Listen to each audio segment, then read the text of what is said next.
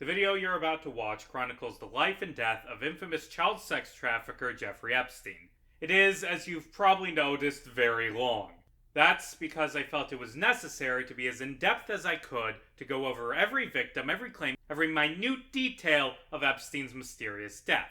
I was originally planning to have this video be like 90 minutes and just analyze the Inspector General report about Epstein's death, but as I began to write it, I realized that there was more and more that needed to be discussed, that my conclusion wouldn't be persuasive if you didn't have a full grasp of the entire life of this video's horrible subject. This is a video about Jeffrey Epstein, but it is also a video about conspiracy theories. There are a lot of conspiracy theories involving Epstein that I believe are true, but also there are a lot of conspiracy theories involving Epstein that I think are completely nonsensical.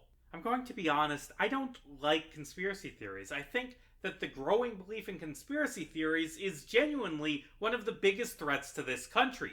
I fucking hate conspiracy theories, which is why real conspiracies, like the crimes committed by Epstein and attempts to cover them up, really annoy me, because real conspiracies embolden people to believe in fake conspiracies. Like, the Epstein case is like if aliens arrived on Earth for the first time tomorrow and then immediately built a pyramid in Giza. Like, no, stop. The old conspiracies about aliens building pyramids are still bullshit. Stop making them sound more credible. Epstein is such a fascinating case because the things he did bear superficial resemblances to a lot of pre-existing conspiracy theories. Conspiracy theories which were completely bullshit. And I do worry that because of the Epstein case, people are going to become more conspiratorial.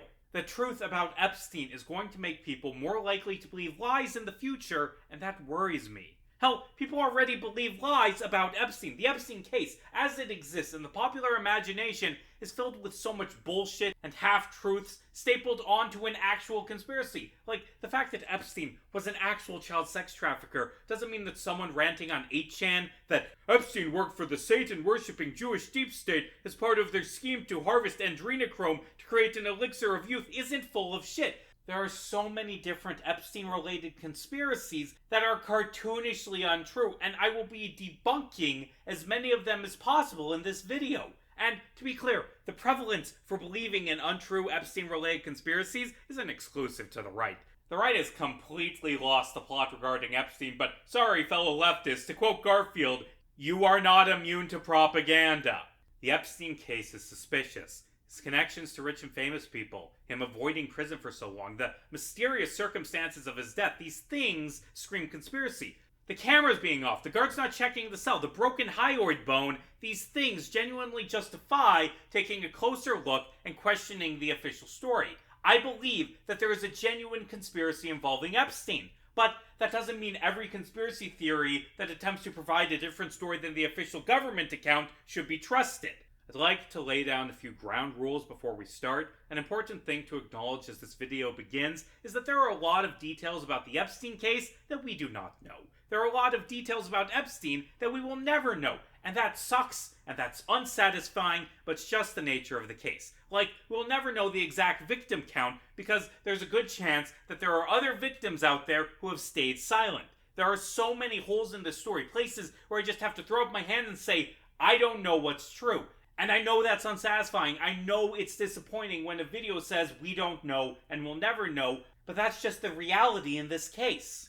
There are two words that I use a lot in this video. Possible and likely. Something being possible is meaningless. Pretty much anything is possible. It's possible that Epstein didn't even exist and was just a government psyop carried out by thousands of different actors, posing as victims, co-workers, investigators, reporters, etc. That is technically possible, but sure as fuck is unlikely. Conspiracy theorists love to seize on the fact that some things are technically possible. Like, they will argue that if you can't disprove an argument, it must be true. And that isn't how anything works. It isn't enough for a claim to be possible. There has to be actual hard evidence backing up the idea that it is true. I can't prove a negative. I can't prove that something isn't true, but I can prove that the evidence backing up a claim is suspect and argue that it is more likely than not that a claim is false. When I say something is possible, that doesn't really mean much. If I say something is probable, or that something is likely, that means that there is enough evidence that I personally believe it to be true. And you know, if I'm wrong about some things, if 20 years from now someone breaks into the FBI and finds definitive proof that contradicts my conclusions, then I will be wrong. But I will have been wrong because I structured my beliefs based on the evidence that was available at the time rather than on what felt emotionally resonant. And I can accept being wrong because I looked at the evidence and only believed in what we had proof of. It's a hell of a lot better than being right because I took a shot in the dark and believed something without evidence that coincidentally ended up being true. Another thing before we begin, a lot of times when you're watching this video, you're going to wonder, why hasn't he talked about this thing in particular? There are a few different explanations. First, it might just be something I talk about later. Like, this is a long video with a lot of moving parts, and I've spread out the information to make it flow better. If I don't talk about something early on, odds are I talk about it later. I'm just saying this because in the past I have had comments asking why I didn't talk about something from viewers who watched the first half of a video and didn't finish it. Please save all comments until after the video, okay? Another possibility is that I didn't think something was meaningful enough to discuss. There are a couple of really complicated real conspiracies surrounding Epstein, and also an endless ocean of unsourced Facebook meme garbage. I'm not talking about every single claim about someone being connected to Epstein, because most of them have little evidence to support them and are just people making shit up about celebrities they hate. I'm going to try to mostly stick with Epstein associates actually mentioned in court documents by accusers. The final reason I might not mention something is because I simply did not know it. I think I've gotten to a point where I understand things well enough to make a video like this, but God, there is so much information out there about the Epstein case. Endless news articles, endless opinion pieces, YouTube videos, and Reddit threads. Endless discourse about who was on his secret list and who killed him, and it is just too much for anyone to have read literally everything. But I've tried to read enough. My sources list, pinned down both in the description and in a pinned comment, contains hundreds of different sources for various pieces of information. Some of these sources are short news articles, and some of them are longer things, like the 347-page deposition Virginia Giuffre gave in 2016, or the 128-page Inspector's General report about Epstein's death. I tried to read as much as possible, and there will be a lot of items on my sources list that I read through, but won't actually end up being shown on screen because other articles surmise the things they stated better. I spent months reading about Epstein, so I would be knowledgeable when I spoke about this case, but still, there are likely things that didn't turn up in my research, parts of the story that will thus be left out. But I think I've gotten a handle on the most important details of the case. The final ground rule for this video is that nothing I say is meant to be exonerating or imply that certain individuals are good people. A lot of the people I discuss in this video are terrible, terrible people. But being a bad person does not mean you are guilty of every single crime imaginable. The climax of this video will feature me naming the individual I believe to be the culprit in Epstein's mysterious death, and inherently that means saying that some very bad people are innocent of killing Epstein. Like, people claim that Bill Clinton killed Epstein, and that Prince Andrew killed Epstein, and that the Mossad killed Epstein, and that Bill Barr killed Epstein, and that Donald Trump killed Epstein, and it couldn't have been all of them. I think one suspect is a lot more likely than the others. I think that there's a 90% chance that this individual, who I'm going to accuse, was the one who killed Epstein. And that individual ain't Bill Clinton. Not because I like him, not because I think he's a good person, but because the evidence points to another culprit being far more likely. Now, you may ask, why does it matter if people accuse bad people of committing crimes they didn't commit?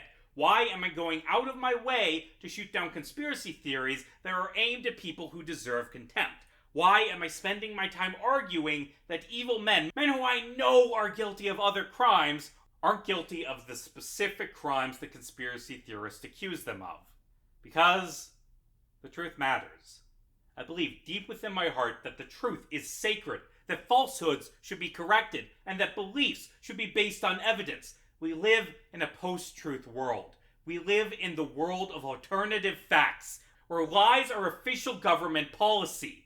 Now, more than ever, it is vital to hold on to the importance of truth. Chapter 1. Strange Relations. Jeffrey Epstein was born in 1953 and grew up in Brooklyn. He graduated from high school at age 16 after skipping 2 grades. He studied math at NYU but dropped out without a degree in 1974. A few months later, he was hired as a physics and math teacher at the Dalton School, a prestigious private school in New York City. Former students report that he was creepy towards female students, as you'd expect, but never touched them. This, to me, actually makes sense. It isn't completely clear when Epstein's crimes began, but most of his victims allege he raped them in the 90s or 2000s. During my research, I never found any claims from the 70s or 80s. It's possible I missed something in my research, but also I think it's likely that all, or at least nearly all, of the rapes happened in the 90s or later.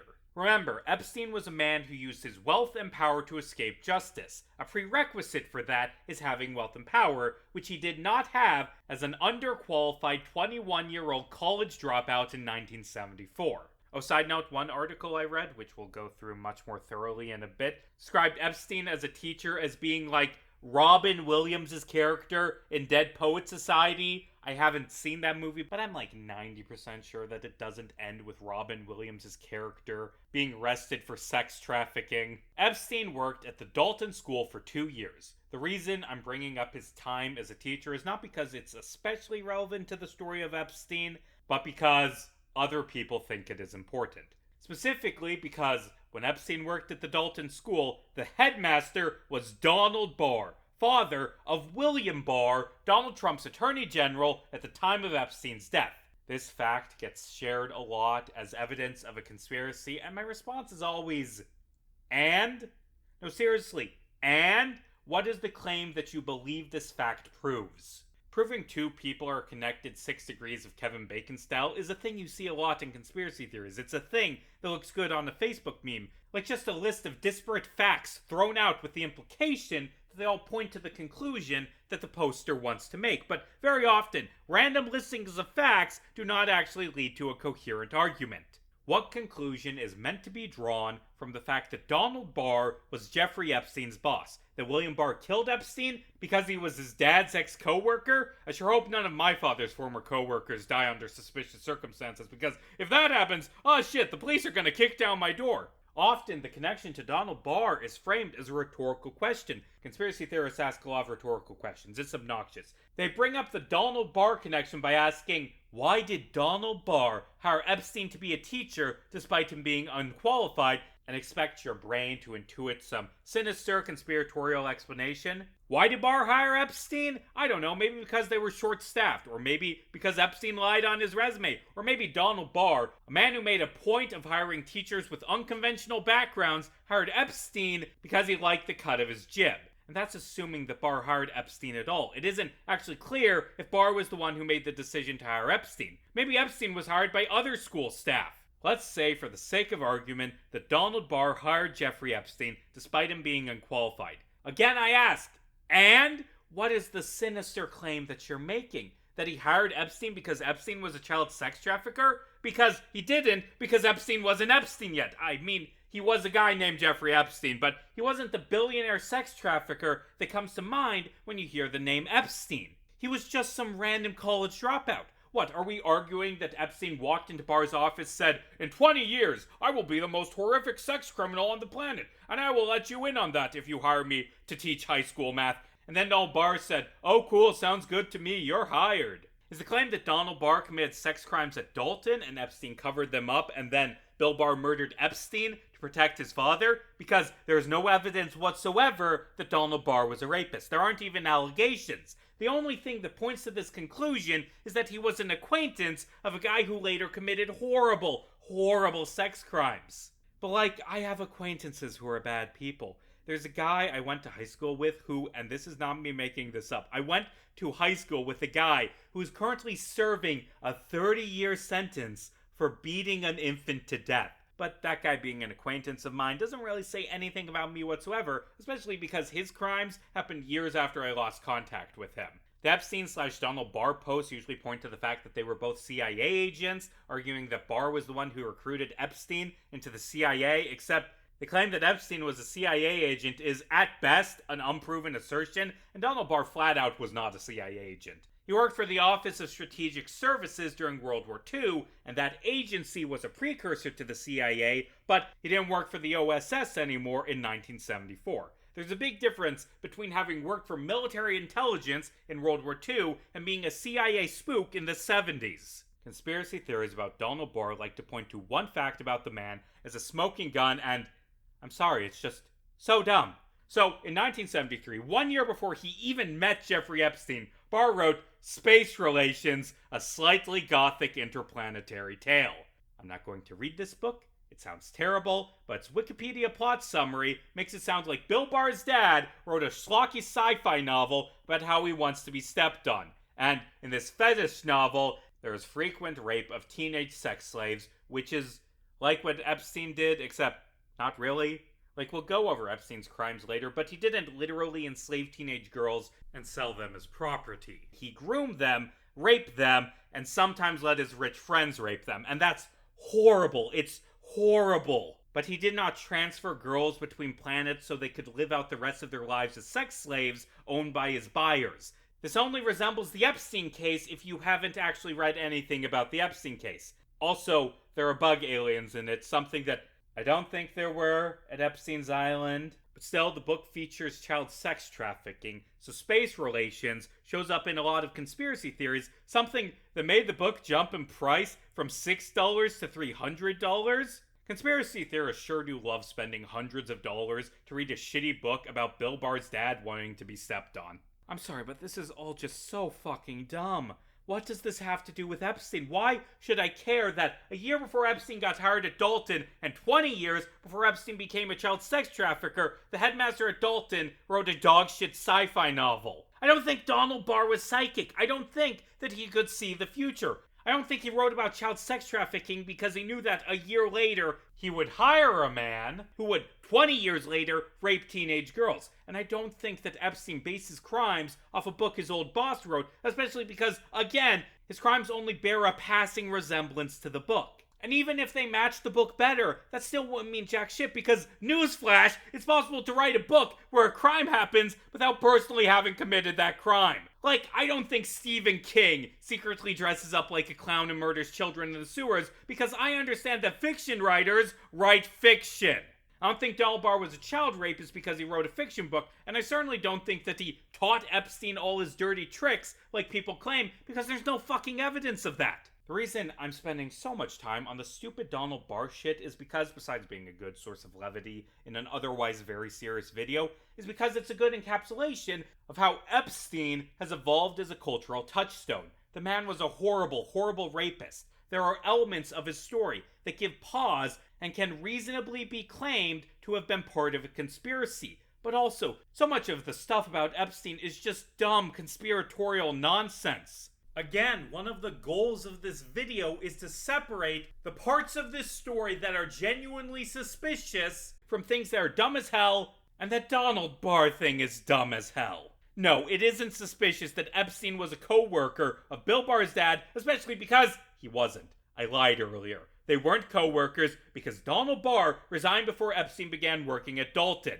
Barr left in June 1974. Epstein started in September 1974. Barr's replacement, Peter Branch, told the Daily Beast that he didn't remember hiring Epstein, meaning that Epstein could have been hired by Barr or by the head of the math department, but to be fair, Branch said that 46 years after the fact. I'm not sure how good his recollection of an inconsequential meeting would be decades later. If Barr did hire Epstein, he would have had to do it while Epstein was still a student at NYU. I don't know who hired Epstein. This is one of those ambiguous parts of the story. And ultimately, it doesn't even matter because approving the hiring of someone is such a small, meaningless interaction. It's not proof of anything. Is it suspicious that Epstein used to work for Bill Barr's father? Nope, because he didn't work for Bill Barr's father. Like, if you want to bring up Bill Barr being connected to a guy who was connected to Epstein, how about you ignore his father and arrive at that through the much more obvious route? There's this concept called Brandolini's Law. It states that the amount of energy needed to refute bullshit is an order of magnitude bigger than that needed to produce it. I think Brandolini's Law is untrue because a lot of the time, it's actually 2 orders of magnitude or more. This video blossomed into, I don't even fucking know how many hours this will end up being because short, quippy, and wrong claims about Epstein take that long to debunk.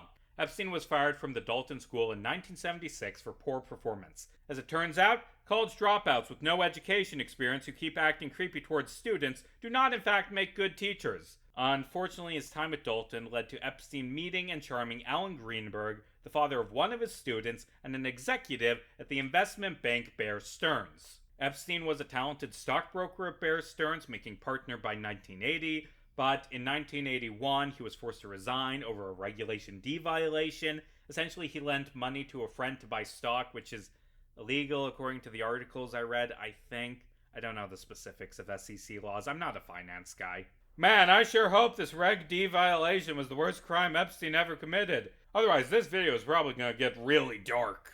After being forced out of Bear Stearns, Epstein opened his own consulting firm, the Intercontinental Assets Group, which tracked down embezzled funds for governments and the ultra-wealthy. In 1987, Epstein was hired at the Towers Financial Corporation, a debt collection agency that carried out, at the time, the biggest Ponzi scheme in American history. Epstein's role in the scheme netted him a cool $100 million and absolutely 0 years in prison. Epstein's mentor and the head of the scheme, Stephen Hoffenberg, was sentenced to 20 years for the Ponzi scheme, but despite Epstein being, quote, the number 2 guy at Towers, he got away without consequences by turning on Hoffenberg and cooperating with prosecutors. Escaping justice will unfortunately be a theme with this video.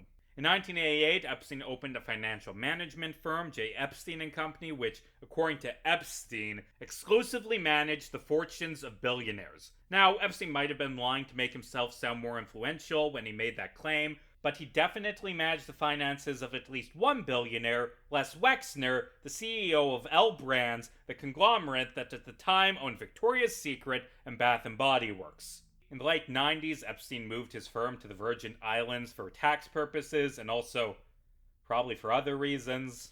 There are a lot of questions about Epstein's actual net worth and the specifics of how he made his fortune, and there is some doubt about if he was actually a billionaire, but the important thing is Epstein spent decades working in the finance industry and became very, very wealthy. Epstein used his wealth to emerge in the world of the wealthy as this intriguing billionaire playboy. He was this mysterious Gatsby-esque figure. He liked people to think that he was very rich, and he cultivated this air of aloofness. That's an actual quote from a Wall Street guy interviewed by New York Mag in 2002. Massive mansions in New York, New Mexico, and Florida, his own private island in the Virgin Islands, multiple private jets, one of which was nicknamed the Lolita Express by the people of the Virgin Islands. Around 1992, Epstein began dating British socialite Ghislaine Maxwell. Ghislaine is the daughter of Robert Maxwell, who... Jesus Christ, there isn't enough time in the day to get into the can of worms that is Robert Maxwell. He was a billionaire tabloid mogul who stole millions in a pension fraud scheme. He was literally a Bond villain. Also, he might have been a Mossad agent.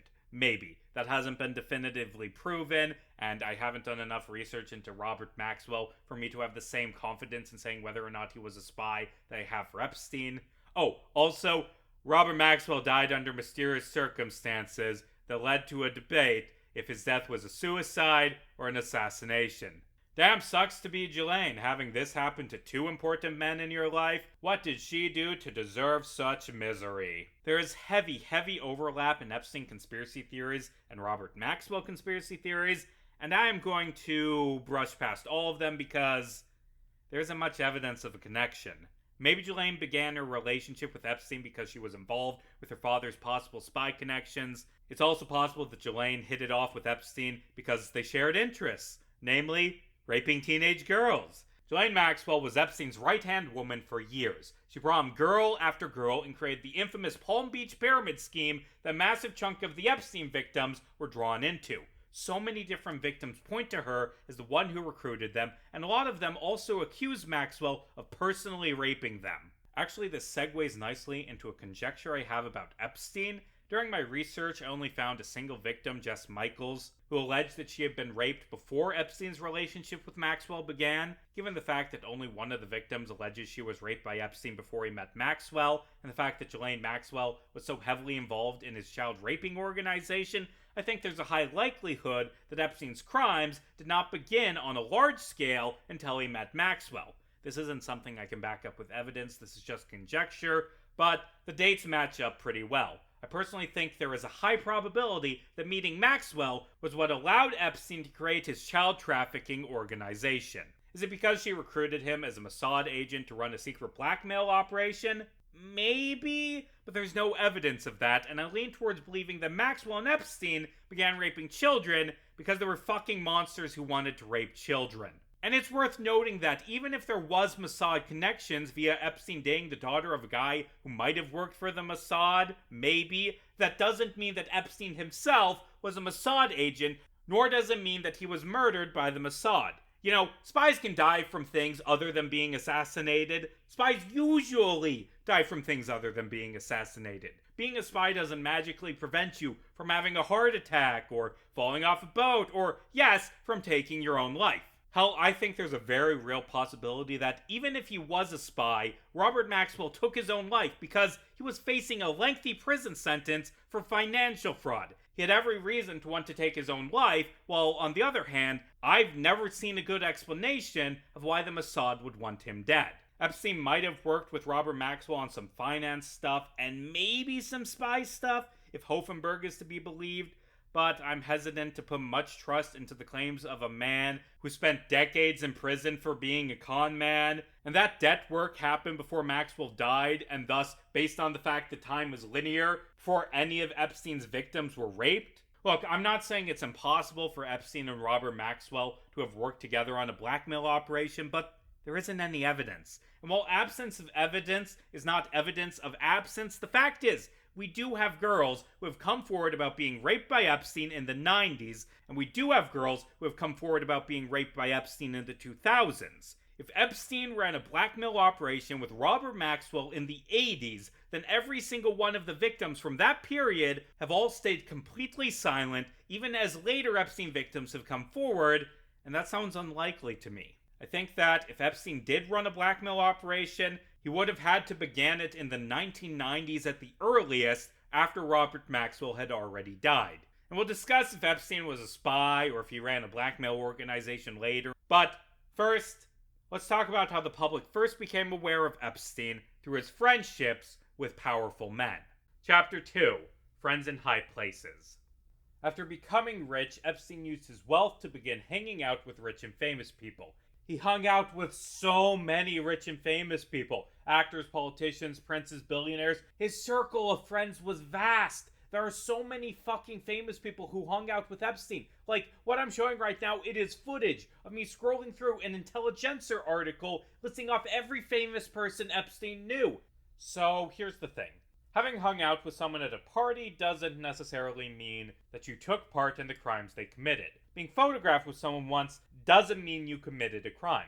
Most of the people Epstein knew weren't child rapists. A lot of them were, but most of them were not. I don't like this conspiratorial 6 degrees of Kevin Bacon where people get accused of being part of a conspiracy simply because they knew someone who was connected to something, or failing that, knew someone who knew someone who knew someone who was connected to something. We've seen this earlier in this video, with Donald Barr being treated as one of the key players in Epstein's crimes by conspiracy theorists based solely on the fact that they were co-workers, even though they weren't actually co-workers. We should make a term for this. How about instead of 6 degrees of Kevin Bacon, we call it 6 degrees of Kevin Spacey. This works because guess who hung out with Epstein a few times? That's right, Kevin Spacey, but also a lot of other people who aren't rapists. In this video, I'm mostly going to be ignoring people who don't have allegations against them. So, like, I'll bring up the fact that Epstein was close friends with Prince Andrew because multiple Epstein victims have accused Andrew of sex crimes. But I'm not going to dwell on the fact that Chris Tucker flew on Epstein's plane once because no one has accused Tucker of raping them. Did Chris Tucker hang out with Epstein because he wanted to rape a teenage girl? I don't know. That's possible. But it's also possible that Epstein sat down one day and said, hey, wouldn't it be cool if I got to hang out with the guy from Rush Hour? That's the thing about Epstein. He liked hanging out with famous people. He liked being friends with politicians and scientists. He described himself as collecting beautiful minds. And yes, a few of those people he hung out with raped children with him. Hell, I'd argue that one of the main reasons Epstein provided young girls to rich and famous people was because Epstein wanted to hang out with rich and famous people. Yes, there are allegations of blackmail, which we'll discuss in a bit, but I think part of the reason Epstein shared his victims is because he wanted his rich friends to like him more. Like, if you want to be pals with the Queen of England's son, letting him rape young girls, something he allegedly wanted to do, would make that friendship and Epstein's place in high society even stronger. The powerful friends of Epstein, accused of rape by Epstein victims, include British royal Prince Andrew, celebrity lawyer Alan Dershowitz, hedge fund manager Glenn Dubin, former Democratic Senate Majority Leader George Mitchell, former New Mexico Governor Bill Richardson, French model scout Jean-Luc Brunel, MIT computer scientist Marvin Minsky, Hyatt Hotels billionaire Thomas Pritzker, a man named Stephen Kaufman who unfortunately has a pretty generic name. There's like 5 different moderately famous Stephen Kaufmans, and I have no fucking clue which one of them is a rapist. Also, several people whose names Virginia Giuffre couldn't remember, including the CEO of a French hotel chain, another prince, and the Spanish president. And finally, someone who we'll be talking about extensively in Chapter 10 of this video. It isn't hard to guess who. There is one other person connected to Epstein who bears mention. The 42nd President of the United States, Bill Clinton. Clinton is, I would estimate, the person whose connection to Epstein is the 3rd most infamous, behind Maxwell and that other guy who we'll be talking about later. Clinton and Epstein became acquainted in the 90s when Epstein began attending dinners that the president attended. Between 2002 and 2003, Epstein allowed Clinton to use his private jet for a series of philanthropic tours around the world, including visits to Europe, Asia, and twice to Africa. On each of these visits, Clinton was accompanied by Epstein, and on one of the African tours, he was also accompanied by Chris Tucker and Kevin Spacey. This sounds sinister, but to be fair, this was before Epstein's crimes were public knowledge. It isn't far-fetched to believe that a billionaire philanthropist went up to Clinton and said, "I want to give you my jet so you can fight AIDS," and Clinton said, "Wow, that sounds like a good idea." But it's also possible that Clinton raped young girls on these tours, in between meetings with foreign leaders. I read through the flight logs, which, by the way, have been completely public for years now, and they listed 25 flights Clinton took on the Lolita Express. That's bad, but to be fair to Clinton, that doesn't mean 25 different incidents. Like his tour with Chris Tucker and Kevin Spacey featured stops in South Africa, Nigeria, Ghana, Rwanda, and Mozambique. According to the flight logs, it also featured a stop in Portugal, France, and England. 3 of the stops were in South Africa, and Ghana was stopped in twice. That's 11 different flights for one tour. Aside from his political tours, which Clinton has always been public about, the only other trips on the flight logs are a trip from Miami to New York State in 2002, and a few days later, a flight from New York City to London and back again. During the Africa trip, Clinton was photographed receiving a massage from 22-year-old Epstein victim Shantae Davies, who worked as an air stewardess on the flight. Except Davies referred to Clinton as charming and sweet, a perfect gentleman, and said she saw no foul play involving him on the journey. Look, Clinton's a bit of a creep. We all know that. We've known that since the 90s. It isn't surprising that Clinton would ask a flight attendant to give him a shoulder massage because he's a creep. But there's a very, very big difference between receiving a massage from an adult woman and raping a teenager. In a public statement after Epstein was arrested in 2019, Clinton's spokesman Angel Arena stated that Clinton didn't know anything about Epstein's crimes. He also pointed out that on all of these tours, Clinton would have been accompanied by Secret Service agents. I mean, it's possible that the Secret Service agents saw Clinton rape children and have kept silent for more than 20 years out of loyalty, but that sounds unlikely to me. I don't think Clinton would be stupid enough to rape a teenage girl with 2 Secret Service agents and the guy from Rush Hour in the same room.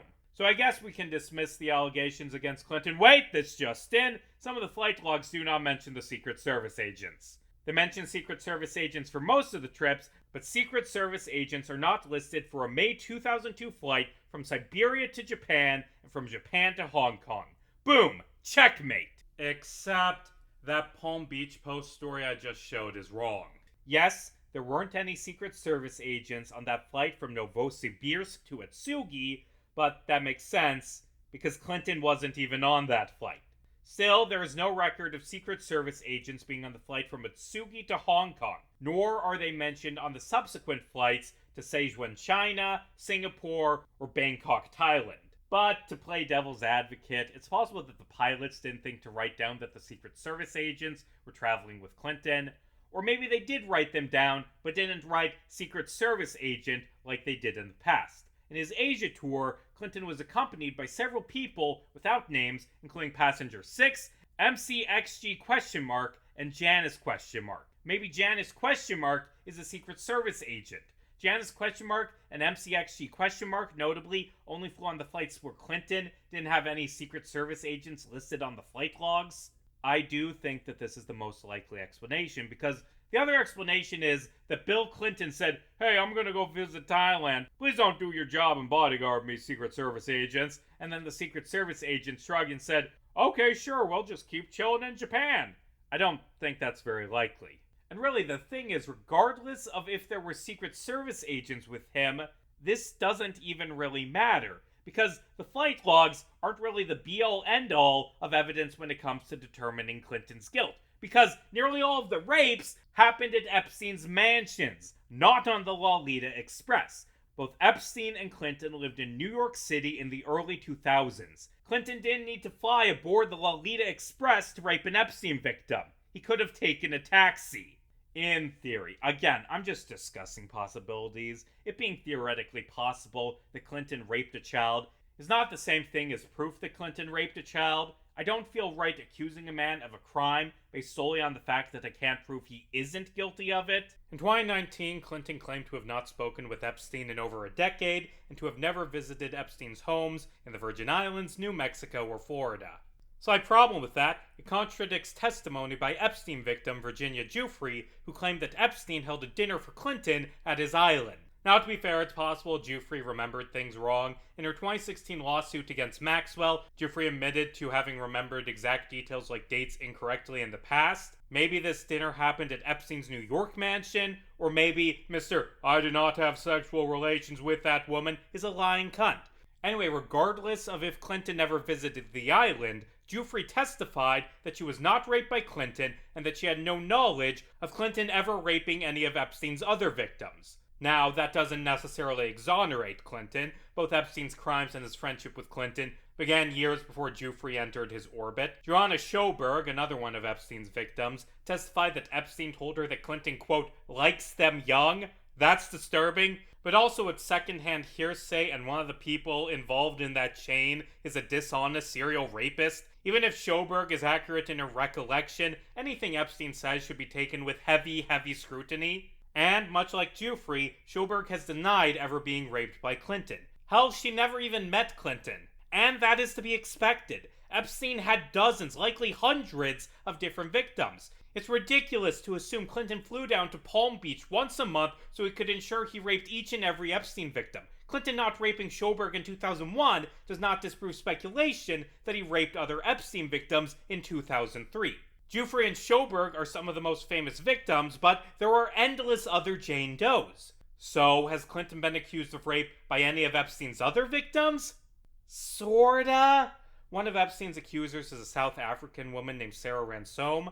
Ransom met Epstein in 2006 when she was 22 and alleges that he raped her, and I believe Ransom's claim that she was raped by Epstein. Her story matches those of other victims, and this is the clincher, there are photographs of her on Epstein's island. Ransom also repeatedly claimed she was raped by Epstein's lawyer, Alan Dershowitz, who has been accused by multiple other Epstein victims. Note that I said accused, Alan. I said accused. I said that someone else said this. Don't fucking sue me like you do every single person who accuses you of rape, because I'm just repeating what someone else said. In 2016, Ransom claimed to the New York Post that a friend of hers, not her, a friend, had been raped by Donald Trump, Prince Andrew, Richard Branson, and yes, Bill Clinton. What's more, Ransom claimed to have video footage of these rapes, clearly featuring the faces of all these men. She even claimed that she was right about to send those tapes to WikiLeaks. Hard proof of two presidents and a prince raping teenage girls, there for the public to see. Ironclad proof,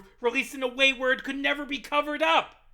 Yeah, the thing is, Sarah Ransom didn't send any tapes to WikiLeaks. She did not send them to anyone. Shortly after making her claims to the New York Post, Ransom retracted everything. In 2019, Ransom told the New Yorker that she made up the story about the tapes to draw attention to Epstein's behavior and to make him believe that she had evidence that would come out if he harmed her.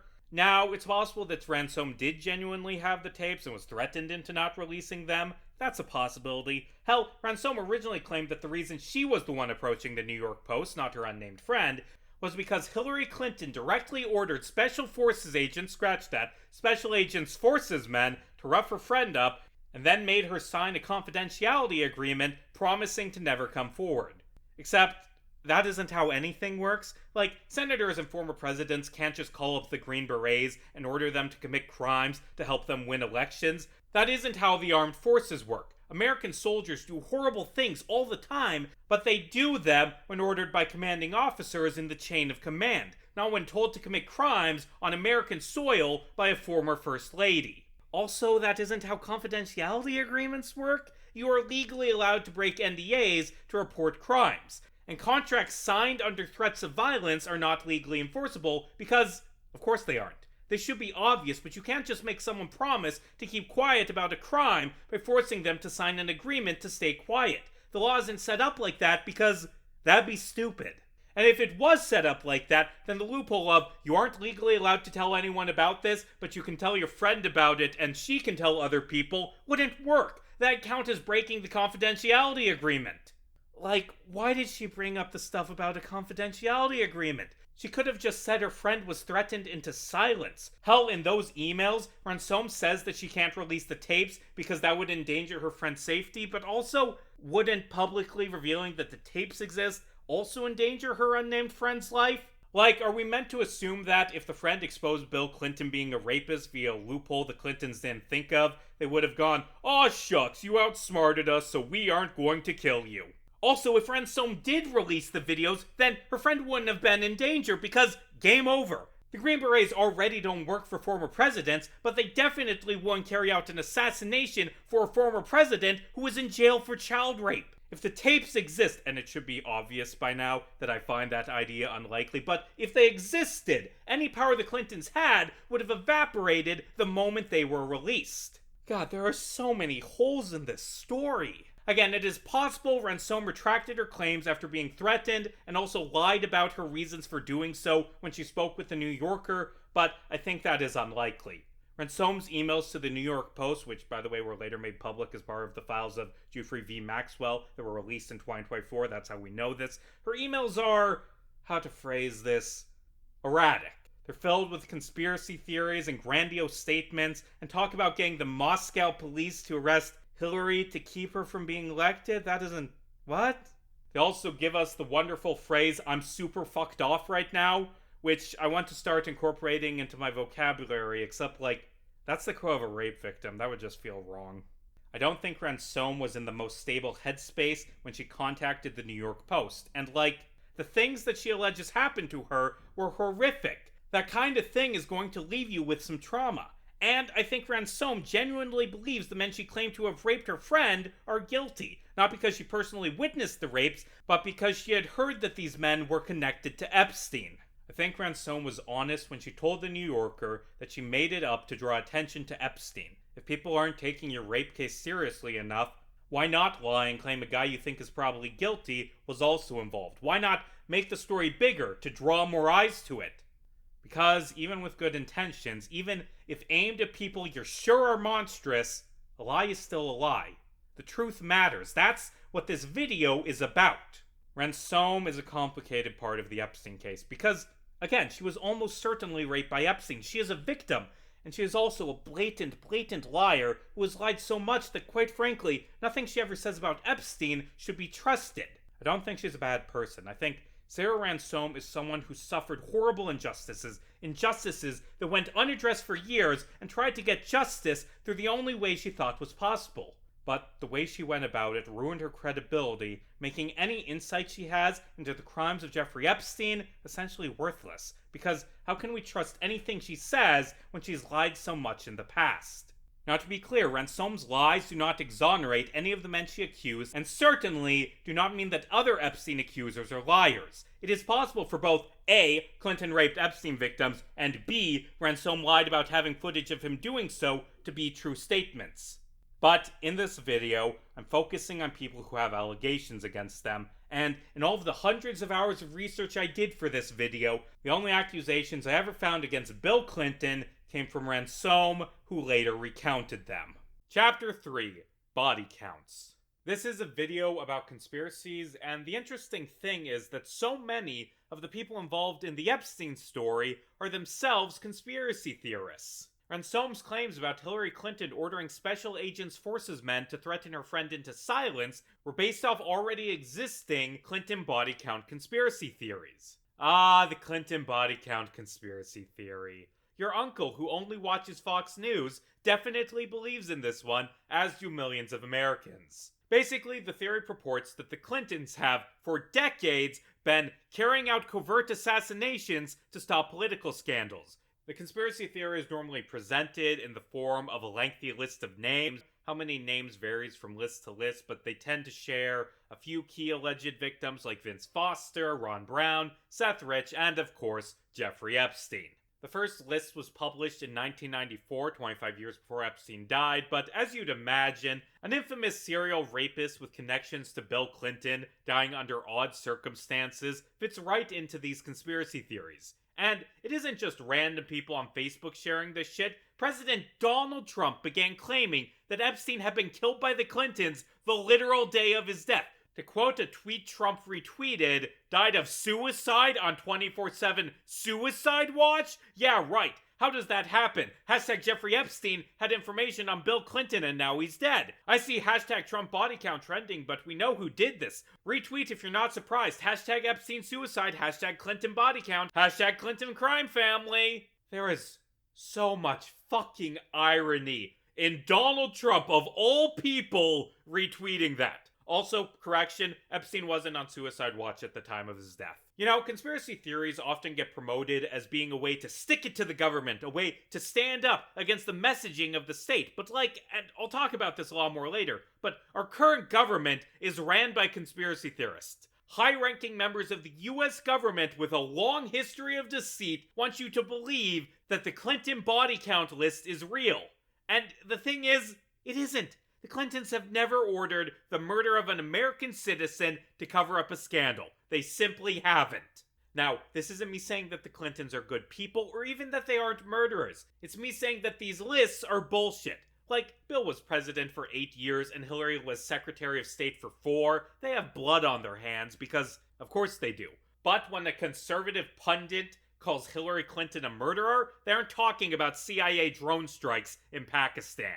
I don't have time to go through every single person listed on these lists, especially because there are so many different lists, but there's a great write-up by Barbara Mickelson from Snopes about why these lists are dumb as hell. It went through every single person on a list of 48 alleged Clinton victims and explained why every single one of them was a nonsensical claim. Not only do these lists lie about basic details of the victims, they have very loose definitions of what suspicious death means. Any and all suicide is treated as murder, regardless of the victim's history or mental state, because, as we all know, suicide is a made-up thing that only happens in movies. The list discussed in that Snopes article also features motorcycle accidents, pneumonia, and natural causes as suspicious deaths. It even features the deaths of 4 ATF agents shot during the Waco siege as potential Clinton murders. By the way, the creator of the original Clinton body count conspiracy, Linda Thompson, made a documentary arguing that the deaths during the Waco siege were assassinations ordered by Clinton.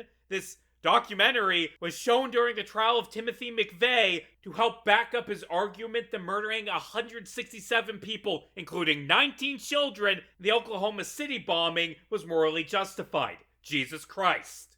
It shouldn't be surprising that there are this many suspicious deaths connected to Clinton when former bodyguards turned ATF agents shot by the Branch Davidians are listed as potential Clinton murders. Like, of course there are so many suspicious deaths, because according to these lists, suicide is suspicious, and accidents are suspicious, and disease is suspicious, and being shot by someone unrelated to Clinton is suspicious. Every death is treated as suspicious. It's impossible to die and not be counted as a suspicious death by these people. Think about how many people you have met in your life. How many people do you know who have died? Okay, now imagine that you are an old man who worked a job that involved meeting hundreds of different people every day. How many people would you or your wife have met over a decades-long political career? And how many of those people would you expect to eventually die sometime within your life? Of course the Clintons know a lot of people who have died.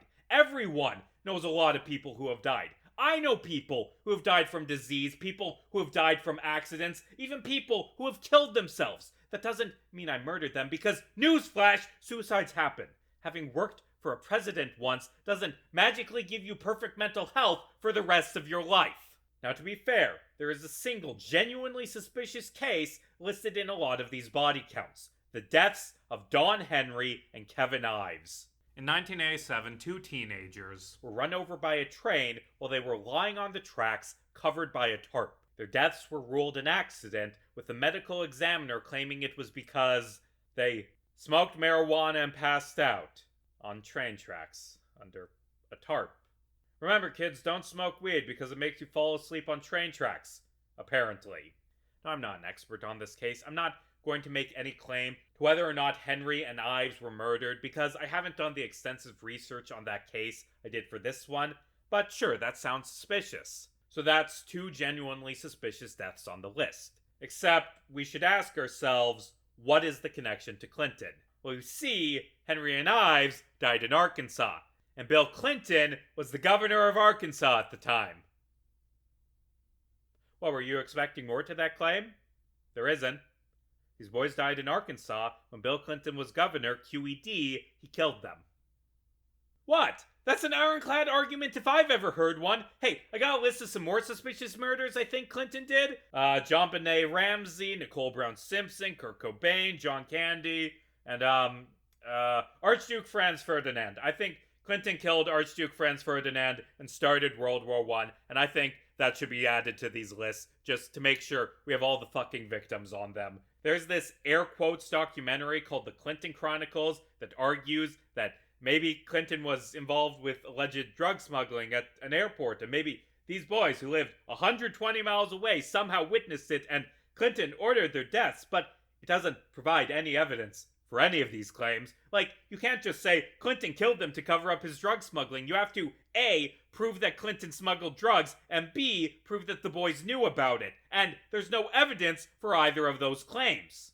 There is testimony from the girlfriend of another drug dealer who actually lived near Ives and Henry, who claimed her boyfriend admitted to beating the boys to death after they tried to steal cocaine, but that claim doesn't imply that Bill Clinton is a secret evil criminal mastermind who orders murders, so why would we believe it? There are two other deaths that I've seen on Clinton body count lists that weren't covered by Mickelson's article that I need to mention. I have seen claims that the Clintons murdered basketball player Kobe Bryant because he was about to go into witness protection after exposing a con carried out by the Clintons. Now that sounds dumb, but you have to remember, right before he died, Byron tweeted out, "I have information that will lead to the arrest of Hillary Clinton." Hold on, what's that? Oh, turns out that tweet was fake. I can't believe conspiracy theorists would do that. Go on the internet and spread lies. Honestly, the idea of a world-famous basketball player going into witness protection sounds like a fun movie idea.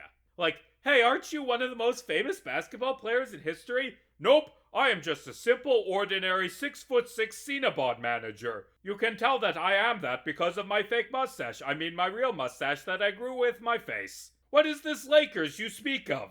The other very, very stupid entry I've seen on a couple Clinton body count lists is Supreme Court Justice Ruth Bader Ginsburg. Now, personally, when I read the news and hear that an 87-year-old woman with cancer died, my first thought generally isn't, this must have been a murder. But you see, right before she died, she tweeted out, "I have information that will lead to the arrest of Hillary Clinton." Yeah, it's a fucking fake tweet, no shit. And here I was, thinking that she was quoting her favorite murdered basketball player. In this segment, I've been very dismissive of the Clinton body count theory, but in my defense, it's very, very stupid. Not just because of the list being full of dumb shit, but because the entire premise is flawed. I do not think that the Clintons have murdered people to stop scandals from getting out because, quite famously, scandals involving the Clintons kept getting out. Like, the argument at the heart of the body count shit is that the Clintons are corrupt, which we know because of their many scandals, and because they are corrupt, they are also murderers who will kill to cover up their corruption.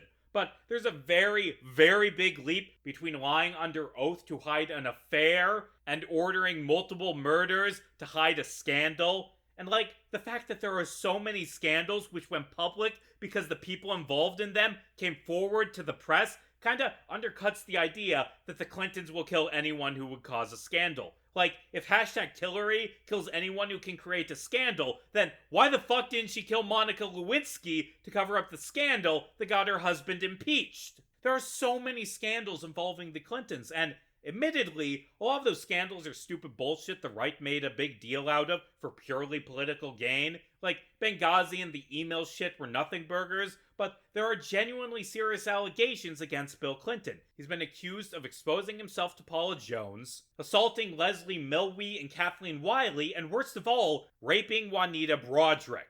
But all four of those women are still alive. They weren't silenced to prevent scandal. I don't think the Clintons killed Epstein because they have never killed people to protect Bill's reputation, because they aren't fucking morons. It is easy for politicians to brush aside sex crime allegations, and it was even easier in the 90s. But hiring an assassin to kill someone, if they get caught or turn on you and go to the press, game fucking over. Clinton could get away with being accused of rape, but I don't think he could have gotten away with murdering a woman who accused him of rape, because murder is treated much more seriously by the public. Is Bill Clinton a rapist? Maybe, I don't know. I wouldn't be surprised if at least some of the allegations against him are true. The truth in sex crime allegations is often hard to ascertain. Rape is often a crime with only two witnesses, the victim and the perpetrator. False rape allegations are rare, but they do happen. See Ransoma's false claims from earlier for an example. Research puts the rate of false claims around 2 to 8%, although, of course, it's hard to get an exact number. Now, when it's someone like Epstein, who gets accused dozens of times, odds are he's probably guilty. But, admittedly, a good argument can be made that people in positions of power are more likely to attract false claims. I personally think it is more likely than not that Bill Clinton is a sex criminal, but I can't prove that. I could be wrong. I don't think I am, but it's important to acknowledge that that's a very real possibility. Anyway, the thing is, Bill Clinton being a sex criminal and Bill Clinton raping girls trafficked by Epstein are two very different things. Even if he raped Juanita Broaddrick, that doesn't mean he raped an Epstein victim, because Juanita Broaddrick wasn't an Epstein victim. Like, it is possible for two rapists to have flown on a plane together in 2002 without either of them committing crimes together or knowing about each other's misdeeds, because they didn't think it was wise to confess their crimes to a casual acquaintance they didn't trust that well. Actually, I'm pretty sure that did happen, because remember who else was on that plane? Kevin Spacey, who is probably a rapist, but one who I'm pretty sure didn't rape any of Epstein's girls, because Epstein almost exclusively raped young girls, and Spacey was accused of repeatedly raping young boys. Ultimately, I have to go back to what I said earlier. Epstein knew a lot of people, and I think it makes sense to focus on the ones that actually have allegations against them made by Epstein victims, and Clinton doesn't. Chapter 4. The Talented Mr. Epstein. Still, Epstein's friendship with Clinton may have made him more bold. Massive grain of salt here because this is a claim of Hoffenberg, but in 2019, Hoffenberg claimed that Epstein was destroyed by his relationship with Clinton. Quote, as he increased his wealth, he became more godly in attitude. Jeffrey Epstein, sadly to say, became a tragedy. What you've got is a tragedy for the girls. Hanging out with the rich and powerful, having presidents in his debt, these things probably changed Epstein. Even if Clinton specifically wasn't a child rapist, being friends with him and with people like Prince Andrew or Donald Trump inflated Epstein's ego. It made him believe he was above the law. And, quite honestly, for a good 25 or so years, he was. In the early 2000s, when Epstein was raping girls, he wasn't known publicly as a rapist. He was known as Jay Gatsby, as Robin Williams, as this suave, charming billionaire. He was the international money man of mystery. He was the talented Mr. Epstein. Both of those are real descriptions of Epstein, taken from the titles of prominent, well-respected magazines, by the way. The former is from a 2002 New York Mag article, and the latter is from a 2003 Vanity Fair article. I've quoted info from both of these articles before in this video. They're a good encapsulation of how Epstein was seen prior to his 2005 arrest. They're also quite possibly the articles that have aged the worst out of all pieces of journalism I've ever read.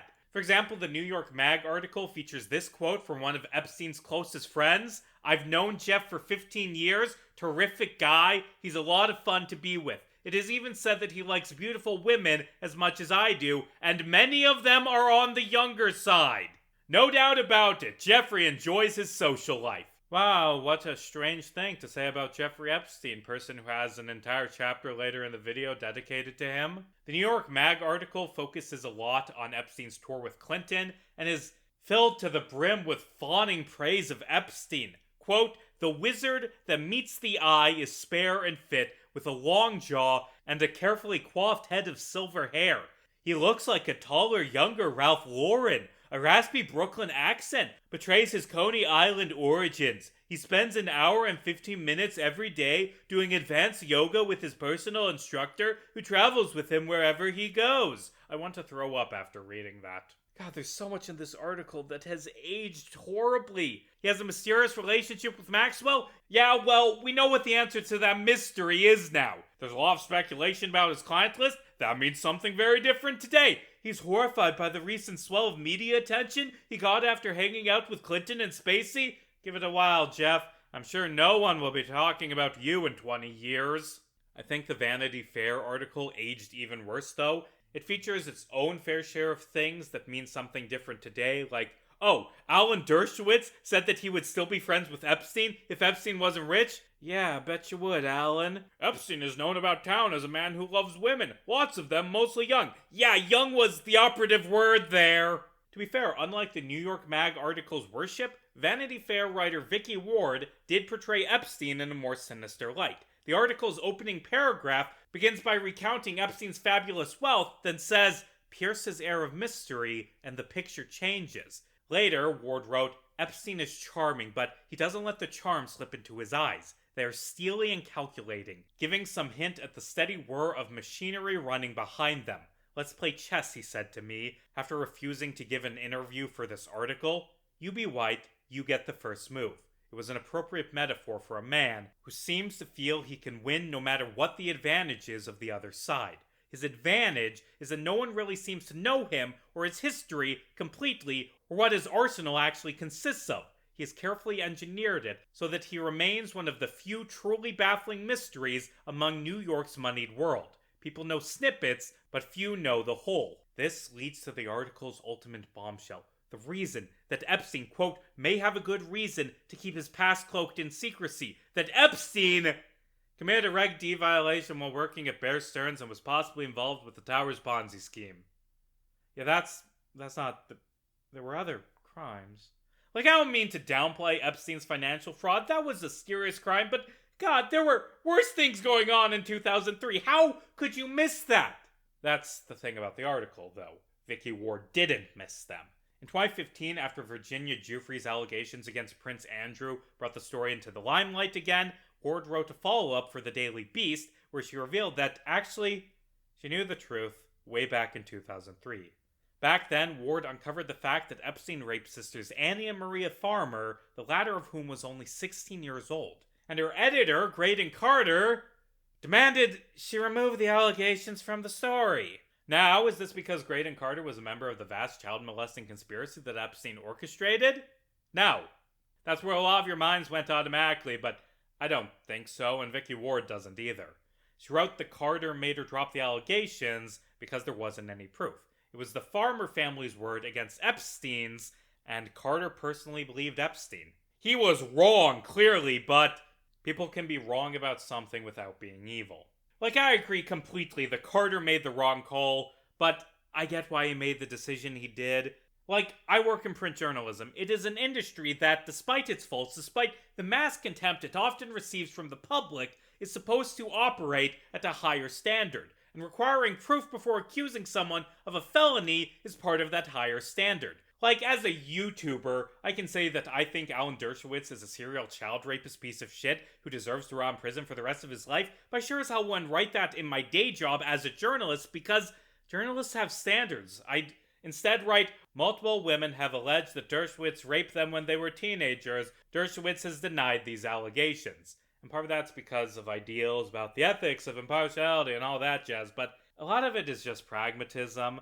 If you publish without any evidence claims that a billionaire is a rapist, you will get sued. Trust me, people love threatening to sue journalists. I have dealt with this before. And those times I've dealt with it, it didn't go anywhere because lawsuits are expensive. But hey, do you know who can afford an army of high-priced lawyers to slap Suture magazine into the fucking ground? The evil-ass billionaire you just publicly accused of being a child rapist. Like, I can understand Carter not wanting to risk the magazine and the jobs of everyone working there on unproven allegations that he didn't personally believe. I think that's the wrong call. I think he should have published them anyway, but of course, I have the hindsight of knowing that Epstein was guilty. Carter didn't. Often, as a journalist, my editor has requested that I do not report on any alleged crime unless there is a police report, and there wasn't in the case of the Farmer sisters because the FBI didn't do anything. Like, there wasn't any case against Epstein to report on because the police dropped the ball just as hard as Vanity Fair. I don't know what I would have done if I was in Graydon Carter's shoes. I'd like to say I would have took a stand against evil, fought Epstein because it was the right thing to do, consequences be damned, but that's a lot easier to say when you know how the story ends.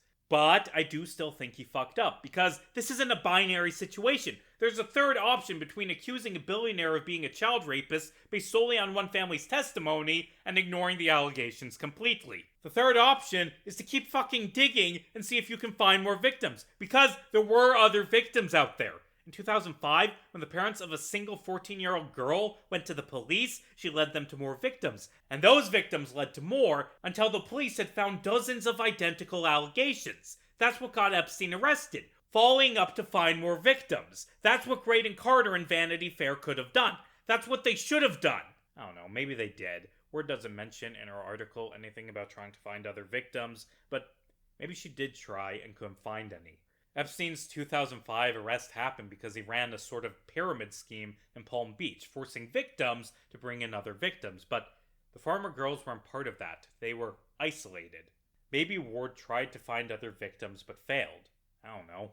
Vicky Ward is a very good writer, and her piece for the Daily Beast does a very good job of capturing how sinister Epstein acted towards her. She wrote that when she revealed to Epstein that she'd uncovered his financial crimes, he didn't really care, but then he asked, "What do you have on the girls?"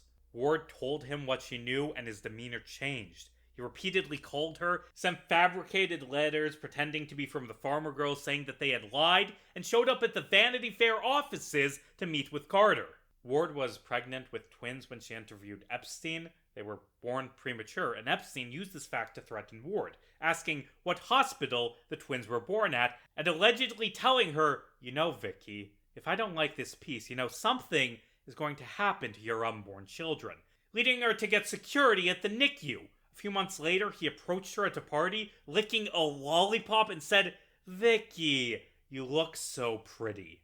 Fucking hell, that's sinister. And don't worry, Carter also got his fair share of threats. According to then Vanity Fair contributing editor John Connolly, Epstein tortured Carter, constantly calling and berating him. Someone shot Carter's home in Manhattan and left a severed cat head in the yard of his Connecticut home. To be clear, we don't know for sure this was Epstein's doing, but if I was the editor of a magazine investigating the alleged crimes of a billionaire and then someone shot my fucking front door, I would be terrified. I don't know if I would have had the courage to keep reporting if I thought it meant the deaths of me or someone I loved, and I can't bring myself to hate Carter for making the choices he did when placed in that situation. It's a lot easier to say that someone else should have risked their life when you aren't the ones in the crosshairs. One more thing about the Vanity Fair profile. There were allegations in a 2011 email by Virginia Giuffre that Bill Clinton went into the Vanity Fair office and forced them to cover up the Epstein allegations. I don't think that happened. If you go through the court documents and actually check what Giuffre wrote, take note of the sentence, "I was doing some research into VF." This isn't something Giuffre witnessed or something that Epstein told her happened. Hell, considering the fact that Giuffre got away from Epstein in September 2002, and the Vanity Fair article came out in March 2003, there's a good chance that it was impossible for her to have heard about this from Epstein. I mean, the Vanity Fair article was written over several months, and in the Daily Beast article, Ward didn't mention the exact date she revealed to Epstein that she knew about the Farmer girls, but I don't think that the article was almost completely written 7 months in advance, and even if it was, that's still a really tight time window for Virginia Giuffre to have heard about this from Epstein. The point is, this isn't something Giuffre witnessed, it's her remembering some information she got third hand years after the fact. I think that Giuffre probably just got some facts mixed up, Like, she knew personally that Clinton was connected to Epstein, and she heard that someone barged into the Vanity Fair offices and got things confused. Carter denied the claim that Bill Clinton shut down the article, and more importantly, so did Vicky Ward. This event likely didn't happen. Vanity Fair wasn't the only publication to fuck up when it came to reporting on Epstein. In 2015, ABC News refused to air an interview with Giuffre after receiving a call from, guess who, Alan fucking Dershowitz, that asshole. Like, tangent, people talk a lot about Andrew and Clinton and Trump, but the person who came up the most in my research, the person with the most allegations against them, other than Epstein and Maxwell, the person who keeps popping up to make things worse, is Alan fucking Dershowitz. He was a vital part of Epstein's organization, and not in a, I'm a defense attorney fighting for my client way, in a, if Epstein goes down, I also go down, so I need to make sure he keeps raping kids way. Anyway, Dershowitz threatened ABC into silence. And this is after Epstein had been convicted, so they didn't have the excuse Vanity Fair did about there not being enough evidence. Speaking of journalistic malpractice, in 2017, New York Times financial reporter and author of that New York Mag article that aged really, really bad, Landon Thomas Jr., solicited a $30,000 charitable donation from Epstein, then continued to write about him. I mean, the Times fired Thomas when they found out, but Jesus, how did you let that happen? These failures by the media, both understandable and ridiculous, aren't just bad because they kept Epstein's activities hidden, and in the case of Vanity Fair's fuck-up, may have allowed him to continue raping girls for several more years. They're bad because they created this impression that Epstein controlled the media, that it was pointless for his victims to come forward. Hell, I think it's likely that there are other victims out there who have never come forward because they're afraid. Yes, Epstein is dead, but they believe that, if they tell the truth, his accomplices who are still alive will hurt them. Epstein was a powerful man. Not in a, he was a secret Mossad puppet master controlling the world's elites kind of way. He was powerful in the way that all billionaires are. Money is power. Money can keep you out of prison, silence critics, and, as Epstein proves, allow you to lure young girls to your mansion so you could rape them. I've often seen other people mix up the order of events, claim that Epstein got rich through sex trafficking and blackmail, and not only does the evidence not really back up that interpretation, I think that looking at it that way misses an important detail about Epstein. He didn't start raping girls until he was rich, because being rich is what made his crimes possible. Epstein was only able to do what he did because of the immense power afforded to him as a billionaire, which is a bigger problem than the scope of this video. So far, I've talked about Epstein's past, but I haven't really delved deep into his crimes, or his arrest, or his other arrest, or his death. This is because this video is structured vaguely chronologically, and at this point, we're still in pseudo-2003, when Epstein is thought of as this suave, mysterious socialite, and his crimes have been kept under the lid.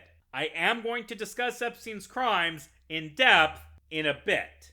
But first, I need to talk about the other thing that this video is about. This is a video about two things. It's about Epstein, and it's about conspiracies, and to understand the story of Epstein, we need to understand the rise of far-right conspiracy theories that lifted a certain friend of Epstein's into power. To understand the cultural idea of Epstein, we need to talk about QAnon. Chapter 5, #Save the Children. Although, if we're going to understand QAnon, we need to understand its precursor conspiracy theory, Pizzagate.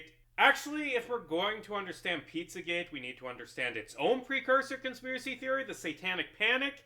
And if we're going to understand the Satanic Panic, we really need to understand the Protocols of the Elders of Zion, and to understand that. Okay, to oversimplify a couple thousand years real quick, historically, a lot of people in Europe did not like Jewish people very much. One of the most infamous forms of anti-Semitism during the medieval era is a thing called the blood libel. Essentially, accusing Jewish people of carrying out things like poisoning wells, ritualistically reenacting crucifixion, and, most infamously, murdering Christian children to use their blood to create matzah bread. Not to make light of something that's really, really horrible, but were medieval Christians fucking stupid? Blood has a very specific, recognizable taste. If someone was using murdered child blood as a bread ingredient, you would be able to taste it. Hell, you'd be able to smell it. The blood libel was a lie, obviously, but lies have power.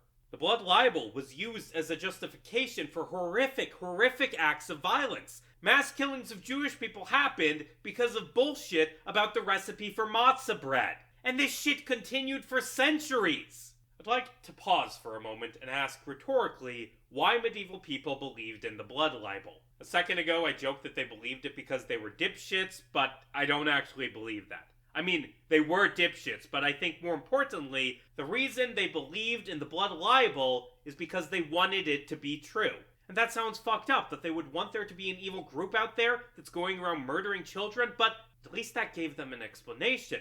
At least it made the world make sense, because in reality, the world is complicated and messy. Kids die all the time, and they especially died all the time in the Middle Ages, from disease, from accidents, and admittedly, from random acts of violence. But all these things are random, they're chaotic, they don't make any sense. How can you prevent something from happening if it just happened for no reason at all? Kids dying because the Jews is at least a reason, even if it's a fucking nonsense reason. At least it makes the world make sense. At least it gives you something to do.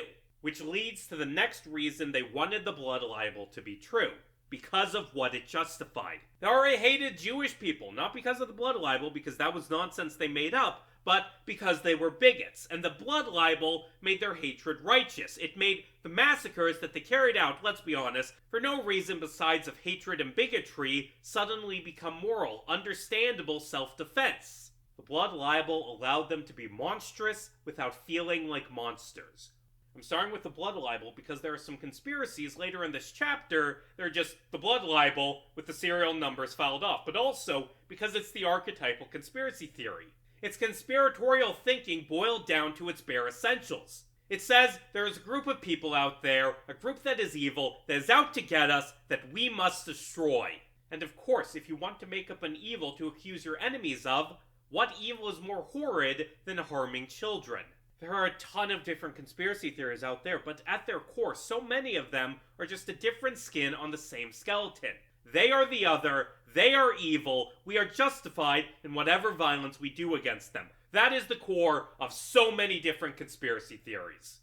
The they varies, often it's minority groups, sometimes it's black people or Muslims or gay people or communists or whatever, sometimes it's political enemies. But I would be remiss if I didn't acknowledge the fact that so very, very frequently, the they is Jewish people. You let conspiracy theories stew for long enough, and there's an 80% chance that they devolve into blaming the Jews. And this is the thing a lot of people don't want to talk about, but some of the Epstein conspiracy theories verge into anti-Semitism because, Epstein was Jewish. He didn't rape children because he was Jewish. I mean, Prince Andrew raped a girl trafficked to him by Epstein, and his brother is the current head of a branch of Christianity. The fact that Epstein was Jewish is irrelevant to his crimes. While it isn't anti-Semitic to say that Epstein was a child rapist and a sex trafficker, it is a bit anti-Semitic to say that he was recruited by the Jewish deep state that controls the financial markets when he was 21 so he could oversee their globe-spanning child sex trafficking ring that they orchestrate to control the world's leaders. That's kind of anti-Semitic. That claim isn't accurate to Epstein's actual crimes and is just some fucking Nazi shit. Speaking of Nazi shit, in the 20th century, conspiracies about Jewish people morphed into the nightmarish form that is the Protocols of the Elders of Zion. The Protocols of the Elders of Zion is this Russian book claiming to be the secret meeting minutes of the evil Jewish conspiracy that controls the world, in which they discuss how they control everything, including the banks, the media, schools, and the government, as part of their evil scheme to keep the world in a constant state of war and destroy Christianity. The Protocols, and this should go without saying, is bullshit. It isn't real. These aren't the meeting minutes of the evil Jewish conspiracy, because there isn't an evil Jewish conspiracy. How it's been common knowledge since 1921 that they were A, a forgery, and B, plagiarized. The writer of the Protocols just cobbled together a bunch of pre-existing books, some of them satire, some of them written by other anti-Semites, some of them writings criticizing existing non-Jewish dictators. The Protocols isn't just anti-Semitism, it's recycled anti-Semitism. And that recycled anti-Semitism was used as one of the primary justifications for the Holocaust. The Nazis knew they were bullshit, but they used them as propaganda anyway, and the protocols played a key part in the mass slaughter of millions. Remember, conspiracy theories are popular not because they are true, but because of what they justify. The protocols aren't just a book used to justify a genocide, it is a book created specifically so it could be used as justification of a genocide. The actual writer of the protocols isn't super clear to historians, but there's good evidence that the book was created by the Russian secret police to justify violence against Jewish revolutionaries. And the thing is, the protocols still shape conspiracy theories to this day. Maybe not always the specific book, although it does still have its fans, but at the very least, it continues to influence conspiracy theorists through its rhetoric. The words change. Sometimes it's globalists, or the deep state, or lizard people, or the Rothschilds, or Soros, or whatever, but the central idea remains. There is an evil Jewish conspiracy that controls the world, and this problem must be solved through violence.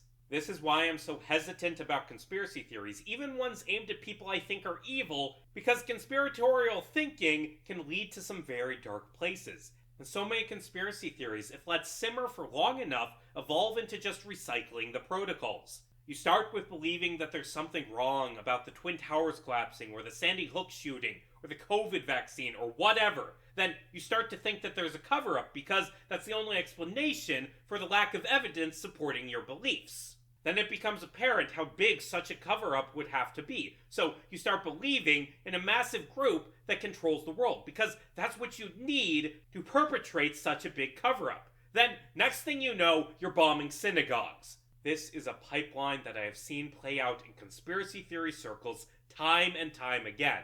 And I'm very worried that this is where Epstein conspiracy theories are going to lead. Like, remember that Donald Barr bullshit? How people accuse him of being a child rapist because he was co-workers with Epstein, even though they weren't co-workers, and also because he wrote a sci-fi book about how he wanted to be stepped on? The claim people make isn't usually that Donald Barr was an isolated child molester who trained Epstein. It's that he was a child sex trafficker as part of the Jewish child raping conspiracy that secretly controls the world. And that is A, bullshit, but more importantly, it's fucking Nazi shit. It's the blood libel. It's the protocols of the Elders of Zion, and it's a talking point I have seen other leftists begin repeating. Yes, there are conspiracies involving Epstein, him getting away with it for so long, his plea deal, a bunch of the shit that Pam Bondi has said. These things are real conspiracies. But that doesn't mean the fake conspiracies aren't dangerous. Next up on our list of conspiracies you need to understand QAnon is the Satanic Panic. This one is really, really stupid. But being fucking stupid didn't prevent it from resulting in a bunch of innocent people spending years behind bars. Essentially, the central claim of the Satanic Panic was that there was a massive satanic cult out there that was murdering people and raping children as part of satanic rituals. And this wasn't just some fringe belief, this was mainstream.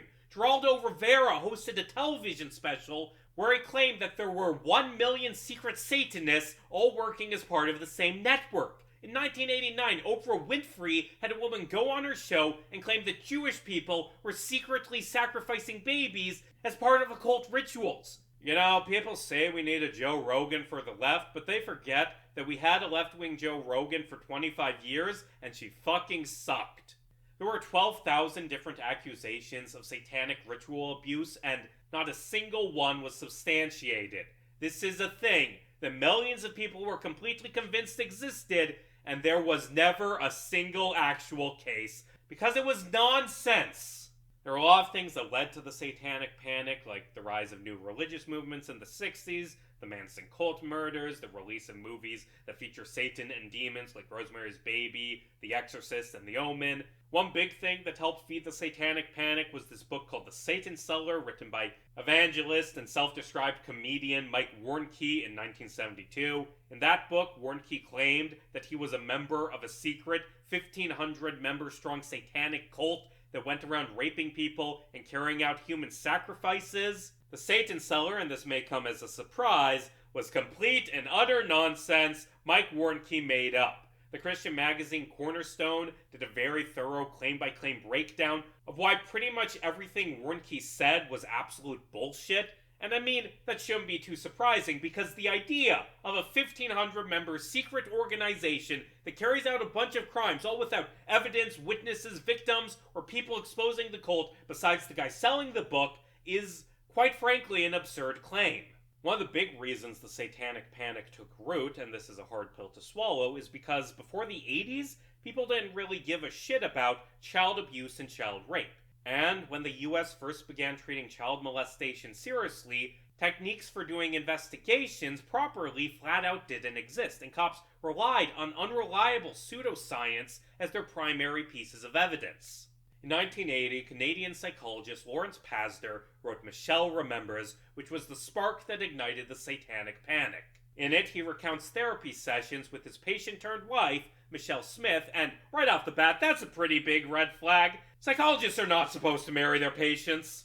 Essentially, Smith came to Pasdar to help with her depression following a miscarriage. Pasdar hypnotized her to, air quotes, recover her repressed memories of her mother giving her away to a millennia-old satanic cult that tortured and murdered babies. There is absolutely no evidence that anything described in the book ever happened.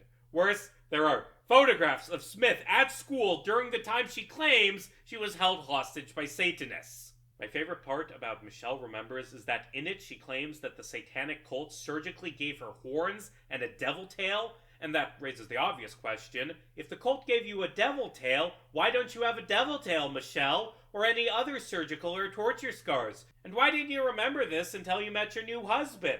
And the amazing explanation the book gives is that the Virgin Mary showed up and healed all her scars, and also erased her memory so she wouldn't tell anyone about what happened. So, according to the book, Mary, mother of Jesus, helped cover up a child-murdering satanic cult? Wow, I can't believe Mary would go out of her way to destroy the only evidence of child sacrifice. The thing is, it's entirely possible that Pasdar and Smith believe their own claims, because those claims are based off things Smith said after Pasdar hypnotized her and asked her to recall things that happened to her as a child. The problem is, doing that doesn't actually awaken repressed memories. Hypnotizing someone and asking leading questions isn't a way to uncover memories. It's a way to create fake memories about things that didn't happen. The Satanic Panic was set off by a quack psychologist manipulating his patient either out of malice or stupidity into saying a bunch of random, obviously fake shit and then publishing it as fact. And then he married her. The podcast You're Wrong About did a great pair of mini-series going through Michelle Remembers and The Satan Seller. There's so much bullshit in those books, I am not doing justice to how horrible they are. Michelle Remembers ends with Pasdar and Smith going to the Vatican and warning the Catholic Church about there being this massive organization that covers up child molestation. The jokes just write themselves. By the way, I used to write a historical column in my day job, and I wrote about the Satanic Panic once, and I made that joke, and as a result, I got an angry phone call from a Catholic priest who accused me of being bigoted against Catholics. The fact that Michelle Remembers was so blatantly bullshit naturally led to Pasdar getting a job training cops to deal with all of those satanic cults that definitely existed. This led to a bunch of horrible cases of innocent people being arrested over claims that they were part of a satanic cult, most infamous among them being the McMartin preschool trial. This case is complex. It's the longest and most expensive criminal case in American history, but to give a very abridged summary, in 1983, a mother by the name of Judy Johnson began claiming that Ray Buckley, a teacher at the McMartin preschool in Manhattan Beach, was molesting her 2-year-old son. Johnson's stories became more and more elaborate as she began saying that her son was also molested by witches and that there was ritualistic human sacrifice. Johnson was later diagnosed with paranoid schizophrenia, something that the prosecution hid from the defense, which is fucked up. Johnson being mentally ill doesn't in and of itself mean that her claims were false, but also, maybe the cops should have found some actual evidence her claims were true before sending out letters telling parents, hey, there's a bunch of child rape going on at this preschool. Ask your kid if they're a victim. Hundreds of parents received these letters and took their children in to speak with the police and social workers. Key McFarland, the main social worker who interviewed the kids, went in with the pre-existing belief that the children had been molested, then worked to prove that by telling the kids what had happened, then coercing them into saying she was right. That is not how you find out if a small child was molested.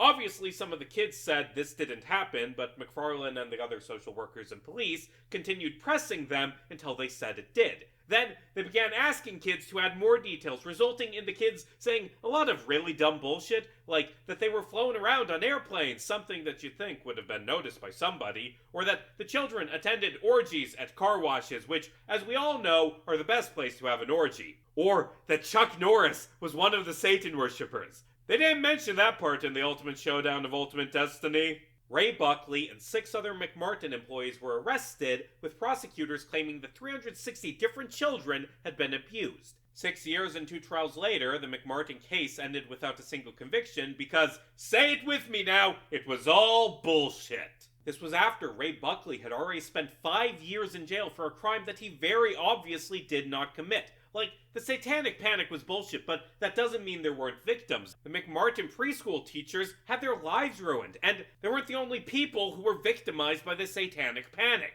In 1993, a trio of teenagers in West Memphis, Arkansas, were arrested for child murder on the grounds that they were Satanists because they liked heavy metal music and had long hair and read Stephen King novels. Hey, that's a callback to me joking earlier that only an idiot would assume a crime happened because of a Stephen King novel. I sure as fuck hope we don't get a rule of 3 for King. There was no actual evidence of the West Memphis Trio's guilt other than, like, they liked Metallica, bro. But the police, both then and today, are very good at forcing people to confess to crimes that they didn't commit. One of the trio, Jesse Miscali, had an intellectual disability, and the police put pressure on him until he agreed to lie and say that he had seen the other 2 murder the children.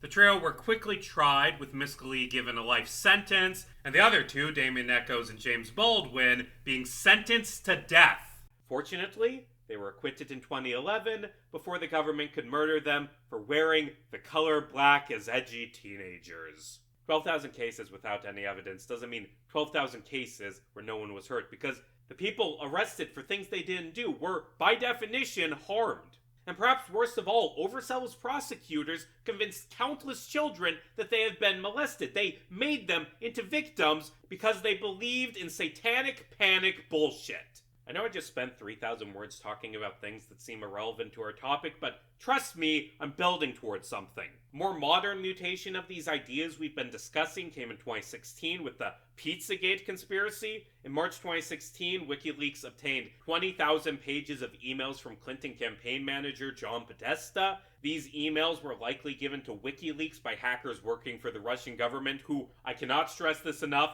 did not have heroic motivations in this scenario.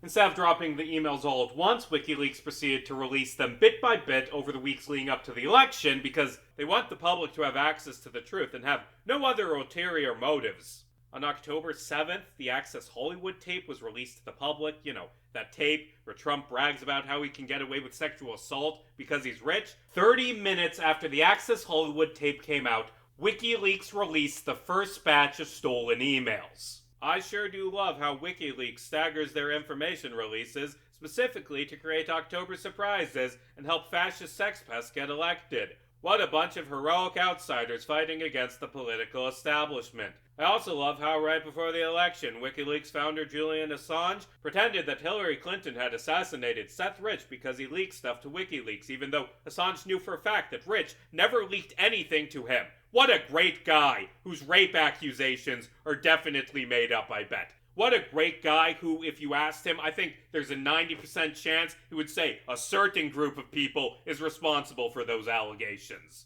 You know, if Sarah Ransom had actually sent tapes featuring Bill Clinton and Donald Trump raping teenage girls to WikiLeaks, I think it's likely that WikiLeaks would have covered up the latter tape. Anyway, regardless of how they were obtained, the Podesta emails did have some important information. Like, for instance, the Clinton campaign may have received some debate questions ahead of time. That's genuine political corruption. Fuck the Clintons.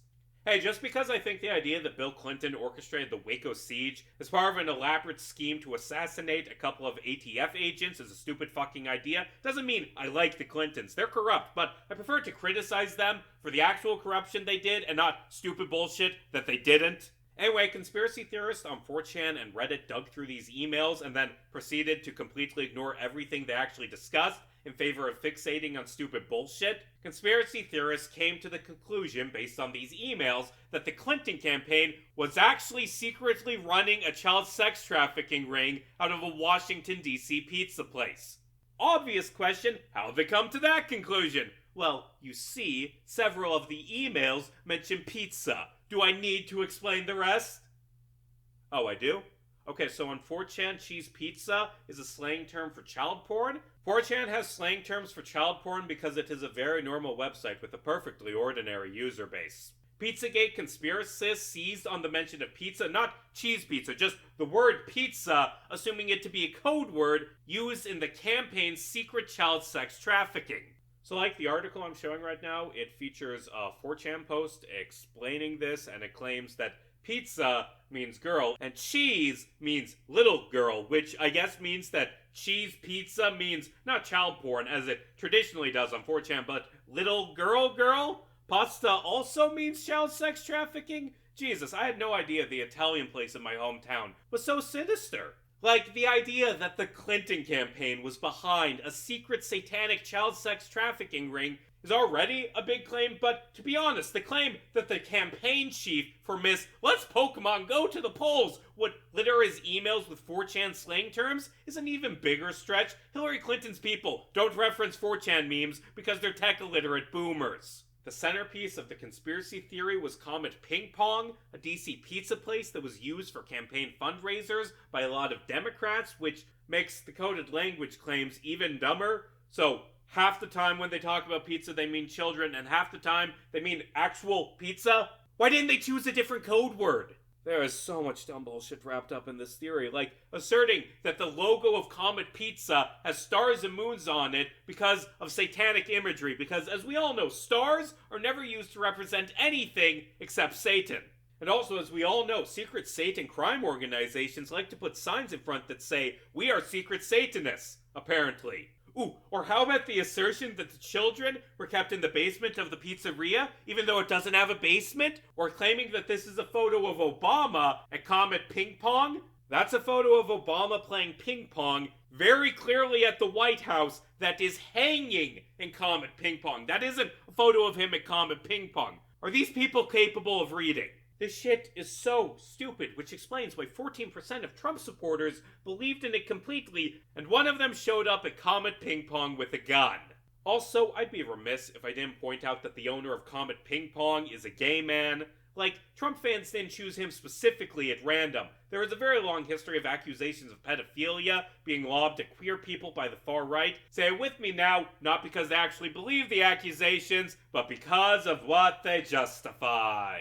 Against the odds, Pizzagate is still relevant to the discourse, having found a re-emergence on TikTok. Also, Elon Musk began promoting the theory in 2023, increasing the number of Twitter posts about the conspiracy by over 9,000%, which is the type of thing Elon Musk would laugh at. It's a pretty big problem right now that one of the richest and most influential men on the planet is not just a conspiracy theorist, but a conspiracy theorist who believes in all the dumbest conspiracies. The final conspiracy theory I'll be ranting about in this chapter is the successor to Pizzagate, perhaps the most dangerous conspiracy of our era, QAnon.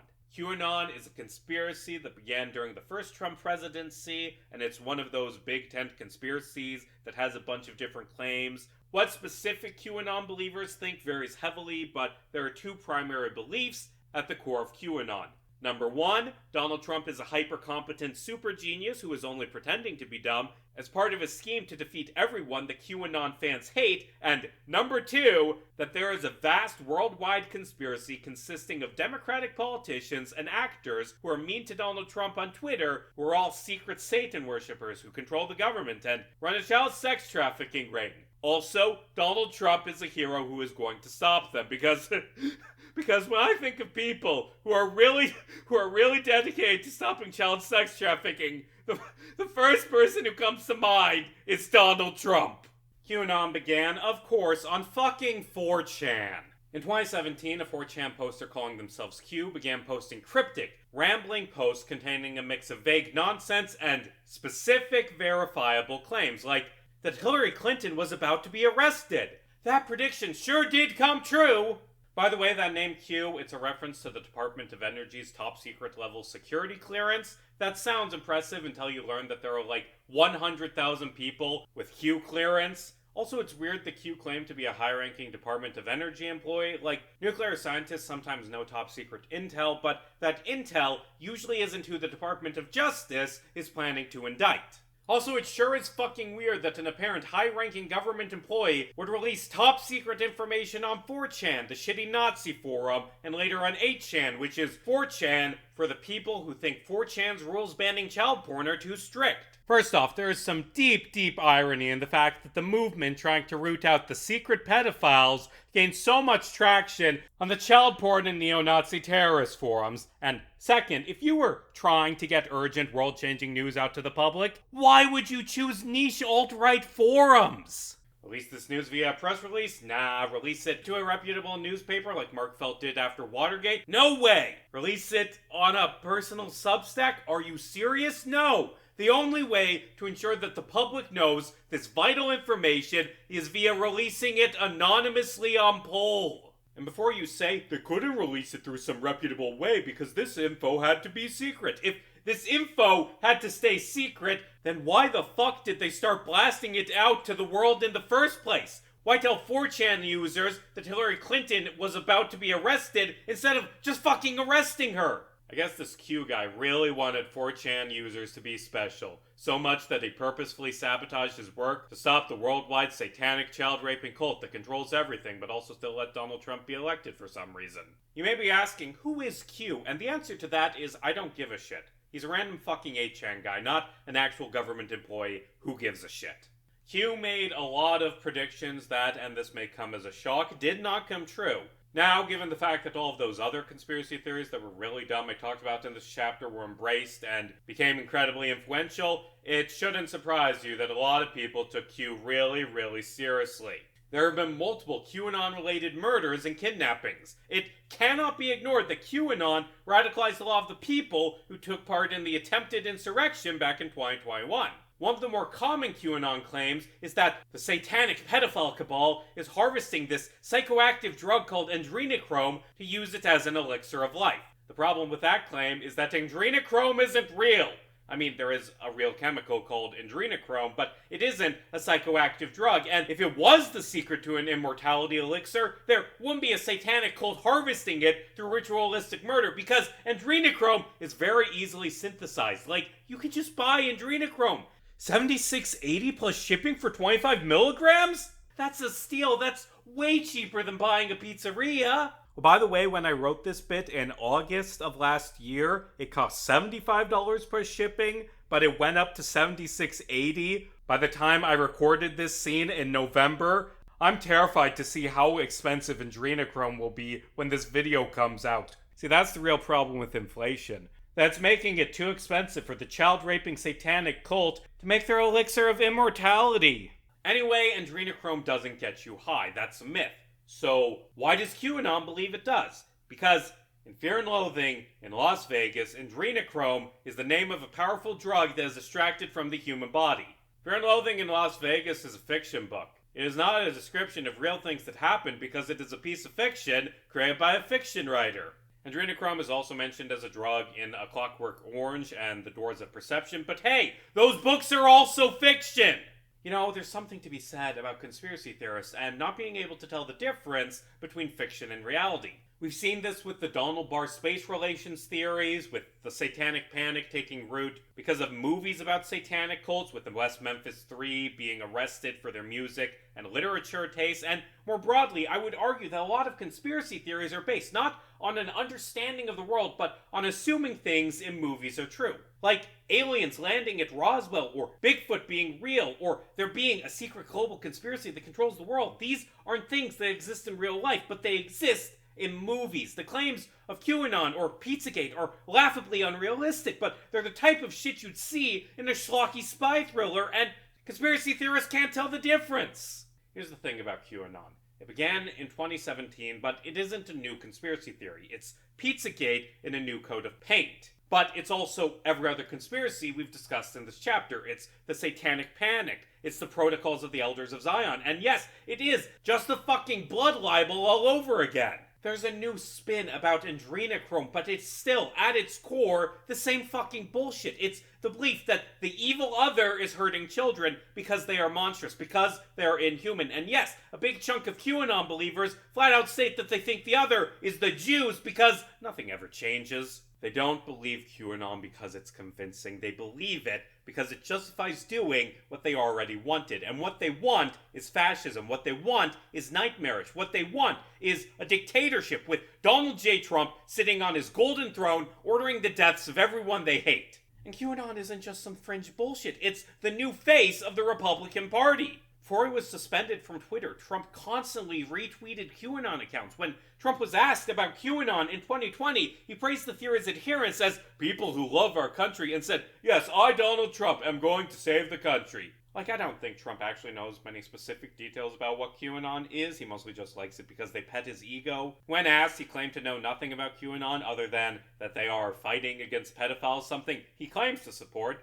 At a town hall in 2020, when NBC reporter Savannah Guthrie said that there isn't a satanic pedophile cult, Trump responded by claiming he has no idea if there isn't a satanic pedophile cult that controls the country.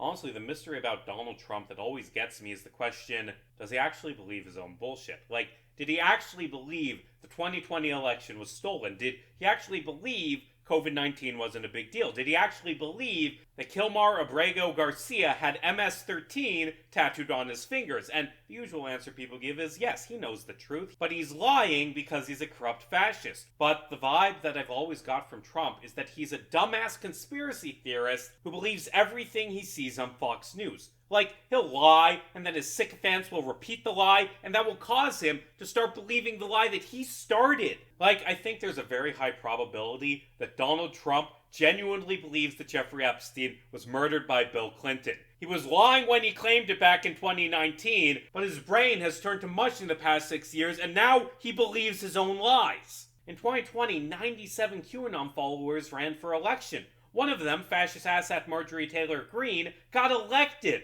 Now, to be fair, QAnon has lost much of its position in the cultural zeitgeist during the Biden era. It isn't really an organized movement anymore. But I would argue that this is not because QAnon died, but because its ideas were folded into the Republican mainstream. At least speaking personally, I've interviewed a bunch of elected state-level politicians, as well as a congressional candidate that got 40% of the primary vote, who were hardcore QAnon supporters. I'd argue that QAnon isn't some fringe conspiracy anymore, it is the new core of the Republican Party. According to polls, 19% of Americans and 28% of Republicans believe in QAnon specifically. And I would argue that millions more believe, maybe not in the specific secret government agent posting on 4chan origin, but in the idea that there is an evil group of pedophiles that controls the world. If we stick with that 2/10 number, that's 68 million people. That's an entire France. There is an entire fucking France worth of people that believes in a neo-Nazi conspiracy theory that began on 4chan. Even though it is dumb. Even though the claims the theory makes are blatantly false because they want it to be true.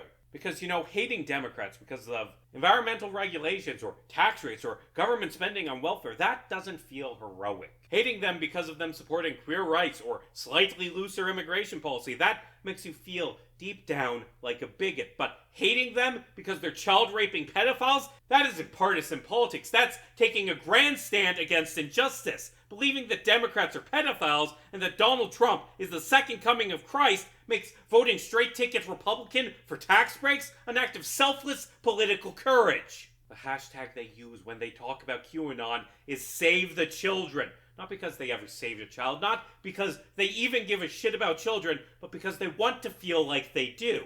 Like, all of this is nonsense, but it's nonsense that lets the far right feel not like fascists, but like heroes. It lets them carry out acts of terrorism and feel good about it because they are targeting the worst people on the planet. It makes everyone you dislike, from the most milquetoast of neoliberal politicians to people protesting Trump to actual radicals, evil incarnate, because they're hurting children.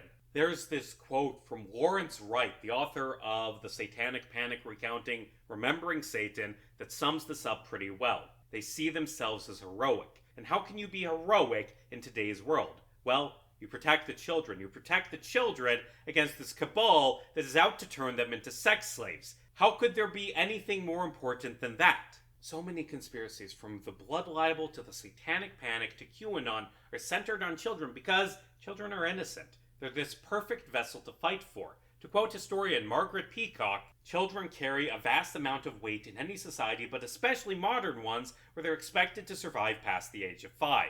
It wasn't as intense before the 18th century, when child mortality rates were really high. They represent the future and all that is beautiful and decent and honest in a society because they are innocent. For the vast majority of people also, the meaning of their existence is rooted in their children. Children are eschatological. They represent death for us and what is coming behind us when we are gone. They also represent the threat of loss. If they disappear, if they die, that is the death of society. That's why they became so crucial and central to Cold War propaganda. The real terror of the nuclear holocaust would be the death of the children, because that's the death of everyone. Save the children. It sounds so nice, but it isn't about children. They don't care about kids. They want to make themselves feel heroic. This goes beyond Trump because it didn't start with Trump. These ideas that we see repeated in conspiracy theories, they'll be around long after we see the supernatural meme we've been dreaming of. Even if QAnon dies out, even if MAGA collapses, we'll have to stay vigilant because this shit is going to appear again in a new form with a new name, but retaining the same fascist core. Now, the obvious question is, why am I talking about this? Because isn't this a video about Epstein? It's been a good 30 minutes since I talked about him. Well, this is a video about two things, Epstein and conspiracies, and I think QAnon is important to the story of Jeffrey Epstein. QAnon and the far right in general are obsessed with Epstein. They see the Epstein case as being validation of their belief in a satanic democratic cabal. Epstein's crimes superficially fit into QAnon's conspiracies. And yes, they hold on to those conspiracies, including the ones about Donald Trump being a hero fighting against child molestation, in spite of the very obvious problems with those beliefs that we are going to discuss extensively in about 2 hours. The right is very interested in the Epstein case, but their view of it is warped and full of misconceptions and half-truths. Hell, a lot of the left believes those same misconceptions about Epstein. Jeffrey Epstein was a serial rapist and a child sex trafficker. He raped dozens, maybe hundreds of girls, most of them teenagers. He was connected to rich and powerful people who helped keep his crimes under wraps. That doesn't mean QAnon is true. That doesn't mean there's a secret Jewish conspiracy of satanic pedophiles harvesting adrenochrome. Nothing about the Epstein case validates QAnon. Like, earlier I made a joke about the Catholic child sex scandal, and it is worth noting that there was a big religious organization, far more than 1 million members strong, that was responsible for a bunch of kids getting raped in the 80s. That didn't make the satanic panic any less untrue. QAnon's the satanic panic, Epstein's the Catholic priest getting shuffled around. One's nonsense, one's true. One's extraordinary and fantastical, one is horrific in how mundane it was. And the thing about Epstein is, despite the island, despite the jet, despite everything, Epstein wasn't some conniving supervillain. He wasn't a mastermind of a global conspiracy or the puppet of a deep state cabal. He was a cruel, amoral man who raped a bunch of teenagers who got away with it for far, far too long. Chapter 6. Many of them are on the younger side. Fair warning, this chapter is going to be very, very dark because this is the part of the video where we talk about Epstein raping a bunch of teenagers. As far as we know, the first Epstein victims to go to the police were sisters Maria and Annie Farmer. Maria was 25, older than most Epstein victims, not that that makes his actions any less horrible. Annie was only 16 when Epstein assaulted her. Maria is an artist. In 1993, when she was studying at the New York Academy of Art, her paintings of nude figures and young children caught the eyes of Jeffrey Epstein. In 1995, after she graduated, Epstein invited Maria and a few other students on an all-expenses-paid trip to his ranch in New Mexico, saying he wanted to meet them so he could choose someone to paint a mural for him. While Maria was at the ranch, Epstein began pushing boundaries, constantly bringing up sex or pulling out sex objects. Maxwell assisted with this, joking to the students that they were going to be kidnapped and raped. This is grooming. Maria wasn't a child, but this is a thing that Epstein did with other victims, like her sister, and it is a thing that a lot of rapists do, slowly lowering a victim's inhibitions by making it seem like sexual abuse isn't a big deal. After the Santa Fe trip, Epstein hired Maria to be his personal art advisor. A few months later, when Annie came to visit Maria, Epstein took the sisters to a movie and began caressing Annie's leg. Annie tried to brush this off, treating it like it wasn't a big deal. Later that year, Epstein brought her a plane ticket to visit him in New Mexico, promising to help her with her college pursuits. He made her feel special, bought her black cowboy boots as a gift. Then, Maxwell coaxed Annie into giving Epstein a foot massage. Epstein began groaning. Maxwell instructed Annie to take her clothes off so she could receive a massage, then groped her while Epstein watched. Epstein continued molesting her throughout the weekend. Annie did not tell her sister about this until after Maria too had been victimized. That summer, while Maria was working on an art project for Les Wexner, Epstein and Maxwell sexually assaulted her. They grabbed her, they bruised her, they attempted to rip her clothes off. She managed to get away to another room in the house where she barricaded the door with furniture. She called the police, but they didn't respond. After Maria called the police, Wexner's security staff held her captive for 12 hours before her father could arrive to save her. While hiding, Maria discovered that naked modeling photos of Annie and a third sister who was 12 had been stolen, presumably by Epstein. After the assault, Maria learned what had happened to Annie and went to the NYPD, who told her to go to the FBI because it was outside of their jurisdiction. She went to the FBI, and the FBI did nothing. And, of course, when the sisters went to the press did nothing too.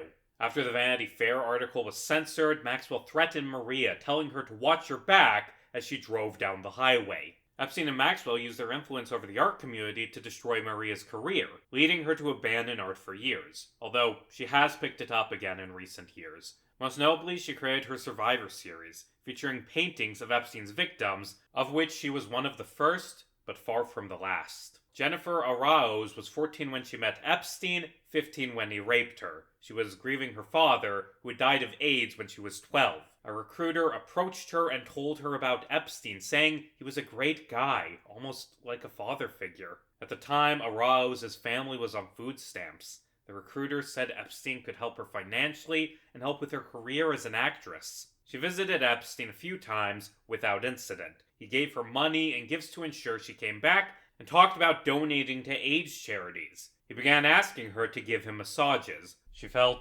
obligated. She was scared he would get angry if she didn't do what she was told. She gave him massages once or twice a week throughout her freshman year. During these massages, Epstein asked her to play with his nipples. Then, one visit, he demanded she get on top of him and take off her underwear. He raped her. She fled and never came back. Arauz was left with panic attacks and dropped out of school to avoid having to return to Epstein's neighborhood. She gave up on her dreams of becoming an actress. She hated herself for what had happened, thought she was stupid, a bad kid. She stayed silent. Michelle Licata was 16. A friend approached her, saying there was this rich old man offering $200 for a massage. She followed the friend to his Palm Beach mansion, wanting to make some extra money for Christmas. She went up to Epstein's room. He dropped the towel he was wearing and ordered her to take off her clothes. Epstein groped her as he masturbated, then let her leave. She didn't tell anyone about what had happened until the cops showed up a year later. Courtney Wild was 14. She still had braces. She was lured to the mansion like Licata by an offer of money. Epstein abused her, then recruited her, sending her out to find other girls to bring back to the mansion. She found dozens for Epstein over the years he controlled her. Epstein turned rape into a pyramid scheme, finding vulnerable girls, many of them poor, many of them from bad homes, many either homeless or on the verge of homelessness. He offered them money and gifts to come to his mansion so he could rape them and to recruit other girls for him to victimize. Sarah Kellen, who eventually took over Maxwell's role as Epstein's main recruiter of girls, brought countless girls to Epstein, including Courtney Wild.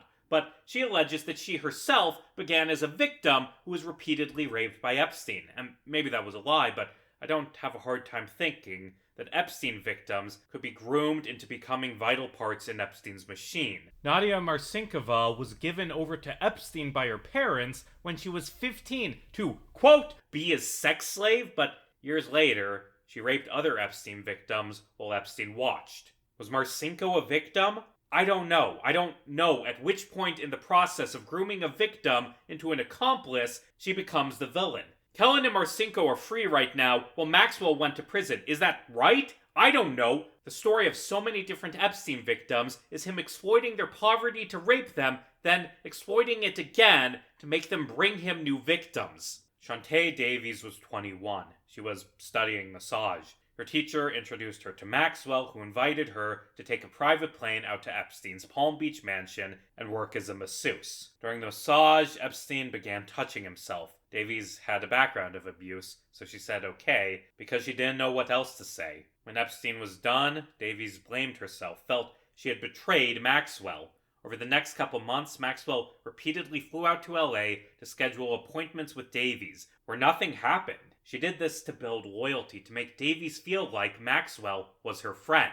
She pulled Davies back into Epstein's orbit, where he abused her for more than 3 years. That Clinton Africa trip from earlier, she called it the most amazing moment of her life. Nothing bad happened, and she started to have hope that the abuse would stop. But it began again once the trip was over. Shantae's sister, Tila Davies, was 17. She was not aware at the time of the abuse her sister was experiencing. She, like so many victims, had a rough childhood. When she was 11, she was homeless for a year. By the time she met Epstein, she had been living alone and working full-time for a year and a half. Tila was taken to Epstein by Shantae. During their first visit, he asked Shantae to massage his feet, then encouraged Tila to join in. Epstein offered to help Tila become a translator and pay for a study abroad program for her in Spain.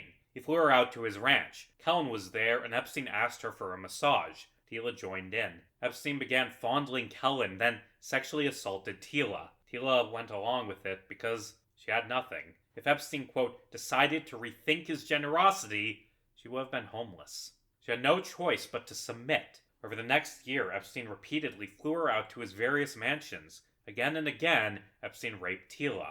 He would sneak into her room while she was sleeping so he could force himself on her. He treated her like a toy and continued abusing her even as she was crying. At one point, he introduced her to one of his friends, a Hollywood producer, who attempted to sexually abuse her. Tila ended up developing an eating disorder. When she told Epstein about it, he threw her out. Sarah Ransome was 22. She, by her own description, wasn't a perfect victim because perfect victims don't exist. Her mother was an addict, and Ransome was raped as a child. She grew up with strangers hurting her, which made her feel like it was her fault, that there was something wrong with her. When she met Epstein, she'd just gone through a painful breakup and dropped out of college because she couldn't afford tuition. She spent most of her remaining money on a flight to New York. A friend, one of Epstein's people, recruited her at a nightclub. She flew to the Virgin Islands, where she was repeatedly raped by Epstein. Epstein gave her things in return: a huge apartment in his building, a cell phone, a car service account, money for living expenses. He promised to pay for her to attend college in return for letting him and his friends rape her. He kept her under his thumb by exploiting the fact that she needed someone, anyone, to show her kindness. And, at the same time, he kept her silent through fear. Epstein told Ransome if she ever went to the authorities or told her parents or told her friends, he would kill her. He said he would hunt her parents down and kill them. She stayed under Epstein and Maxwell's control for 9 months. Joanna Schoberg was 19. Maxwell offered her a job working the phones. Epstein offered to pay her tuition fees, help her train to be a hairdresser. The first time she worked the phones, but the second time she arrived at the mansion, Schoberg was pressured into giving a nude massage to Epstein. He told her that he needed to have 3 orgasms per day, that it was biological, like eating. Epstein repeatedly pressured Schoberg for sexual massages. She also alleges that one time when Maxwell and Epstein were being visited by Prince Andrew, she sat on the couch next to him and fellow Epstein victim Virginia Giuffre. Maxwell pulled out a puppet of Andrew from the show Spitting Image so they could take a photo of Andrew and the girls with the puppet. During the photo shoot, Andrew groped Schoberg. Lisa Phillips was 21. She was a model working a shoot in the Virgin Islands. A friend of hers knew Epstein and suggested they spend their day at his island. Epstein asked if she wanted to meet a prince,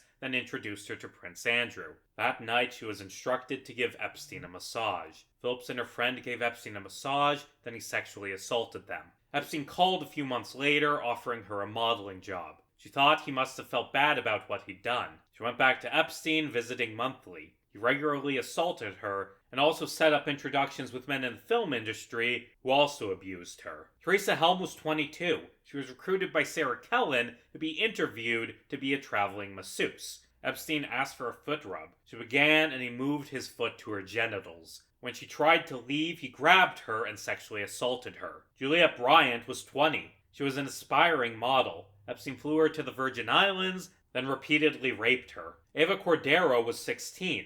Epstein lured her to his mansion undressed and requested a massage. Cordero was frightened but agreed. Epstein grabbed her genitals, pushed her head down, and demanded oral sex. Cordero is trans, and when she went public about what happened to her in 2007, right-wing tabloid The New York Post mocked her with some of the most disgusting pieces of writing I've ever seen. Marie K. Chartoni was 20. She just moved to New York from Alaska. During her only visit with Epstein, she was sexually assaulted by Epstein and his then-girlfriend Rena O. Marina Lacerda was 14. She was instructed to give Epstein a massage in return for $300. He assaulted her, but she kept coming back, hoping he would open doors for her, an immigrant from Brazil. Epstein spent years abusing her. Jenna-Lisa Jones was 14. Epstein assaulted her during a massage. She felt like no one would believe her and stayed silent for years. Haley Robeson was 16. Epstein pressured her to give him a massage while wearing nothing but a thong. He tried to grope her and she brushed his hand away. She was then convinced to recruit girls from her high school, including a 14-year-old. Once she brought a 23-year-old. Epstein refused this girl because she was too old. Rachel Benavidez was hired right out of massage school to massage Epstein. He took advantage of her youth and poverty, offering to help her continue her education and get wealthy clientele. Instead, he became more and more monstrous, boiling her like a frog before sexually abusing her for 2 years. Noska De Giorgio came from a wealthier family than most. Still, Epstein slowly groomed her before raping her. Danielle Bensky was 17. She was an aspiring ballerina. Her mother had been diagnosed with a brain tumor, and she went to Epstein because she knew he was powerful. He offered to help her, offered top brain surgeons. Epstein sexually abused her, and she went along with it for her mother. Liz Stein was abused by Epstein and Maxwell. She described meeting Maxwell as a sliding glass doors moment in her life that afterward made it feel like someone shut off the lights to her soul. Jess Michaels was 22. She was a dancer. Epstein raped her. Her rape happened in 1991. It is the earliest rape I found in my research, and the only rape I could find that happened before Epstein met Maxwell. I don't know if she was the first victim, but she was likely one of the first victims. A few of Epstein's victims testified under aliases or just under their first names. I'm sure that if I did some digging, I could find their real names, but that feels wrong to me, so I'll stick with what they called themselves in court. Jane was 14. At the time, she was mourning the loss of her father, and her family had recently lost their home. Maxwell approached her at art camp when Jane and her friends were eating ice cream. Maxwell had a cute little dog for the girls to pet.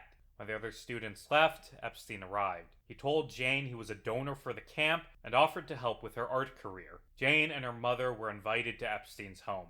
Nothing bad happened during the first visit, so Jane continued visiting without her mother. Then, during one visit, Epstein began masturbating onto her as she sat there frozen in fear. This was the start of constant sex abuse inflicted upon Jane by Epstein and Maxwell. It lasted for 3 years. Kate was 17. She was invited to Maxwell's home in London for tea. Kate was excited to have such a sophisticated and elegant new friend. The next time she visited, Epstein was there. Kate was instructed to massage his feet and shoulders. A few weeks later, Maxwell called her to come over and massage Epstein again. Epstein was waiting for her, naked.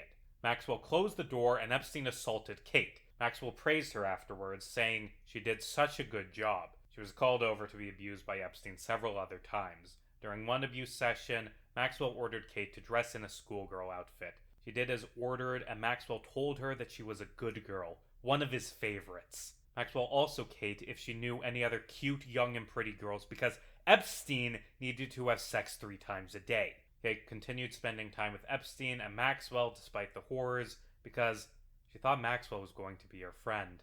Carolyn was 14. She had had a rough childhood. Her mother was an alcoholic. Her grandfather raped her from the age of 4. When she met Epstein, she was a middle school dropout. She was introduced to Epstein by fellow Epstein victim Virginia Giuffre. She She was called to Epstein's Palm Beach mansion more than 100 times to give him massages in return for money. She was young, and $300 was a lot of money. She used it for a drug problem. Every massage ended either with Epstein masturbating or sexually assaulting Carolyn. She was also paid $600 for bringing friends to Epstein.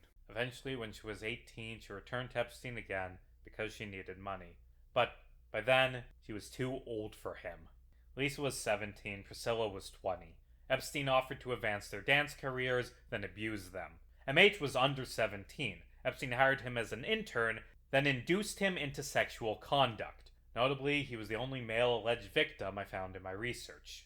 Caitlin was 17. Epstein offered to pay for an expensive surgery she needed if she had sex with him. Epstein later forced Caitlin to marry one of his recruiters so she could get permanent U.S. residence. When Kate turned 25, Epstein decided she was too old and threw her out on the street. He never even paid for the surgery. There were so many different victims. Every time I finished writing about one victim, I learned about another. I've tried to mention all of them in this video, but there were just so many. I'm sure that there are some that I've missed, and for that I am sorry. There are dozens of accusers who have gone public, and based on comments by Epstein victims, there's a good chance the number of victims stretches into the hundreds. Wendy Avis, who was abused by Epstein when she was 14, only went public a week ago at time of writing. Most of the victims didn't go to the authorities because they blamed themselves for what had happened. And I want to make this very clear. They're blameless. He was a monster and they were children. He preyed on vulnerability and on fear. He found girls who were desperate, and he abused them because he knew he could get away with it. The thing that everyone gets wrong about Epstein is that Epstein was boring.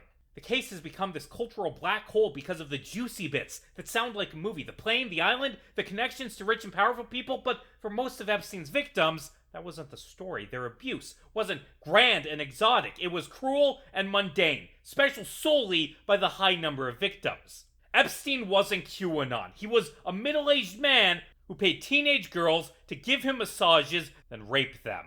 Epstein preyed on the vulnerable because that's what sex traffickers do. The people who get abused by sex traffickers are very often homeless people or runaways or immigrants or members of other marginalized groups. He gave them gifts. He rented cars for them so they could more easily come to his mansion. He sent one girl a bucket of roses after a school play. He made them feel special when the world treated them terribly. To quote one unnamed victim who was abused when she was 14, "We were stupid, poor children. We just want money for school clothes, for shoes. I remember wearing shoes too tight for 3 years in a row. We had no family and no guidance, and we were told that we were going to have to just sit in a room topless, and he was going to just look at us. It sounded so simple and was going to be easy money for just sitting there." This is a hard conversation that people don't want to have, but if you want to stop people like Epstein, one of the best things you can do is fix structural issues completely unrelated to sex trafficking that push people to the margins of society. To stop people like Epstein, you need to stop the systems that make young girls desperate and isolated. You'll notice that in this chapter, I haven't talked much about the other rapists in Epstein's orbit. That's because most of Epstein's victims didn't say that they were abused by anyone other than Epstein or maybe Maxwell. There were other rapists, but the primary villain in Epstein's story was Epstein himself. And I think this speaks to another thing people get wrong about the Epstein case. Generally, people refer to Epstein as a sex trafficker who also raped children, and that isn't inaccurate, but if I were to describe Epstein, I would describe him as a child rapist who also sex trafficked. There's a subtle difference in how things are phrased. A lot of discussion on Epstein ignores the specifics of his crimes or even downplays the hundreds of rapes he carried out, instead focusing on the lurid stories of politicians and private islands. And that is part of the Epstein story. That happened, but it isn't what happened to most of Epstein's victims. The story that was repeated again and again by victims is that Epstein lured them in by offering help with their futures or money or something else they needed. Then he carried out some form of sex act, sometimes rape, sometimes sexual assault, sometimes alone, sometimes aided by Maxwell or another assistant. He groomed the girls to ensure they'd come back and rewarded them for bringing in more girls. That is the horror that nearly every Epstein victim experienced. Not famous celebrities, abuse at the hands of a middle-aged man who wanted to rape 3 different girls every single day. Epstein's sex trafficking ring, which Maxwell and other subordinates ran, existed primarily to funnel girls to Epstein. People view Epstein as being this facilitator whose crime was merely providing girls for other people to rape, and while he did facilitate rapes carried out by men like Alan Dershowitz and Prince Andrew, that wasn't his main crime. Most of the sexual abuse was carried out by one man, Jeffrey Epstein. His organization supplied girls to other people, but it was created to supply girls to Epstein. Epstein wasn't a cog in the machine. He was the mastermind of a nightmare that existed for his own pleasure. And I think that this distinction is very, very important to understand, especially as we discuss the conspiracies that have sprung up in the wake of Epstein's death. But this video will be incomplete without discussing the other culprits. Let's talk about Virginia Giuffre, or Virginia Roberts, as she was called during the time Epstein abused her. I'm going to stick with Giuffre, that's the name she's best known by, but some of the screenshots that appear are going to call her by her maiden name. If you've heard of any Epstein victims, you've heard about Virginia Giuffre. She fought tirelessly for years to bring the truth about what happened to her to light. We know more about Giuffre's abuse than we do about any of the other victims because of her frequent interviews about the subject, because of her memoir that came out while I was writing this video, and because in 2024, thousands of pages of court documents from her 2015 defamation lawsuit against Ghislaine Maxwell were released to the public. Virginia Giuffre was 16. Like so many other victims, she'd had a rough life, even before she met Epstein. She was molested by a family friend when she was 11. By 13, she was in and out of foster homes. By 14, she was a homeless runaway. For months, she was a captive of sex trafficker Ron Eppinger. After Eppinger was arrested, Giuffre returned home. Her father was a maintenance man at Mar-a-Lago, the Palm Beach resort owned by the subject of a few of this video's middle chapters. Giuffre was reading a book about massage therapy when Maxwell approached her. She saw the book and told her that she knew an older gentleman who was looking for a traveling masseuse. When she arrived at the mansion for the interview, Epstein was naked. Maxwell and Epstein ordered Giuffre to take her clothes off. When they saw her panties, they laughed at her little girl undies. Then, they raped her.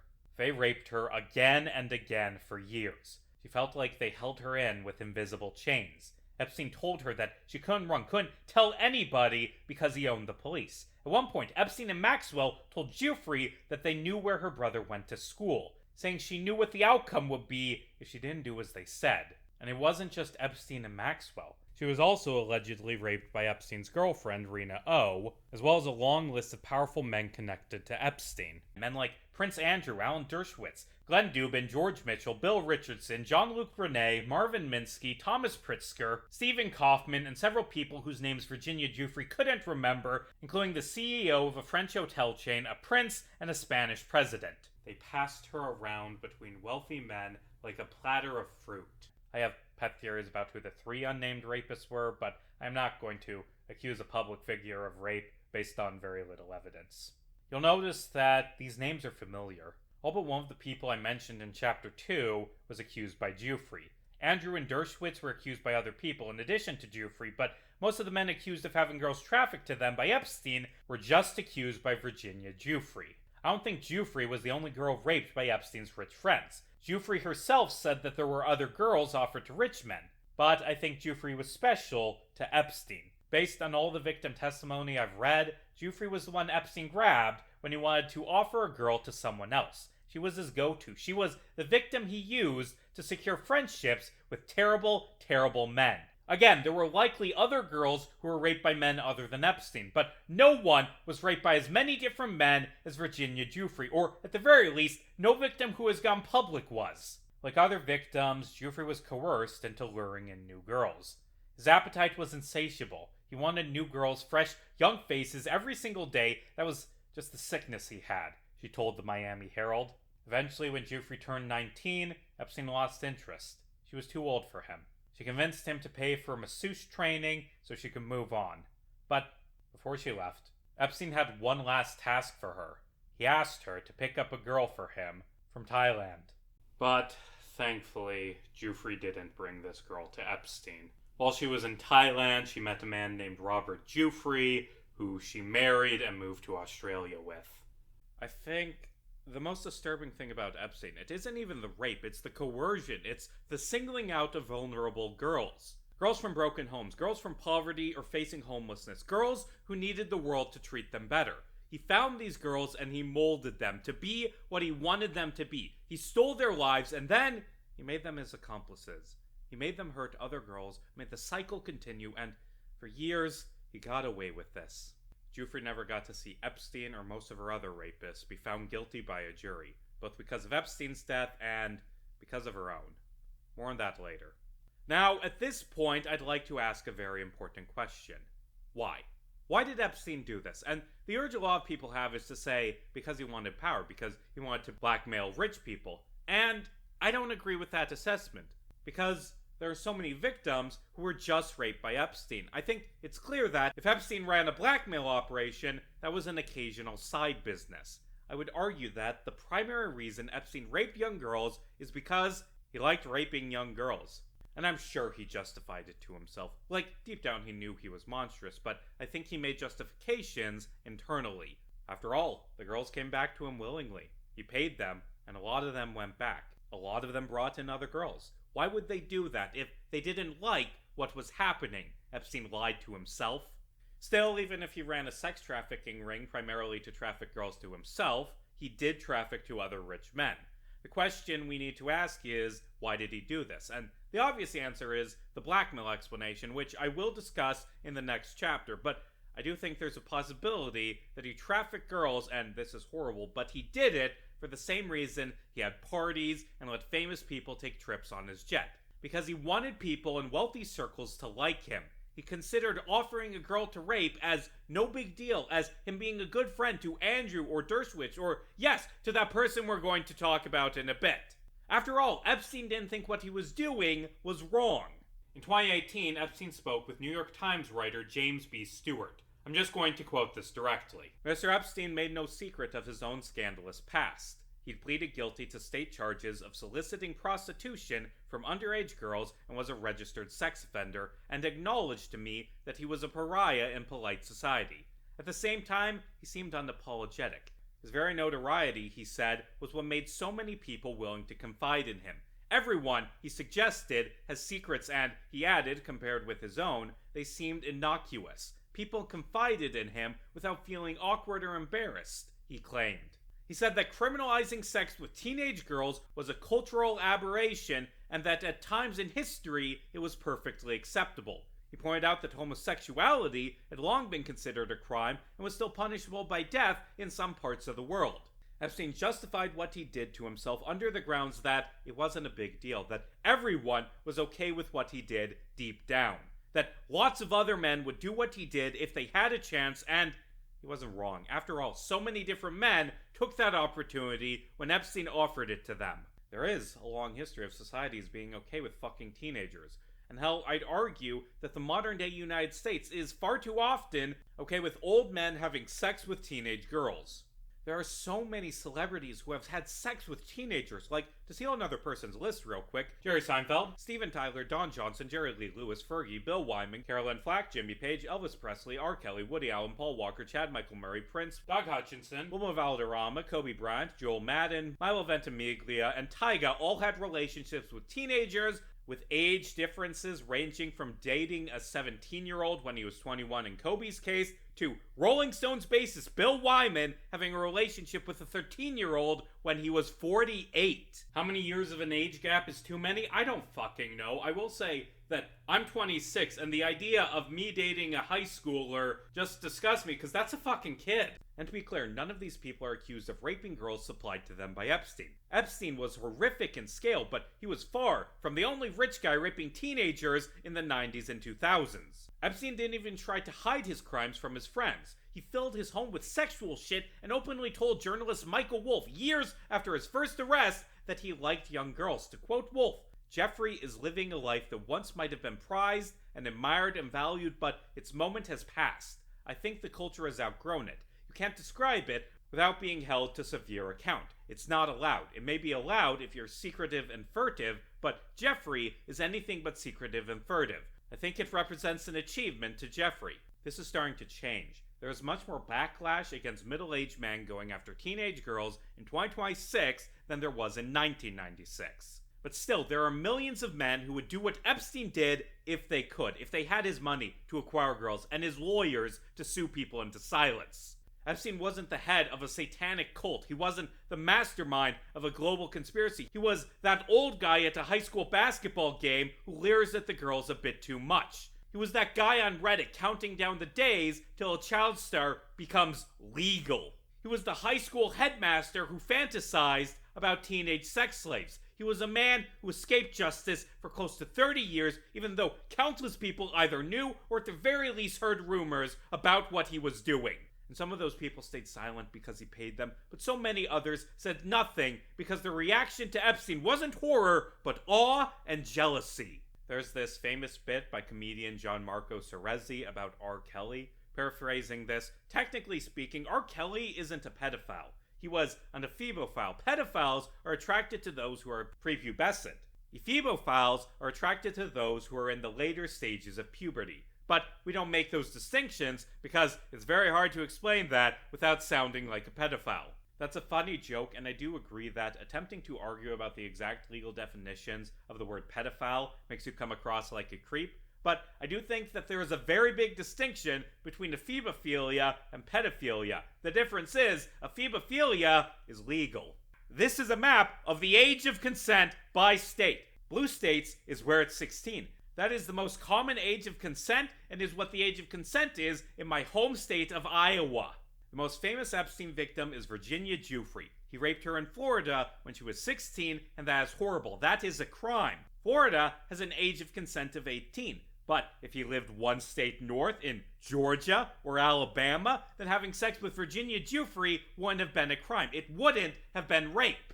And I don't know about you, but I don't think that whether or not the most reviled sex criminal in American history committed a crime is something that should be based on state. I don't think Epstein raping Virginia Giuffre is a thing that should be legal in most of the United States. Real quick, let me make a few footnote clarifications on that point I just made. Giuffre was also raped in New York, New Mexico, the Virgin Islands, France, and England. New York's age of consent is 17, the Virgin Islands' age of consent is 18, in New Mexico the age of consent is 16, with it being bumped up to 18 if the perpetrator is an authority figure. Was Epstein in a position of authority? I'd say yes, but legally it's a gray area. New Mexico law doesn't actually specify what authority figure means. While this video is about the US primarily, I'd be remiss if I didn't mention that the English age of consent is 16, something I bet Prince Andrew feels pretty good about. France's age of consent is 15. Second footnote, I don't actually think age of consent is the be-all end-all for if a relationship is abusive. There are a lot of other factors, like a 60-year-old man dating an 18-year-old can be a lot worse than a 19-year-old dating a 17-year-old. There's a lot of nuance that the law can't accurately capture. I think 18 as an age of consent is decent enough as a number, but that doesn't make Epstein using his money to dominate and rape 19 or 20-year-olds any less horrible. Final footnote, Epstein's crimes weren't actually legal in most of the US. First off, he raped 14-year-olds, which isn't legal in any state. Second, he coerced girls for sex, which is illegal in a lot of states. But the point I'm trying to make is that Epstein's crimes, as horrible as they were, aren't really treated with that level of seriousness in a lot of the US and in a lot of the world. And I think that played a big part in how Epstein got away with it for so long. I've actually been careful to never call Epstein a pedophile in this video, because technically, Epstein did not engage in pedophilia. He engaged in ephebophilia and hebephilia, which is attraction to children going through the early stages of puberty.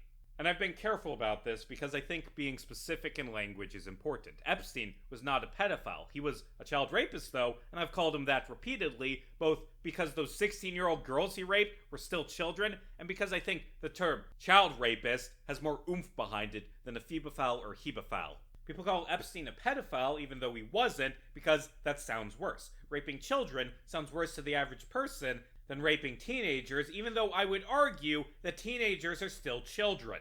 I think that a lot of people are disgusted by Epstein, even though they'd be okay with his crimes if someone else did them, because Epstein is this cultural touchstone. He's a monster. When you first heard about him, you didn't hear specific recountings of him paying girls for massages. You heard him described as the devil. For a lot of people, especially people on the right, their idea of Epstein is detached from the actual crimes he committed. It's linked to these ideas that he was this man who controlled the world's elites through selling children. They hated him because they thought he was part of QAnon. That's why people call Epstein a monster and demand that his client list be released and everyone on it be hanged, then turn around and vote for people like Matt Gaetz or Donald Trump. Because their hatred of Epstein isn't based on his actual crimes. It's based on the fact that he's treated as the ultimate evil in the eyes of the American public. And you know, maybe Epstein was factually correct when he told Stewart that, for most of human history, his crimes were considered acceptable. Maybe he was right in believing that his crimes, his actual crimes, weren't something that the average person really opposed. But fuck it. That doesn't make it right. That doesn't make it any less immoral. I don't give a damn what the American public thinks. Grabbing some fucking teenager who's on the verge of homelessness, some fucking girl with braces, and giving her money because she's desperate to convince her to let you force yourself on her is monstrous. It's horrible, and it is appalling that Epstein's crimes were allowed to go unpunished for so long. Chapter 7. Such an ugly word. A few minutes ago, I said that if Epstein blackmailed people, it was a small part of his operation, not the primary purpose, and I stand by that claim based on the available evidence. But, seeing as we're about to discuss Epstein's escape from justice in 2008 and his alleged spy connections, I think it's prudent to answer these two questions. Did Epstein collect blackmail material, and did he use that blackmail material to control others? And those are separate questions. Him collecting blackmail material doesn't necessarily mean he ever had a reason to use it. There is some evidence to suggest Epstein collected blackmail material, but to be clear, it isn't the strongest evidence. In the same conversation with James Stewart, where he claimed that age of consent laws were a modern aberration, Epstein claimed he knew embarrassing details about an astonishing number of rich, famous, and powerful people, including details about their supposed sexual proclivities and recreational drug use. There's a bit of ambiguous phrasing in that article. It does not specifically say that Epstein had photos of rich people committing sexual proclivities. It says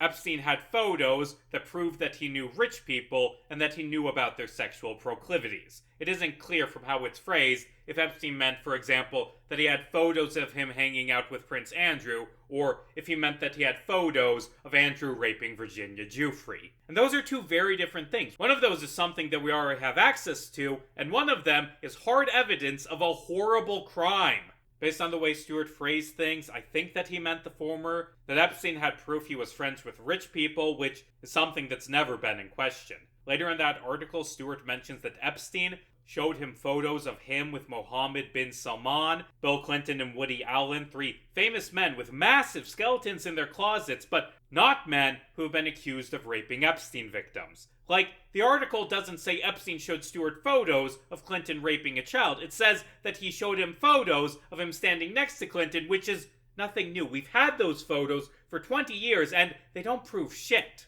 I'm also hesitant to claim that Epstein had hard evidence of other people committing crimes based solely on him saying that he knew embarrassing details, like info about their recreational drug use. Like, it sounds like he's saying he knows embarrassing rumors, not that he has evidence of crimes being committed. I don't think Epstein was lying when he said he had dirt on people, but also everything Epstein ever said should be taken with a grain of salt, because Epstein was a child sex trafficker. He wasn't a trustworthy source of information. He could have been lying to Stewart. But yeah, I do think Epstein knew dirt on famous people. No shit. If he trafficked girls to his rich friends, like his victims have claimed, then he would obviously know about those crimes. But that's just the hearsay of a man who is now buried in an unmarked grave.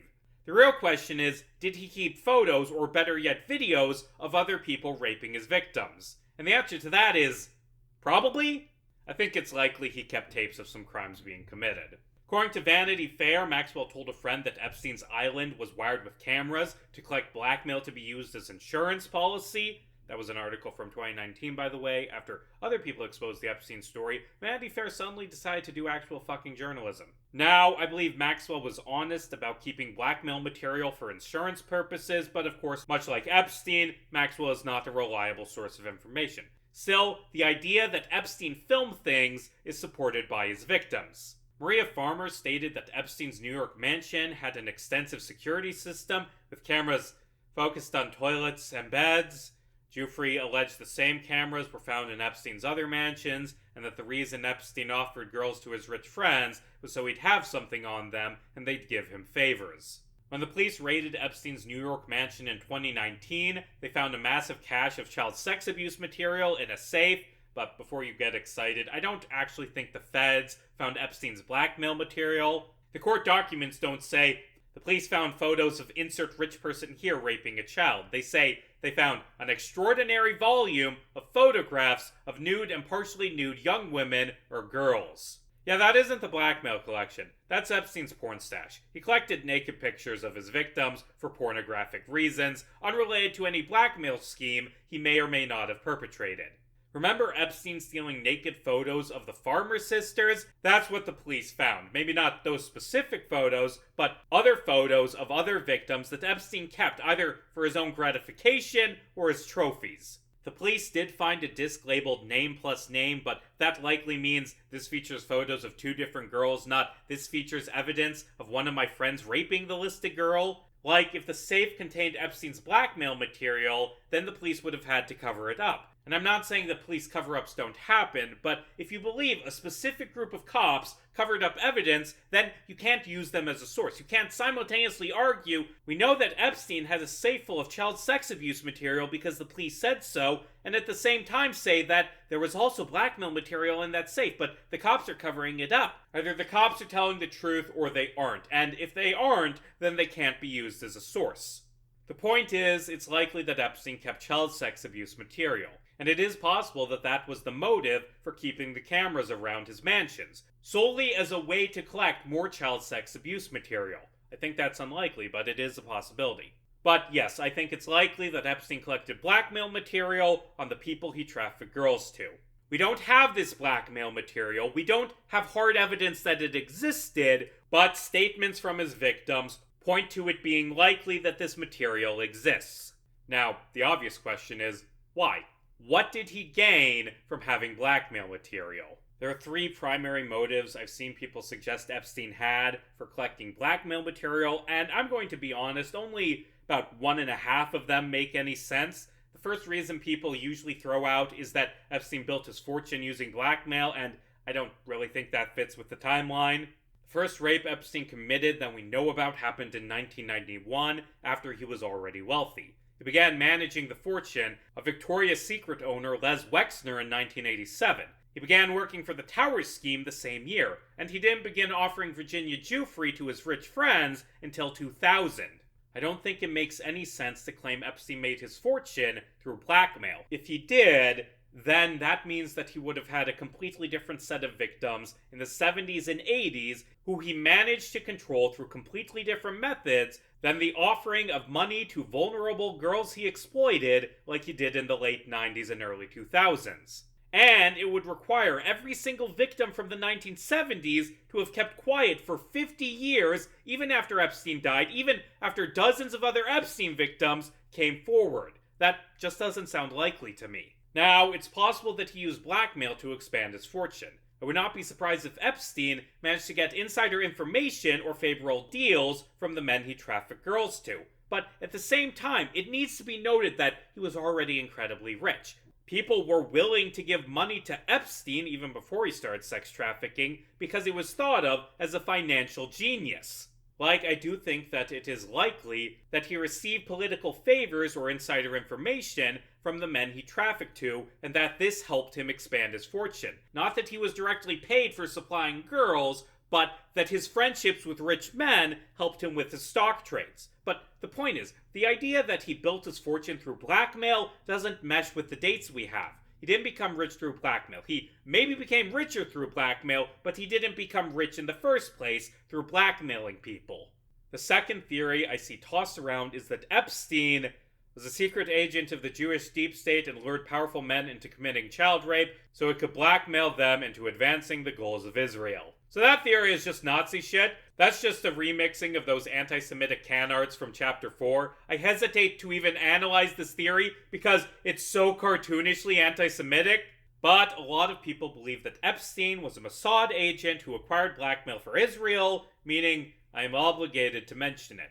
So, what evidence do we have that Epstein was a spy? Well, we have plenty of hearsay and conjecture. Those are kinds of evidence. Wikipedia says that an anonymous source told British tabloid The Evening Standard that Epstein used to claim he worked for the CIA. I'm going to take Wikipedia's word for it because I don't feel like paying for 25-year-old tabloid archives. That said, anonymous sources quoted by tabloids aren't exactly reliable, and neither was Epstein. And also, the CIA and the Mossad are different agencies. When he spoke to Vicky Ward for that article back in 2003, Epstein's old buddy Hoffenberg claimed that Epstein moved in intelligence circles. Specifically, Hoffenberg claimed that Epstein was trained in moving money offshore and that a mentor of his was British defense contractor Douglas Leese. Epstein denied this to Ward, but denying crimes was his favorite hobby. Well, second favorite. Hoffenberg also told Ward that Epstein had told him that he had worked with Maxwell and Leese on national security issues that involved blackmail, influence trading, and trading information at a level that is very serious and dangerous. That's a bold claim. It's also completely unreliable. It's a claim by Hoffenberg, an infamous con man, that he is repeating after hearing it from Epstein, another infamously dishonest person. Ward's article says that several anonymous sources told her that Epstein was a hyperfixer who worked as a middleman in illicit dealings with African and Middle Eastern governments. Apparently, he was recruited to work for the Israelis by Robert Maxwell, then worked as a sleeper agent who compromised influential people by recording them doing things they wouldn't want public. Ward also reported in an op-ed for the Daily Beast that a source had told her that Alex Acosta told them that he'd been told that Epstein belonged to intelligence. More on that in a bit. Ari Ben-Menashe, a former Israeli intelligence guy who previously accused Robert Maxwell of being a spy, also accused Epstein of being a Mossad agent who ran a honey trap operation. Quote, Epstein was the simple idiot who was providing girls to all kinds of politicians. Hey, why didn't the source text pop up for that one? Oh, that's why. Who else does that article use as a source? Yikes!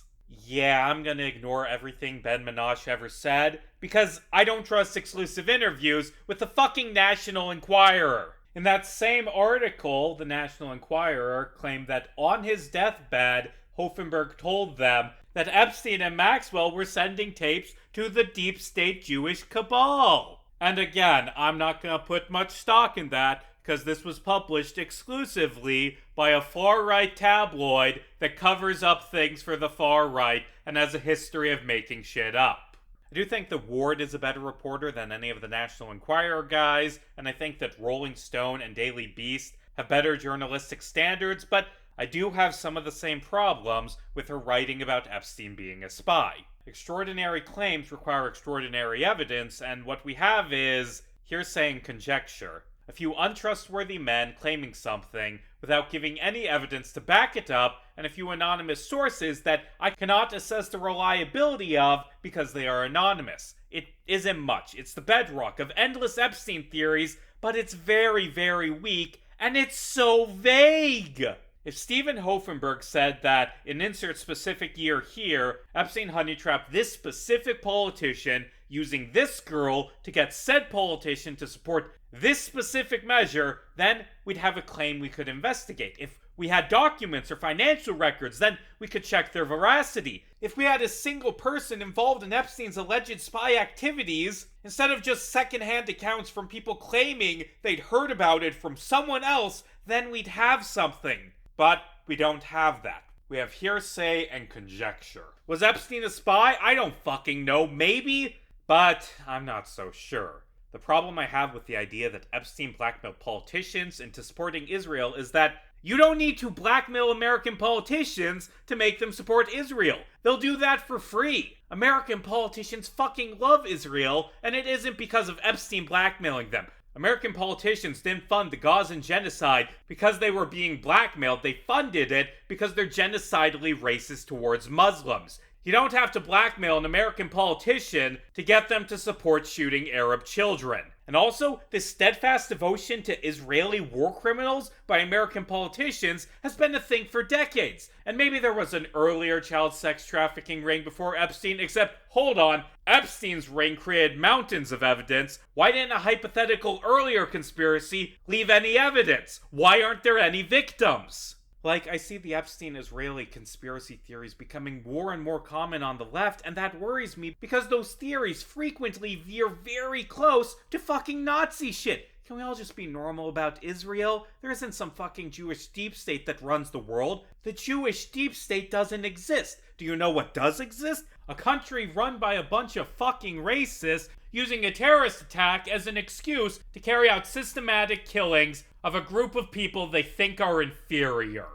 Israel isn't unique. Jewish people aren't especially evil. Israeli soldiers are doing what millions of American soldiers would gladly do if ordered, and they are doing so because they're racist cunts ordered around by genocidal fascists. And those genocidal fascists can be found in every country on the planet. Israel isn't special. Anyway, free Palestine. Anyone who argues differently in the comments gets blocked. Getting back to Epstein, if he was blackmailing people for Israel, you'd expect the people he supplied girls to be, people in positions of power who can affect American foreign policy towards Israel. But that isn't who was accused. A celebrity lawyer, the governor of New Mexico, an MIT computer scientist, a French hotel chain owner, these aren't the people who control American foreign policy. If, say, the Secretary of Defense or the head of the CIA or, hell, even an acting senator was accused, then you would have an argument. But all of the people currently accused of raping Epstein victims had no real power over foreign policy at the time of the rape. I mean, Bill Clinton was influential on foreign policy, but his tour with Epstein happened after he left office. Why would a global conspiracy focus on blackmailing a president after he left office instead of blackmailing him when he still had executive power? Also, again, no Epstein victim has ever accused Clinton of raping them. At best, you have George Mitchell, a former senator who wrote a report about the Israeli-Palestine conflict around the time of his alleged rape of Virginia Giuffre, except that report argued that the way to stop the violence was for Israel to stop stealing Palestinian land. Like, you'd expect the man being blackmailed by Epstein on the behalf of Israel to support the aims of Israel. And even if Mitchell argued something else, that's just a single name on the list. If Epstein's crimes were a secret Jewish plot, wouldn't you expect there to be others? It's possible there were others. It's possible there is another victim passed around like Virginia Giuffre who was trafficked to men influential towards the Israeli-Palestine conflict, but never came forward out of fear. It's possible, but I'm not going to make my opinions based on you can't prove this didn't happen. I can't make arguments based on evidence that doesn't exist. Like, we see this in a lot of conspiracy theories, arguing that the evidence needed to support your conclusion exists because your conclusion needs that evidence. You treat the idea that Epstein blackmailed people for Israel as a given, then that becomes evidence that there are secret victims out there. It's a terrible form of logic. It's working backwards. It's begging the question. It's circular reasoning, and I'm not going to treat it as anything less than a fallacy in this video. There are a lot of unknowns about the Epstein story, a lot of missing puzzle pieces, and people fill those gaps with explanations that could work and then ignore other explanations because, well, the explanation I want to be true fits the evidence. Yeah, but so do other explanations. Like, maybe there isn't evidence Epstein worked for a Jewish deep state because they covered it up. Or maybe there isn't evidence Epstein worked for a Jewish deep state because he didn't work for a fucking Jewish deep state. Maybe there's no evidence of the secret satanic cult that controlled the world because the Virgin Mary destroyed the only evidence, or maybe there's no evidence because Michelle Remembers was bullshit. You should be very, very hesitant to accept explanations just because they fill in gaps, especially when those explanations make very, very bold claims. The final motive people theorize for why Epstein may have kept blackmail is so he could use it as insurance. Like, if hypothetically Alan Dershowitz raped a teenage girl at Epstein's mansion, then having a video of that would ensure he didn't go to the cops and turn Epstein in. Because if Epstein went down, then Dershowitz would go down with him.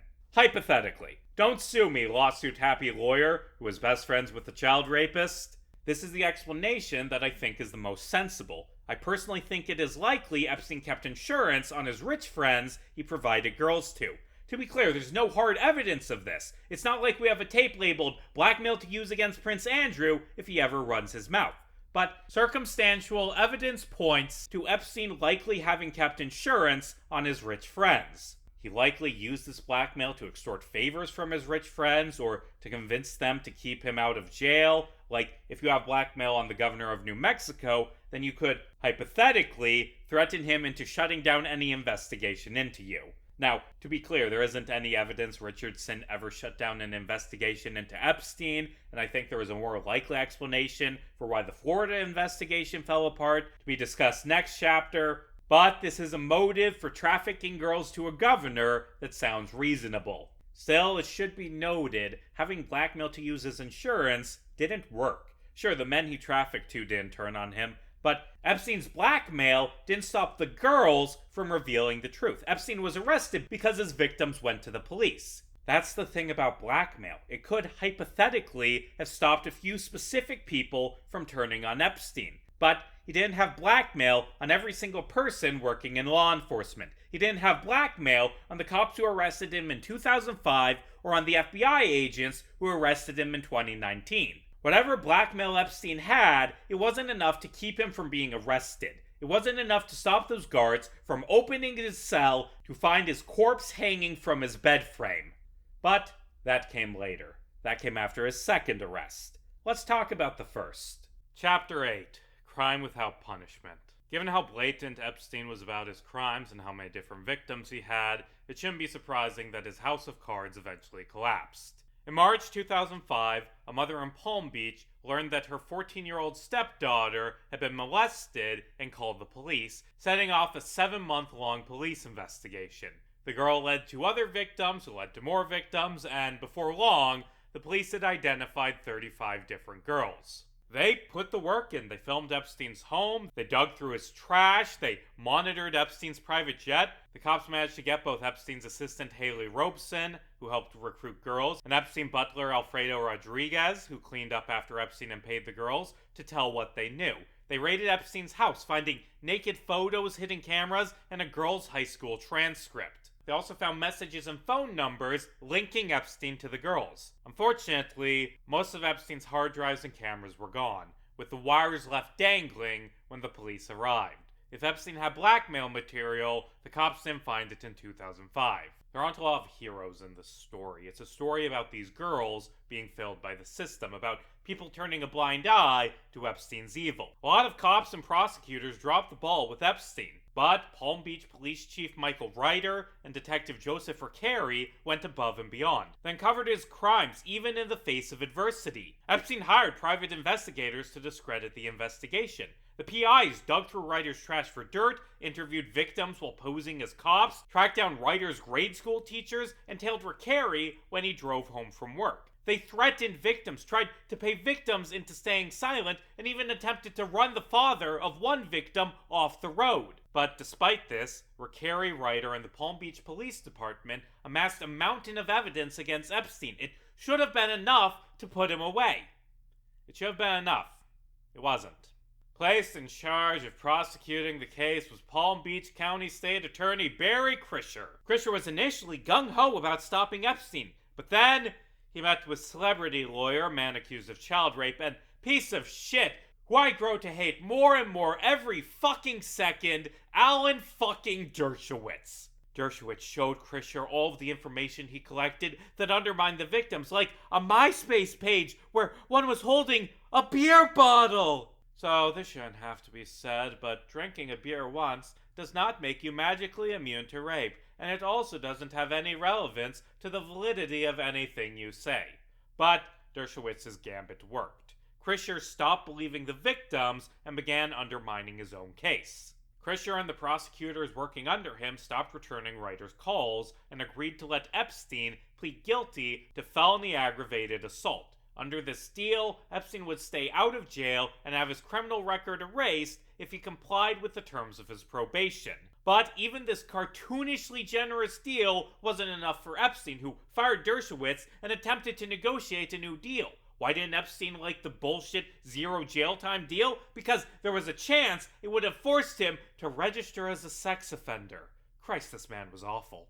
Police did what they could. Ricari drew up affidavits to charge Epstein and his recruiters. Epstein faced 4 counts of unlawful sexual activity with a minor, punishable by a maximum of 30 years for each charge, and one count of lewd and lascivious molestation, punishable by a maximum of 15 years. Instead of charging Epstein, Krischer took the case to a grand jury. So, quick oversimplified legal lesson, grand juries aren't real trials. Like, they do not determine if people are guilty. They determine if there is enough evidence for a case to go to trial. And honestly, I'm not opposed to grand juries in principle. They help prevent people with no evidence against them from being forced to undergo the costs and stress of a full trial. If a grand jury can't indict someone, then the case probably shouldn't go to trial anyway. It's not like grand juries are usually responsible for obviously guilty people going free, because grand juries are jokes. They're incredibly stacked against the defendant. Defendants don't get lawyers, and prosecutors are allowed to withhold expulsory evidence. They aren't trials, they're rubber stamps that are usually able to indict anyone. Unless, I don't know, the prosecutors deliberately undermine their own case because they think the defendant is innocent. Still, it was unusual that Krischer went for a grand jury. In Florida, only first-degree murder cases are required to have grand juries, and the Epstein case was the first sex crime case in state history to have a grand jury. The grand jury was repeatedly delayed. An initial grand jury with all of Epstein's accusers in March 2006 was cancelled, ostensibly because the prosecution wanted more time to examine the stunning MySpace page information. Another attempt in April, with 3 of the victims subpoenaed, was cancelled while Krischer was working on his aggravated assault deal. As the prosecutors spun their wheels, Reiter, believing the case was tainted, publicly called for Krischer to remove himself from the case, destroying his reputation in Palm Beach circles in the process. Reiter ended up retiring in 2009, less than a year after Epstein was given a slap on the wrist. But his public stand against Krischer led the FBI to open their own case. When speaking about the case to the Miami Herald, Reiter said there are challenges here that don't exist in a lot of other places because of the affluence in the community, but the only way I could approach this case was that none of that matters. The truth is still the truth. The facts are the facts. Everybody is treated the same. When the grand jury was eventually convened in July, victims only had 2 days' notice. One didn't receive a subpoena, and one didn't show, which Epstein's attorneys used to back up their claims that the girls were lying. It is clear to me that Krischer didn't want to charge Epstein and use the grand jury as a way to undermine the case. The question is, why? And I know a lot of you just jumped to thinking Krischer was bribed, or that he's a rapist Epstein had dirt on, but I don't think either of those explanations are true.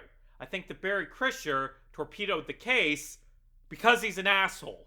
Krischer had a long history of very questionable legal decisions. In 1999, after mentally impaired 15-year-old Anthony Laster reached into a classmate's pocket and took $2, Krischer charged Laster as an adult with armed robbery, extortion, and petty theft for taking $2 in lunch money. By the way, that was right after Laster's mother died because, fuck that kid in particular, I guess. Can't let him get away with taking $2. And it's usually required for armed robbery for the culprit to be armed, but Krischer wanted to make an example of Laster. He threw him in an adult prison for 7 fucking weeks before the media firestorm forced Krischer to drop the charges. When asked about this, Krischer's spokesman said, "You do not cherry-pick the cases. You do not say you feel sorry for this person because there's a developmental disability or this person has had a bad family life, so we won't charge him as an adult. That is an abuse of discretion. Empathy? What is this empathy you speak of?" But of course, Krischer clearly did believe in discretion when it came to cases, given all the leniency he gave Epstein. The same year he was fucking up the Epstein case, Krischer also didn't charge rapist Jason Schenfeld for raping 2 teenage girls at knife point because he didn't believe the victims. 8 months later, Schenfeld raped and murdered 18-year-old Amanda Buckley because Krischer refused to listen to the rape victims and get Schenfeld off the streets. Of course Krischer fucked up the Epstein case. Spitting in the faces of teenage rape victims and letting dangerous men go free was his favorite pastime. I think the most telling fact about Krischer is that the year before he was elected state attorney, 197 juveniles were charged as adults. In just the first 4 months he was in office, he charged 119 minors as adults with ages ranging from 13 to 17.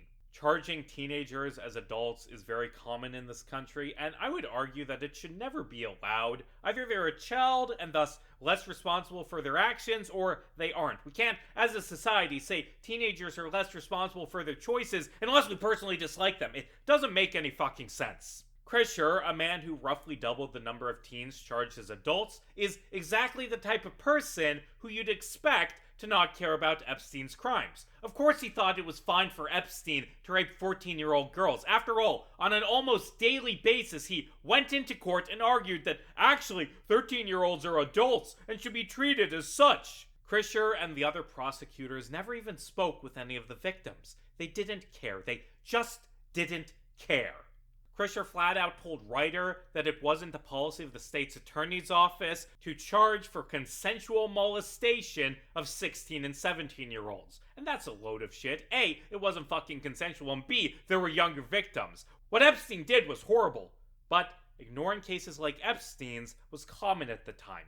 Krischer and company didn't want to charge Epstein and only went along with it because the police kept badgering them. Krischer forced there to be a grand jury because he wanted an excuse to not charge Epstein. And God, what a mess the grand jury was. Despite there being more than a dozen girls and witnesses lined up by the police, the prosecution only interviewed 5 people. Ricari, police officer Gregory Parkinson, state attorney's office investigator Jensen Ross, and 2 victims whose names are redacted in the court documents. That's it, 2 victims of the dozens the police had identified. By the way, we do have full access to the grand jury transcript thanks to...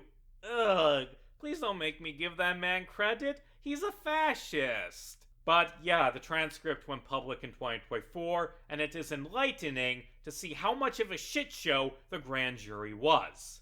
Lana Belolovic, the assistant state attorney who oversaw the case, didn't even think of the girls as victims. In her eyes, Epstein had done nothing wrong because they were prostitutes and thus responsible for their choices. Belolovic and fellow prosecutor Marianne Dugan accused the girls of lying about their ages, brought up the stupid fucking MySpace shit, and, this is the most fucked up part, asked the victim, quote, "You are aware that you committed a crime."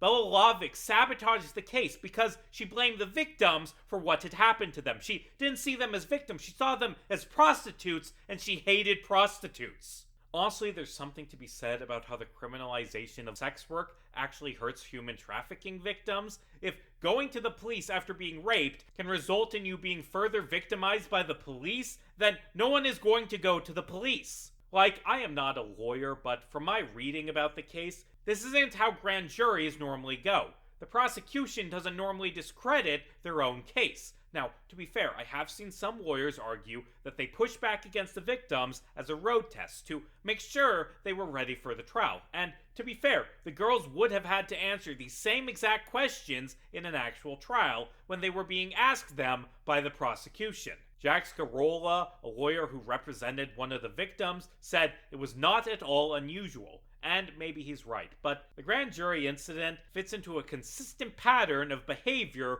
within the state attorney's office. The prosecutors didn't believe the victims were victims and only took the case because the cops forced them to. The grand jury only agreed to a single charge against Epstein, not the unlawful sexual activity with a minor the police wanted, but a minor charge of solicitation of prostitution, which carried a maximum penalty of just 5 years. This was absurd. A minor cannot, under US law, be a prostitute. Child prostitution isn't a thing. It's just rape.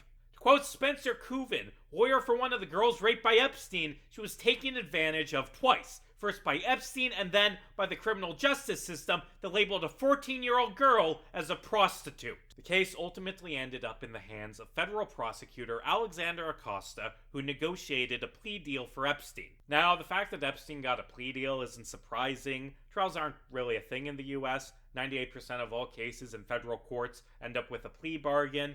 Court cases are expensive and time-consuming. Plus, plea deals give prosecutors certainty.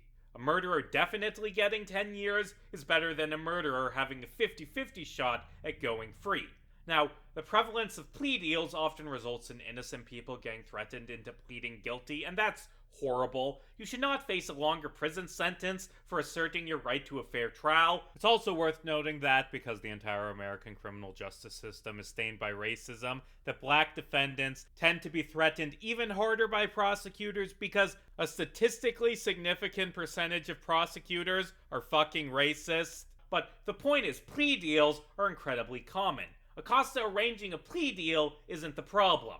The problem is how absurdly fucking lenient it was. Epstein got 18 months in a county jail, only 13 of which were actually served. He was even given work release privileges, allowing him to leave jail 6 days a week despite sex criminals not qualifying for work release. Look at this mugshot. He knows he got away with it. Acosta and the other prosecutors allowed the deal to be handcrafted by Epstein's lawyers. They let them miss deadlines, swap charges out for misdemeanors, and at one point considered letting Epstein plead guilty in Miami in an attempt to limit media exposure and ensure there weren't any victims at the sentencing. Acosta and other state attorneys like Jeffrey Sloman also frequently overruled the decisions of other attorneys like prosecutor Marie Villafana. At one point, stopping a planned arrest at a beauty pageant in the Virgin Islands Epstein was judging. Acosta decided to resolve the case through a plea deal before the investigation was even complete, before they obtained key evidence like Epstein's computers. Acosta worked to keep the case out of the press and didn't even notify Epstein's victims about the deal, something that violated the Crime Victims' Rights Act of 2004. To be fair, Villafana defended this, arguing that by not notifying the victims, they helped the girls later seek restitution against Epstein, something many victims succeeded at. But I'm going to go out on a limb and say that the girls wanted to know that the prosecution let their rapist go free. In the year after he got out of jail, when he should have been on probation, Epstein was allowed to hire his own psychologist for his sex offender counseling and take constant flights to the Virgin Islands, where presumably he raped more girls. The deal also granted immunity to any potential co-conspirators, protecting Epstein's subordinates, and shutting down the FBI investigation. In 2017, Acosta defended the deal, saying, "At the end of the day, based on the evidence, professionals within a prosecutor's office decide that a plea that guarantees someone goes to jail, that guarantees he register as a sex offender, generally and guarantees other outcomes, is a good thing." Basically, Acosta claimed that his deal was fine because, hey, Epstein had to register as a sex offender. So, remember Caitlin, Lisa, and Priscilla, 3 of the victims from earlier? Epstein raped them while on work release. And he continued raping and trafficking girls after his sentence ended until 2018. Alex Acosta failed these girls. Alex Acosta let a monster go free. The question we have to ask is, why? Why did Alex Acosta do this? And well, the first response I have to that is, why are we focusing on just Acosta? Krischer, Belovac, and Dugan fucked the case up just as much as Acosta. Acosta gets extra focus because he later ended up with a cabinet position, but nearly every prosecutor who touched the case played a part in Epstein getting a slap on the wrist. In 2011, when asked about the deal he gave Epstein, Acosta claimed that it's harsher than what Krischer would have given, and he wasn't wrong. Krischer wanted Epstein to go free. Hell, he denies this, but according to documents obtained by the Palm Beach Post, Krischer even helped broker the eventual plea deal for Epstein. Epstein could not have gone free without the help of pathetic scumbag Barry Krischer. Acosta was the last one to drop the ball, but the case was already ruined beyond repair by the time he entered the picture. Like, I don't think there was much he could do to give Epstein an appropriate sentence after the grand jury indicted him for, at most, 5 years. Still, Acosta could have fought for those 5, or at the very least, not offered Epstein a deal where he was allowed to leave jail and go rape teenage girls. So, why did Acosta give Epstein such a generous deal? Chapter 9, Motivations for a Sweetheart Deal. I don't know why Acosta gives such a generous deal, and you don't know either. I've seen so many different theories about his motives, and they all disagree on the exact reason. There are a lot of theories, but we don't know which one is true, and odds are we won't ever know. Like I said earlier, there are a lot of missing puzzle pieces about the Epstein story. Just because an explanation fits doesn't mean it's definitely true. It's also hard to tell which explanation is true because, I shit you not, 11 months of Alex Acosta's incoming emails coinciding with the Epstein investigation went missing. Now, to be clear, the DOJ's Office of Professional Responsibility report that discovered these emails were missing came to the conclusion that this was most likely due to a technological error, and this error did not affect Acosta's sent mail. Like, it would have been hard for him to negotiate something sinister over his government email without saying anything that even hinted of corruption in the emails he sent out. I'm not sure how to feel about this fact. This very well could be a coincidence, but God, it is incredibly suspicious. Maybe it was a coincidence, but there were so many different suspicious things Acosta could have done that he would have reason to cover up. He could have deleted emails because they contained info on him receiving a bribe, or on Epstein being a spy, or on him committing a crime unrelated to the Epstein case, or again, the emails could be missing because of a computer error. The missing emails don't prove any particular theory, other than making it slightly more likely that the theories that reflect poorly on Acosta are possibly true. But on the other hand, it's worth noting that a lot of the negotiations with Epstein took place over private emails, or over discussions on the phone or in person, or featured other attorneys whose emails didn't go missing, meaning that if there were dubious deals made by Acosta, they probably weren't made using his work email. Again, it might have just been a technical glitch. But fuck me, it is suspicious. The way I see it, there are 5 common theories for why Acosta let Epstein off easy. Theory 1, Epstein got to Acosta. This is an umbrella explanation of all the other theories like Epstein bribed Acosta, or Epstein threatened Acosta, or Epstein trafficked girls to Acosta. And all of these things are possible, but we just don't have any proof for any of them. Like, I wouldn't be surprised if Epstein bribed Acosta. He attempted to bribe the Palm Beach Police Department with $90,000, and threatening people was absolutely something Epstein would do. But again, there's no evidence for these theories. If Epstein bribed Acosta, then he did it in a way that didn't leave a paper trail. Acosta has been asked about the Epstein case multiple times over the years and has never said he was threatened or bribed. And while there are likely other victims who haven't come forward, none of the ones who have come forward so far have accused Acosta. The other problem with the theory that Epstein got to Acosta is that other prosecutors acted just as lenient as Acosta. Maybe Epstein also bribed Krischer or Bela Lovick. Maybe he threatened them. Maybe they're also rapists. But the more people you pull into a conspiracy, the harder it is to keep it silent, and the more questionable it becomes that there isn't any evidence. Even if Epstein compromised someone higher up, some boss of Acosta and Krischer, that raises the question, why haven't they turned on that boss? Why did every single prosecutor in this case stay loyal to a blatantly corrupt higher up when they would have had so much to gain by turning on them? The idea that Epstein got to Acosta, it doesn't have any evidence. I can't disprove it, I suppose, but I'd rather focus on theories that actually have evidence supporting them. Theory 2, Epstein was given a sweetheart deal in return for providing information on someone else. There is actually some circumstantial evidence supporting this theory. We do know for a fact that Epstein was a witness in a different federal case right after receiving his plea deal. So you're probably wondering, what child rapist did Epstein turn on? None of them. He turned on some finance guys. In the early 2000s, Epstein's finances became heavily entwined with those of his former employer, Bear Stearns. He was the chairman of Liquid Funding Limited, a company that was 40% owned by Bear Stearns. Also, Epstein's financial trust company obtained voting power over 10% of the equity in the Bear Stearns fund. Fun fact, in 2007, while Epstein was negotiating his slap on the wrist, Bear Stearns collapsed. This helped cause the subprime mortgage crisis and the 2008 financial crash. And Epstein provided unspecified information to the government as part of his plea deal. So, there is a chance that the government let Epstein go in return for providing information about Bear Stearns executives. Let me repeat that. The government may have let Epstein go and thus allowed him to continue raping children in return for information about 2 finance guys who, by the way, didn't even go to jail!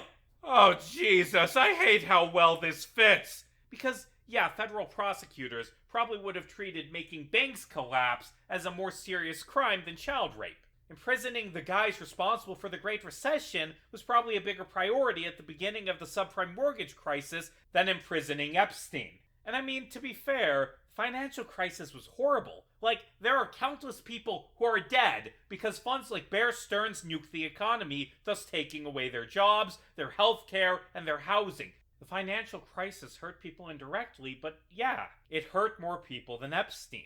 But arresting Bear Stearns executives after the crash, no matter how cathartic it is, does not magically make the economy stop being bad. In contrast to arresting the serial rapist whose crimes would have been stopped if they cut off his access to young girls. And again, the Bear Stearns guys didn't even go to jail. They hypothetically let Epstein go for nothing.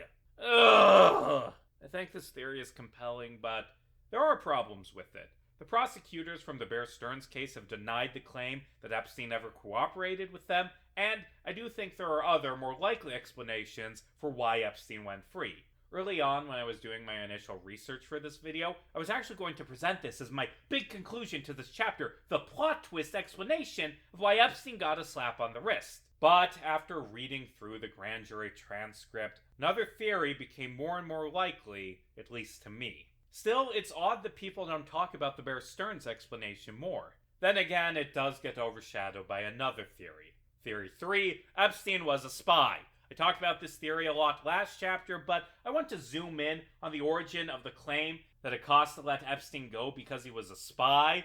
In 2019, Vicky Ward stated in an op-ed for the Daily Beast that an anonymous Trump transition team member had told her 2 years earlier that Acosta had been asked about Epstein during his interview to be Secretary of Labor. According to the source, Acosta said he had been told to back off because Epstein was above his pay grade. Quote, I was told Epstein belonged to intelligence and to leave it alone.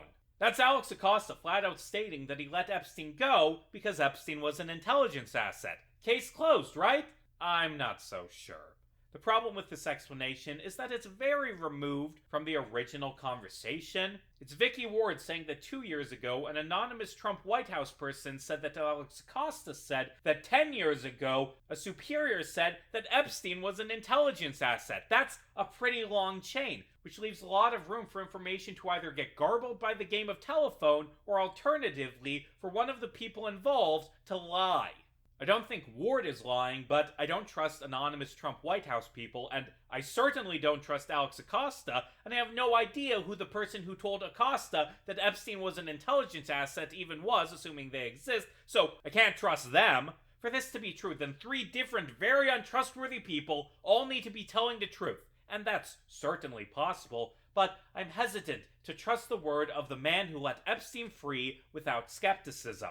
The anonymous source could have been lying to Ward to create a fake story. Likewise, the person who hypothetically first told Acosta that Epstein was an intelligence asset could have been lying. It's possible that that superior was one of Epstein's clients and lied to keep Epstein out of jail to prevent him from spilling dirt on them. There's no real evidence for that explanation, but also there isn't really any evidence for them telling the truth.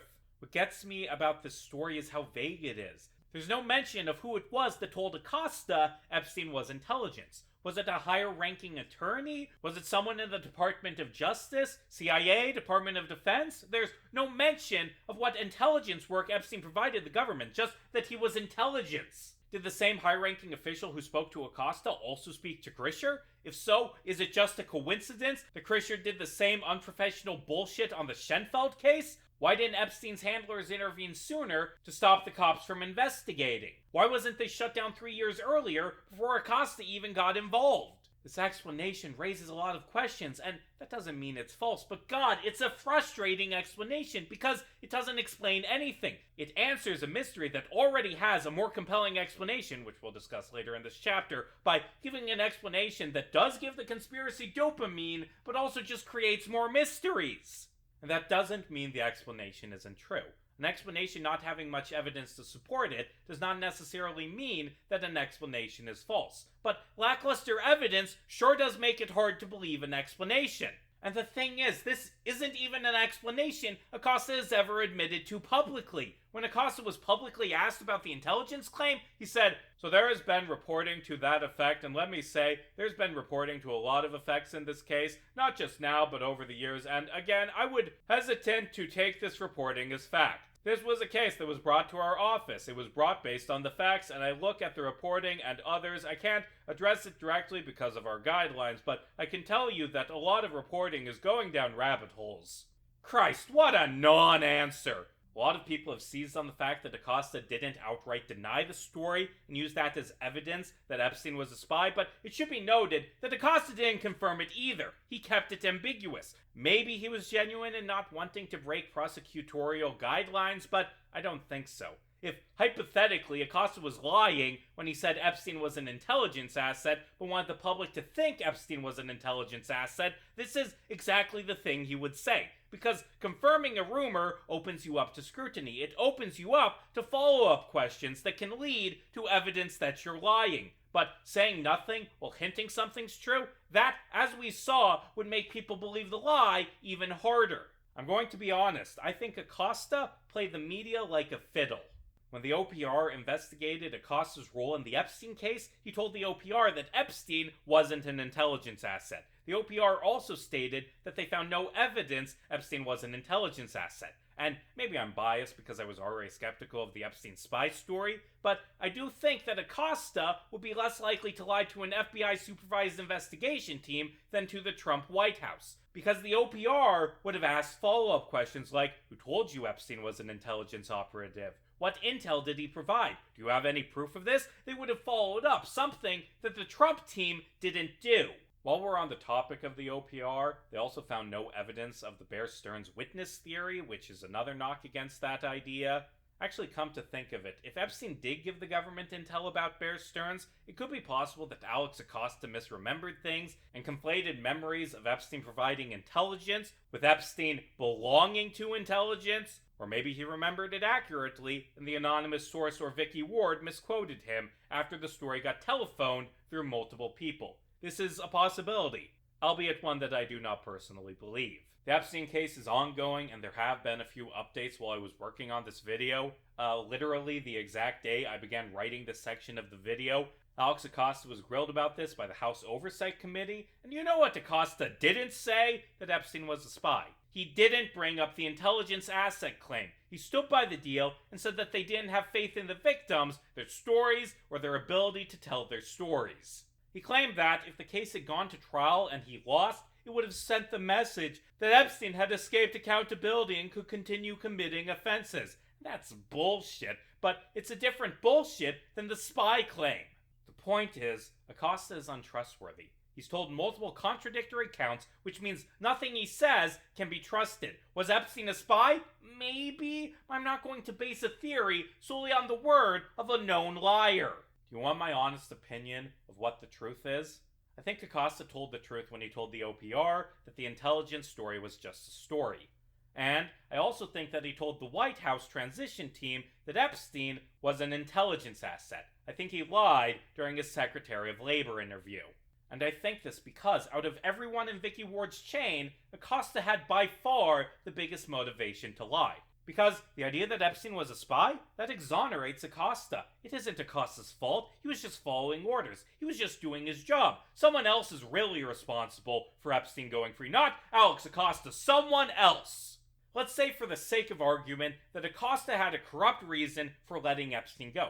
Let's say he took a bribe or was one of Epstein's clients or whatever. Do you think that when being interviewed for a cabinet position, he would admit that? I don't think so. I think he would have lied, came up with a fake story that played into pre-existing Epstein conspiracies that the conspiracy brain Trump team would have believed without question. I think that Alex Acosta had every reason to lie and make up a story about Epstein being an intelligence asset.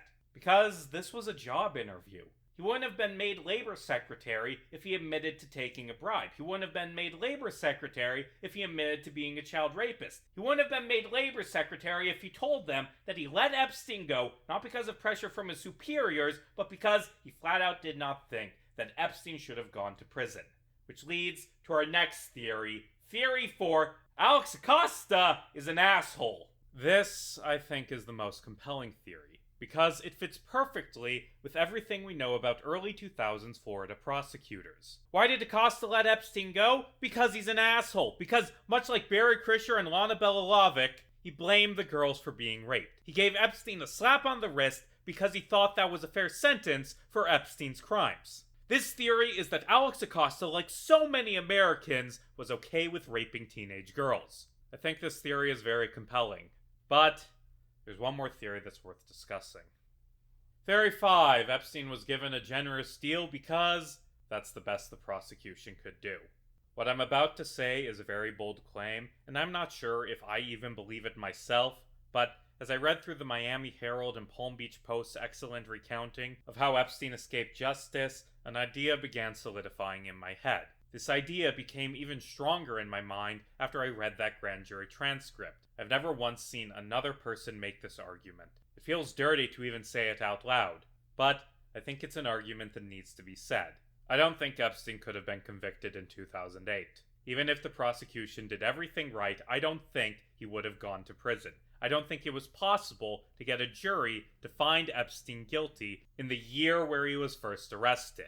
Now, to be clear, I am not saying that Epstein is innocent. I am not saying that he deserved anything less than a life behind bars. The man was a monster. He was as evil as a person could be. And more importantly, he should have gone to prison because that was the only way to stop him from continuing to abuse girls. But still, I don't think that in 2008, a jury of Epstein's peers would have come to that conclusion. I think that there's a high probability that, had the case gone to trial, Epstein would have walked. And I know that sounds absurd. Epstein was blatantly, obviously guilty. There were 36 victims who said the exact same story. But you and I have the privilege of looking at this case with 20 years worth of hindsight. You know Epstein was guilty because 45 minutes ago I gave a painstaking, miserable, nauseating description of what happened to every single victim. You know Epstein was guilty because when you first heard of him, he was described to you as a monster. You know Epstein was guilty because he exists in 2026 as this cultural monolith, this living embodiment of evil. But when Epstein was first arrested, the average person had no clue who he was. Don't think of it as a jury deciding if Jeffrey Epstein was guilty because the jurors didn't know he was Jeffrey Epstein, infamous child rapist. They knew him as Jeff, the rich guy accused of paying girls to give him sexual massages. Every single fact the prosecution revealed would have been immediately disputed, downplayed, and dismissed by Epstein's defense. And can we talk about that defense? Because Epstein didn't just have Alan Dershowitz, the famed lawyer who a decade earlier helped OJ walk. He had Ken Starr, the lawyer that got Clinton impeached. He had former White House policy advisor Jay Lefkowitz, and Bruce Reinhart, a member of the South Florida U.S. Attorney's Office who swapped sides, bringing insider information with him, plus half a dozen more of the best lawyers money could buy. Epstein even hired the friends of prosecutors and the ex-girlfriend of one of the main cops working the case to try and sway them into being more lenient. Famous, high-priced attorneys are expensive because they are good at arguing before a jury. Epstein would have had the best defense money could buy. He would have had men who were masters at breaking down witnesses, picking apart their claims, making them look unreliable to the jury. In 2011, before the Epstein case became infamous, Acosta claimed that he was unduly pressured by Epstein's lawyers. I think that this is the most honest explanation he ever gave. Acosta bowed to Epstein's lawyers, likely in part because he was afraid of facing them in court. He let a rapist go free because it was a hard case and he was scared. He had witnesses, precedent, and a paper trail a mile long, but Epstein had 10 high-priced lawyers, so he ran away screaming like his name was Lionel Hutz. I don't doubt the victims. I don't think anything I'm about to say discredits them, but there are things about them that would have been discrediting to the average Florida juror in 2008. There were victims who had drug problems, victims who became sex workers after being raped. Most of the victims took money from Epstein. A lot of them brought in other victims. A lot of them went back after being raped. And none of them went to the police. The Farmer sisters did, but they weren't part of the Palm Beach case. The Palm Beach rapes only got discovered because one of the girls showed up at school with an expensive purse and $300 linked to a fight with a classmate, resulting in her tearfully admitting where she got the money to the police. The girls stayed silent until the cops approached them, and that is because they were afraid, but a talented lawyer could easily spin that as the girls being liars. Epstein's lawyers did try to spin this as the girls being liars when negotiating with Krischer. The fact that they took money, the fact that they went back, the fact that they brought in other girls, that doesn't discount the fact that they were victims. As far as I'm concerned, all it does is highlight how desperate these girls were, how monstrous Epstein was to take advantage of their poverty. But to a lot of people, to Krischer and Bela Lovic, these things stripped them of their status as victims. It made them prostitutes. It made them the real criminals, made them responsible for their own abuse. And Epstein's lawyers would have surely made that argument in court. Early in the case, one of Epstein's lawyers, Jack Goldberger, convinced Krischer a victim was lying because Epstein had paid to pass a polygraph test. Polygraphs are stupid pseudoscientific bullshit that only idiots believe in, but a lot of jurors are stupid enough to believe in them. Let's go back to that grand jury transcript. The prosecution went out of their way to undermine the case. Annabella Lovick brought up the stupid fucking MySpace shit. She accused victims of lying about their ages online. She said that the victims committed crimes. She pointed out that one of the victims shoplifted and did Xanax. At one point, she made sure to point out that there was only one victim under 16, something that A, wasn't true, and B, shouldn't fucking matter in a state where the age of consent was 18. Like, the grand jury was a shit show. Bella Lovick did everything she could to derail it. But every single thing she pointed out would have been pointed out by Epstein's lawyers. They would have hammered the girls. They would have made them cry on the stand. They would have done everything they could to destroy their credibility. Did the grand jury recommend lesser charges because Bella Lovick and Dugan undermined the case? Yes, but if pointing out basic facts of the case was enough to get a grand jury to reject serious charges, then those same facts would have led an actual jury to decide Epstein was not guilty of unlawful sexual activity with a minor.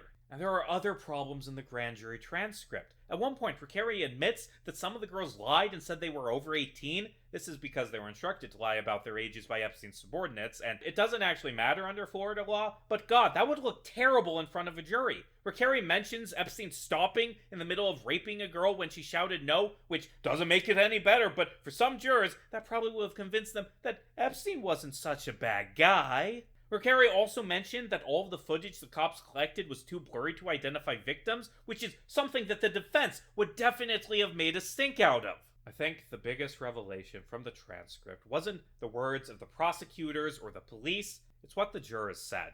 One juror lectured a victim, asking, "Did it ever occur to you that he could have hacked you up?" After the girl said she had thought about it in hindsight, the juror quipped, "She give it a little further thought." One juror asked if the girls provided those types of services for money to anyone else, clearly under the impression that the girls were prostitutes. One juror audibly said that they couldn't believe that the girls' parents didn't know what was going on. At one point, a juror asked if the victim could still be prosecuted now that she's 18 years old. Said victim flat out stated that she wouldn't testify again unless threatened with jail time. The worst part of that transcript comes after the testimony of the first girl. The juror asked her, "Do you have any idea deep down inside of you that what you're doing is wrong?" They asked, "Have you set the goals of to not do it anymore?" They said, "And you're well aware that what you're doing to your own reputation." That juror chose minor charges because they didn't think Epstein did anything wrong, because they, just like the prosecution, blamed the girls for their own victimization. Like I said in Chapter 6, Epstein was a monster, but he's the type of monster so many people would be if given the chance. He was a vessel for all the hatred towards victims and acceptance of sexualizing teenage girls that was widespread in the 2000s and is still widespread today. I don't think Epstein could have been convicted because I think a jury would have looked at his case, blamed the victims, and set Epstein free. I think Epstein would have been found guilty after his 2019 arrest if the case had actually gone to trial, but I don't know if he would have gone to jail if he wasn't Epstein. I don't know if someone who committed the same crimes as Epstein but didn't receive the same media circus could have been convicted. If he didn't become the cultural monolith, this infamous criminal bastard pedophile that everyone hated, then Epstein might have gone free. Hell, the only reason the FBI reopened the case in 2019, I'd argue, is because it became too famous for them to keep ignoring. If there wasn't this mass public outcry about them not arresting Epstein, they wouldn't have arrested him. Theory 5 is rough. I wonder if the reason that the conspiracy theories, the claims that Epstein was a spy, are so appealing is because they move responsibility onto some shadowy other that controls the world. The idea that Epstein went free because American culture was rotten to the core, because millions of people were completely accepting of his crimes, that's terrifying. That's too terrifying to imagine. And so we fall back into conspiracy. We ignore societal issues because fixing them seems insurmountable. We tilt towards shadows on the cave wall because we know that fighting the fire is impossible. The only problem I have with this theory that the case was unwinnable is that it exonerates the prosecutors. It paints them as helpless, as people who couldn't have done anything. And there was something they could have done. They could have fought. They could have fought for every inch, did everything they could to put Epstein behind bars. Even if it was a doomed fight, they should have fought it for the chance they could protect kids from rape. The Epstein case was too horrible to just give up and roll over like a bunch of pathetic cowards. And so we return to Alex Acosta, the villain of this chapter. Although if you've been paying attention, you'll know that he was far from the only attorney who dropped the ball. Why did Alexander Acosta give Epstein a sweetheart deal? I don't know. Only Alex Acosta knows the truth, and I doubt he'll ever publicly admit the real reason. But I think the reason he let Epstein free is a mix of the fourth and fifth explanations. Maybe Epstein gave info about Bear Stearns. Hell, maybe he was a spy, but those things were just icing on the cake for something Acosta already wanted to do. I don't think he cared. I don't think he thought Epstein did anything wrong. I think he blamed the victims. And also, he knew it would be a hard fight. He knew it would be the toughest case of his career, that he would be forced to face off against a legal dream team and fight for every inch, that he'd have to work harder than he'd ever worked before, and that at the end of it, he probably still would have lost.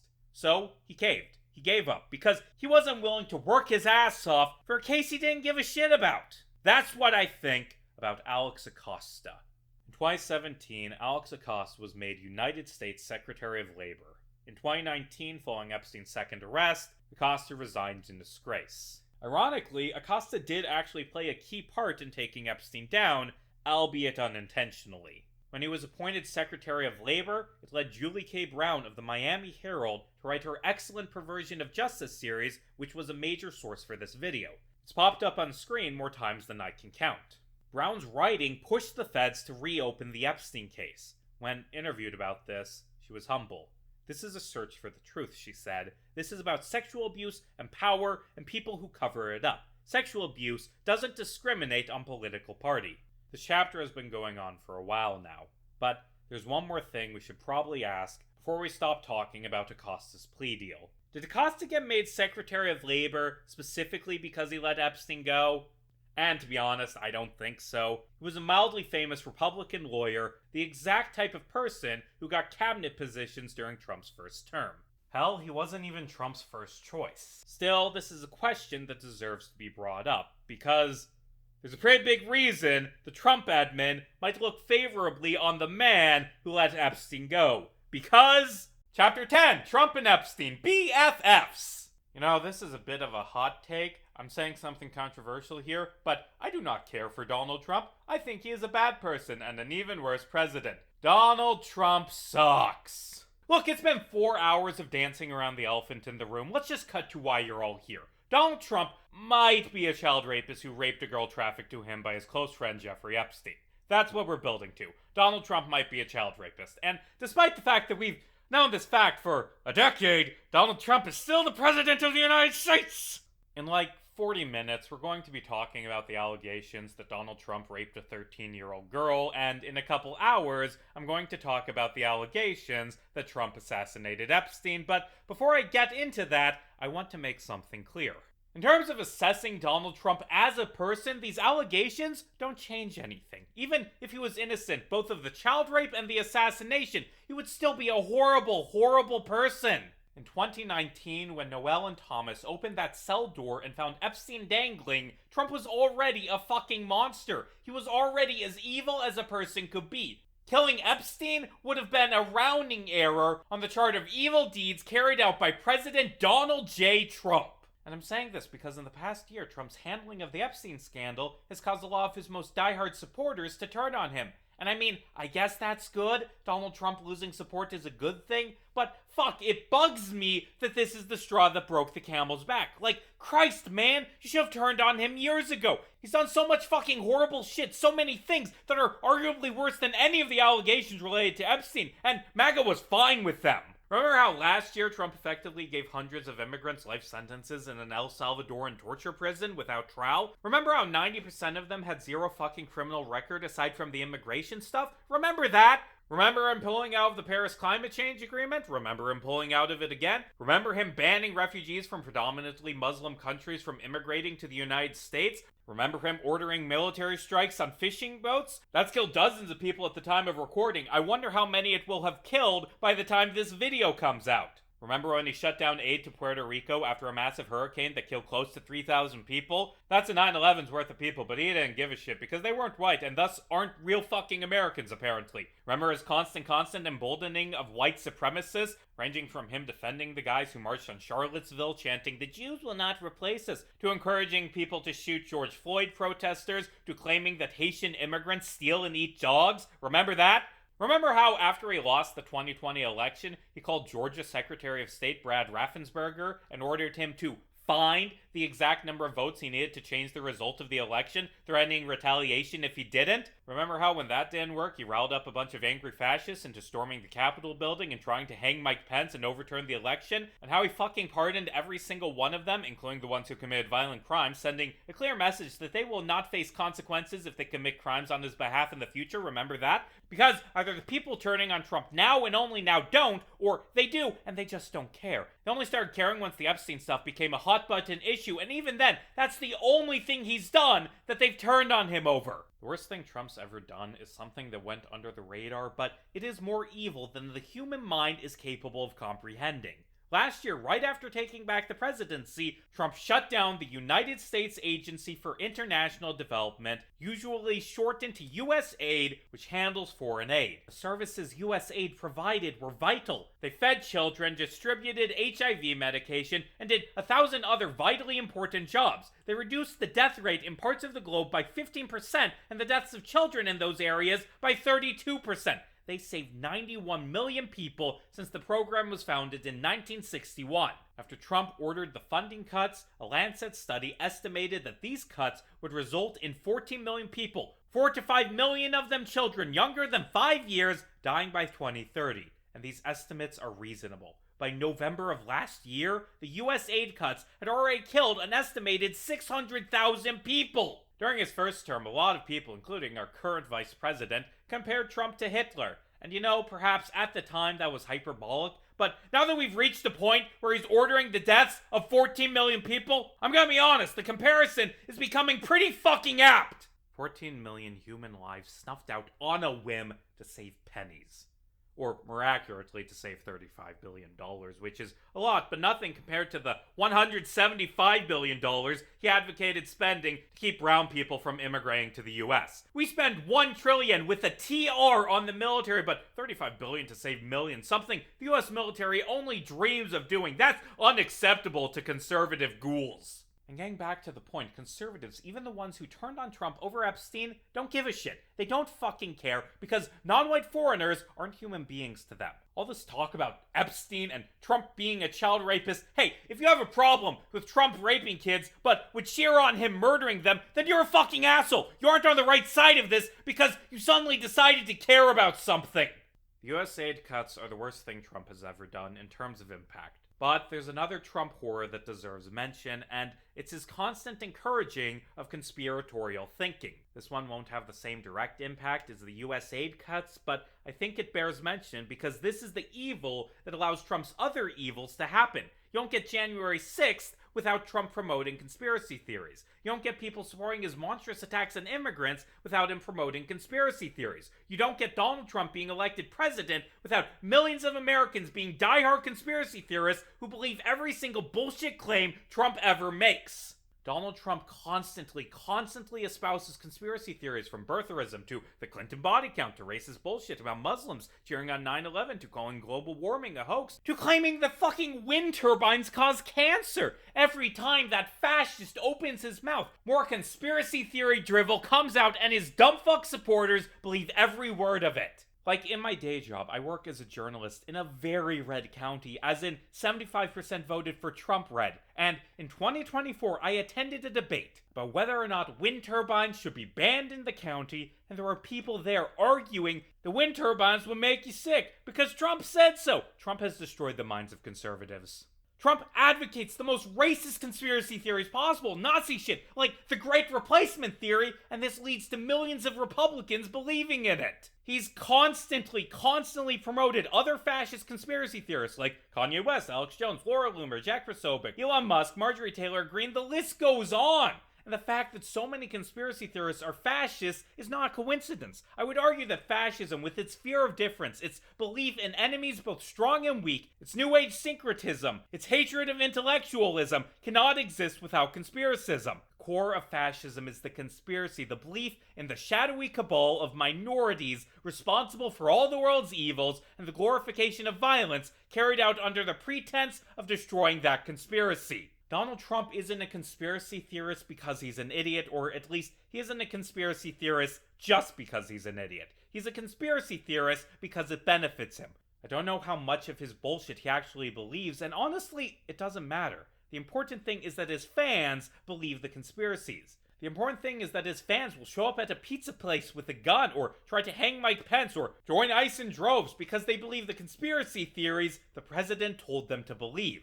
The important thing about the conspiracy theory isn't what it says, it's what it justifies. They don't believe the 2020 election was stolen because of well-researched, academically rigorous, fact-based arguments. They believed it because it allowed them to live in a world where Donald Trump didn't lose, where their favorite fascist was still in charge of the country. Kellyanne Conway summed it up perfectly in 2017. Alternative facts. Ignoring the truth when it's inconvenient, replacing it with lies you want to be true. Doublethink, the core of conspiracy theories and also the core of fascism. And to be fair, Trump isn't the sole contributor to the surge in right-wing conspiracy theorists. This has been going on for decades. Remember, the Clinton body count shit began in the 90s. Rush Limbaugh, Newt Gingrich, Karl Rove, we've had decades of Republicans working to murder the concept of truth because it was a threat to political power. Fox News played a key part. Fucking Rogan played a key part, but no one played as big of a part as Donald Trump. A vast chunk of the American right has become conspiracy theorists, ranting about white birth rates and vaccines causing autism, and the king of this nonsense has, for years, been Donald Trump.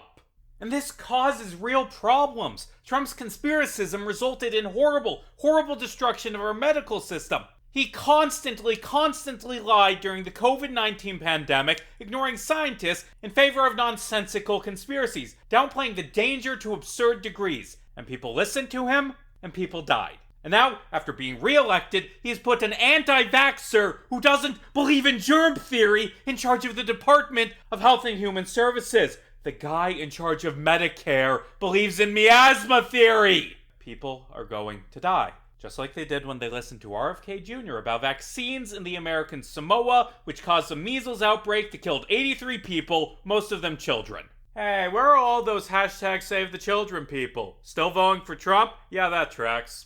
I'm going to be honest, I fucking hate conspiracy theories. I think that they're a mental poison that turns you into a fascist. I despise how conspiratorial the right, and quite honestly the left as well, have become. This is why I've been swinging back hard against Epstein-adjacent conspiracies like Donald Barr's book or the Clinton body count theory, because I've seen where this line of thinking leads. It leads to fascism. Which is why it's so fucking frustrating when actual goddamn conspiracies happen. Like the idea that the President of the United States was best friends with a notorious child sex trafficker sounds like some conspiratorial nonsense you'd hear ranted about on InfoWars. And yet, there is zero doubt about the fact that Donald Trump was best friends with Jeffrey Epstein. Remember that New York Mag quote from earlier? The one I named Chapter 6 after? Yeah, that was a Trump quote. As a reminder, that quote about Epstein was, "I've known Jeff for 15 years. Terrific guy. He's a lot of fun to be with. It is even said that he likes beautiful women as much as I do, and many of them are on the younger side. No doubt about it. Jeffrey enjoys his social life." What do you mean by on the younger side, Donald? That's a really weird way to phrase things, isn't it? That kinda sounds like Donald Trump knew about Epstein's child rape and made a joke about it to New York Mag. But to be clear, Trump still has plausible deniability, for this quote at least. It is hypothetically possible for this quote to not be sinister. Do I think it's benign? Nope! But I want to be fair in this video and treat everyone with the same level of scrutiny. If Trump is a child rapist, then that needs to be proven based on hard evidence. According to that New York Mag article, Trump and Epstein became friends roughly sometime in the late 80s. I'm not sure how well Trump remembered the exact date he met Epstein, but the duo at the very least were friends by the early 90s. The two of them were both rich dudes living in Palm Beach mansions, and Epstein frequently visited Trump's country club, Mar-a-Lago. In 1992, Trump threw a party for NFL cheerleaders, which Epstein attended. NBC filmed this party and captured a candid moment of Trump whispering something that Epstein laughed at. A few months later, Trump had a quote-unquote calendar girl competition in Mar-a-Lago. Epstein was one of only 2 guests at this party. Trump allegedly sexually assaulted a woman by the name of Jill Hart at this party. And to be clear, Hart was not a teenager, and she was not brought to Trump by Epstein. But still, that's horrible, and it paints Trump in a very bad light. In 1993, Trump allegedly groped model Stacey Williams while Epstein watched. Trump also flew on Epstein's plane several times in the 90s, something that honestly doesn't even matter. Trump lived 2 miles from Epstein's rape mansion. He didn't need to take a private jet to rape Epstein's victims, assuming he did rape them. He could have just walked. Or, more likely, given that it's Trump, had a chauffeur take him. Trump also, according to Epstein, first had sex with Melania on the Lolita Express. Trump and Epstein were photographed together several more times throughout the 90s, which looks bad, but it doesn't prove anything. Trump did, at the very least, hold Epstein in high regard. In 1997, he sent Epstein an autographed copy of his ghost-written memoir, Trump, The Art of the Comeback, featuring the words, "To Jeff, you are the greatest." The most shocking part of that is that Trump called someone else the greatest. While I was writing the early chapters of this video, the Wall Street Journal reported that Trump had written a questionable letter to Epstein as part of the sex trafficker's 2003 birthday book. Trump, of course, called the letter fake and threatened to sue the Wall Street Journal. Anyway, here's that letter, which was released by the House while I was writing Chapter 5. Bold choice to claim that the letter that you knew was real and in the hands of journalists was fake. Christ, this is awful. It's structured as a conversation between Trump and Epstein, drawn on a naked woman's body. Let's just read this. Epstein, there must be more to life than having everything. Trump, yes there is, but I won't tell you what it is. Epstein, nor will I, since I also know what it is. Trump, we have certain things in common, Jeffrey. Epstein, yes we do, come to think of it. Trump, enigmas never age. Have you noticed that? Epstein, as a matter of fact, it was clear to me the last time I saw you. Trump, a pal is a wonderful thing. Happy birthday, and may every day be another wonderful secret. Well, that was horrible. This isn't hard evidence. This isn't something that could be used in a court of law to convict Trump, but for fuck's sake, it is so blatantly clear that he knew about Epstein's crimes and was making jokes about them. Enigmas never age. May every day be another wonderful secret. Trump knew. He fucking knew. Also, earlier, I said this was written on a drawing of a naked woman, but I don't actually think it was. I think this is intended to be a teenage girl. Like, I can't prove that was Trump's intention, and you can't objectively judge the age of a drawing because it's a drawing, but fucking look at this! In the name of being fair and balanced, Clinton also contributed to the book, writing, "It's reassuring, isn't it, to have lasted as long across all the years of learning and knowing, adventures and something unreadable, and also to have your childlike curiosity, the drive to make a difference, and the solace of friends." Dershowitz contributed to the book because, of fucking course he did, creating a fake Vanity Fair cover that accused Epstein of being Jack the Ripper and financing Al-Qaeda. When Epstein was arrested in 2019, Trump downplayed his relationship with the sex trafficker, saying, quote, "I had a falling out with him a long time ago. I don't think I've spoken to him for 15 years. I wasn't a fan. I was not, a long time ago. I'd say maybe 15 years. I was not a fan of his. That I can tell you. I was not a fan of his." And part of that is a lie. Trump was clearly friends with Epstein at one point, but I don't think Trump was lying when he said he wasn't friends with Epstein anymore in 2019. Donald Trump is a man who loves burning bridges and making his former friends hate him. Remember all the turnover during his first term? Remember his falling out with Musk? Yeah, I don't have any trouble buying the idea that Trump would ruin his friendship with Epstein. Epstein himself said, when talking to Michael Wolff, more on him in a minute, that Trump is a horrible human being. He does nasty things to his best friends' wives, anyone who he first tries to gain their trust and uses it to do bad things to them. And he isn't wrong, but also there's a pretty bad pot and kettle thing going on here. Other juicy things Epstein claimed? Trump is functioningly illiterate. Trump used to trick his friends into saying they want to have sex with beauty pageant contestants so he could have sex with their wives. And also, Trump used to talk in the third person and call himself the Trumpster. I mean, obligatory, don't trust anything Epstein ever says. He was a habitual liar, but I do want to start calling Trump the Trumpster. Oh, and sorry to cancel Epstein real quick, but Epstein supported Trump's anti-trans and pro-police militarization policies. You know, I'm starting to believe this Epstein guy was a bit of an asshole. Anyway, Trump and Epstein had a falling out. The question is, why? Well, there are two possible answers. One explanation is that in 2007, which was, by the way, already after Epstein had been arrested for child rape. By the way, in 2007, Epstein was kicked out of Mar-a-Lago for harassing the daughter of a member. And maybe that's true. I don't think Trump would give a shit about Epstein harassing most young girls, but harassing the daughters of the rich people who gave Trump money could have pissed Trump off. House Speaker Mike Johnson took this explanation a step farther, claiming that actually Trump was an FBI informant who helped expose Epstein. No, he wasn't. No, he fucking wasn't. But yes, Trump kicked Epstein out of his club in 2007. Except, hold on, in 2019, Trump said he ended his friendship with Epstein 15 years ago.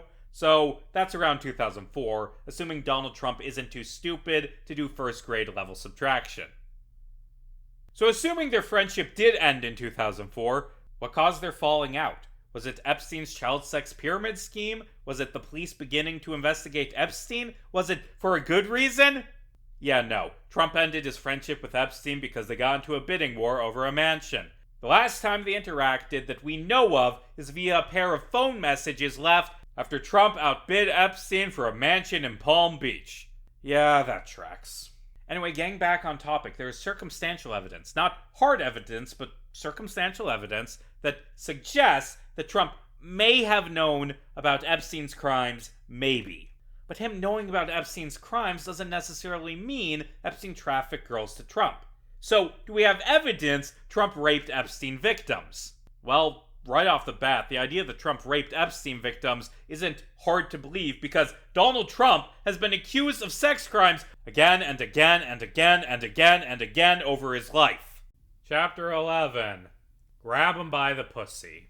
Donald Trump has been accused of sex crimes literally dozens of different times. I'm not going to go in depth with most of these accusations. You can read about them yourselves or pause the video if you want the specifics, but there is a decades-long pattern of behavior.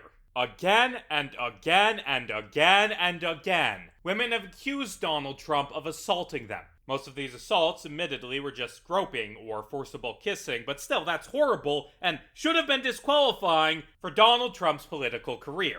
Fun fact, in a 1998 interview, Trump said about a potential presidential run, quote, "Can you imagine how controversial I'd be? You think about Bill Clinton with the women. How about me with the women? Can you imagine?" I hate that this man is president. Trump, of course, has dismissed all of these allegations as lies, as part of a media conspiracy. He's the real victim, Trump has claimed. But, as I said earlier, false accusations are already rare, and dozens of very similar accusations all being false is very unlikely. I believe that some, if not all, of the accusations against Trump are likely true. And do you know what clinches it for me? The fact that he has casually admitted that he gets away with sexual assault. Remember the Access Hollywood tape? Remember how Trump said in a conversation with Billy Bush, "I better use some Tic Tacs just in case I start kissing her. You know, I'm automatically attracted to beautiful. I just start kissing them. It's like a magnet. Just kiss. I don't even wait. And when you're a star, they let you do it. You can do anything." To which Bush interjected, "Whatever you want." And Trump said, "Grab him by the pussy. You can do anything." And he still got elected after this. So yeah, I think Trump probably used the fact that he's rich and famous to get away with sex crimes based on the fact that he said he gets away with sex crimes because he's rich and famous. Trump handled this scandal back in 2016 by apologizing and dismissing the tape as just locker room talk. Honestly, it's surprising to see Trump apologize. He wouldn't do that nowadays because he's become well aware that his supporters don't actually give a shit. Trump was asked about his claims that stars like him can get away with sexual assault in 2023 during the Carroll trial, more on that in a sec. And he defended himself by saying, "Well, if you look over the last million years, I guess that's largely been true. Not always, but largely true. Unfortunately, or fortunately, God, I hate this man!" Also, this isn't even close to the point, but that hasn't been true for the last million years because there hasn't been civilization for the last million years. There hasn't even been humans for a million years, dipshit. I would like to highlight a few particular Trump allegations real quick. According to the book Lost Tycoon, The Many Lives of Donald J. Trump, the president physically assaulted, then raped his then-wife Ivana. After a botched surgery to remove a bald spot, Trump blamed his wife, who had used the same plastic surgeon in the past. He held her back and ripped out fistfuls of her hair, then tore off her clothes and raped her. Ivana referred to this as rape when she divorced Trump in 1990. After the rape, Ivana ran away, hid behind a locked door, and cried for the rest of the night. In the morning, her husband was waiting for her. Trump glared at Ivana and asked, "Does it hurt?" Now, Trump dismissed this account as false on the grounds the Lost Tycoon author Harry Hurt is unattractive. When the Daily Beast dug the story back up in 2015, Trump lawyer Michael Cohen defended his client on the grounds that it isn't illegal to rape your wife. First off, it's been illegal to rape your wife in New York since 1984, and second, that's your fucking defense? The fuck? Cohen threatened to sue the Daily Beast if they published the story. They published it anyway because that's what you do when you get threatened with a lawsuit and aren't a coward. Now, to be fair, Ivana did downplay the allegations when the book came out, saying that he had violated her, but that she didn't want her words to be interpreted in a literal or criminal sense. But notably, she didn't say that the event didn't happen, just that she didn't consider it to be rape.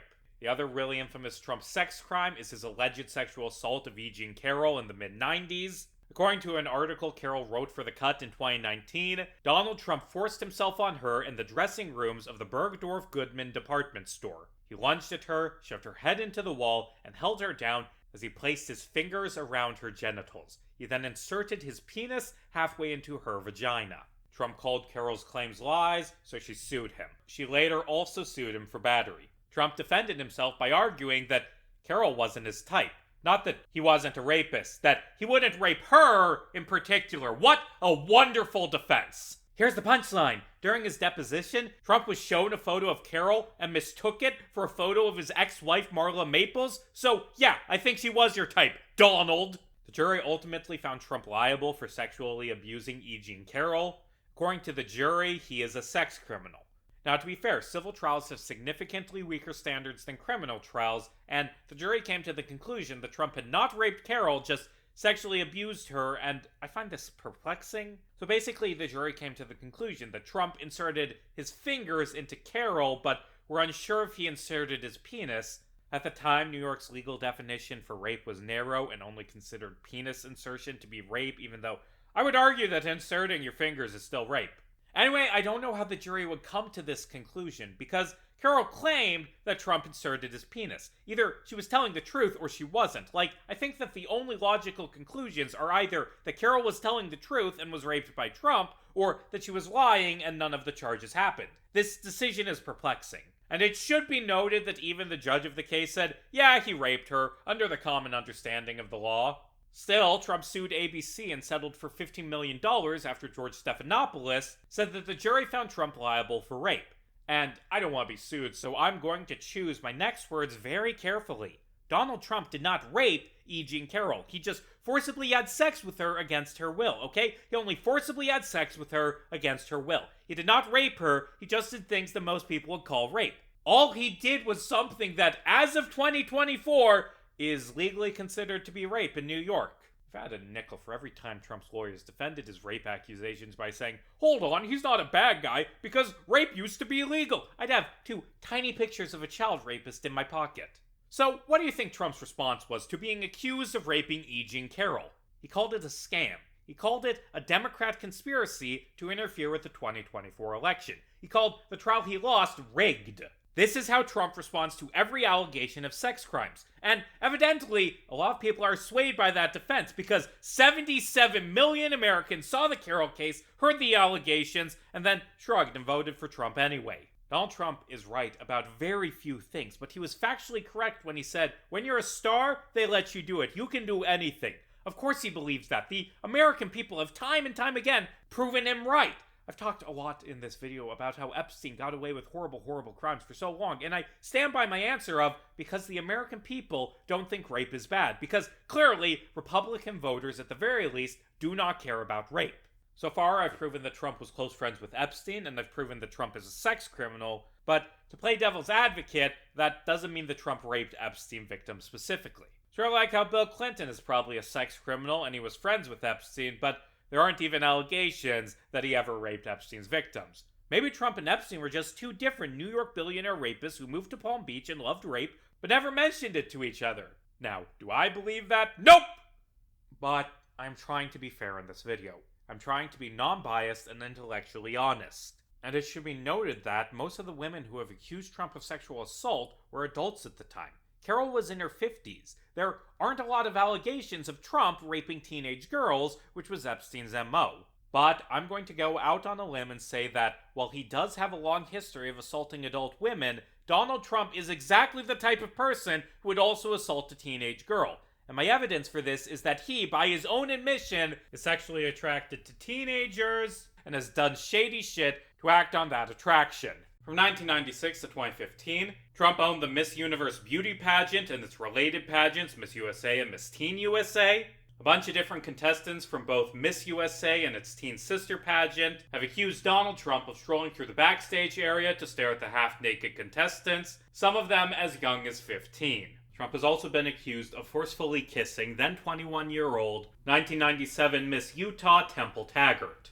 And much like with the groping allegations, we have recordings of Trump admitting to this crime, in this case, during a 2005 Howard Stern interview. Quote, "I'll tell you the funniest thing is that I'll go backstage before a show and everyone's getting dressed. No men are anywhere and I'm allowed to go in because I'm the owner of the pageant and therefore I'm inspecting it. Is everyone okay? You know, they're standing there with no clothes. Is everyone okay? And you see these incredible looking women. And so I sort of get away with things like that."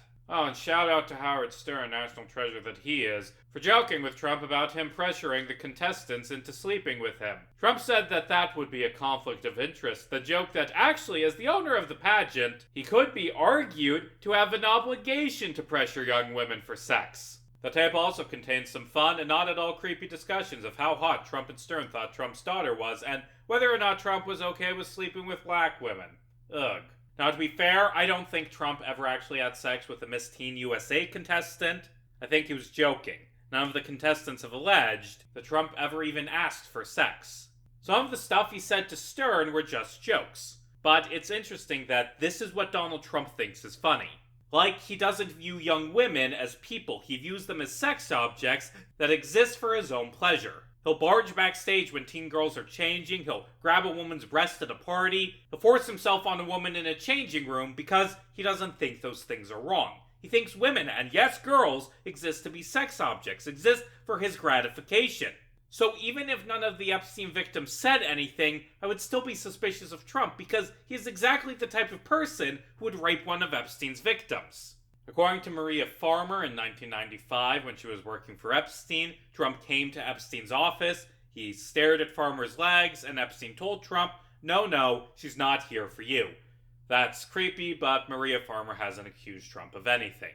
Michael Wolff, an author who has written several books on Trump, has claimed that a decade ago, Epstein showed him photos of Trump sitting with topless young women. It is unclear if these women were underage because we don't know who the girls are because Michael Wolff doesn't have the photos. And that's assuming that Michael Wolff was telling the truth. We should always be suspicious about claims that don't have any evidence backing them up. Michael Wolff isn't exactly the best source. Pretty much every person who's ever been interviewed by Wolff has accused him of making shit up. And some of that's probably because he publishes unflattering portrayals of politicians, but I'm hesitant to say that all criticism of Wolff is unjustified. But yeah, I could see this claim being true. It sounds like something Trump would do, and it sounds like something Epstein would do. Unfortunately, I can't prove it's true. Maybe the FBI has the photos and is covering them up, or maybe Epstein got rid of them in the years between him talking to Wolff and him being arrested, or maybe Wolff's full of shit. I'm going to be honest, I don't care for Michael Wolff very much, because assuming he didn't just make this claim up, then he kept it secret for years. He saw photos of Donald Trump and young, topless women and then shrugged and said, well, I don't see why anyone would want to know about that, and then kept his mouth shut for years. If this is true, then why the fuck didn't you reveal this sooner? Why didn't you, reveal the truth before Trump got elected, Mike? You're a fucking journalist, Michael! Oh, you have 100 hours of interviews with Jeffrey Epstein you recorded, where he talks extensively about his friendship with Trump? Well, I see no reason why that would be relevant in 2017. Better wait until 2024 than reveal part of it on your podcast. Last year, he began claiming that Epstein introduced Trump to his wife Melania. I don't know how true that claim is. The Daily Beast, who is normally unflinching when reporting on Trump crimes, retracted the story, which implies to me that Wolf might have been less than truthful. And again, this doesn't really matter because it doesn't prove any crime. It just tells us that Trump and Epstein were friends, something we already fucking knew 20 years ago. And the photos, if they do exist, are also a nothing burger. Because Wolf doesn't have them, wouldn't release them for another 10 years if he did have them, and they might have not even been underage girls.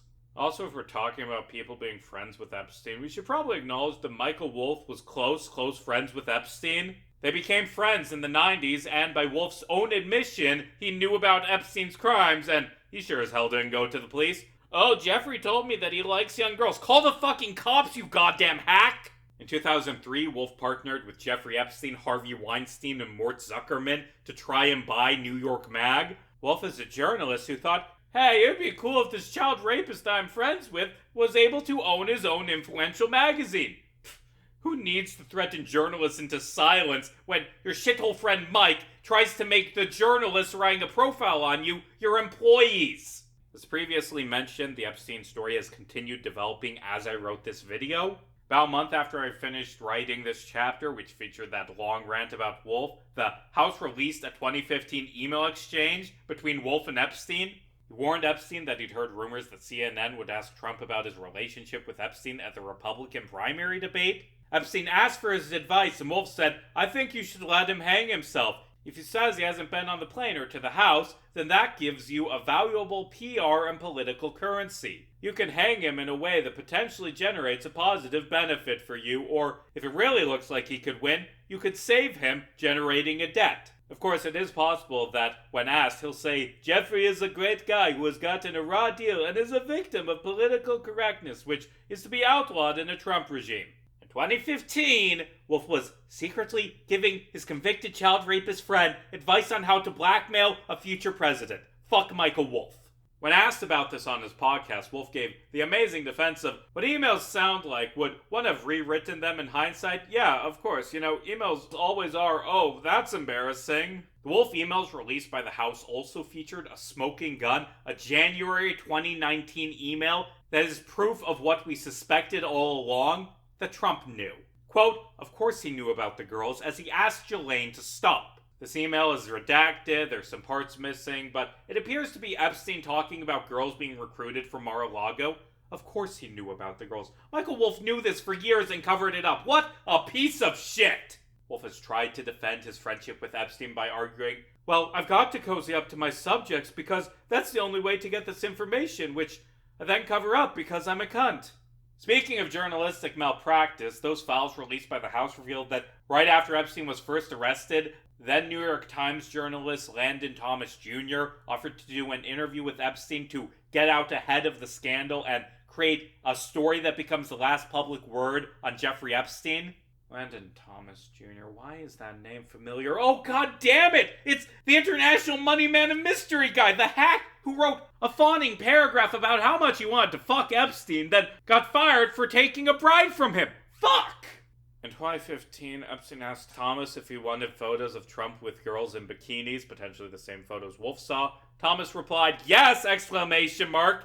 Either Epstein never sent the photos, or he sent them and Thomas kept them covered up because he's a piece of shit. Also, he didn't tell anyone about the fact that Donald Trump once got so focused on staring at young women in a swimming pool that he ran face first into a glass door because apparently Donald Trump's a fucking sitcom character. I've heard a lot of talk about media corruption regarding Epstein, but of course there have been amazing journalists who did incredible work exposing the Epstein case. Julie K. Brown did excellent work. She is responsible for Epstein getting arrested. Vicky Ward was silenced by her editor, but in recent years she's dedicated herself to bringing the Epstein story to the forefront.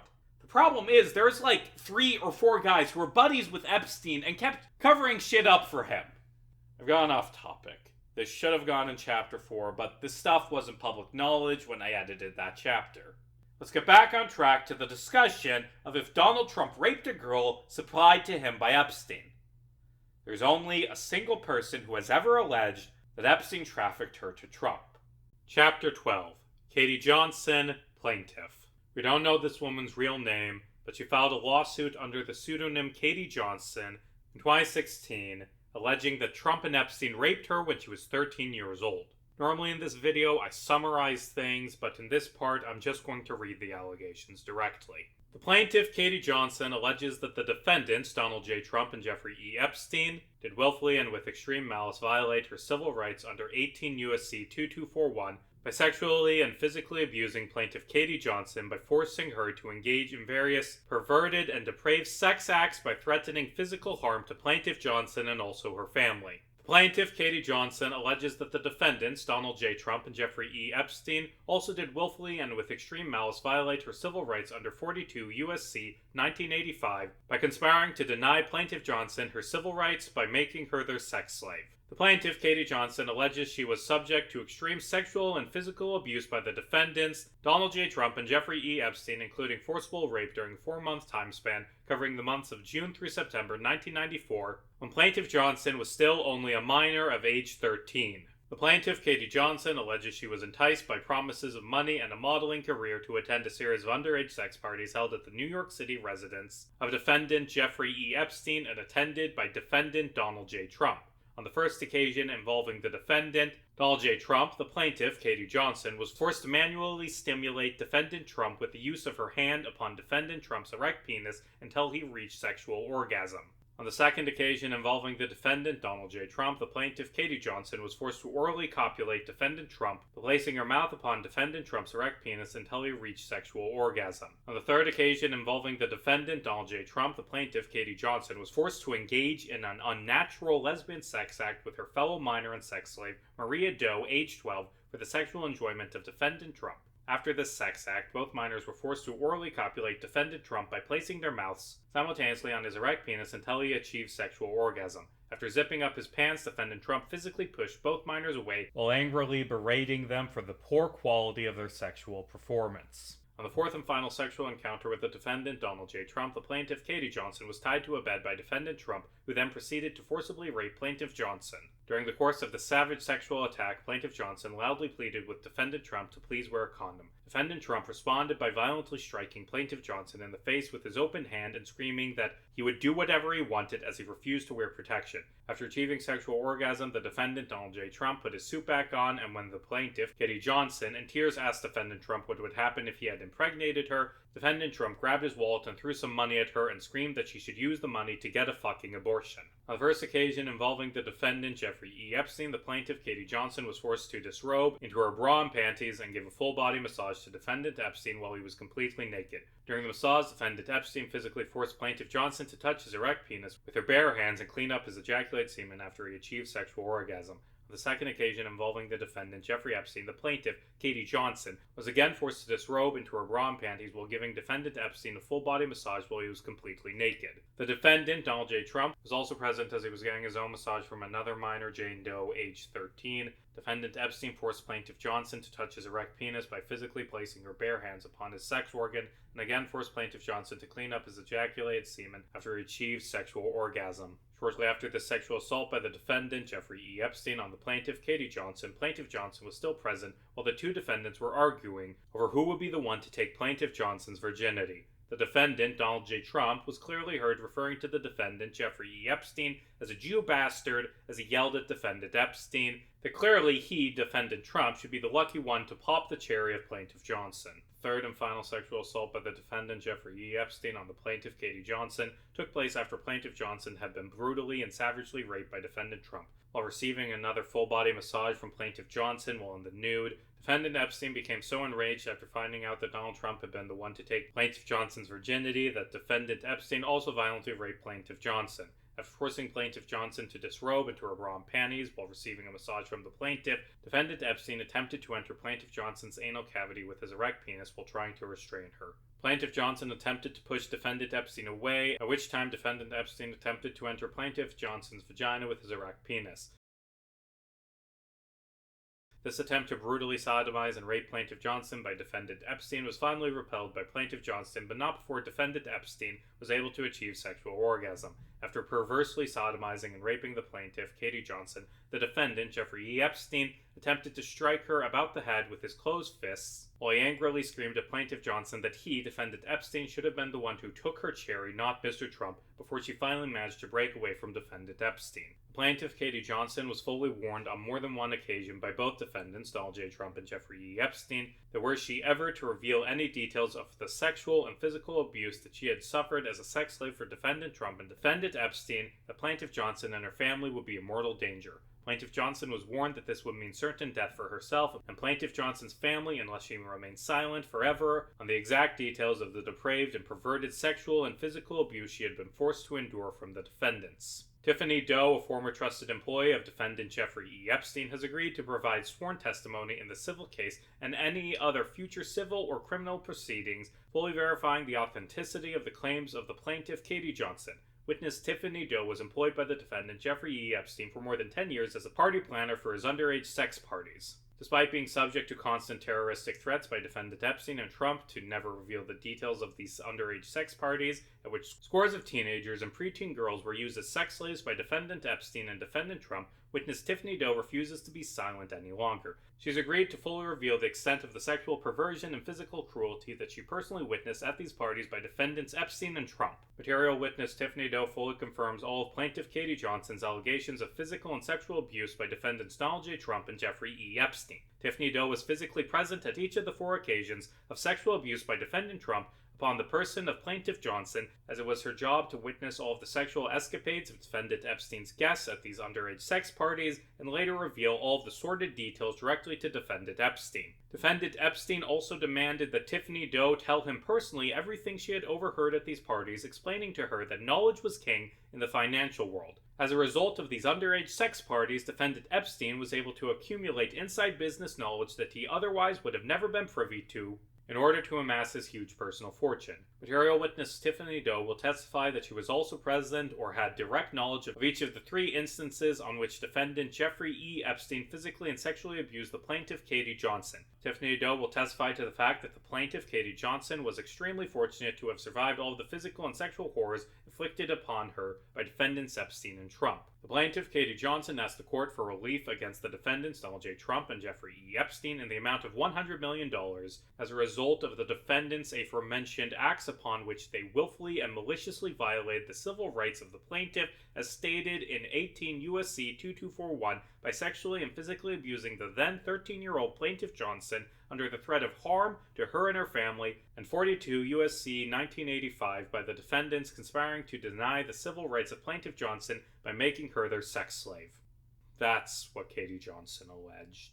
You know, there's a reason why most videos that discuss Jeffrey Epstein don't read the actual allegations, and that's because Epstein has become a great source for content bills, for clickbaity videos where you dunk on the celebrities or politicians you don't like for being monsters, but reading the actual allegations, discussing what happened to these children, that's not entertaining, that's not fun. It's depressing and disgusting. These allegations are horrible. They're disturbing. If they're true, then Trump is a completely monstrous child rapist. If. I am trying in this video to be unbiased, to put the truth above all else. I don't want to promote something that's false just because it claims something unflattering about someone I hate. I don't want to be blinded by my own biases. When I began writing this video, I believed the Katie Johnson allegations completely. I believed that Trump was a child rapist. But after doing more research, I don't know. I just don't know. Because there are issues with the Katie Johnson allegations. Issues that don't necessarily disprove the allegations, but make them a lot harder to put my trust in. Like, if these allegations were made about someone I liked, and they had the same problems, would I still believe them? I don't know.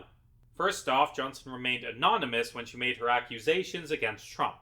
Now, this doesn't disprove anything.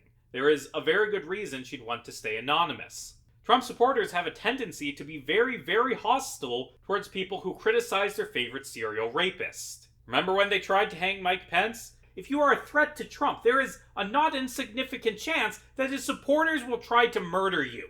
Anyway, Johnson being anonymous doesn't disprove her allegations, but it makes it harder to verify anything she says. Maria Farmer's allegations, for instance, have more weight behind them because, while we can't prove Epstein raped her, we can prove that she was hired as his personal artist in the time period she claimed. We can prove that Virginia Giuffre was working in Mar-a-Lago when she claimed she was, and that she was, at the very least, in the same room as Prince Andrew and Jeffrey Epstein at one point.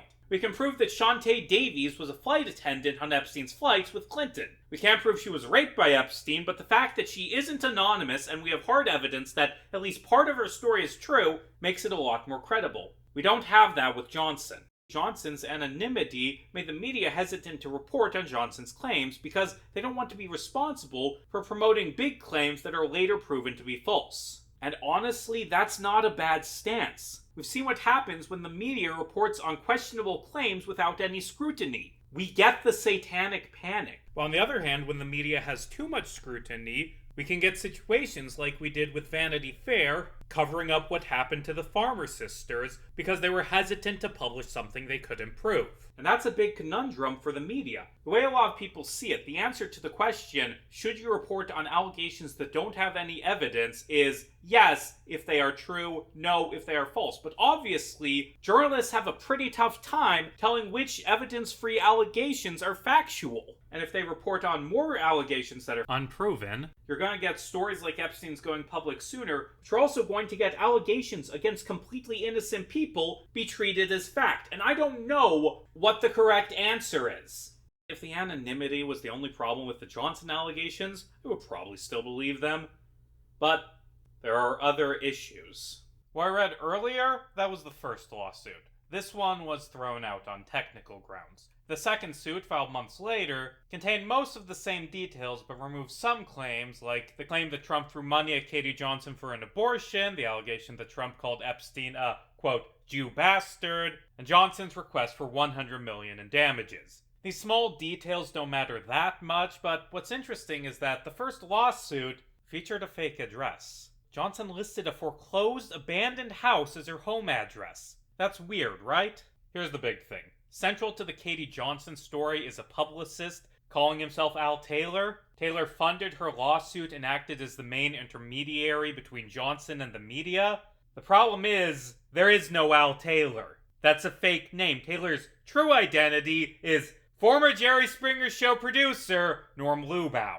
As you'd expect, given his past, Lubow is a pretty questionable guy. According to former Jerry Springer guests, he frequently encouraged them to stage fights and invent outrageous stories. Lubow's most famous bit on the Jerry Springer Show was appearing as Reverend Bud Green, a marijuana legalization activist who smoked weed on television because that's what was shocking in the 90s. In 1995, Lubow, using the fake name Ron X, claimed to the tabloids that he sold drugs to O.J. Simpson the day Nicole Brown was murdered. In 1998, he appeared under the fake name Jack Briggs in the bullshit documentary Kurt and Courtney, which claimed that Courtney Love paid Seattle musician Eldon El Ducey Hoke to assassinate her husband, Nirvana frontman Kurt Cobain. In 2011, he made up a story about having offered Casey Anthony $1 million for an interview. The point is, Lubow has a long history of making shit up, and I don't trust his motivations in this case. He repeatedly sent a video of a woman wearing a blonde wig who he alleges is Johnson, discussing what happened to her, to various media outlets, saying he would give them the video in return for $1 million. I'm gonna be honest, I think Lubow is a grifter. He's also a very aggressive guy. He threatened to sue The Guardian in 2016 for revealing his real name. He was similarly hostile to Jezebel, threatening to sue for $1 million, God, he loves that number, repeatedly telling reporter Anna Merlin to suck his dick, and accusing her of some Gamergate bullshit. Back in 2016, when he was promoting the Katie Johnson story, he thoroughly denied the claims that Al Taylor, publicist for Johnson, and Norm Lubow, dishonest Jerry Springer Show producer, were the same person. But in 2024, years after it became clear he wasn't going to get his $1 million, he casually admitted the truth to Snopes. Lubow's dishonesty doesn't prove the Katie Johnson allegations are fake. Lubow could have funded a real story for self-centered purposes, but it's also entirely possible that he made the whole thing up to try and con a media outlet into paying him $1 million.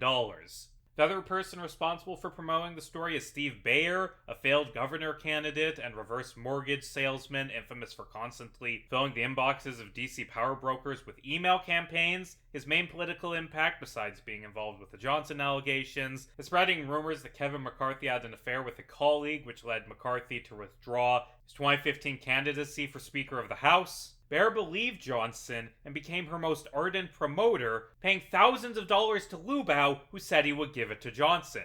Lubau instead gave it to the guy who filmed that video with the woman in the fake wig to purchase his rights to the video's proceeds. Lubau also asked Baer for $100,000 that he claimed would be used to have Johnson meet with detectives in New York. Baer instead offered $30,000 in return for Johnson speaking at the Republican National Convention. Johnson didn't go, leading Baer and Lubau to turn on each other and begin attacking each other publicly. Again, the fact that Lubau used Johnson's case to con Baer doesn't disprove anything Katie Johnson said, but a few months after suing Trump, Katie Johnson was scheduled to appear in a public press conference. She never appeared, with her lawyer saying she had received numerous threats. Then she dropped the lawsuit. Since then, Katie Johnson hasn't said anything. Maybe she dropped the lawsuit because of threats. Maybe she was intimidated into silence. There are certainly other Epstein victims out there who haven't gone public because they are afraid. But it's also very possible that the entire story was fabricated by Lubau, just like all of the other stories Lubau fabricated. And you know what's a problem with the story that no one ever talks about? What the fuck happened to Tiffany Doe? What happened to the woman who signed an affidavit saying she procured multiple victims for Epstein and would testify to that fact? She also disappeared off the face of the planet, despite supposedly having vital information about Epstein's victims and about the other men he trafficked to, despite saying she was fully willing to reveal that information. Why didn't she ever go public? Why didn't Lubau have her reveal the names of other men in Epstein's orbit? Was she also intimidated into silence? I don't know the truth. I doubt we will ever know the truth. But my gut says that Katie Johnson was never a real person. And I hate to say that. I hate to dismiss the words of someone who says she experienced such horrors. But I don't want to believe in lies just because I want them to be true. I don't want to believe in questionable accusations just because they're made about someone who I despise. I don't want to let my biases make me ignore the many, many problems with the Katie Johnson story. It feels wrong being suspicious of allegations of something so horrible, but believing in untrustworthy people because the allegations are too horrible to be fake is recipe for disaster. It's what caused the satanic panic. And I think these allegations might be too extreme, might be too salacious, in hopes that that would make them more believable. And there's a single word that gives it away. Scores. Tiffany Doe claimed that she brought scores of young girls to Jeffrey Epstein and Donald Trump. A score is 20. She claimed that she brought, at minimum, 40 different girls to Donald Trump, and implicitly that every single one of them, except Katie Johnson, stayed silent, even as dozens of other Epstein victims from the Palm Beach case came forward. That seems unlikely to me. I can buy 1 or 2 or 3 different victims all staying silent out of fear, but I think that if Donald Trump raped 40 different girls, then at least one of them would have come forward without later disappearing into the ether. I think that maybe Trump is innocent. Unless there were other victims. Hey, that's a possibility, isn't it? That Jeffrey Epstein's rapist best friend who creeped on teenage girls in changing rooms raped a girl trafficked to him by his buddy Epstein, and that the girl stayed quiet because Trump supporters would murder her if she came forward. Maybe the Katie Johnson story is fake, but at the same time, there is a real story out there which has been kept under the rug. That's certainly possible. I personally, and I acknowledge my bias in saying this, but I personally believe that there's a decent probability that there are Epstein victims raped by Trump who have stayed silent. And if there were other victims that only Trump and Epstein knew about, then, well, that would fit neatly with some theories about Epstein's death. After all, killing someone who knows information you want to keep silent doesn't really make sense when that information has been public knowledge for 3 years. And this is me saying what my gut says, not what I can prove, but I think that Trump probably raped an Epstein victim. Probably. But there isn't any hard evidence supporting that gut feeling. And I don't want to believe in things that don't have evidence. I shouldn't believe in things that don't have evidence. No one should. The thing is, the question, did Trump rape an Epstein victim? That isn't the question this video is about. This is a video about the conspiracy surrounding Epstein's death. And even if there is lackluster evidence that Trump raped an Epstein victim, there's still a lot of evidence of odd behavior both before and after Epstein's quote-unquote suicide. Us not having hard evidence of Epstein trafficking to Trump doesn't necessarily mean that there isn't evidence pointing to Epstein's death being something other than suicide. Look, I trust that you, the person watching this, isn't an idiot. I think that you're smart enough to comprehend that I'm not just bringing up things randomly. There's a reason Donald Trump got 3 whole chapters dedicated to him, and all the other men accused of having girls trafficked to them didn't. This video is structured piece by piece to support an argument. What we're building toward is Jeffrey Epstein dying under mysterious circumstances and the government declaring his death a suicide. Jeffrey Epstein may have trafficked girls to Trump. If he did, then he knew things Trump didn't want to be shared. Trump theoretically had a motive to want Epstein dead. And the thing is, a lot of people wanted Epstein dead. A lot of people had secrets Epstein could have revealed. The fact that Trump had a motive is only a tiny part of the puzzle. The real question is, did he have the means? Because assassinating someone in a maximum security federal jail is nearly impossible. It isn't as simple as just paying a man to walk up and shoot Epstein. For someone to kill Epstein in jail, they would have needed assistance from the guards watching his cell that night. They would have needed information about how the camera system worked and to have someone go in prior to the assassination and sabotage the cameras. They would have needed to control how prisoners were assigned to cells to ensure Epstein didn't have a cellmate. They would have needed absolute authority over the Metropolitan Correctional Center. And killing Epstein? That would have been the easy part. Covering it up would have been even harder. You'd have to control the FBI agents investigating the case. You'd have to control the inspectors general. You'd have to control the Department of Justice to keep them from releasing any problematic information. Killing Epstein and covering it up would have required the coordination of hundreds of different federal employees. It would have been a monumentally difficult task. Not impossible, but something that most people are completely incapable of having done. There are a lot of people who theoretically had a motive to want Epstein dead, but that doesn't mean they had the means. Prince Andrew probably wanted Epstein dead, but he doesn't have the influence in the UK to order an assassination, much less one in the US. Alan Dershowitz is the fucking devil. He certainly wanted Epstein to keep quiet, but a retired Harvard professor doesn't have the ability to order around FBI agents. Bill Clinton, in the hypothetical where he did rape an Epstein victim, had a lot of power in the 90s, but that power had faded by the time Epstein died. The FBI wasn't loyal to the Clintons in 2019. We know this because they sure as fuck weren't loyal to the Clintons in 2016. Hell, I don't even think Bill Clinton could have pulled off an assassination of this kind when he was the president. The presidency has changed dramatically over the past 25 years, and the president has only become more capable of corruption. Bill Clinton is corrupt enough to do a cover-up. After all, he was impeached for obstruction of justice and perjury during the Lewinsky scandal. But notably, that obstruction of justice failed. He wasn't able to cover up an affair when he was president, so why are we assuming that he would be capable of covering up an assassination after close to 2 decades out of office? To kill Epstein, you would need complete, unquestioning loyalty from hundreds of federal employees in the Bureau of Prisons, FBI, Office of Inspectors General, and Department of Justice. Only someone with that level of domination over the federal government could have killed Epstein and got away with it. So, the obvious question is, in 2019, was there anyone who A, wanted Epstein dead, and B, had complete control over the federal government? Smart people in the audience know the answer to that question already. But there's still a lot of video left to go before we talk about Epstein's death. Before that happens, I want to talk about another death. Another death that was ruled a suicide, even though her father disagrees. The death of the woman Donald Trump claimed Epstein stole from him. Let's talk about the death of Virginia Giuffre. Chapter 13.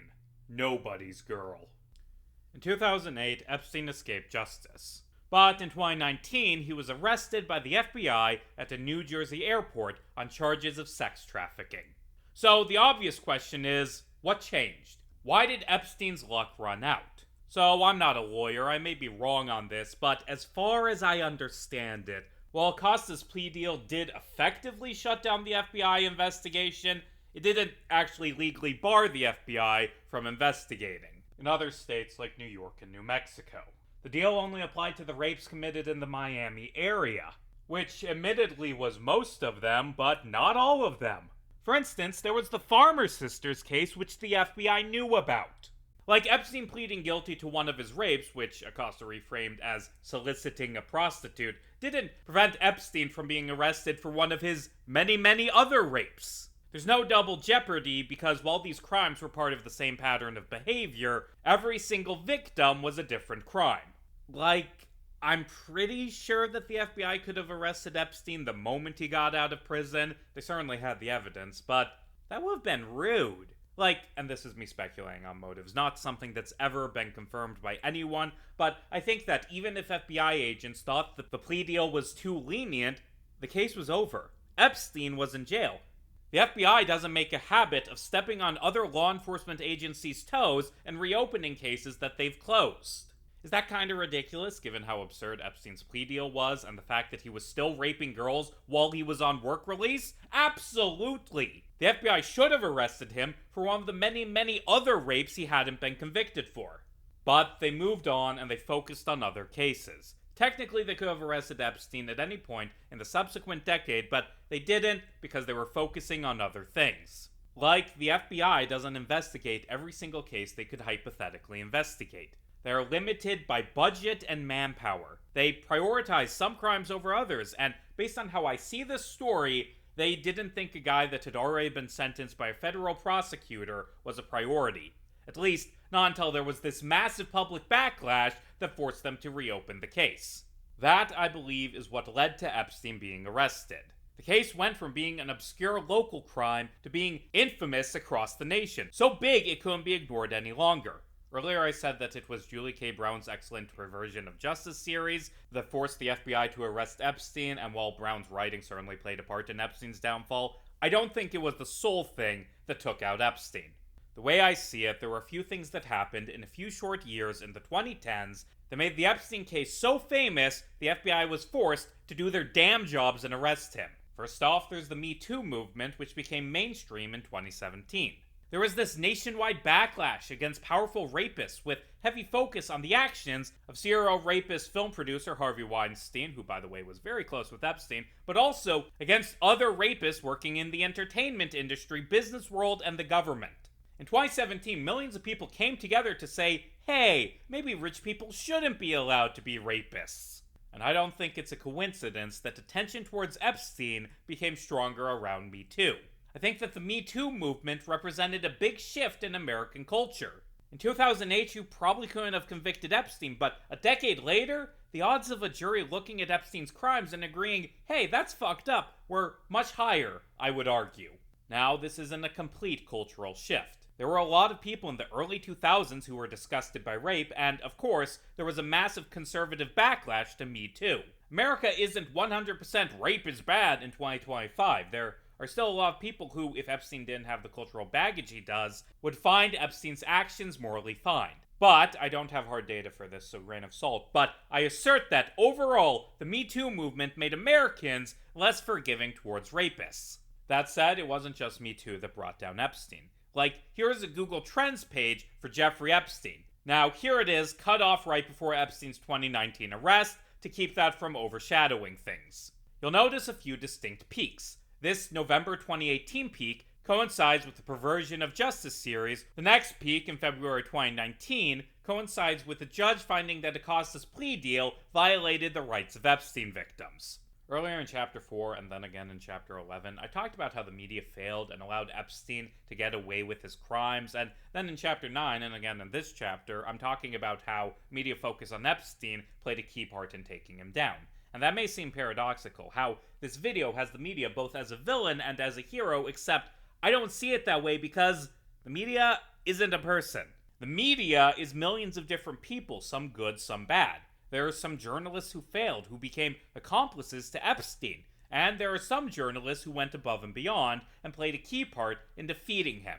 And that isn't a contradiction because for the most part, those journalists are different people. The media doesn't exist. People exist, and in every industry, there will be some people who do good and some who do bad. For example, some cops ignored Epstein's crimes, but also some arrested him, and that isn't a contradiction because they were different cops. Now, we can certainly talk about trends in industries or how society pushes people working in different industries to do certain things, but still, the media is made up of people. And perhaps I'm biased given my day job, but I would argue that most people working in the media are fine. They're fine. There are some terrible outlets that hire bad journalists as a rule, but most outlets have a few good reporters, a few bad ones, and a ton of adequate ones. The adequate reporters do care about the truth and will absolutely report on things critical of the government or people in power, but are limited by their own biases, the information they have access to, and perhaps worst of all, the urge to focus on flashy, interesting information. That urge isn't good.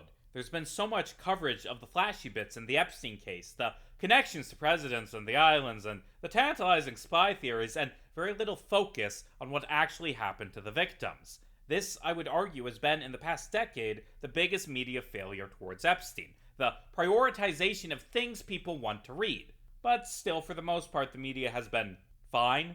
I would not have been able to make this video without countless journalists doing good writing about Epstein.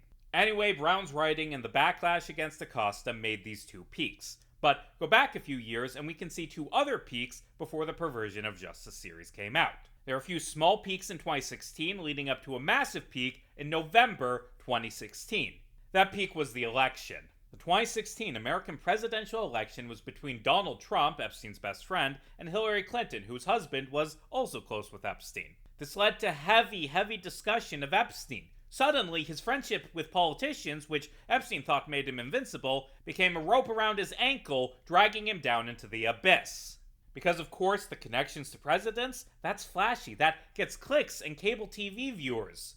The 2016 election was tantalizing. A real estate developer or a former president being friends with a child sex trafficker, that's kinda interesting, but a newly elected president being buds with Epstein, that's the type of thing that most people want to read. The election was the biggest peak before Epstein's arrest, but there's another peak before that in January 2015. Do you know what one of the main things that brought Epstein down was? His victims grew up. Like, he exploited the fact that the girls he raped were children, afraid to speak to the police to keep them silent. But eventually, they stopped being children. They became adults, willing to talk publicly about what had happened to them. In the 2010s, Epstein's victims began coming forward publicly. And the victim who got the most media attention was Virginia Giuffre.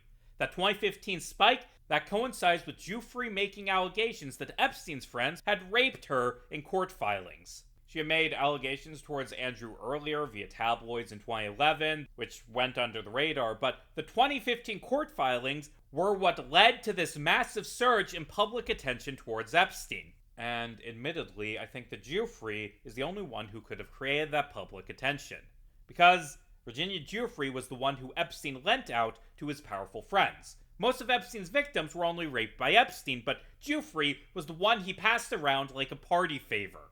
And I don't know if Epstein would have received as much attention without there being other men involved. Without the story being so flashy and interesting. Again, the media isn't good or bad. It's millions of different people with their own biases, and a common bias is to write what will get attention. And very few people would pay attention to a story about an obscure finance guy being accused of rape. But the men who raped Virginia Giuffre were famous. She was raped by a prince.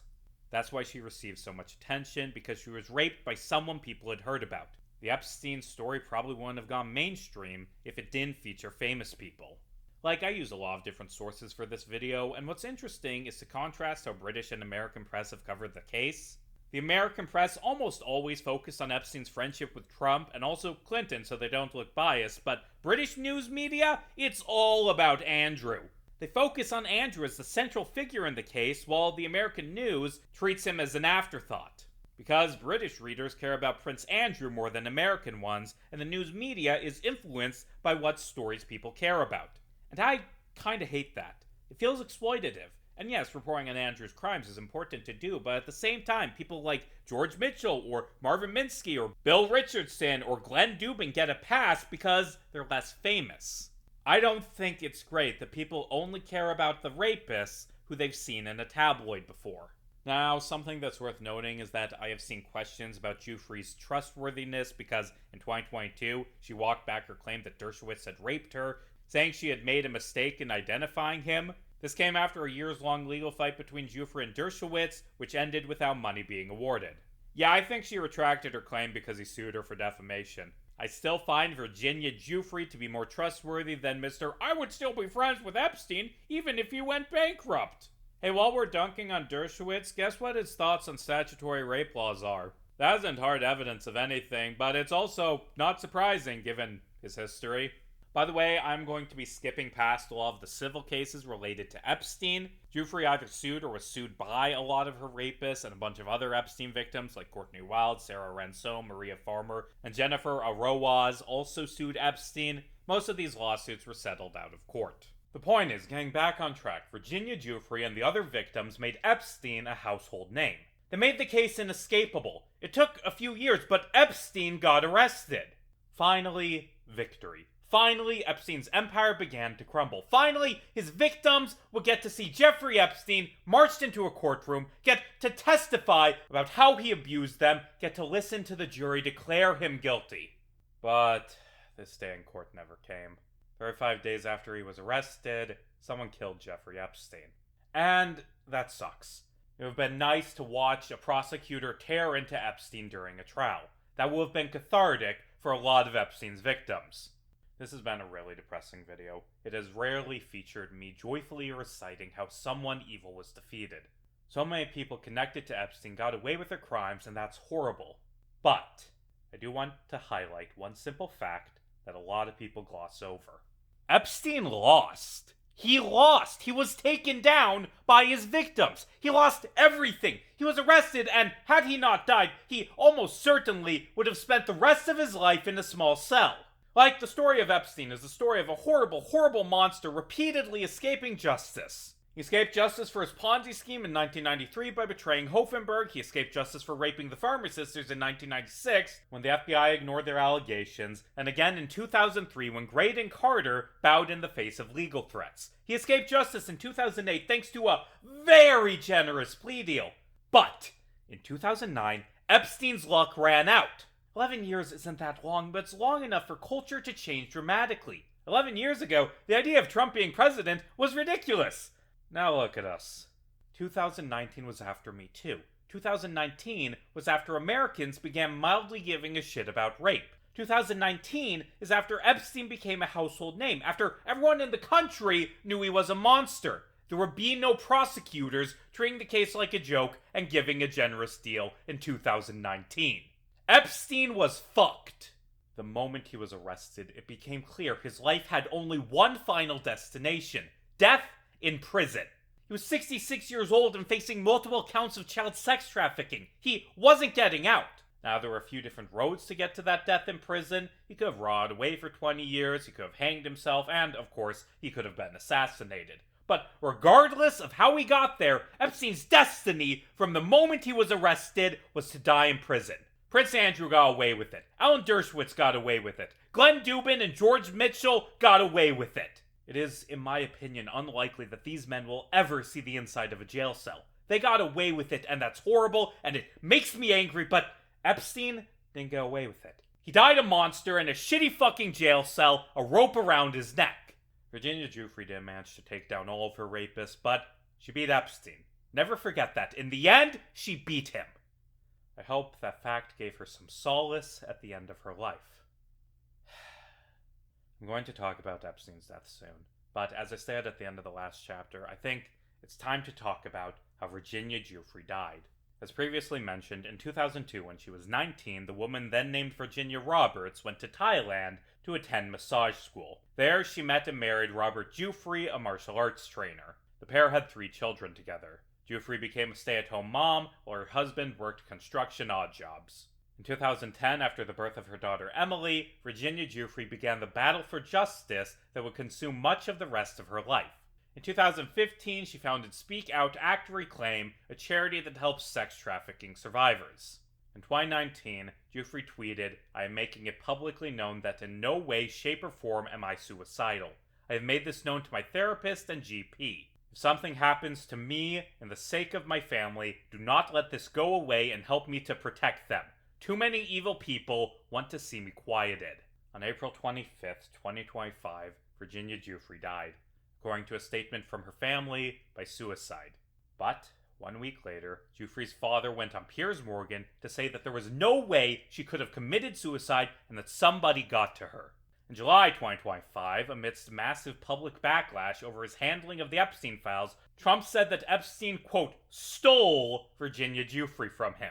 I've laid out some facts. These facts, presented the way I have, point to a specific conclusion. Donald Trump murdered Virginia Giuffre. Certainly, this is the conclusion many people have come to. But that conclusion is wrong. Virginia Giuffre was not murdered. She took her own life. To say otherwise is ridiculous. When people talk about Virginia Giuffre's death, they leave out details. They selectively share information to make the murder conclusion seem obvious, but it falls apart if you do even the most basic research into what happened to Giuffre. I don't think that Trump killed Virginia Giuffre because Trump didn't rape Virginia Giuffre. She was very, very consistent for years in her claim that Trump had never raped her or any other Epstein victim as far as she knew. She listed out a dozen other rapists, but never Trump. And not to give Trump credit, but those stole comments are very clearly him saying that employees of his like Virginia Giuffre left to go work for Epstein, something we've known about for years. Can we please all agree to focus on Trump's actual crimes instead of inventing new ones? I mean, it's not like there's a shortage of actual Trump crimes to talk about. Why the hell would Donald Trump murder Virginia Giuffre to cover up his rape of her if he never raped her? It doesn't make any sense. It just doesn't make any sense. Killing Epstein at least makes sense on paper. Epstein likely knew things that Trump didn't want other people to know. But Virginia Giuffre didn't. If she did, she would have told the public. Giuffre was incredibly vocal for years and never revealed anything about Trump. Also, I can buy the argument that, as President of the United States, Donald Trump had a lot of influence over the FBI in 2019 and could have theoretically used that influence to interfere in their investigation into Epstein's death. Sure, that argument at least makes sense on paper, but Giuffre died in Australia. I don't think Trump has the power to call up random local cops in Neargabee, Western Australia, and order them to hide evidence of a murder. Okay, so maybe it wasn't Trump. Maybe it was one of the men who actually raped Giuffre. Except that doesn't make any sense either. If you're going to kill someone to keep her from going to the press, it's best to kill her before she goes to the press. Virginia Giuffre already said everything she had to say. What is the point in killing a witness years after they testified about the crimes you committed? She already exposed your crimes. And if they were killing Virginia Giuffre to silence her, you'd think that they would have done something to stop the publication of the memoir where she talks about all the different men who raped her. But what about her father saying she was murdered? Her father's wrong. Him being related to her doesn't make his assessment of her mental state automatically correct. Other members of her family do think she committed suicide. The argument that a family member always knows if it's murder or suicide doesn't work when family members disagree. Also, speaking of Sky Roberts, air quotes grieving father, guess who, according to Giuffre, raped her and let his friend rape her until she ran away from home into the clutches of child sex trafficker Ron Eppinger. That's right, it was Sky Roberts. Now, him allegedly being a child molester doesn't necessarily prove he's wrong about Virginia Giuffre being murdered, but I'm a bit skeptical about his claims about how well he knew his daughter's emotional state. Still, there is that tweet where she said she wasn't suicidal that people love to bring up. That tweet was from 2019. She died in 2025. That's more than 5 years later. Plenty of time for someone's mental health to change. And Giuffre did have mental health problems even before that tweet. In her Maxwell deposition, she talked about the anxiety and depression she dealt with due to her years of trauma. I don't think it's ridiculous to believe that Giuffre's depression returned, especially given the fact that the months leading up to her death were very rough. According to her family and according to her diary, which was released by the Times, her husband Robert Giuffre was a violent, abusive drunk, controlling with a short temper. In 2015, he was arrested for assaulting Virginia. Robert became more and more hostile as Virginia became the face of the Epstein case. He was consumed by jealousy, uneasy about her independence, and began monitoring her daily activities. He began ordering her to stay upstairs when any men came over. Virginia began feeling like a prisoner in her own home.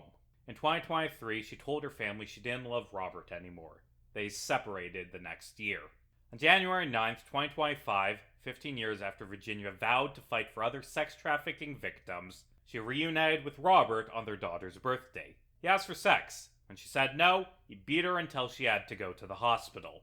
Robert's explanation is that Virginia attacked him and caused her own injuries. I personally don't buy that explanation. Robert filed a restraining order while Virginia was in the hospital and was given custody of their children. For 6 months, Virginia Giuffre was forbidden from seeing her children. She never saw them again. She did try to, even being charged with breaking the restraining order. March 22nd of last year, she posted that she missed her children very much and that they had been poisoned with lies. 2 days later, she was in a car crash with a school bus. In an Instagram post, Virginia Giuffre claimed that the bus was going 110 kilometers per hour, or about 68 miles per hour. She wrote that the police weren't available to come to the scene, and that sounds suspicious, but she lived in a town of 268 people. As someone from a town of 2,000 people that had to get rid of its police force because they were too expensive, cops not showing up in rural areas is completely ordinary. In her post, Virginia Giuffre wrote that she had gone into kidney renal failure and that doctors had told her that she only had 4 days left to live. She wrote, "I'm ready to go, just not until I see my babies one last time." She didn't get to see them.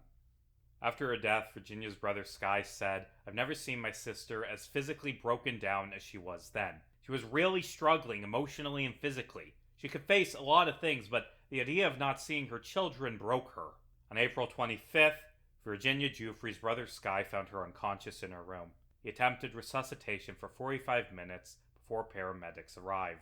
Sky noted to the Times that Virginia died right before her son Noah's 18th birthday and that she wouldn't have been able to attend it because of the restraining order. He said that Virginia's children were her life.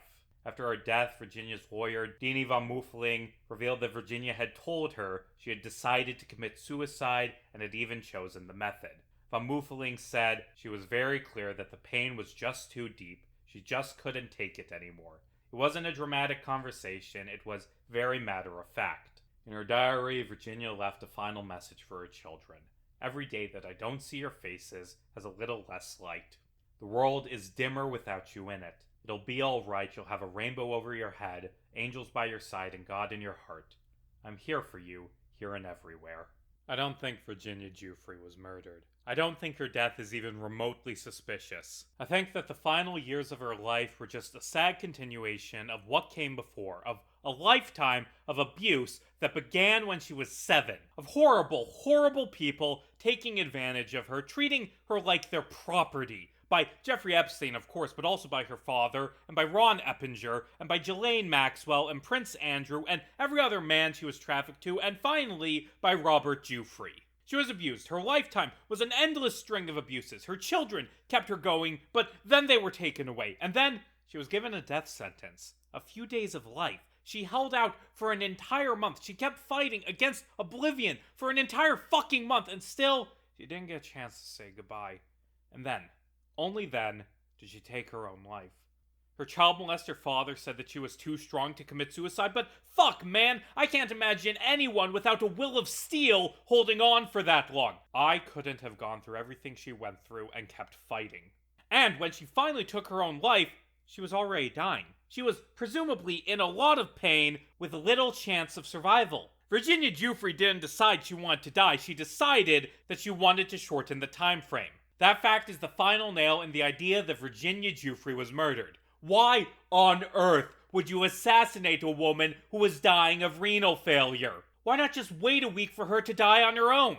And I suppose you could argue that, well, maybe the bus driver was an assassin. Maybe he hit her on purpose to try and kill her. Be serious. This is the worst assassination method possible. Not only is it a very survivable way to kill someone, given the fact that Giuffre survived for another month and could have survived for longer, but it's a method that, by its very nature, creates dozens of witnesses. And kids need to be taken to school at a specific time. A bus driver assassin can't just wait at a stop sign for an hour, hoping Virginia Giuffre will come by. Someone will notice if the kids don't show up to school. Assassination via bus driver is something that could have been thwarted by Virginia Giuffre spending 5 minutes checking her phone before leaving. No, I see no conspiracy here. I see no assassins. I see the sad, miserable end to the life of a woman who deserves so much better. At the very least, she deserves to have her story told. The actual story, not the stupid fucking Reddit meme lie about her being murdered. The story of her husband beating her and taking away her children. Not the story that's flashy, not the story that implicates the politician we all hate. The true story. Like earlier, I criticized the media for prioritizing salacious stories and only caring about Epstein's crimes once they learned a prince was involved, but the media is actually by and large better than the average person regarding the Epstein case, because only garbage tier journalists like Piers Morgan are out there lying about Virginia Giuffre's death to make it into a conspiracy. Every time I see someone lie about Giuffre's death, I become furious because, for fuck's sake, can't you at least give her this after a lifetime of being used by other people? Can you have the decency to stop using Virginia Giuffre as a prop to win points in an argument? Can you treat her like an actual person? Can you, at the very least, talk about the actual men who raped her instead of whining because, oh no, she was only raped by a senator and a governor and a few billionaires. That isn't cool enough. I'm gonna write fanfic about how there were other men that raped her even though she said she wasn't raped by them because that makes the story more interesting. Hey, another reason why I'm certain that Virginia Giuffre wasn't silenced by her rapist? Because you fuckers didn't give a shit about what she had to say in the first place. The secret deep state can rest easy because they know for a fact that the average person didn't give a shit about Virginia Giuffre beyond how she could be used to prop up a conspiracy theory. Also, I bet a lot of people were happy when she died because look how well this fits into my string-covered corkboard. Now I have another toy to roleplay with. And you might say, well, isn't saying that Trump murdered Giuffre good, even if it's a lie, because it puts pressure on the government to reveal the truth? First off, go fuck yourself. Second, do you think that grabbing a bullhorn and shouting, hey Epstein victims, stay silent, don't say anything because they'll kill you, is going to result in the truth coming out? Lying to other victims to intimidate them into silence is bad, actually. The truth is, Virginia Giuffre wasn't murdered. As far as we know, none of Epstein's victims have been murdered. None of them have been silenced. They have been shouting from the fucking rooftops, telling every horrible detail about what happened to them, and no one gives a shit because, well, they weren't raped by the people we want to have raped them. I do think that there is a man out there responsible for Virginia's death, but his name isn't Donald Trump. His name is Robert Giuffre. And it's a disservice to Virginia Giuffre to use her as a prop, to use her corpse as a weapon against a different bastard while letting her actual killer go scot-free. If you're going to say that Virginia Giuffre was murdered, don't make it a fucking conspiracy theory. Don't make it about the monsters in the shadows who control the world. Tell the real story, the honest one, about an abusive husband who treated her like shit, who beat her until she was hospitalized, who took away her children and with them took away everything she lived for. So much was taken from Virginia Giuffre. Years of her life were stolen. Do not steal her death. Do not steal the truth of what happened to her. We owe her that much. One more thing about Giuffre. 6 months after she died, her memoir, Nobody's Girl, was released. This was after I wrote the chapter where I talked about her abuses at the hands of Epstein and his associates. I'm adding this addendum in here after the discussion of Giuffre's death to talk about what that book said. And what it said was a lot of what we already knew. We already knew most of the story of Virginia Giuffre from her depositions and from the many interviews she gave over the years. But there were a few horrible details in that book that are worth mentioning. First off, as previously mentioned, it revealed that her father, Sky Roberts, raped her as a child and offered her to one of his friends so he could rape her. Previously, Giuffre had only mentioned that she had been raped by a family friend. This rape, of course, is what pushed her to Ron Eppinger. The darkest thing about Giuffre's life is that every time she thought she got away from an abuser, she was pushed into the hands of another. Giuffre also gave more details on her treatment at the hands of Epstein. There would be so much pain during that she would pray she would black out. She was constantly choked, beaten, and bloodied. She thought she would die a sex slave. When she was 17, Giuffre fell ill with a stabbing pain in her abdomen and woke up in a pool of blood. Epstein took her to the hospital, where she was heavily sedated. A few days later, after being discharged, she noticed a surgery scar near her belly button, possibly from an ectopic pregnancy. Epstein told her she had suffered a miscarriage, despite that not being written in her medical records. Also, Epstein never wore a condom, nor did the other men he trafficked Giuffre to. I don't know what exactly happened here, and neither did Virginia Giuffre, but this can't have been a good thing. Giuffre also wrote that, in the summer of 2002, Epstein and Maxwell asked her to be a surrogate for them. The book adds one more rapist to the list, a prime minister who was more brutal to Giuffre than anyone else. She did not mention his name or his nationality out of fear. Giuffre wrote that the day that she met Prince Andrew, she was woken up by Maxwell, who told her it would be a special day, just like Cinderella, because she was going to meet a handsome prince. Andrew saw raping Virginia Giuffre as his royal birthright. He raped her 3 times, the last time at Epstein's Island, alongside 8 other young girls who didn't speak English. Epstein joked that this made them the easiest girls to get along with. As part of Giuffre's settlement with Andrew, she agreed to a 1-year gag order so she wouldn't tarnish the celebration, the fact that Andrew's mommy had been in power for 60 years. I'm glad Andrew's lawyers had their priorities in order. What a sweet old lady Elizabeth was. She liked corgis, a trait exclusive to good people. I'm so glad that she personally stepped in to help Andrew pay a settlement to keep Giuffre silent. I'm glad that the UK just increased the money they're paying to the royal family to £132 million because otherwise the royals wouldn't be able to pay to keep child rape victims silent. May Liz burn in hell. Like, seriously, the existence of the British monarchy is a shameful, horrid insult to human decency, and we don't talk about that enough. I mean, the US has a rapist in power. I don't have any room to talk, but for fuck's sake, it's appalling. Even if Andrew wasn't a rapist, the existence of the British royal family would be appalling. Historically, it was based on the divine right of kings, the idea that this family of evil, rich cunts are God's chosen special people who should be in charge because they're just so special. But the British people don't even believe in that bullshit anymore. They just do it out of inertia. Oh, but it's honorable and noble to pretend that this child rapist is a special boy who's better than everyone. Paying to cover up child rape is so dignified. God save the king? The king can go fuck himself. Abolish the goddamn monarchy. Like Jesus, the fact that Andrew is a child rapist has been public knowledge for more than a fucking decade, and no one gave a shit. In 2011, he voluntarily stepped down as a trade envoy due to criticism over his friendship with Epstein, and you know, that's basically the same as him going to jail. That's a proper punishment. Only very recently, after Virginia Giuffre's memoir came out, has Andrew begun to face proper punishment. And by proper punishment, I mean he agreed to stop calling himself a special boy chosen by God. He decided to stop being the Duke of York and stop calling himself Prince Andrew. Now he's just Andrew Mountbatten Windsor, ordinary retired Navy pilot who is still legally 8th in line for the throne. Isn't it great to see justice carried out? Chapter 14. Theories about conspiracies. The theories about Virginia Giuffre's death, in addition to being a mockery of decency, were very, very stupid. All of the fake conspiracies we've talked about in this video have been very dumb and have fallen apart under the slightest bit of scrutiny. Now, real conspiracies, like the conspiracy theory that there was a rich finance guy living in Florida who raped hundreds of girls and sometimes trafficked them to his rich friends, they don't fall apart under scrutiny. When you look into evidence about them, you find hard evidence because real conspiracies tend to leave behind evidence. Fake conspiracies, by contrast, are usually based on nothing. They're based on sounding like a good story. Virginia Giuffre being murdered to silence her, that's a cool story. That's the type of thing you'd see in a spy thriller. It's something that, and I cannot stress this enough, didn't fucking happen, but it made a good story. And this isn't just a problem with people believing something that's factually incorrect. There is a statistically significant correlation between believing in conspiracy theories and supporting political violence. Here's the question I have.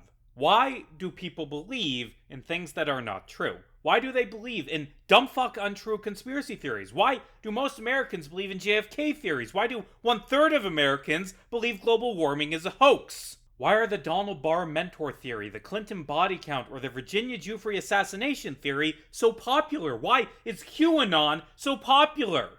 Well, I've made my thoughts clear. I think it's because people are drawn to stories, and conspiracy theories provide excellent stories of battles of good and evil where the believer is heroic for believing in the story. I also believe they're popular because conspiracy theories give justification for what the believer already wants. Conspiracy theories allow people to feel justified in their hatred. But it would be a mistake to put so much stock in my own conjecture about why people believe things. I'm just some guy making a YouTube video. There are academics out there who have dedicated years of their lives to studying the psychology of conspiracy theories. If I want to understand why conspiracy theories are so popular, then the smart thing would be to see what the experts think. I read a good meta-analysis about the psychology of conspiracy theories, appropriately called The Psychology of Conspiracy Theories, written by psychologists Karen M. Douglas, Robbie M. Sutton, and Alexandra C. Choka, and I'm going to go through their paper and summarize their findings. Once again, all the sources for this video are linked in the description. My source page is, about 90 pages at this point, and I haven't even formatted the sources for the second half of the video yet, so maybe use Control F when you're looking for something. First off, the meta-analysis argues that conspiracy theories are useful for creating a stable, internally consistent view of the world. They remove uncertainty. If available information is conflicting, they give a specific answer. If things seem random, they make everything meaningful and purposeful. Conspiracy theories make beliefs less accurate, yes, but they shield those beliefs from uncertainty. But to soapbox, uncertainty is fine. It's fine for there to be ambiguity, for there to be holes in a story, things we do not know, because the alternative is to paper over unknowns with lies. Believing in something that you don't have any evidence for, it's comforting because doubt is scary, but doing so does not make your beliefs accurate. Embrace uncertainty, embrace not knowing things, embrace being wrong and then changing your beliefs, because the alternative is worse. Getting back to the psychology of conspiracy theories, the paper notes that conspiratorial beliefs are different from other explanations. They tend to focus on things that are hidden from the public, require complex coordination of multiple actors, and are impossible to falsify because the conspirators cover up their actions. I would argue, expanding on this, that falsifiability, the ability to prove something is true or false, is a thing to look for in any explanation. Like if you see someone say, this thing is true, but there isn't any proof because triple parentheses, they covered up all the evidence, that should set off alarm bells in your head. The paper notes that conspiracy theories help protect beliefs like that vaccination is harmful or that climate change isn't a problem by painting overwhelming scientific findings as the product of a conspiracy. Trying to debunk conspiracy theories can make conspiracy theorists think you're part of the conspiracy, and, well, that's a big problem if you're someone like me who thinks it's good when people believe things that are true and bad when they believe things that aren't true. How do you convince someone to abandon their belief in a conspiracy when debunking a conspiracy makes people think you're in on it? I don't know. I read one study that was able to teach people to not believe in conspiracy theories via a 3-month-long college course, but I'm a YouTuber. This video is already dangerously close to the length limit for this website. I can't do that. Still, I have an idea on how to break someone's belief in a lie. Time will tell if that idea will work. Getting back to the paper, it notes that belief in conspiracy theories is stronger among people who habitually search for patterns and meaning and in people who believe in the paranormal. Beliefs are stronger when events are significant and leave people dissatisfied with mundane explanations. They're stronger when people lack clear official explanations. Conspiratorial beliefs correlate with lower levels of analytical thinking, lower levels of education, a tendency to overestimate the likelihood of co-occurring events, and the tendency to perceive agency and intentionality where it does not exist. Conspiracy theories make people feel safe and secure, allow them to exert control over their environment. It's cheater detection. If you think that somebody is untrustworthy, then that threat goes away because you recognize them as untrustworthy. Well, at least your feeling of a threat goes away. Like, not vaccinating your kids because you think doctors are part of a conspiracy makes you feel safe, but it doesn't actually make your kids safe. People turn to conspiracy theories when they are anxious, when they lack socio-political control or psychological empowerment. Conspiracy theories also appeal to a desire to be part of an in-group. They allow you to valorize yourself, put blame for anything bad on the other. They say your group is competent and moral, but sabotaged by powerful and unscrupulous others. This bit reminds me of Umberto Eco's Fascism, a great bit of writing that gets to the core of fascist beliefs, specifically the 6th, 7th, and 8th traits of fascists that Eco lists. The appeal fascists make towards the frustrations of those suffering from political humiliation, the weaponization of xenophobia, the belief that enemies are at the same time too strong and too weak. These things should feel familiar. Like, I would argue it isn't a coincidence that the rise of fascism in the US has correlated with incredibly influential conspiratorial movements. Like, QAnon supporters aren't just conspiracy theorists who love a fascist. They're conspiracy theorists because they are fascists. And conspiracy theories are a central component of fascism. That isn't to say that conspiracy theories are exclusive to fascists. I've met plenty of leftist conspiracy theorists, but still, it's a thing to be on the lookout for. As I said in Chapter 5, it isn't a coincidence that so many conspiracy theories devolve into ranting about the Jews. Back to the paper, it argues that people who have been ostracized turn to conspiracy theories to make sense of their own experience. It states that conspiracy belief has been linked to prejudice against powerful groups and those perceived as enemies, to being on the losing side of politics, and to people who are low income or ethnic minorities. I'm not sure how much I believe that last point. In my experience, middle-class white people are frequently super fucking conspiratorial. The meta-analysis cites an actual study about black college students being more likely to believe that the US government is fucking over black people than white college students, and that sounds more plausible than people of color are more likely to believe in conspiracies, like the meta-analysis implied. I would be curious to see how the results change if the questions were changed. Like, if they asked, is there a secret government plot to make white people a minority in the US, then they might have gotten a different answer. But to be fair, I haven't conducted that study, and am kinda just talking out of my ass. The psychology of conspiracy theorists argues that conspiracy theories are predicted by narcissism, that people who feel they have been victimized are more likely to endorse conspiracy theories about powerful outgroups. And I mean, the thing about conspiracy theories is that often they're aimed at the government, and the government sucks.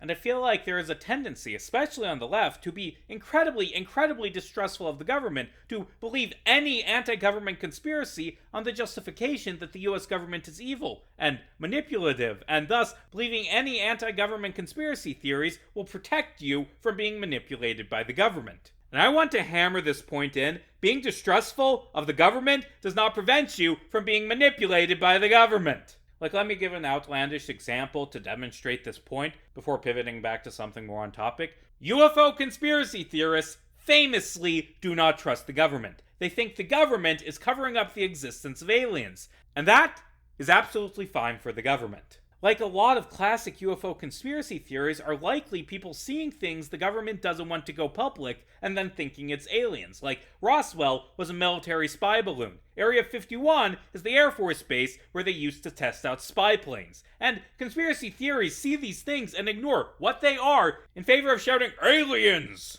Now, imagine for the sake of argument that you work in the military and someone just saw your top secret experimental Lockheed spy plane. What would you prefer? For them to say, I saw an experimental jet, these are its exact specifications, or would you prefer for them to say, I saw a flying saucer, the government is hiding little green men at Area 51? Hell, there is evidence, not especially robust evidence, mind you. A lot of this is based on the claims of men who by their own admission were liars, but still, there is evidence that the US military has helped promote UFO conspiracies specifically because UFO conspiracies provide cover for actual government actions. Now moving back closer to this video's ostensible topic, Donald Trump and his ilk are massive peddlers of conspiracy theories. They control the government, but at the same time, they want you to believe anti-government conspiracy theories. Donald Trump wants you to believe in the deep state cabal that Q rambled about. He wants you to believe in conspiracy theories because that makes you easy to manipulate. I would argue that conspiracy theorists are the easiest people to manipulate because they believe in nothing, so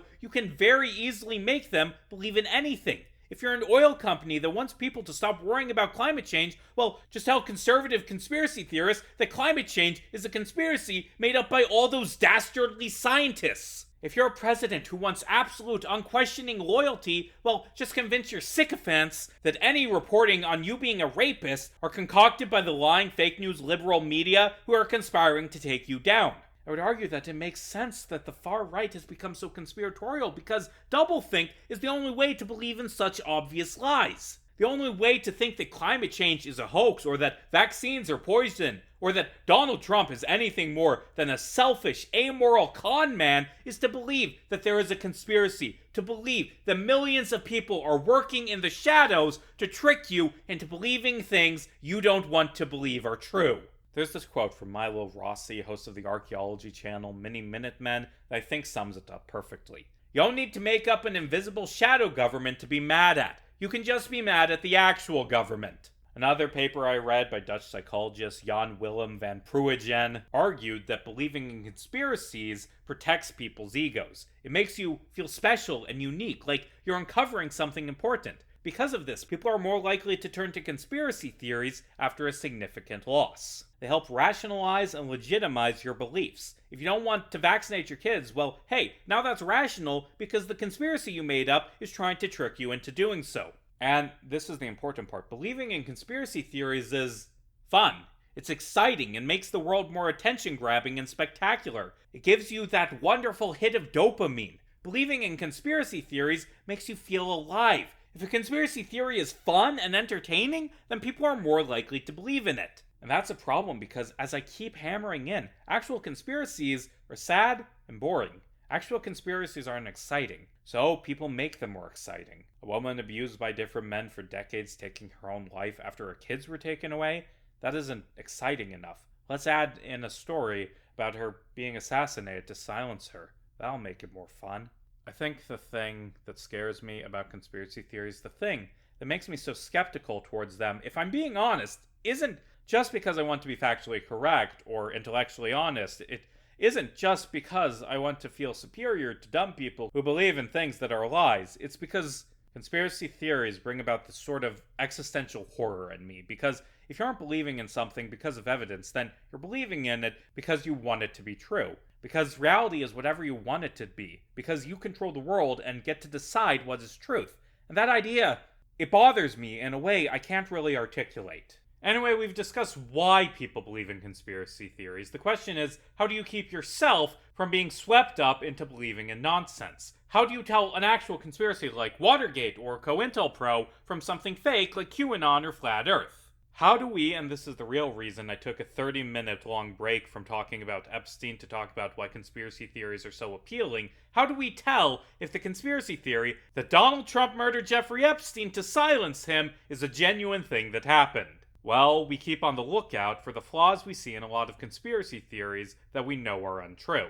According to a Guardian article I read by science journalist David Robson, conspiracy theories emerge and spread during times of uncertainty like an economic recession or war or a global pandemic. These events often have complex causes that are hard to understand and threaten our feelings of control over our lives, so we look for ways to find sense in the chaos. Robson notes that conspiracy theories aren't a sign of low intelligence and play on our brain's biases when we're feeling vulnerable. He recommends avoiding stories that pin the blame on a convenient scapegoat, scrutinizing photographic evidence, and seeing if theories are made by experts in their fields or feature surveys or reports made by credible academic organizations. Robson also recommends looking out for how peddlers of an explanation respond to criticisms and being cautious about ad hominem attacks aimed at critics. Like, if someone says people are only disagreeing with the claim that there's a satanic conspiracy in Manhattan Beach because they're in on it, then that's a red flag. Robeson warns against believing theories that argue the absence of evidence is proof of a cover-up. I think this is one of the most important takeaways. Every real conspiracy that we know about, even ones featuring cover-ups and the destruction of evidence, feature mountains of evidence because covering up all the evidence of a conspiracy is really difficult, and doing so can often create more evidence. If there is a cover-up in the Epstein case, then we should look for evidence of that cover-up. An article I read by social psychology professor H. Colleen Sinclair gives a helpful step-by-step guide to telling if a conspiracy theory is false, starting with step 1, seek out the evidence. Evidence is everything. Sinclair also notes some red flags that can tell you a conspiracy theory's purported evidence is questionable, like dismissing traditional sources of evidence as being from people in on the plot, claiming missing information is evidence someone is hiding it, claiming inconsistencies are evidence of lies, overinterpreting ambiguity as evidence, relying on anecdotes, especially vague anecdotes, and attributing knowledge to secret messages that only a select few can grasp. Step 2 is to test the allegation, and that doesn't mean finding circumstantial evidence that confirms what you already believe to be true. It means trying to prove yourself wrong. It means, to give an example from this video, taking a story of a fascist you hate and are certain is guilty of child rape, and digging deep into the actual sources to see if the thing you want to be true really is. If you want to be right, you need to be willing to prove yourself wrong and then change your mind. Step 3. Watch out for tangled webs. Real conspiracies typically involve small, isolated groups, while false ones tend to implicate wide swaths of people, including world leaders, the mainstream media, the global scientific community, Hollywood, and interconnected government agencies. And admittedly, the fact that Epstein was trafficking girls to a bunch of different people kind of flies in the face of this rule. Epstein was connected to all of those industries, but he was connected to a small number of specific people in those industries. Like, the media as a whole wasn't controlled by Epstein. Landon Thomas Jr., a specific journalist who Epstein bribed, was. Scientists as a whole weren't connected. Marvin Minsky was. He didn't blackmail the entirety of Congress. He supplied girls to one specific former senator, George Mitchell. Like, Epstein didn't control the government. He had blackmail on a small number of specific people, some of whom had varying levels of power in the government. And again, this power wasn't enough to keep him from being arrested in 2019. The way I interpret the evidence is that there was a small number of specific people involved in the Epstein conspiracy, not the nameless thousands claimed by conspiracy theorists. Step 4. Look for a motive, both from the alleged perpetrators of the conspiracy and from those spreading it. Step 5. Seek the source of the allegations and track conspiracy theories back to their source. Step 6. Beware the supernatural. And Step 7. Look out for other warning signs. In particular, look out for anti-Semitism. This excerpt of the book Conspiracy: Why the Rational Believe the Irrational by Michael Shermer, published on Big Think, gives a nice list of 10 warning signs. The more these warning signs show up, the more likely it is a conspiracy is false. Number 1. Patternicity. Beware of conspiracies that connect the dots between two things that have no evidence of being connected, or conspiracies where the evidence fits other explanations or random chance. Number 2. Agenticity. Be wary of conspiracies that require the people involved to be nearly superhumanly powerful or competent. Number 3. Complexity. The more elements involved and the more delicate the sequence in which they must come together, the less likely the conspiracy theory is to be true. Number 4. People. The more people involved in the conspiracy theory, the less likely it is to be true, because every single one of them has to keep silent. If even a single person screws up, chickens out, changes their mind, or has moral scruples, then the conspiracy falls apart. And the more people involved, the easier it is for that to happen. Number 5. Grandiosity. If a theory encompasses some grandiose ambition for control over a nation, economy, or political system, and especially if it aims for world domination, it is almost certainly false. Number 6. Scale. Similar to the last 2 points, when a conspiracy theory ratchets up from small events that might be true to much larger events, it is likely to be false. Real conspiracies are small and have specific targets. Number 7. Significance. Most conspiracies do not change the world. Be wary of sinister interpretations of insignificant events. Number 8. Accuracy. Look out for conspiracies that don't distinguish between facts and speculations. Number 9. Paranoia. Conspiracy theorists are indiscriminately suspicious of any and all government agencies and corporations and lack nuance in understanding how the world works. And number 10. Falsifiability. Can an explanation be proven false? Are alternative explanations considered and disconfirming evidence accepted? Because if it can't be proven true or false, then there's a pretty good chance it isn't true. Now, all of the fake conspiracies we've discussed very blatantly get hit by these rules. Donald Barr hiring Epstein because he worked for the Jewish deep state, as opposed to because Epstein lied on his resume, that gets dinged by Rule 1. The explanation of the McMartin case lacking evidence being because Satanists controlled the police, courts, and media is a good example of Rule 2. The idea of there being a 1,500-member strong satanic cult with Mike Warnke as the only one to ever tell the truth, to say nothing of the million-member strong cult people talked about in the later parts of the Satanic Panic, is unbelievable because of Rule 4. Now, being hit by 1 or 2 rules doesn't disprove a theory, but if a conspiracy theory hits most of these signs of a conspiracy being fake, that's a big red flag. I'd also like to note the anecdote this excerpt begins with, where Michael Shermer recounts something a radio host he spoke with told him once. Most conspiracies fail because of either the competency problem or the leakage problem. Most conspiracists are fumbling nincompoops who can't keep their mouths shut. The radio host in question, G. Gordon Liddy, one of the main men behind the Watergate burglary. And I hate to give it to Liddy, but he has a point, informed by personal experience. The big political conspiracy he orchestrated fell apart because A, the burglars he was working with were idiots who got caught during one of their break-ins, and B, because an FBI agent got pissed at Nixon and went to the press. Watergate was a real conspiracy, but it was limited in scope, was carried out by a small group of specifically identified people, and fell apart because the people involved weren't superhumanly powerful in their ability to cover it up. Watergate, a real conspiracy, doesn't contradict Shermer's rules, but all of the fake conspiracies we've discussed break most or even all of them.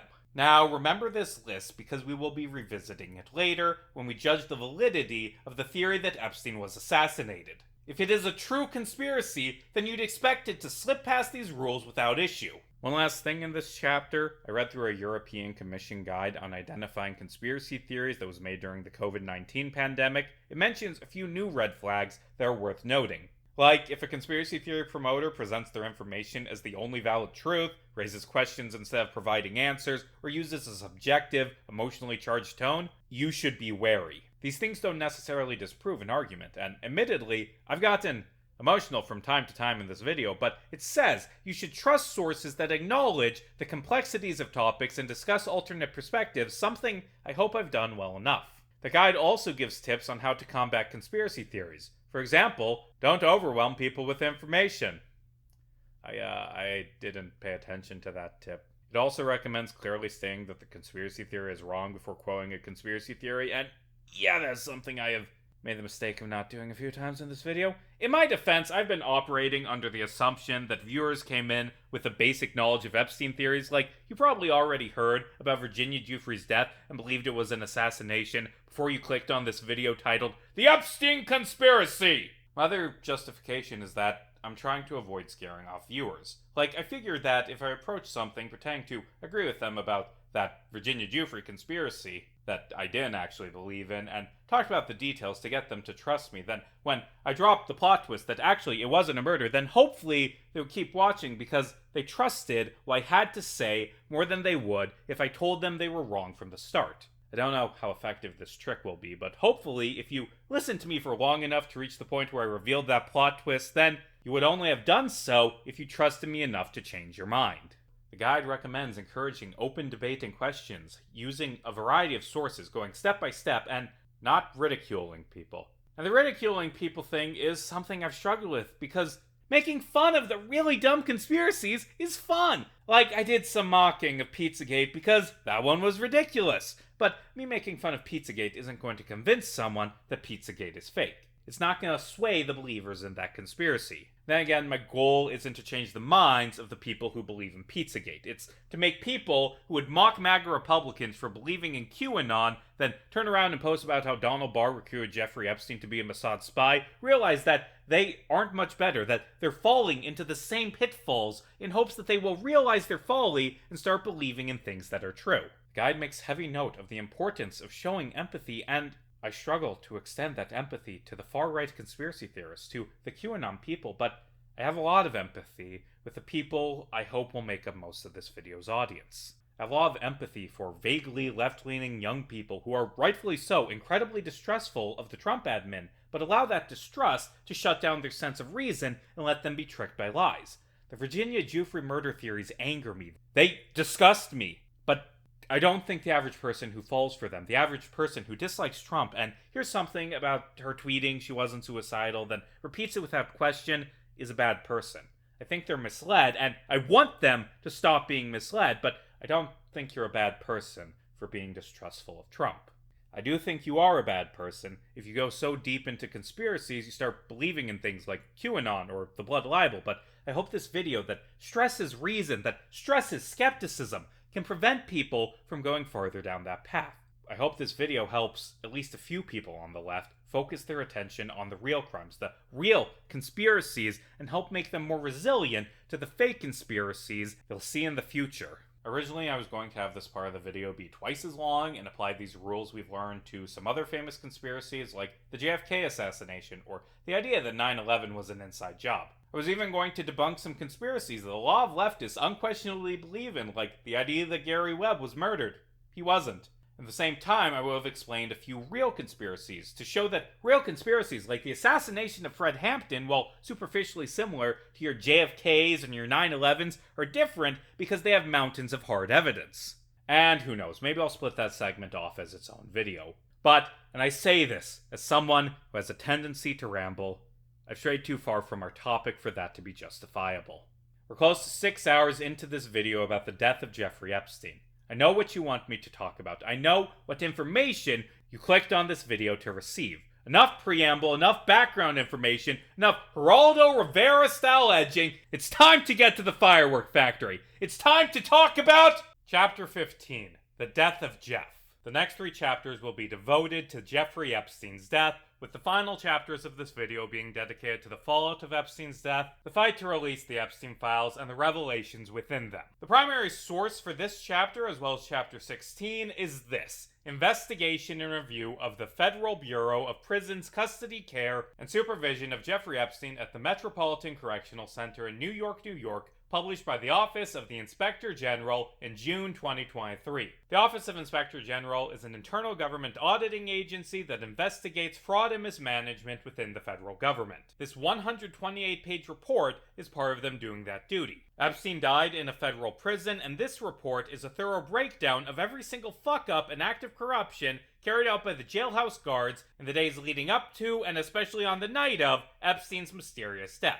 The report ends with a long list of recommendations made to the Bureau of Prisons to stop incidents like this from happening. The reason this report is so useful to us is because it is the most in-depth set of facts about Epstein's death. Like, I can't interview the guards who watched over Epstein that night, or interview Epstein's fellow prisoners about any signs they may have seen of a murderer, but the inspectors general did speak to those people. This report contains photographs of the cell, maps of the prison, a detailed summary of Epstein's last days, and a bunch of other things vital for understanding the specifics of how Epstein died. Now the thing is, the OIG is part of the government. It's designed to be an independent agency, but it is part of the government. And for a lot of people, that inherently makes this report untrustworthy. The argument is, well, the inspectors general would have covered up any information that proved Trump killed Epstein because they're part of the government, so this report is meaningless. And I disagree, because the government isn't an amorphous blob of loyal Trump sycophants. The federal government consists of millions of different people with different agendas and different levels of loyalty to the president. There are some agencies that are more likely to be loyal to Trump. Like, if ICE had carried out this investigation, then I would find the report untrustworthy because ICE has a long history of violating court orders and breaking the law out of loyalty to Trump. I think it is possible that ICE would cover up an assassination order by Trump, but the OIG isn't ICE. Like, you can't just say that someone would cover something up because they work for the government. You need to back up that claim with evidence. And I see zero evidence that the OIG would assist in a cover-up for Trump. Because, famously, the OIG keeps standing up to the president. In both his first term and his current one, Trump has had to carry out mass firings of inspectors general because they defied him. He fired Inspector Michael Atkinson in 2020 for whistleblowing about him trying to blackmail the Ukrainian government. He fired Christy Grimm for reporting on COVID supply shortages a few weeks later. And he fired multiple inspectors general immediately after returning to office last year for having investigated Elon Musk's companies. I can buy the idea that some government agencies will be loyal to Trump. But I cannot buy the idea that an agency would simultaneously be so loyal to Trump that they would cover up him murdering Epstein while at the same time being so dedicated to exposing Trump's misdeeds that he has to fire them. Either they're unquestionably loyal or they aren't. They can't be both loyal and unloyal. Plus, this report came out in 2023 after Trump had been out of office for 2.5 years. Like, the loyalty to a sitting president usually wanes after he leaves office. Also, if the OIG was participating in a cover-up, you'd expect them to, participate in the cover-up. If they were loyal to Trump, why would they mention suspicious things like the camera's not recording or the guards faking reports? Wouldn't the accomplices of a conspiracy want to help cover it up instead of leaving out a trail of suspicious breadcrumbs for the public to follow? I think that the facts presented in this report are trustworthy. Now, to be clear, that doesn't mean every fact in this report is truthful. It's entirely possible to give an example that the guards lied to the OIG, but I don't think that the OIG is the originator of any mistruth in this report. I think that they accurately wrote what the guards told them. The other thing to keep in mind is that the OIG coming to a conclusion doesn't necessarily mean that conclusion is accurate. In this report, they lay out all the facts, and from those facts come to the conclusion that Jeffrey Epstein committed suicide. But them saying that doesn't make it true. If, after we review all the facts, another conclusion seems likely, then it's reasonable to disagree with them. Not because they're part of the conspiracy, but because hypothetically they came to the wrong conclusion in a case that contains a lot of ambiguity. At the end of this chapter, I will lay out my personal opinion of who I think killed Epstein, and if you've been paying attention, you can probably guess what I'm going to say. On July 2nd, 2019, a federal grand jury indicted Epstein for sex trafficking. On July 6th, Epstein was arrested at Teterboro Airport in New Jersey and transferred to the Metropolitan Correctional Center in Manhattan. The MCC was a 12-story tall fortress on Park Row connected to the adjacent federal courthouse via a tunnel to prevent prisoners from seeing daylight. It's the place the government sent some of the most notorious criminals in history. El Chapo, John Gotti, Bernie Madoff, multiple members of Al-Qaeda. It was hell on earth filled with vermin, staffed by violent, abusive guards who had a history of beating and sexually assaulting prisoners. It was infamous for having poor psychiatric care, having only a single psychiatrist who was shared with another jail in Brooklyn, plus a handful of other psychologists. It was a jail designed to break people. Passage of information in and out of the prison was strictly regulated to the point where guards would destroy books to keep prisoners from sharing them. Lights were kept on 24 hours a day, and prisoners were forbidden from speaking to one another, leading some to go months without talking. The cells with the metal sheets in their walls were like ice boxes in the winter and like ovens in the summer. The plumbing and elevators frequently broke at the MCC, and prisoners received medical care through the slats in their cell doors. Communication with the outside world was heavily restricted, to the point where lawyers and family members of inmates could be punished for talking about the torture. And, as you'd expect, all of these abuses and restrictions were more commonly placed on Muslim inmates because racism is sewn into the very fabric of the American criminal justice system. To quote political science professor Jean Theo Harris, "If I describe these conditions to you, filthy freezing, no natural light, isolation so extreme that you're punished for speaking through the walls, absurd rules like prisoners not getting to see newspapers unless they're 30 days old, secrecy so deep that people are force-fed and lawyers can be punished for describing the conditions their clients are experiencing, you'd be forgiven for thinking that this was Iran or Russia. But in fact, this gulag exists right here in Lower Manhattan." And I'm going to disagree with Theo Harris here, because when I hear about a torture prison, I don't think, wow, that must be ran by some foreigner. I think, oh, that must be in the United States, a country with a long, well-documented history of running torture prisons. Joshua Draddle, a lawyer for a few of the inmates at the MCC, summed this up succinctly. It is worse than Guantanamo. And look, Epstein was a monster. He was horribly, horribly evil. But he had not been convicted yet. Legally, he was considered to be innocent until proven guilty. Legally, the hundreds of prisoners in the MCC who haven't been convicted yet were innocent until proven guilty. And this may be a hot take, but I don't think the government should be allowed to torture people in jail awaiting trial, because much like the real Guantanamo, there's zero doubt in my mind that the MCC guards tortured some innocent people. Hell, I don't even think that the guilty people should be tortured, because I'm not a fucking sadist. The goal of the carceral system should be to rehabilitate criminals, or at the very least, to isolate dangerous people from society, to prevent them from committing more crimes. Torturing prisoners accomplishes nothing other than giving twisted enjoyment to those who enjoy human suffering. Well, actually, I take that back, because there was a tangible benefit to the conditions at the MCC to break people. The reason the feds threw people into torture prison for years before giving them a trial, it can be argued, was to break them, to torture them until they confess, just to put an end to their suffering. Innocent, guilty, it doesn't fucking matter. What matters is getting a confession, and if you have to beat it out of a suspect, so be it. I call the American justice system a joke, but that would imply it's funny. By the way, you'll notice I talked about the MCC in the past tense. That's because it was closed in 2021 because the building was falling apart. This was supposed to be a temporary closure, but at the time of writing, the MCC is not reopened. Anyway, while he was awaiting trial, something that could have took years, Epstein was imprisoned in the MCC. On July 7th, he was moved to the Special Housing Unit due to his heavy media coverage and notoriety among the other inmates. Child rapists are frequently murdered in prison by other inmates, and Epstein is the most famous child rapist in history, so they put him in protective custody. The SHU was also used for new arrivals and inmates that broke prison rules. Inmates were cuffed to the food slat every time the cell door was opened, and escorted to the shower 3 times a week while cuffed. The wing also had rodent and cockroach infestations and problems with leaky plumbing, resulting in prisoners dealing with pools of sewage. Epstein and the other SHU inmates were locked in their cells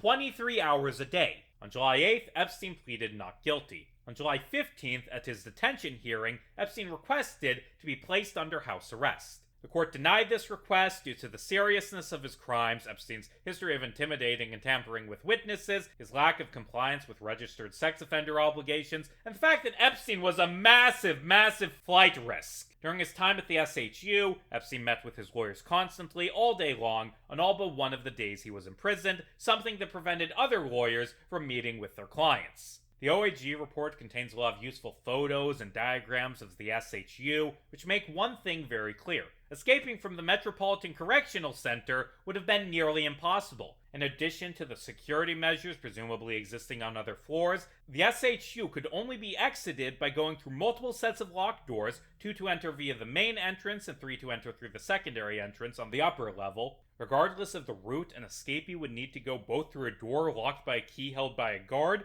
and through a door opened remotely by a guard in the jail's centralized control center. Inmates were kept within metal and concrete cells with heavy metal doors. These cells were split into different groups called tiers, with each tier being locked by one more metal door. The special housing unit was impossible to break out of. And, of course, that means that breaking into it would have been essentially impossible without the assistance from multiple prison guards. The MCC contained 150 different analog security cameras, and 11 of these cameras were located in the SHU. One of these cameras even had a great view of Epstein's cell. That's awesome! That means surely that there is security footage of that cell on the night of Epstein's death, right? Right? Yeah, the cameras focused on Epstein's cell weren't recording the night he died.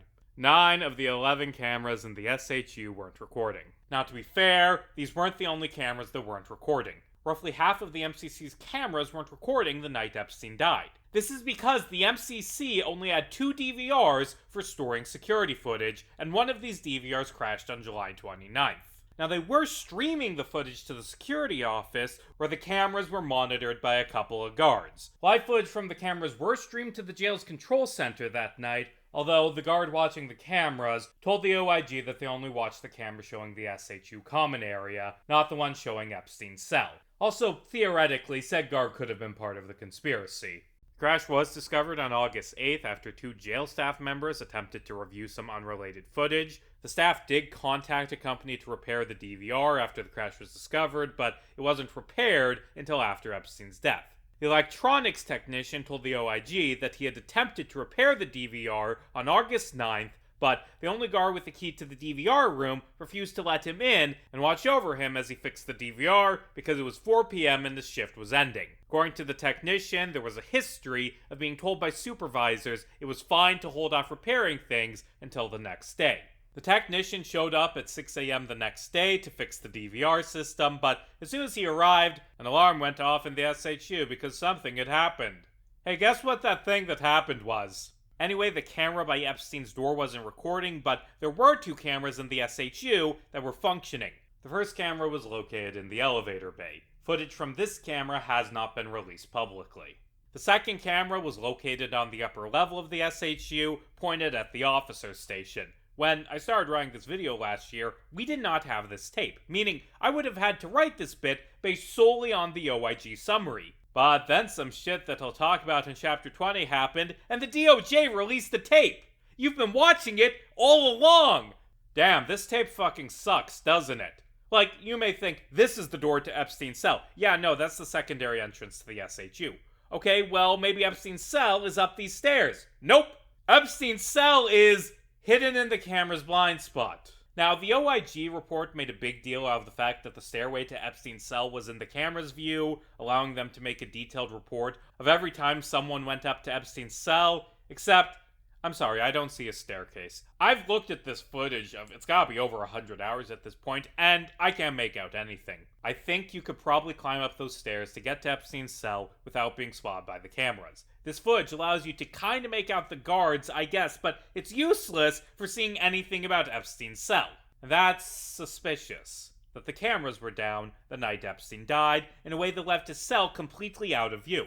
It isn't shocking that people heard the cameras were down and thought, hey, this kind of sounds like a conspiracy. From July 7th through July 23rd, Epstein was paired with another high-profile inmate whose name the OIG report does not disclose, but we know from other reporting was Nicholas Tartaglione, a New York State police officer turned drug dealer turned murderer. Now, I hear you rushing to the comments to say, murderous ex-cop? That sounds like someone who would be part of the conspiracy, and I find this doubtful because Tartaglione is currently serving 4 consecutive life sentences. Like, if he was working for the conspiracy, you'd expect them to pay him off via arranging a shorter sentence. If you're curious about what Tartaglione did in 2016 after a man by the name of Martin Luna stole $250,000 from Tartaglione, Tartaglione tortured and strangled Luna to death with a zip tie. He then forced Luna's nephews, Urbano Santiago and Miguel Luna, and family friend Hector Gutierrez, who had witnessed the crime, to go out in the woods and kneel, then shot the trio in the back of the head. Goddamn, that's horrible. Apparently, the warden believed that Tartaglione was the least likely SHU inmate to harm Epstein, and that makes me wonder, what the hell did the other SHU inmates do for Tartaglione to be the best candidate? On July 23rd, just before 1:30 a.m., the guards heard a noise coming from Epstein's cell. They opened the cell to find Epstein laying down on his bunk with a homemade noose made out of a bedsheet around his neck. Tartaglione claimed that Epstein had tried to hang himself while he was sleeping, and he had woken up when Epstein landed on him. The guards began chest compressions, stopping when they realized Epstein was still breathing, and also snoring. Yeah, if you've been paying attention, you should know that Epstein died in August. We'll get to his death later. Epstein was carried away on a stretcher to the health services area. There, Epstein claimed that actually he hadn't tried to commit suicide. Tartaglione had tried to extort him and then tried to kill him, and then apparently Tartaglione somehow fucked up strangling Epstein so badly that not only did Epstein not die, but somehow stayed asleep during the murder attempt, and then I guess Tartaglione screamed for help to foil his own murder plot. Methinks maybe Epstein was lying. Epstein later claimed to not know where his injuries had come from. He also later requested to be given the same cellmate again. An internal investigation into the incident was unable to decide if Epstein or Tartaglione was responsible for Epstein's injuries. Epstein was placed on suicide watch. While on suicide watch, inmates are supposed to be under constant observation by staff. Inmates taken off suicide watch are supposed to be placed with other cellmates, or if that isn't possible, receive extra rounds from guards. The day after what was very clearly a suicide attempt, Epstein was taken off suicide watch after the chief psychologist came to the conclusion that Epstein wasn't suicidal. Admittedly, according to one of the jail psychologists who opposed taking Epstein off suicide watch, leaving people on suicide watch for extended periods of time isn't healthy. But yeah, taking Epstein off suicide watch so soon was a bit of a fuck up. Epstein received repeated psychological evaluations during his time at MCC New York. The OIG report featured a lengthy section recapping these evaluations, and within them, there is a common idea repeated ad nauseum. Every time he was asked, Epstein said he wasn't suicidal.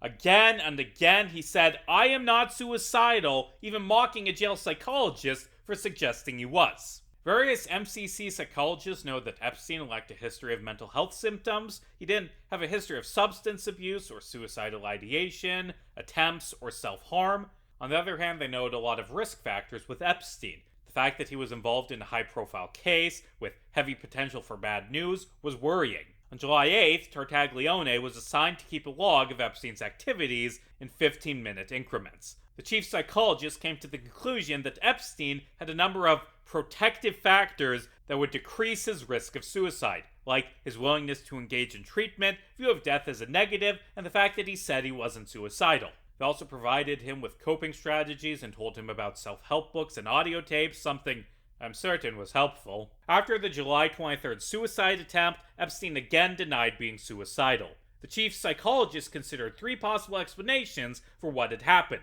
That Epstein had tried to game the system, that Epstein was suicidal and had conducted a rehearsal, or that Tartaglione had assaulted him. After the suicide attempt, Epstein said the idea that he would kill himself was crazy because he had a wonderful life. And sure, wonderful is one word to describe Epstein's life. Another word that could be used is horrifying.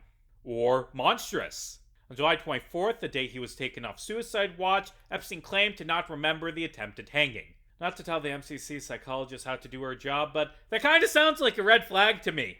From July 25th through 29th, Epstein met daily with the chief psychologist. During each and every meeting, he denied being suicidal. He also complained about not being able to sleep well because other inmates were noisy. On July 29th, he claimed that maybe he couldn't remember the incident because he had sleep apnea. A new cellmate, Ephraim Stone Reyes, was selected and assigned to Epstein on July 30th. For those who are curious, Reyes had been arrested for being a bit player in a crack and heroin ring. It's worth knowing that the jail staff couldn't have just chosen anyone to be Epstein's cellmate. If they chose the wrong cellmate, they would be locking Epstein up with someone who would murder him right after Epstein had almost died, as far as they knew, at the hands of his last cellmate.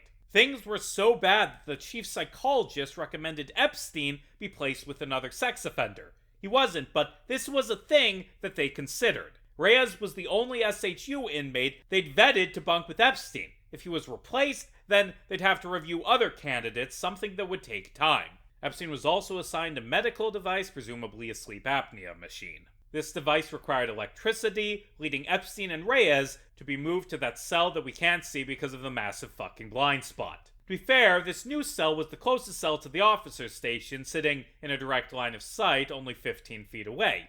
But still, this is frustrating for our purposes. After being assigned, Reyes asked the guards if he was supposed to keep Epstein from committing suicide. The guards laughed at him. Reyes then asked Epstein, "Please don't kill yourself while I'm your cellmate, because I have a chance to go home soon." Epstein said, "Don't worry, I'm not going to cause you any trouble." Also, Epstein apparently slept on the floor? That's weird.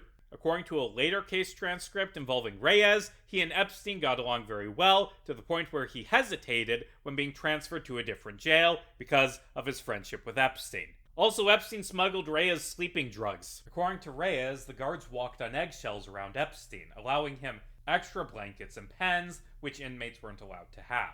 If guards ever told Epstein no, he would tell them he was writing down their names to give to his lawyer. At one point, Epstein and Reyes tore up a sheet and twisted it into a rope, ostensibly to make a clothesline. In the middle of the night, Epstein fidgeted with the clothesline. Reyes flushed it down the toilet. There is some confusing phrasing in this report about this clothesline, with the clothesline also being referred to as still being in the cell on August 9th. I'm not sure if Epstein made a second air quotes clothesline or if he pulled the first one out of the toilet. On July 30th, Epstein was charged for self-mutilation for the July 23rd incident, which is prohibited by the Bureau of Prisons. On July 31st, Epstein once again said, "I am not suicidal," and promised to tell the guards if he felt suicidal. On August 8th, less than 48 hours before Epstein died, he denied being suicidal one final time. That same day, Epstein signed a new will.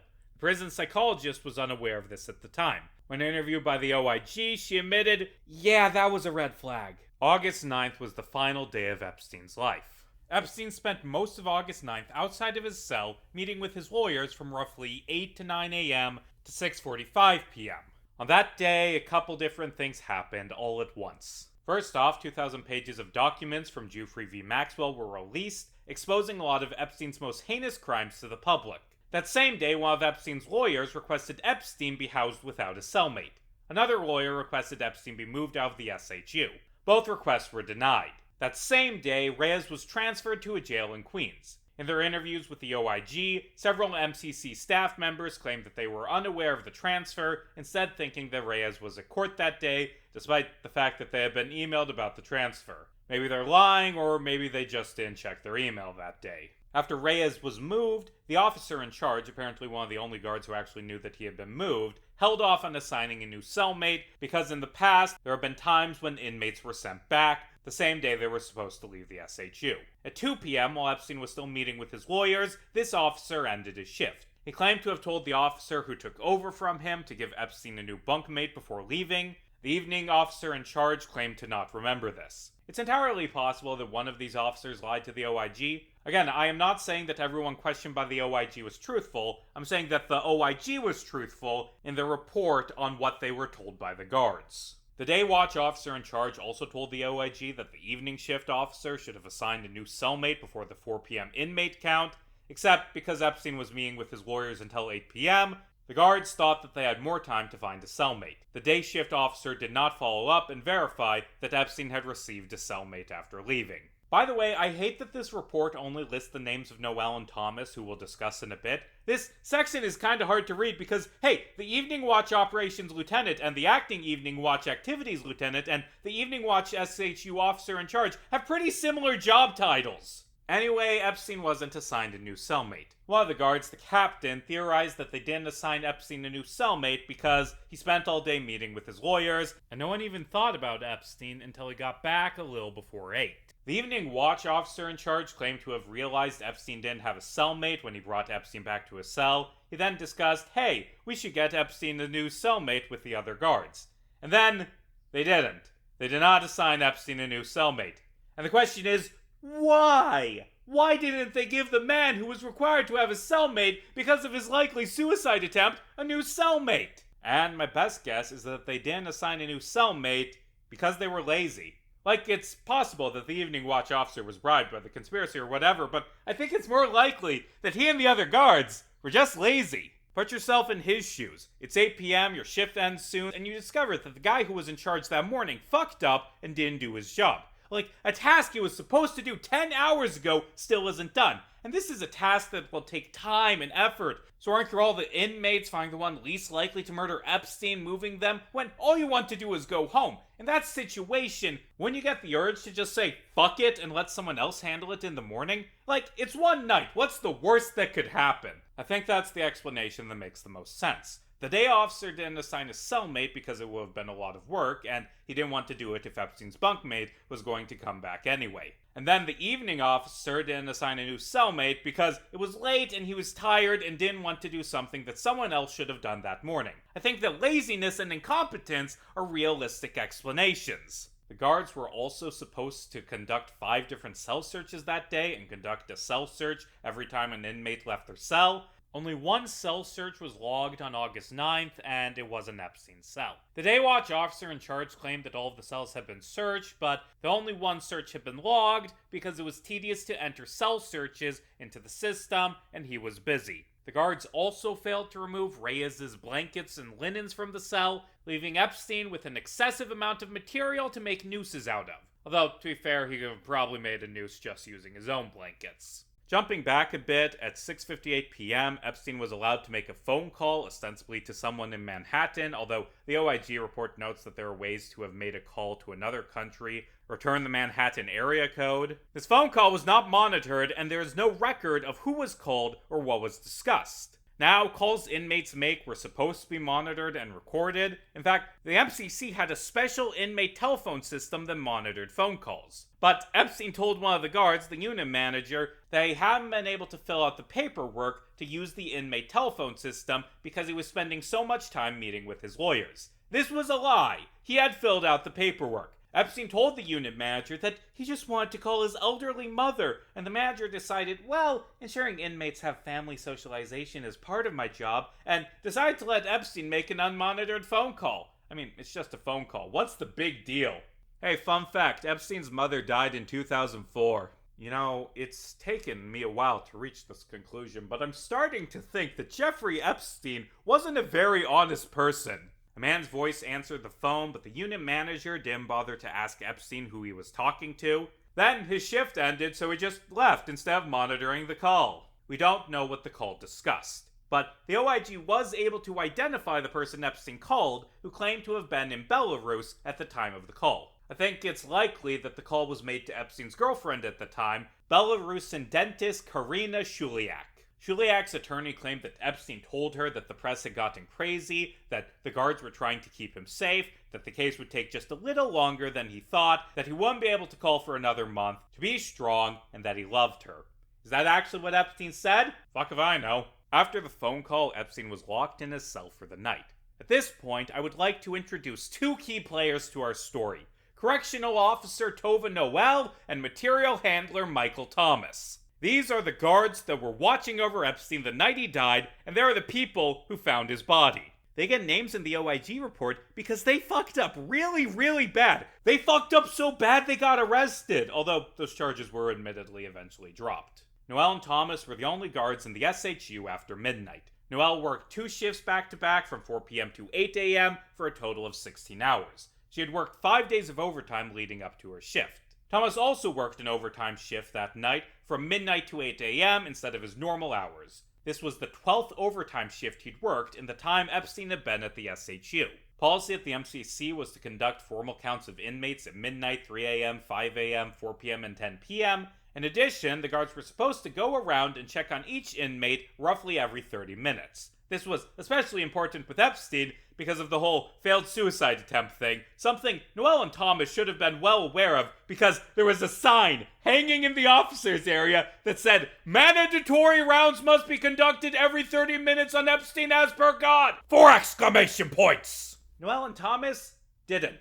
They did not perform inmate counts, and they did not check on Epstein. To be fair, they weren't the only guards to fuck up. The evening watch officer in charge was supposed to do the 4 p.m. count with Noel and didn't. Similarly, the material handler, not Thomas, the one who was working before him, was supposed to do the 10 p.m. count with Noel and also didn't bother to count the inmates. The material handler told the OIG that he skipped doing his job because everyone was tired, and to be fair, he had an excuse. He began his shift at midnight on the 9th and had been working for 22 consecutive hours by the time he was supposed to check the cells that night. Apparently, the SHU guards kept a cheat sheet listing out how many inmates they were supposed to count and usually wrote out the number of inmates on the count before even doing it.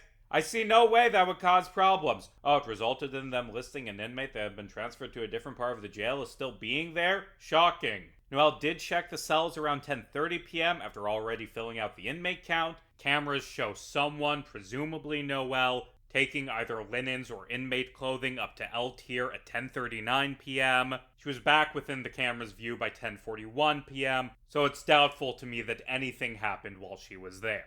No one else can be seen on the cameras going up to L tier before Epstein's body was found in the morning. She and Thomas skipped the midnight, 3 a.m., and 5 a.m. inmate counts. They did not check on Epstein after midnight. According to the material handler who skipped the 10 p.m. inmate count, blowing off the 30-minute rounds was typical. This lack of checks left Epstein alone and unobserved for the entire night and helped the guards forget that he didn't have a cellmate. Now, the guards were required to fill out slips saying that they had done their rounds. Noel filled out 75 different slips lying and saying that she and Thomas had done so. In reality, she spent the night looking up furniture and reading about Epstein. Thomas looked up motorcycle sales and sports news. Noel claimed to have begun to doze off that night, but caught herself. At 6:30 a.m., Noel and Thomas went up to L tier to bring Epstein breakfast. According to their testimony to the OIG, Thomas yelled for Epstein to come to the door. Epstein didn't respond, so Thomas unlocked the cell door. He stepped in and saw Epstein hanging from a rope made out of a bedsheet, the other end tied to the top bunk. Epstein was hanging in a near-seated position, with his buttocks an inch from the floor. Thomas yelled for Noel to get help, and Noel signaled that there had been a medical emergency. Thomas ripped the sheet and Epstein's buttocks dropped onto the ground. He began chest compressions. He was trained in CPR, but this was the first time he was the first responder in a situation like this.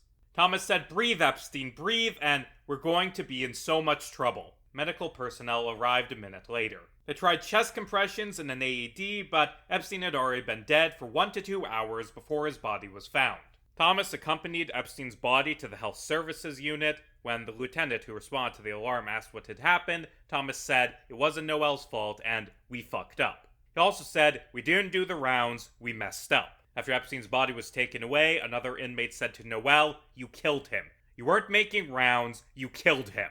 The OIG interviewed the inmates in the cells next to Epstein's. None of them saw anything, although one inmate reported hearing the sound of someone ripping up a bedsheet. Now, to be fair, they couldn't see into Epstein's cell, but they could see the door. Then again, a theoretical assassin could have snuck in when they were sleeping. Thomas and Noel both claimed that they hadn't seen anyone enter the SHU or go in or out of Epstein's cell that night. And given the fact that they had full view of both the stairs leading to Epstein's cell and the cell door, this means there were two possibilities. Either Epstein wasn't murdered or they were in on it. None of the MCC staff members who spoke to the OIG said anything suggesting Epstein's death was something other than a suicide. Some staff members said that Epstein's death could have been prevented if he was assigned a cellmate or if Noel or Thomas did their jobs. Others blamed the MCC's staffing shortages and excessive overtime for leaving guards overly tired during shifts. Some staff members told the OIG that even if the SHU guards did everything right and followed all the safety and accountability measures they were supposed to,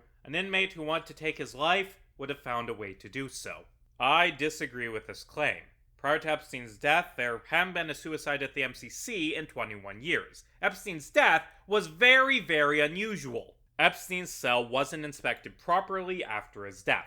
Deaths like this are supposed to be treated as crime scenes, but Epstein's body was moved away for medical care. There were repeated procedural errors at the crime scene. Items were moved around as the cell was searched, and evidence markers were not placed. An autopsy was performed on August 11th by New York City Chief Medical Examiner Barbara Sampson, who ruled Epstein's death a suicide. Of course, Sampson is a government employee, and if Epstein was murdered, then his death would be the result of a government conspiracy. We need to ask ourselves, is Sampson trustworthy? Epstein's lawyers, some of the last people who saw him alive, cast doubt on the official story, saying that they did not see a despairing, despondent, suicidal person. Before the autopsy could be completed, Epstein's team hired former New York City medical examiner turned celebrity pathologist Michael Baden to observe Sampson's autopsy, then perform his own.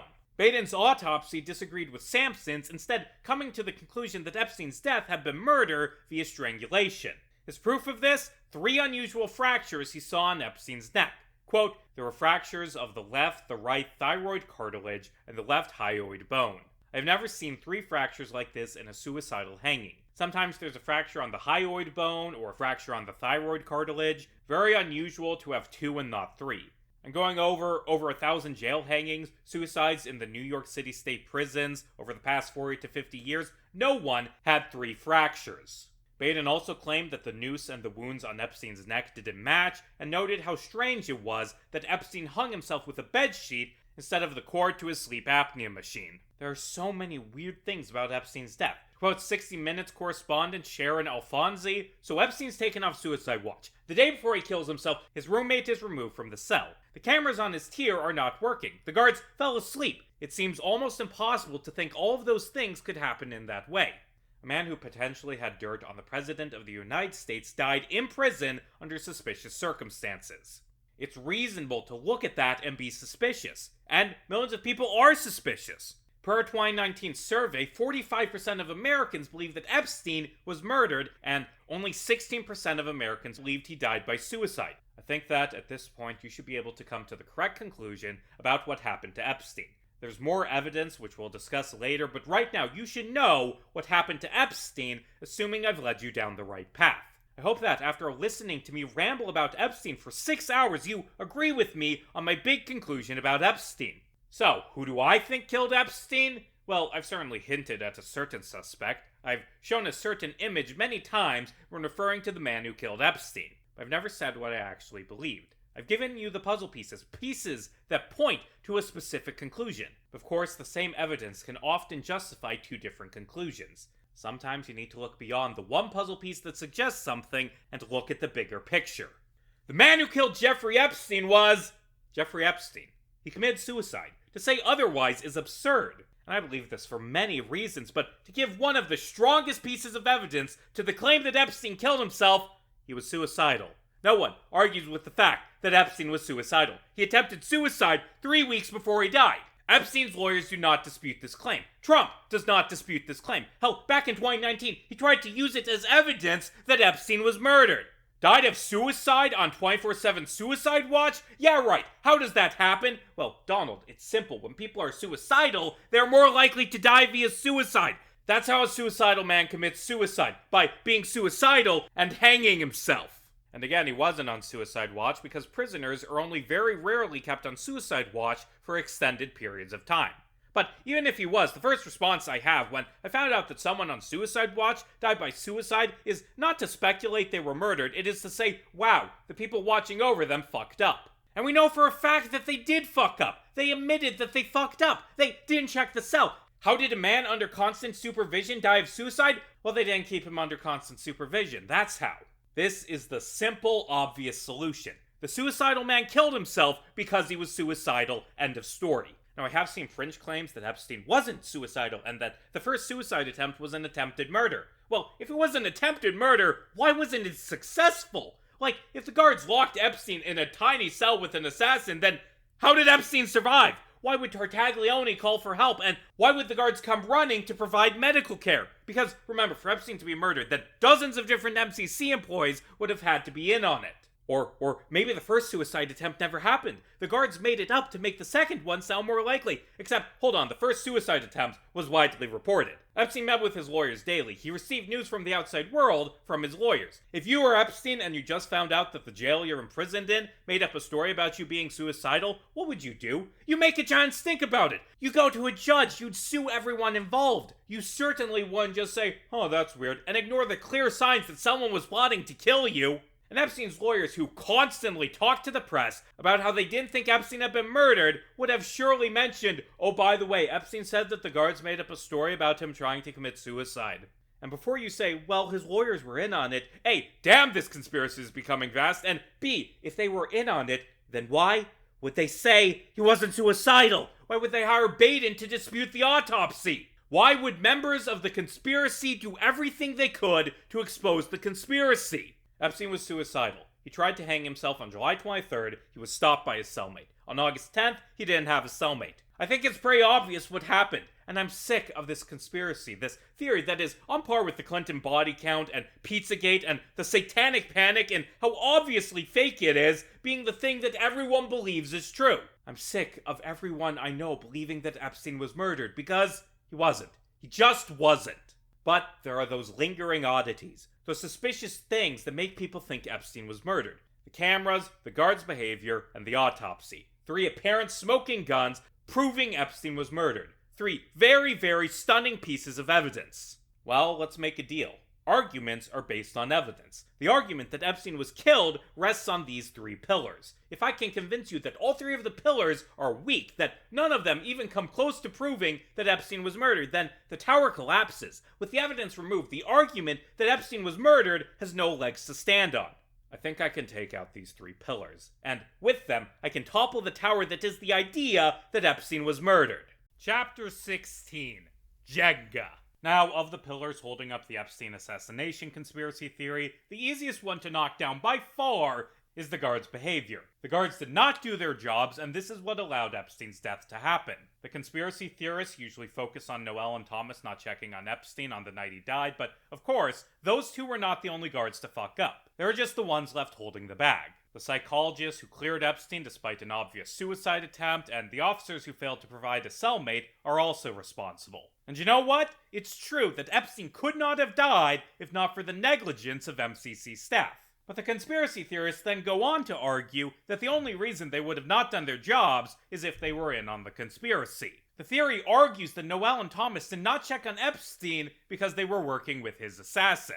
And I find this claim confusing because I half-ass my job all the time. Billions of people half-ass their jobs. Half-assing your job is the most ordinary thing possible. The guards shouldn't have half-assed their jobs, obviously, but this isn't a discussion of what they should have done. It's a discussion of why they didn't do their jobs. And I think laziness is a much more plausible explanation. And hell, I'd be lazy too if I was working my 5th overtime shift in as many weeks at an understaffed jail where you're just supposed to sit there all night. I mean, put yourself in Tova Noel's shoes. Would you want to walk up a flight of stairs after midnight every half hour to glance at a sleeping child rapist? Epstein is estimated to have died around 4:30 to 5:30 a.m. That's 12 and a half hours into her 16-hour shift. Of course she was tired. Of course she decided to take it easy. She should have checked on Epstein, absolutely, but her not checking on him isn't suspicious in the slightest. Thomas got there at midnight. He wasn't as tired, but still, he was working an overtime shift. He didn't normally work nights. This is a fallacy I see a lot of people fall into,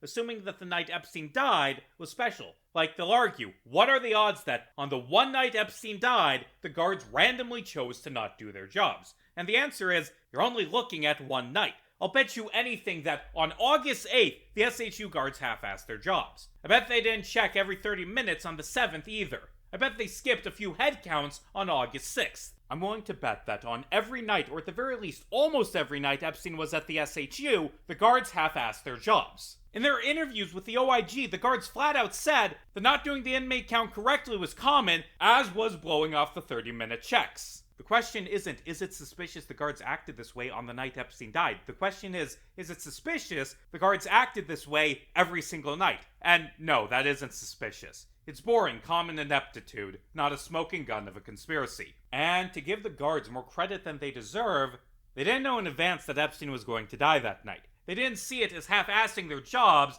the night an infamous child sex trafficker died. They saw it as half-assing their jobs on a random, unremarkable Friday. And they probably felt fine in not doing checks because every time they half-assed their jobs in the past, nothing happened. They didn't check on Epstein on the 8th and he was fine, so what's the worst that could happen if they didn't check on him on the 9th?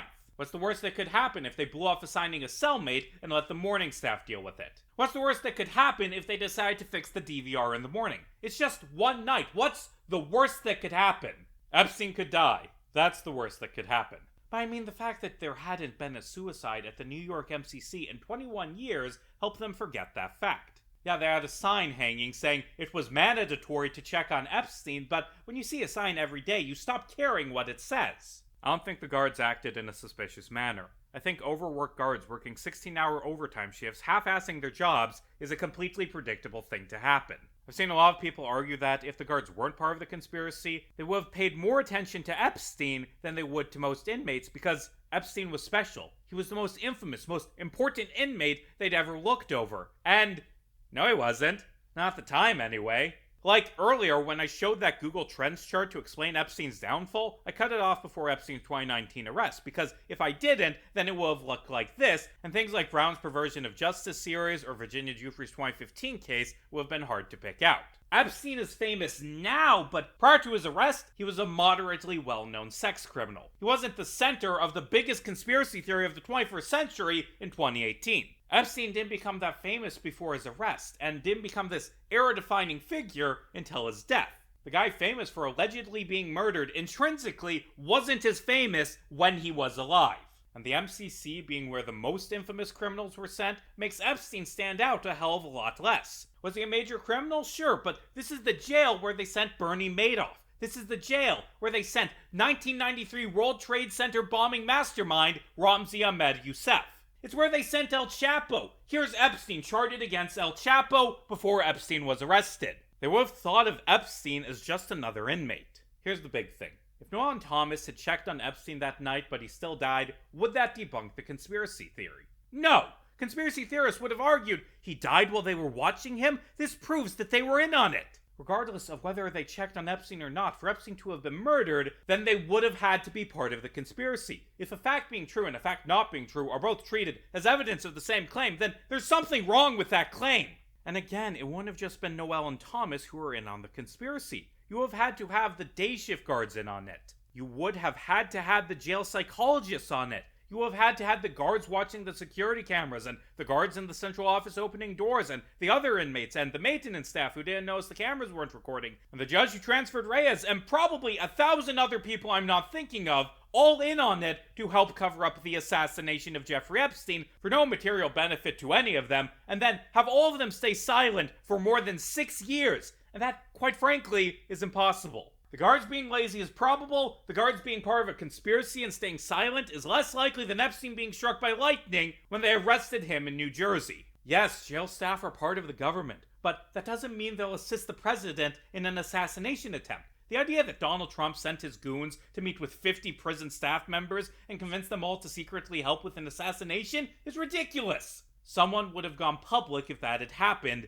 immediately. What would you do if you were in their shoes? You're a human being, they're human beings. Their thought processes should be roughly similar to yours. What would you do if someone from the White House showed up and said, "Hey, don't give Epstein a cellmate tonight so we can have a guy sneak in and murder him"? Even if I couldn't debunk the cameras or the autopsy, the idea of the guards being in on it is so fucking stupid that it should make anyone who hears it realize that Epstein killed himself. But of course, I can debunk the autopsy and the cameras. Earlier, I asked rhetorically if New York City Chief Medical Examiner Barbara Sampson was trustworthy, because if Epstein was assassinated, then that would be a government conspiracy, and Sampson worked for the government. And I mean, yes, technically, but she worked for the city of New York, not the executive branch. She worked in a completely different part of the government, one that Donald Trump had no legal authority over. Would the New York City local government cover up a murder on the behalf of Donald Trump?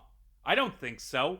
Why would they do that? Sure, the NYPD has a history of corruption, but traditionally, they have carried out acts of corruption to protect or benefit themselves, not federal politicians who are extremely unpopular in New York. In 2014, following the murder of Eric Garner, The NYPD police union argued that Garner wasn't murdered by Daniel Pantaleo's chokehold because there was no break in Garner's hyoid bone. Yeah, he just died of stress apparently, while he was being strangled. Sampson argued against this and concluded that Garner was killed by Pantaleo. She stood up against the NYPD. If she wasn't willing to cover up murders carried out by the NYPD, then I highly doubt she would have been willing to cover up murders for Trump. If you think that Sampson would cover up a murder for Trump, then you have to back that claim up. The government isn't an amorphous blob of deep state sociopaths. It's millions of different people working for different, often unrelated organizations, each having different beliefs and ethics. The idea that anyone who has ever received a government paycheck is a diehard Trump loyalist to the point of being willing to assist him in a murder is absurd. Like, this reminds me of way back in Chapter 3, Ransom claiming Hillary Clinton ordered Special Agents Forces men to cover up Epstein's tapes under the assumption that, well, their government, a former First Lady's government, so naturally, they would do what she'd say without question. And that just isn't how the government works. And all this talk about Sampson's credibility, it ignores the elephant in the room that is Michael Baden's credibility. Sure, he said Epstein was murdered, but is he trustworthy? Because he was hired by Epstein's brother to say that Epstein had been murdered. Even before Sampson did her autopsy, Baden had been hired to give an alternative assessment to what the Epstein team expected Sampson to say. Like, I think the guy paid by a child molester's brother to say said child molester had been murdered might not be the most unbiased source. Baden has a history of this. He's made a career out of being hired to give a second opinion on high-profile deaths. For example, in 2020, the family of George Floyd hired Baden to perform a second autopsy. Baden concluded that Floyd died of asphyxiation caused by Derek Chauvin compressing his neck, as opposed to the original autopsy, which came to the conclusion that Floyd died of cardiopulmonary arrest due to Derek Chauvin compressing his neck. Which autopsy is correct? I don't know. I'm not a doctor, and I certainly didn't perform an autopsy. I don't have the medical knowledge to understand how you tell the difference between two different mechanisms of death caused by the same action. Baden was also hired to conduct private autopsies into the deaths of Michael Brown, Aaron Hernandez, Shannon Gilbert, and John Belushi. And I do not know for certain how accurate his autopsies were in those cases. But I do know he was full of shit in at least one case, the murders of Nicole Brown and Ron Goldman. Baden was paid $165,000 by O.J. Simpson's team to dispute the prosecution's claims that Brown was the intended target and had been unconscious when she was murdered, arguing instead that she had just stood there completely still while her murderer cut her throat. Baden later admitted this claim was absurd. He also claimed that Goldman fought his assailant for 10 minutes after his jugular was slit, which is similarly ridiculous but would give Simpson an alibi for the time of the murder. This is the problem with paid experts, and for what it's worth, the same problem applies to paid experts who work for the police. When you are paid an exorbitant amount of money by someone to say what they want you to say, you're going to say what they want you to say, regardless of how true it is. Because if you start saying things that the people paying you don't want you to say, then you aren't going to get hired in the future. Of course Baden said Epstein was murdered. That's what he was paid to say. Some other details about Baden: he oversaw congressional re-examinations into the deaths of JFK and Martin Luther King Jr., coming to the conclusion in both cases that the official government story was the correct one. In 1978, he was fired after 1 year from his job as New York City chief medical examiner for, quote, sloppy record-keeping, poor judgment, and a lack of cooperation. Also, he had an HBO show. Still, even if Baden is a questionable source, that does not necessarily mean he's wrong. Maybe Epstein was murdered, and the guy paid to say he was murdered happened to luck into being correct. Well, let's analyze Baden's claim. He argued that Epstein must have been murdered because of the fractures to his hyoid and thyroid bones, which are unusual in hangings. And admittedly, if my research is accurate, yeah, it is more common for these bones to break in strangulation murders than in suicide by hanging. They are unusual, but not unheard of. Jonathan Arden, president of the National Association of Medical Examiners, stated that the broken hyoid bone raises questions, but does not exclude suicidal hanging. A study of 264 hanging suicides in India found hyoid damage in 16 out of 264 cases, and I mean, that makes them rare, but also not the never ever has this ever happened before Baden claimed. That study also noted that there are heavy discrepancies in hyoid breaks due to factors like age, weight, type of suspension, and height of suspension. Age is a big one in this case. Hyoid bone breaks are more common in elderly suicide victims. Epstein was 66. Him having the type of injury you only usually see in old people isn't really that suspicious. CNN chief medical correspondent Sanjay Gupta argued that the fact that Epstein had multiple broken neck bones suggests much more strongly that it was a hanging. Emory Clinic chief of spinal surgery Gerald Rotz argued that Epstein having multiple broken bones in his neck was very consistent with suicide by hanging, and actually something uncommon to see in strangulations. Forensic pathologist Cyril Wecht also argued it was more consistent with hanging than strangulation, and surgeon Bill Lloyd argued that it doesn't indicate anything. Quote, "You can twist the hyoid bone theory to tell whatever story you want to tell. It just gives naysayers the ability to advance whatever conspiracy theories they want to tell. I'm not a doctor. I don't know what bones you should expect to see break in a hanging suicide. Honestly, I imagine that it's very hard to tell the difference because hanging and strangulation are very, very similar ways to die. But if a lot of well-respected doctors say this is completely normal, that makes me lean towards thinking that Epstein's injuries were consistent with the hanging, especially when paired with the mountain of other evidence pointing to this being a suicide. I think that's the key. Autopsies are complicated. Criminal cases are complicated. It's easy to focus completely on one little detail, one little incongruity, and use that as proof of a conspiracy. But there are usually explanations for those little oddities. It is better to look at a case as a whole, to consider everything, instead of searching for a smoking gun. That's the approach Sampson took. Baden focused entirely on the one little detail that sounded weird. Sampson looked at the case as a whole, arguing that no single factor in an autopsy can alone provide a conclusive answer about what happened. Quote, "In all forensic investigations, all information must be synthesized to determine the cause and manner of death. Everything must be consistent. No single finding can be evaluated in a vacuum." And beyond the fractures Baden obsessed over in isolation, there are a lot of things about this case that Sampson argued were proof of suicide. For example, the pattern of hemorrhages and discolored skin on Epstein's body more resembled a hanging than a strangulation. The mark the noose left peaked upward, which suggests hanging, not strangulation. There was no hemorrhaging in the muscles on the back of Epstein's neck, which you expect to see in a strangulation. And I mean, I'm not a doctor. I don't know what hemorrhaging to expect in a hanging. But do you know what I do know to expect in a murder? Defensive wounds. Epstein didn't have any defensive wounds. There were no signs of a struggle. No broken nails, blood under his nails, or contusions on his knuckles. No bruising besides an abrasion likely caused by convulsing during hanging. If Epstein was murdered then, not only did he not make any noise while being attacked because the other cellmates would have heard that, but he didn't even fight back. He just stood there and let an assassin kill him. It only makes sense if Epstein wanted to die. And if Epstein wanted to die, then Jesus, what even is the point of this? Why do we need a conspiracy theory about an assassin if the man was cool with dying? And we know this part of the autopsy is accurate because Baden didn't dispute it. He didn't say Sampson lied, there was blood under Epstein's nails. He argued that all the facts in Sampson's autopsy were correct and that the conclusion was the only mistake, which inadvertently is evidence against the conspiracy because it removes any doubt about the facts listed in Sampson's autopsy being accurate. I see some of you going to the comments typing, "Oh, but what if Epstein was drugged?" Nope! Sampson wrote that there was nothing in the blood toxicology test, and Baden didn't dispute this, so we know he wasn't drugged. That's 2 legs gone now. The Jenga Tower is getting pretty wobbly. But, hey, there's still the cameras not recording. Isn't that suspicious? Not really. I mean, it's a coincidence, but coincidences happen.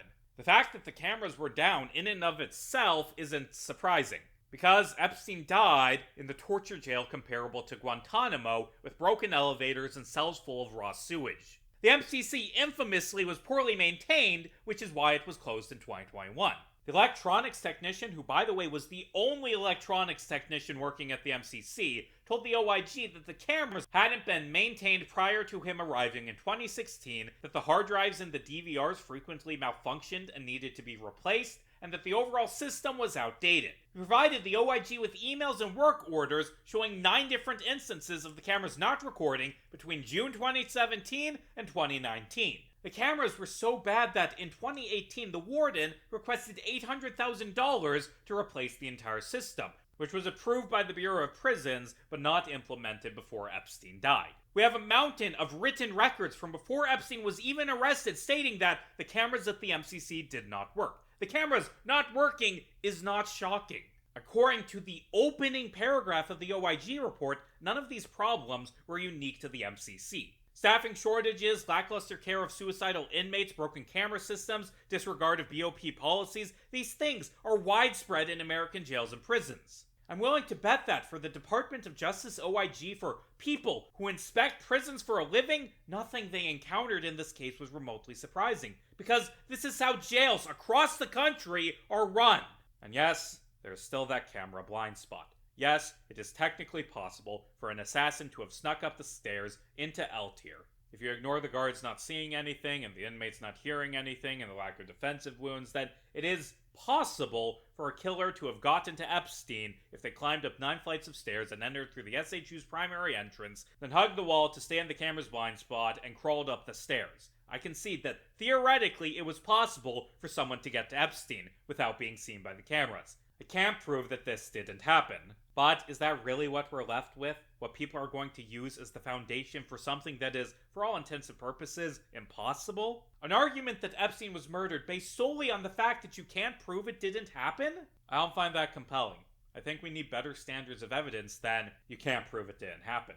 Think that if something is unfalsifiable, if it can't be proven true or false, then it should be treated as false. I don't think Epstein was murdered, and I don't think you should either. Chapter 17. The real conspiracy. How do you convince someone to abandon their belief in a conspiracy when their belief is ironclad? That's a tough question. I don't know. But a good first step would be to identify your audience. If you have a left-wing audience, tailor your argument to them. You don't get many right-wing viewers, and honestly, getting through to them is probably something beyond your capabilities as an essayist. But your left-wing viewers who trust you, maybe they can be saved.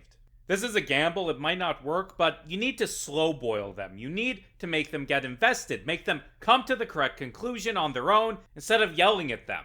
Play coy about what you actually believe. Don't say you think they believe in nonsense. Be careful with your words to ensure they think you agree with them.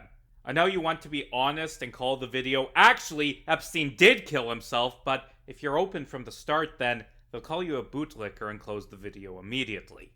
The only way to make them understand what you understand is to guide them to the truth, slowly over half a dozen hours. Call the video something provocative like "The Epstein Conspiracy" in all caps. Make it the type of thing leftists will click on to be patted on the back for believing in the conspiracy. Draw them in and be careful not to push them away.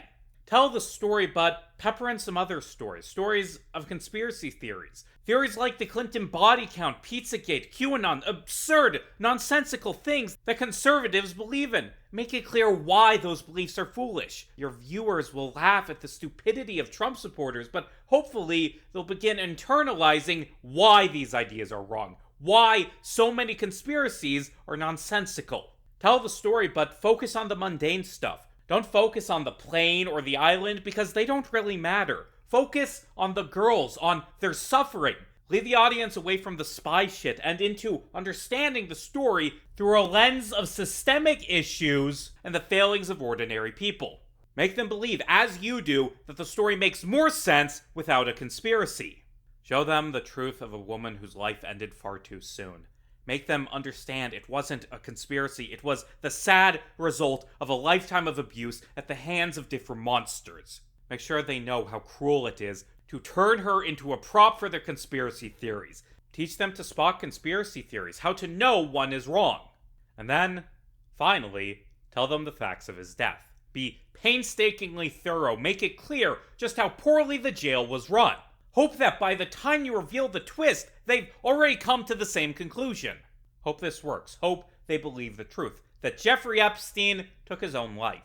I hope it did work. I hope this video has led its viewers to abandon their belief in Epstein being murdered. Let's think back to chapter 14, to all the tropes common in conspiracy theories, to all the red flags I warned you to look out for. Right off the bat, the idea that Epstein was murdered, it makes a hell of a story. Him dying of suicide right after being arrested, that's boring and unsatisfying, but the evil person you hate silencing his enemies? That's tantalizing, that's exciting, it gives you hope that the bastard in power is someday going to lose everything when the truth finally comes out.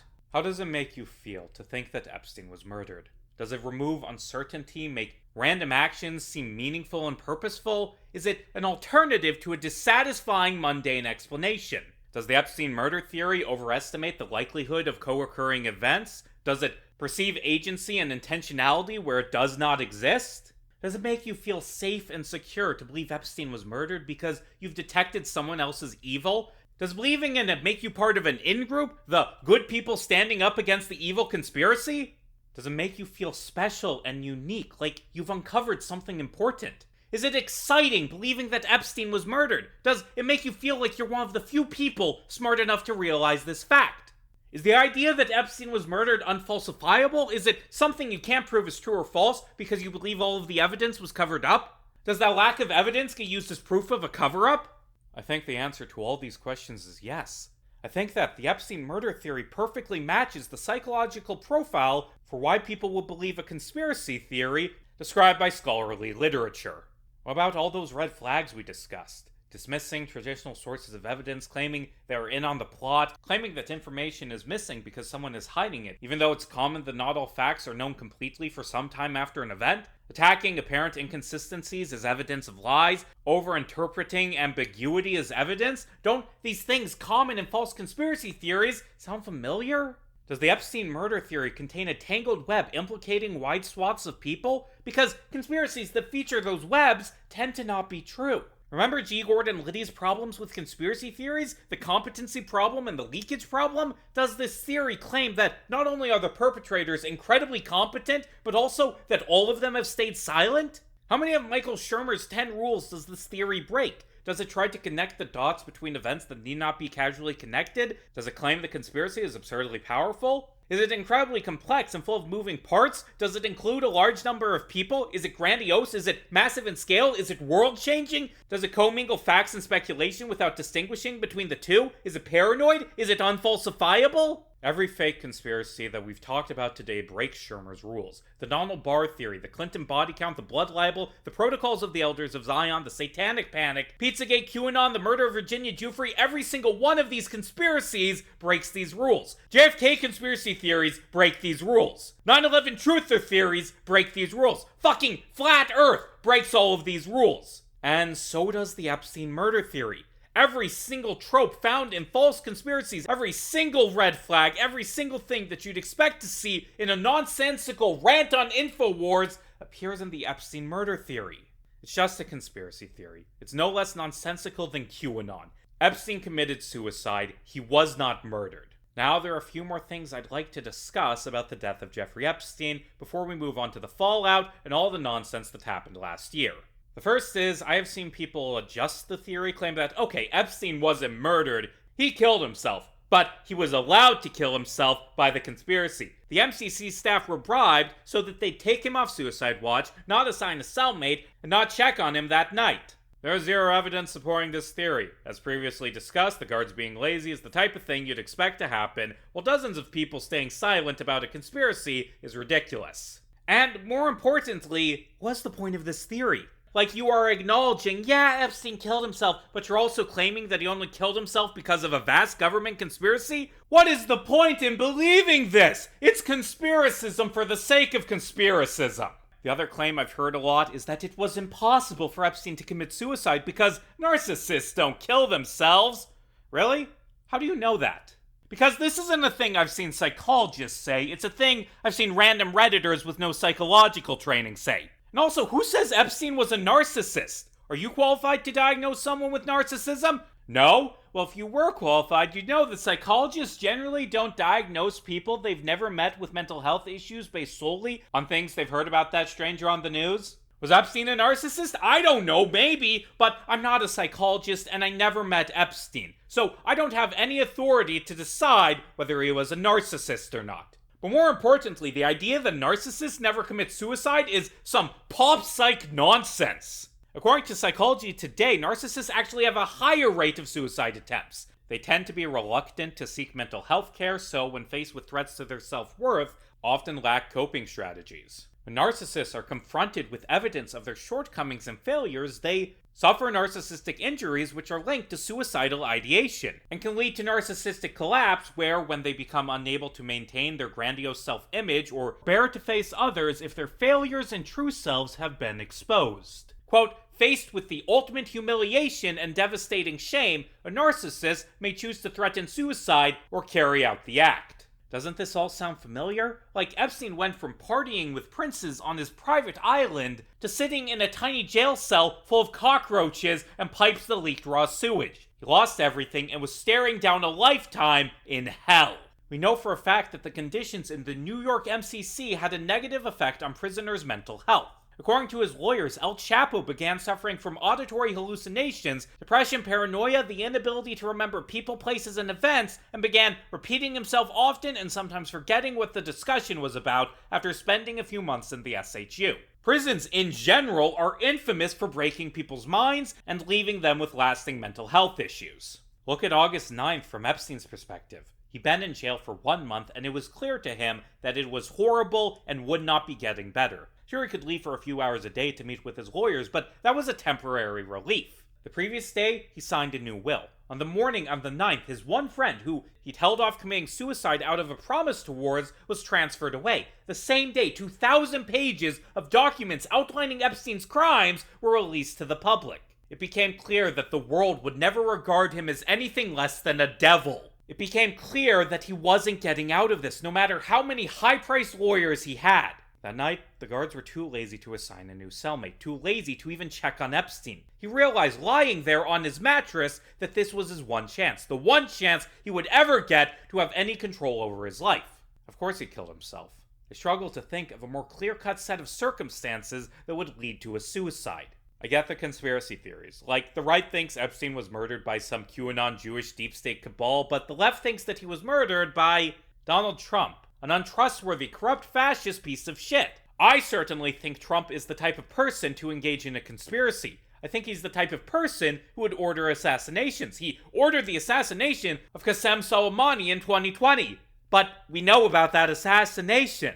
Trump is many things, but subtle is not one of them. The question isn't, is Trump evil enough to assassinate Epstein? It's, is he competent enough to assassinate him and keep it quiet? In 2021, Trump attempted to blackmail Georgia's Secretary of State Brad Raffensperger into changing the results of an election he lost. Raffensperger released a recording of the phone call publicly the next day. Trump tried a conspiracy in 2021 and it was exposed immediately because that's what happens to conspiracies in real life. Assassinating Epstein would have required dozens of different jail employees to all stay silent, and that is practically impossible. And even if it wasn't, do you know what would have been even harder?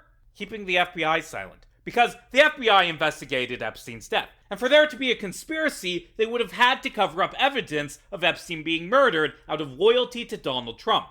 And I don't think the FBI would do that. I've seen a lot of leftists take it as a given that the FBI would be willing to assist Trump with assassinating Epstein because of COINTELPRO. In the 1960s, the FBI undermined the civil rights movement and various leftist groups through spying, false arrests, and even downright assassination. The FBI assassinated Black Panthers leader Fred Hampton and attempted to blackmail Martin Luther King Jr. into killing himself. The FBI has a long history of corruption, but I think it is important to understand that corruption based on the context it was carried out under. COINTELPRO happened during the height of the Cold War, and the FBI considered Martin Luther King and other civil rights leaders to be dangerous communists. This was the era where killing communists was treated by the American people as a whole as being completely moral. The feds undermined the civil rights movement for the same reason the US military invaded Vietnam. To be clear, I'm not saying this was a good thing that they did. COINTELPRO was monstrous, but it was a monstrous conspiracy that was in line with American culture of its era, in a way that wanting to help a specific random rapist cover up his crimes is not. And the other half of COINTELPRO, of course, was white supremacy. White supremacy that, again, was widespread at the time. COINTELPRO was a completely expected outcome of the racism and anti-communist hysteria of the era. The feds believed that they were doing something moral. Their morals were twisted by white supremacy, but they murdered Fred Hampton because they believed in that cause. But I mean, did the average FBI agent in 2019 believe in Donald Trump's right to assassinate his criminal co-conspirators with the same steadfast loyalty they had towards anti-communism and white supremacy in the 1960s? Also, the mastermind of COINTELPRO was J. Edgar Hoover, the man who had run the FBI for decades and slowly transformed it into his personal terrorism squad. It's ridiculous to assume that modern FBI agents would have the same loyalty to an obnoxious asshole who had been president for only 2 years than they had towards Hoover. If the FBI was loyal to Trump, you'd expect them to, be loyal to Trump. But a few months before Epstein died, the FBI assisted with the Mueller report, an investigation into Trump's shady connections to the Russian government. Why would they do that if they were completely loyal to Donald Trump? Why would they investigate him for document theft in 2022? Why would they arrest January 6 rioters and investigate Donald Trump's attempts to overturn the election if they were loyal to Trump? Trump certainly had power over the FBI. He fired FBI Director James Comey for daring to investigate his corruption. But of course, if you have to fire someone for not being loyal, then they, and presumably a lot of FBI agents, aren't completely loyal to you. But this conspiracy demands that every single FBI agent involved was completely loyal. I can't, for the sake of argument, buy a few or even most FBI agents being loyal to Trump, but not every single one of them. And sure, you could argue that maybe the FBI kept the Epstein case under wraps because they were afraid of Trump. But why would they still be afraid of him after he left office? Why didn't they say, Trump ordered me to cover up Epstein's death once Trump lost re-election? The idea that Epstein was murdered, it exists because his death had so many weird things, so many unanswered questions, but the number of unanswered questions him being assassinated raises is absurd! I've seen a lot of people point to William Barr as the mastermind of Epstein's assassination on the grounds that he was in charge of the DOJ at the time, and to be fair, Barr is a fucking asshole. He constantly interfered with justice during Trump's first term. But to give Barr more credit than he deserves, even he had his limits. He refused to back up Trump's election fraud claims in 2020 and was subsequently fired. Would Barr carry out an assassination for Trump but draw the line at election fraud? That seems weird to me. And more importantly, why the hell would Donald Trump publicly fire the man who knew everything about him ordering an assassination? Isn't that just asking for Barr to expose the truth? All of this rests on the idea that Trump would do anything to keep the public from knowing about him committing crimes. Well, here's a question. If Trump is the type of person who would assassinate people who knew dirt on him, then why didn't he kill Barr and all of his other hypothetical co-conspirators? Why were Noel and Thomas silenced? Because that would be blatant and what, killing Epstein wasn't? That's really all this is, isn't it? The conspiracy rests on the idea that Trump killed Epstein because Epstein dying benefited him. Doesn't matter that the evidence is weak, doesn't matter that a cover-up is ridiculous. Trump benefited from Epstein's death, so of course he was behind it. This is the core of so many conspiracies, from JFK to 9/11 to the moon landing, and I shouldn't have to explain that just because someone benefited from something, that doesn't mean they orchestrated it. Lots of people benefited from Epstein's death. Everyone who Epstein trafficked girls to benefited. Hell, Epstein benefited. He wanted to die, and hey, he got that wish. He wanted to not have to face his victims in court, wanted to avoid his name being dragged through the mud during the trial, and he got that. I don't know if this was what was going through his head, but Epstein dying under suspicious circumstances arguably benefited him immensely, because it made him a martyr. Now, Epstein is remembered as being silenced before he could take down the deep state. He's become a dark sort of folk hero. I once saw a Reddit post, I don't have the link to it anymore, but the post claimed that the murder of Jeffrey Epstein was the most heinous assassination of the modern age. Because of how he died, for many people, Epstein's death was a tragedy. Maybe that's why he did it. So people would mourn him as a hero silenced to stop him from saying the truth. I don't know. All the conspiracy has is the assertion that Trump did it because he benefited. That is a fallacious belief, and it isn't even true. Trump didn't benefit from Epstein's death. Like, the idea is he killed Epstein because he was a threat to him, and that kind of ignores the fact that Epstein wasn't a threat to Trump, even slightly. Do you know what would have happened if Epstein said, Donald Trump is a child rapist? Trump would have called it a lie, part of a media conspiracy. He'd call it a scam, a Democrat conspiracy to interfere with the 2020 election. He would call himself the real victim, and his supporters would agree. They call Epstein a lying agent of the liberal deep state and ignore everything he said about Trump. Because that's what Trump supporters always do. That's what they did after the Carroll trial. That's what they did when they found out about him barging into Miss Teen America dressing rooms. That's what they did after the Katie Johnson allegations. Regardless of whether or not the Katie Johnson allegations are true, the fact is, Donald Trump was accused of being a child rapist right before the 2016 election, and he was still elected, despite the fact that his close friendship with Epstein had been public knowledge for more than a decade. 62 million Americans voted for Trump. 74 million Americans voted for him in 2020, even after Epstein was arrested and then died in federal prison. 77 million Americans voted for Donald Trump in 2024. The idea that conservatives would have stopped voting for Trump if Epstein said he was a child rapist is absurd. Hell, the idea that they would have stopped voting for him if Epstein released a blackmail tape of Trump raping a child is also absurd.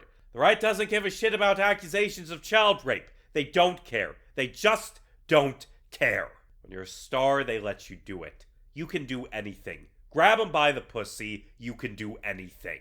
Donald Trump said that, and they still voted for him because Trump was right. He was right when he said that he could stand in the middle of Fifth Avenue and shoot someone and not lose a single voter. And do you know why? Because Trump's base is filled to the brim with conspiracy theorists. It's filled with people who don't care about evidence and just believe what they want to believe. If you can believe that climate change is a hoax or that vaccines cause autism, then you can certainly convince yourself that evidence of your favorite president being a rapist is fake lies made up by the deep state Jewish conspiracy that controls the world. And yes, Trump's base probably only heard about Katie Johnson or E. Jean Carroll from Fox News or a right-wing podcast or a Facebook meme if they heard about them at all, but it's a mistake to consider them helpless fools deluded by conservative pundits. They chose this. They chose to only listen to liars who tell them what they want to believe because they wanted to be lied to. They could have done a 30-second Google search and learned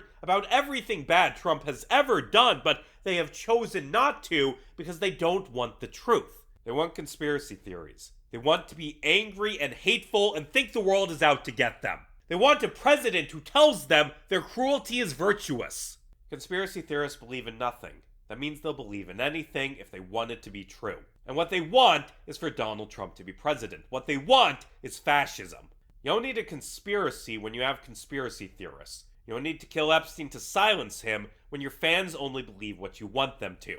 That's the real conspiracy. The real conspiracy is that 30 years of Republicans encouraging conspiratorial thinking create a world where Donald Trump can become president in spite of his connection to Epstein. Or perhaps because of it. Because 10 years into this Trump thing, I've come to realize that liberals and leftists make a mistake when they bring up Trump's crimes. They make a mistake in expecting that if you tell someone Trump is a white supremacist, that'll change their mind. What happens more often is that they learn Trump is a white supremacist or a con man or a mass murderer or whatever, and then they continue supporting him because they like those things. They aren't voting for Trump in spite of his racism, they're voting for him because of it. Because if the president is a white nationalist who talks about the great replacement theory, then who has the right to tell you that you can't be racist? Donald Trump is the worst person on the planet, and that is an asset politically, because if a horrible person is president, then that gives you, the shithead right-wing fascist voter, permission to be just as horrible. Earlier I said that in the 2000s, Epstein got away with it because a lot of people saw his crimes and didn't really care. That belief that raping teenage girls isn't that bad, it hasn't gone away, not completely. I think that for a lot of conservatives, Donald Trump being suspected of child rape isn't a deal breaker. It's an asset, because if he can rape children, then they can too. Epstein wasn't a threat to Trump because conservatives don't care about child rape. That's my hot take. And also, if Trump was the type of person to kill anyone who was a threat to him, then why didn't he kill E. Jean Carroll? She knew about him raping her. Why didn't he murder her to silence her? Hell, if we're working under the assumption that Trump had to kill Epstein because he was a threat to him and could spill the beans at any moment, then why did he wait so long? Epstein was in jail for a month before he died. Why did Trump wait? Actually, hold on. Why did he allow Epstein to be arrested in the first place? If he had the control over the FBI needed to stop them from releasing proof he killed Epstein, then why didn't he stop them from arresting him in the first place? Epstein can't rat you out in return for leniency if he isn't arrested in the first place. Hell, if Epstein was a threat to Trump, why didn't he get killed prior to his arrest? It certainly would have been far, far easier to murder Epstein at his mansion than in a maximum security federal jailhouse. Why didn't Trump murder Epstein after Epstein was arrested in 2005?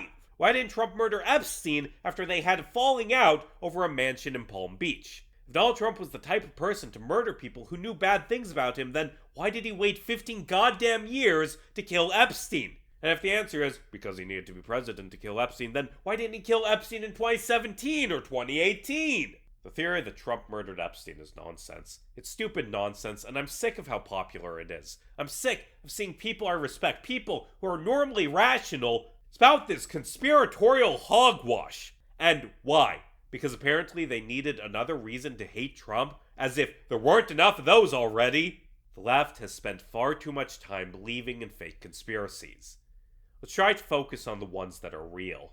Chapter 18, Epilogues. So, judging by the fact that this endlessly long video somehow isn't over yet, it seems there is more to this story. A couple big things happened after Epstein killed himself. First off, Ghislaine Maxwell got what she had coming. She was arrested in 2020 and sentenced in 2022 thanks to the testimony of Jane, Kate, Carolyn, and Annie. The 60-year-old sex trafficker was given 20 years. Eat shit, Ghislaine! By the way, I'm mentioning it now because it will be relevant later. Maxwell was convicted for sex trafficking to Epstein. Not to anyone else, but to Epstein specifically. No one else was mentioned by name in the criminal complaint, and the victims who testified were all victims who were trafficked exclusively to Epstein. Now, that does not mean she only trafficked to Jeffrey Epstein, nor does it mean that the prosecution thought she only trafficked to Jeffrey Epstein. What it means is that they believe the case would be more likely to succeed if it focused on her trafficking to Epstein rather than the other trafficking she did. And this is a very understandable decision. Telling a jury there is a 99% chance she trafficked to Epstein is going to be more convincing than saying there's a 99% chance she trafficked to Epstein and also a 60% chance she trafficked to Marvin Minsky. Focusing on the charges that are easiest to prove isn't unusual based on my understanding of how prosecutors normally operate. Now, I'm bringing this up because apparently there's a lot of confusion online about what Maxwell was convicted for. Like, I've had conversations where I'll say, I don't think the FBI is covering up a secret list of Democrats who are pedophiles, and then the person I'm talking to will say incredulously, well, then what was Maxwell convicted for? She was convicted for trafficking to Jeffrey Epstein. The fact that she was convicted based on victim testimony is not proof that the government is covering up any hypothetical pieces of evidence. Especially because this was a public trial. Like, if she was convicted using secret evidence that the state had against insert rapist here, then that evidence would no longer be secret. Anyway, as of time of recording, Maxwell is still alive. Yay, I guess. I honestly wouldn't give a shit if she did kill herself, but she hasn't. She was put on suicide watch right before her sentencing, following claims that she had been threatened by jail staff, but she did not kill herself. Which, kind of puts a kibosh on some theories about Epstein. Like, if this hypothetical deep state conspiracy murdered Epstein because he knew too much, it'd be weird for them to leave Ghislaine Maxwell alive. And don't give me that, oh, but if they killed Maxwell, everyone would know Epstein's death was a murder horseshit. Most people already do think Epstein was murdered. Again, he wasn't, but everyone thinks he was. And the fact that Maxwell wasn't murdered is one more reason to think that the idea that Epstein was murdered is comically stupid. Like, if Jeffrey Epstein was such a big threat he had to be killed immediately, then killing him but leaving his partner in crime alive would be a ridiculous oversight. And before you say, well, Trump couldn't kill Maxwell in 2022 because he wasn't president, A, he could have killed her in 2019 or 2020. B, he could have killed her last year. And C, hold on, are you saying that Donald Trump no longer had the complete domination over the US government he had when he killed Epstein after he left office? Really? But the only explanation for him getting away with killing Epstein is that he kept that domination during the years he was out of power. Which is it? Did his accomplices stay loyal after he lost the election, or did they turn on him? It can't be both. Also, if Maxwell did kill herself, that still wouldn't be proof Epstein had been murdered. While Maxwell was awaiting trial, she spent 500 days in solitary confinement. It is very common for people who spend extended periods of time in solitary to commit suicide. As in, the suicide rate is 5 times as high in solitary. Honestly, it is an indictment of our criminal justice system that after the debacle over Epstein's death, New York City prison guards still thought, hey, let's do that thing that quintuples the suicide rate to Epstein's accomplice. Hopefully nothing bad happens. But, of course, one child molester dying isn't going to reshape the entire criminal justice system. The OIG gave a long list of recommendations to the Board of Prisons after Epstein's death, and I'll bet you anything that most of those suggestions were ignored because torturing people who haven't been convicted of anything yet until they commit suicide isn't a bug, it's a feature. Ooh, by the way, while we're talking about suicide statistics, guess where 43% of suicide attempts in New York prisons occur? In special housing units! Yeah, this Epstein didn't kill himself thing gets more and more shaky the more you learn about American prisons. Maxwell, as you'd expect, attempted to appeal her conviction, claiming she was owed the immunity offered in Epstein's 2008 plea deal. She appealed all the way to the Supreme Court, who declined to hear Maxwell's case. She later attempted another appeal, this time air quotes accidentally revealing the names of victims in the court filing because Maxwell is a piece of shit. Last July, Maxwell was subpoenaed by the House Oversight Committee. She requested immunity and to receive the questions in advance. When these requests were denied, Maxwell pleaded the fifth. So far, Maxwell hasn't said jack shit about the people Epstein trafficked girls to, and I doubt she ever will. Because what does she have to gain? Maxwell has made it clear that she will only talk in return for her freedom, and I don't see that happening. Nor do I think it should happen.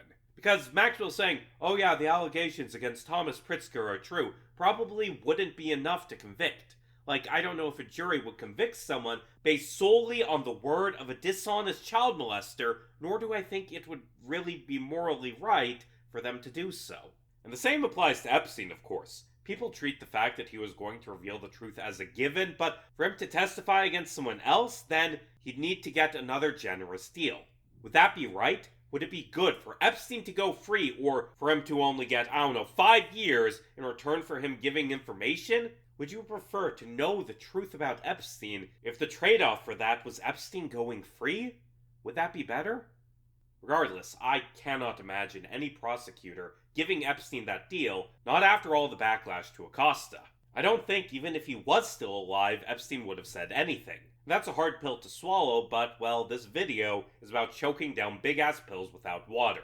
One more thing on Maxwell. Initially, she was incarcerated in the Brooklyn Metropolitan Detention Center, a horrible torture prison full of maggots and raw sewage. This was a different prison from the one that inspired Epstein to hang himself, by the way. There are a lot of shitty torture prisons in the US. Anyway, last year, as the Epstein scandal was heating up again, Maxwell was transferred to a minimum security prison in Florida. According to a whistleblower, Maxwell is receiving special treatment at this prison, like customized meals, having the warden send emails on her behalf, extra exercise time, a service dog, and potentially the ability to leave prison for work release. I see no way that could go wrong.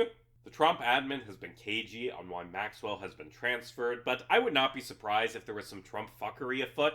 I mean, don't let this video delude you into thinking that Trump is anything less than a corrupt criminal. He is very, very corrupt. Again, the main objection I have with the idea that Trump killed Epstein is not that Trump is too moral to engage in such a thing, it's that he's too incompetent to pull off something so complicated without anyone ratting him out. Something smaller, like transferring an inmate to a nicer prison, is perfectly in Trump's wheelhouse. Hell, it might not have even been Trump's call. I could absolutely see one of his underlings doing this without being asked to try and win his favor. Aside from Maxwell, another big player in Epstein's orbit also got arrested, French model scout Jean-Luc Brunet, who as a reminder was alleged to have raped Virginia Giuffre. Epstein helped fund the founding of Brunet's modeling agency, MC2, which Brunet used for sex trafficking. What's more, Giuffre once claimed that Epstein had bragged to her that he had raped over 1,000 girls supplied to him by Brunet. In 2015, Brunet sued Epstein because his connection to Brunet interfered with Brunet's ability to sign girls to his agency because, apparently, parents don't trust their daughters with a man who was best friends with a sex trafficker and also did a lot of his own sex trafficking. Brunet's connection to Epstein led to the French police investigating him, ultimately arresting Brunet in 2020. Brunet made multiple suicide attempts in prison, ultimately succeeding in 2022. Now, I've seen a lot of people use Brene's death as proof that Epstein didn't kill himself, and I don't find it suspicious that two very similar men, when placed in the same scenario, would both commit suicide. Like, the argument people normally make is that suicide is uncommon, thus two different suicides should be super duper uncommon. But of course, these are not unrelated data points. The factors that made Epstein suicidal would also have put that pressure on Brene. It's like being shocked that two different people who drove drunk were both in car crashes. And of course I have the same issues with Brene being murdered that I have with Giuffre being murdered. Brene died in France. That means for both him and Epstein to have been murdered, this all-powerful deep state conspiracy would have to control both the American and French governments, plus the Australian if you want Giuffre's death to be part of the theory. That doesn't sound likely to me. That sounds like some Protocols of the Elders of Zion nonsense. Conspiracy theorists tend to treat any death of anyone as suspicious. See the Clinton body count segment for why this is dumb. I've mentioned dozens of different people by name in this video. Some of them are inevitably going to have died sometime in the decades that the Epstein story played out over. Joseph Recarey, the lead detective on the Palm Beach case, died in 2018 at the age of 50. That's admittedly a bit young. His family didn't publicly reveal the cause of his death, but I'm going to bet that it was a murder because what is the point in killing him 10 years after the prosecution sabotaged his case? What purpose does killing Recarey serve? And why didn't they kill Michael Ryder while they were at it? Epstein's second cellmate, Stone Reyes, was released from prison in 2021 due to COVID overwhelming the crowded jail. He died a few months after being released, likely from COVID-related complications. Again, I don't find this suspicious. COVID killed more than 1 million Americans. Someone Epstein knew dying of COVID isn't strange. Let's see, what else? Oh, remember Tova Noel and Michael Thomas? The guards who fucked up and let Epstein kill himself and then got charged with falsifying records? Those charges were dropped in 2021, with the duo instead receiving a deferred prosecution agreement contingent on completing community service and having good behavior. And this isn't shocking. They broke the law, but they broke a law that most prison guards break on a daily basis. They were scapegoats. They were arrested to make an example of them, so the case later being dropped isn't shocking. The biggest thing that happened in the aftermath of Epstein's death was not something that happened to anyone connected to Epstein, but rather how Epstein changed in the minds of the public.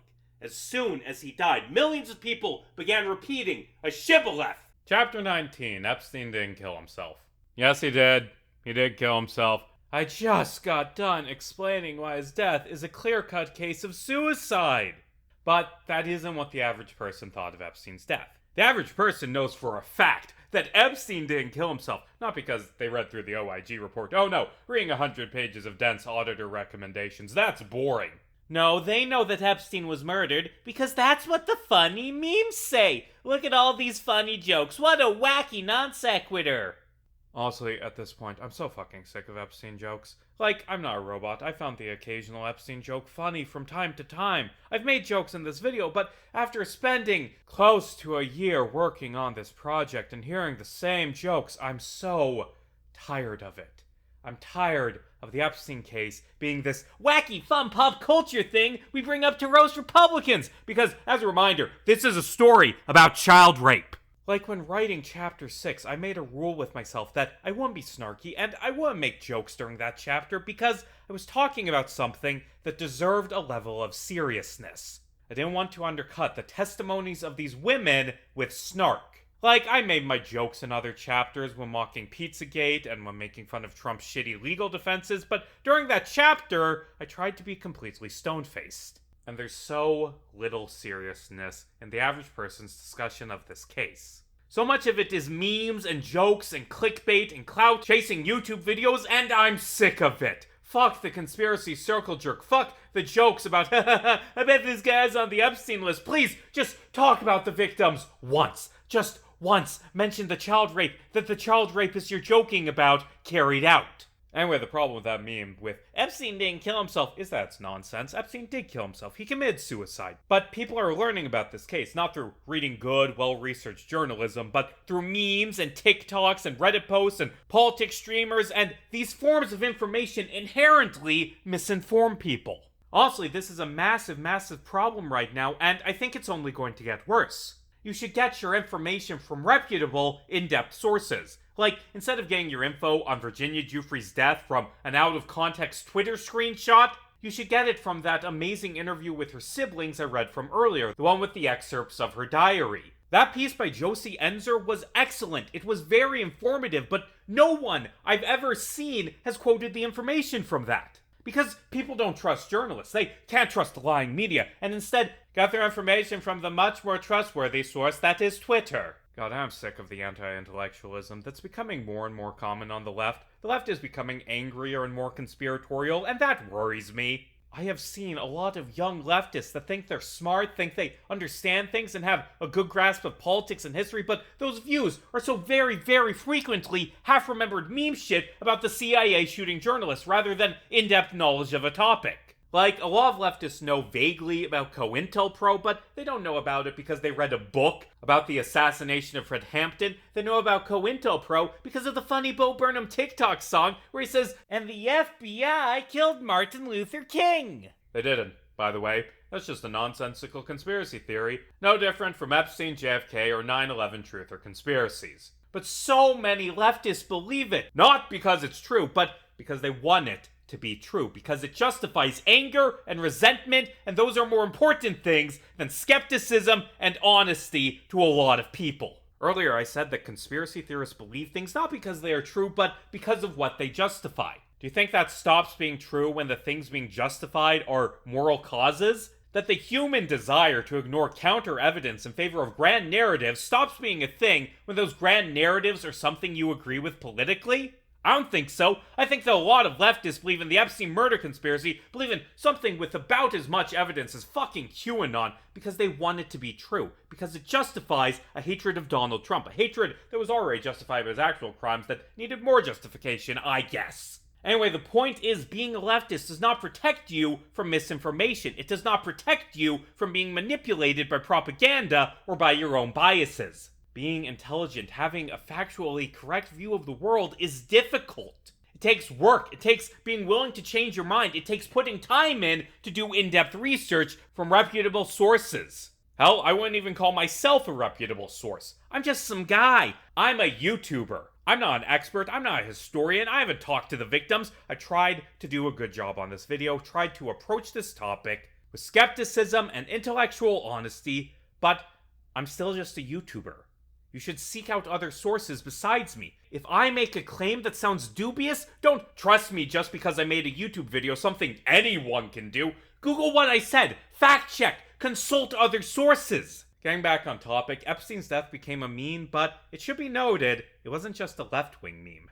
The right loves memes about Epstein. Conservative politicians even love memes about Epstein. The death of Jeffrey Epstein wasn't a death knell to the right, it was a golden campaigning opportunity. For example, in 2021, JD Vance tweeted, "Remember when we learned that our wealthiest and most powerful people were connected to a guy who ran a literal child sex trafficking ring, and then that guy died mysteriously in a jail, and now we just don't talk about it?" Later that year, he tweeted, "What possible interest would the US government have in keeping Epstein's clients secret? Oh!" In 2023, Dan Bongino, who Trump later appointed deputy director of the FBI, said, "There are a lot of people who are knee-deep in the Washington swamp who are not telling you the truth about serious allegations out there that Epstein may have had video and audio of people out there doing things that they shouldn't have been doing. Jeffrey Epstein isn't with us anymore, and nobody seems to want to talk about it, outside of a few entrepreneurial media outlets saying, 'Hey, this is a big deal.'"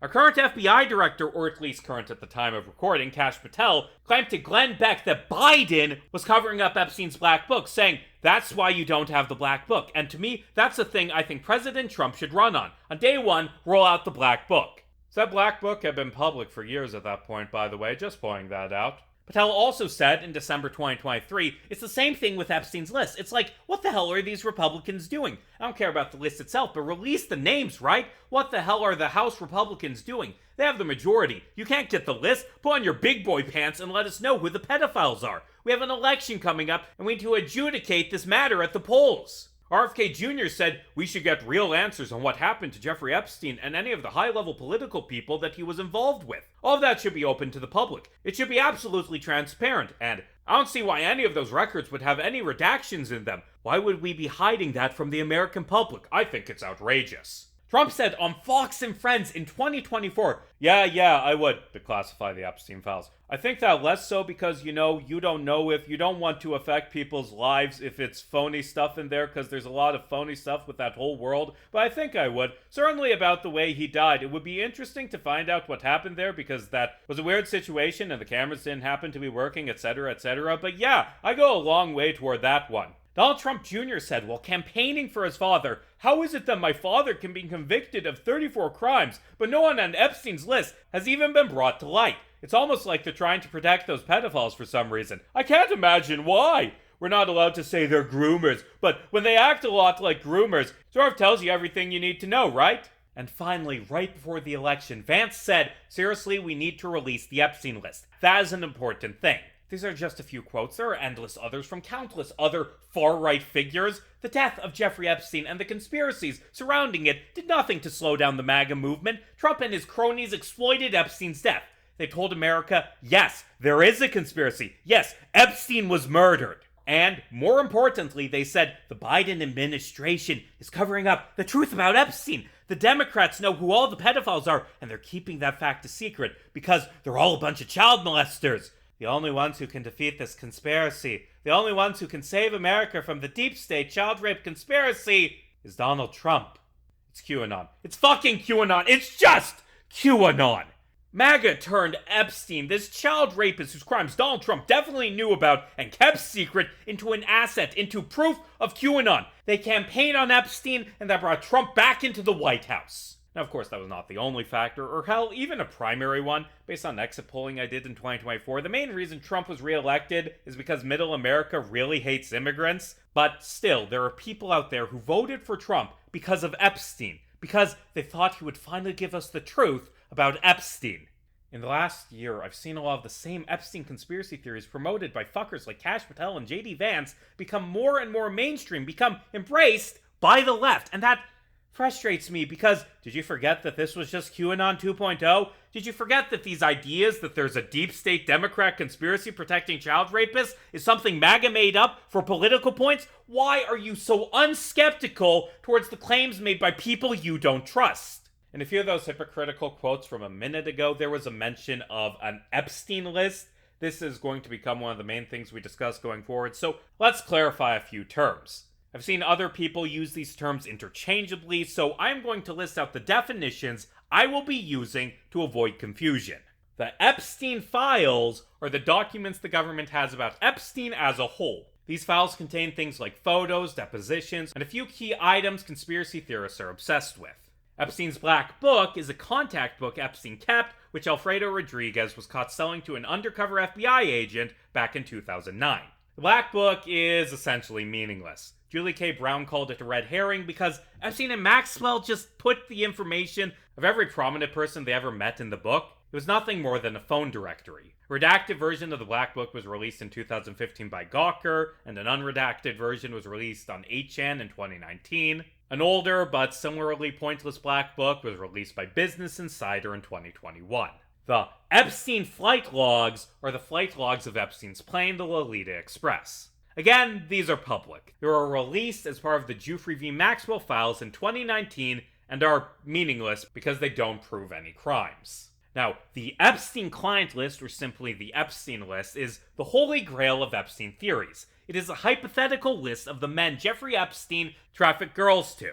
Up until recently, the right loved the idea of the Epstein list. They campaigned on the idea of releasing the Epstein list. Because to them, the list, which definitely isn't made up, is better titled The List of Democrats That Are Pedophiles. This list has not been released, and honestly, I doubt it even exists.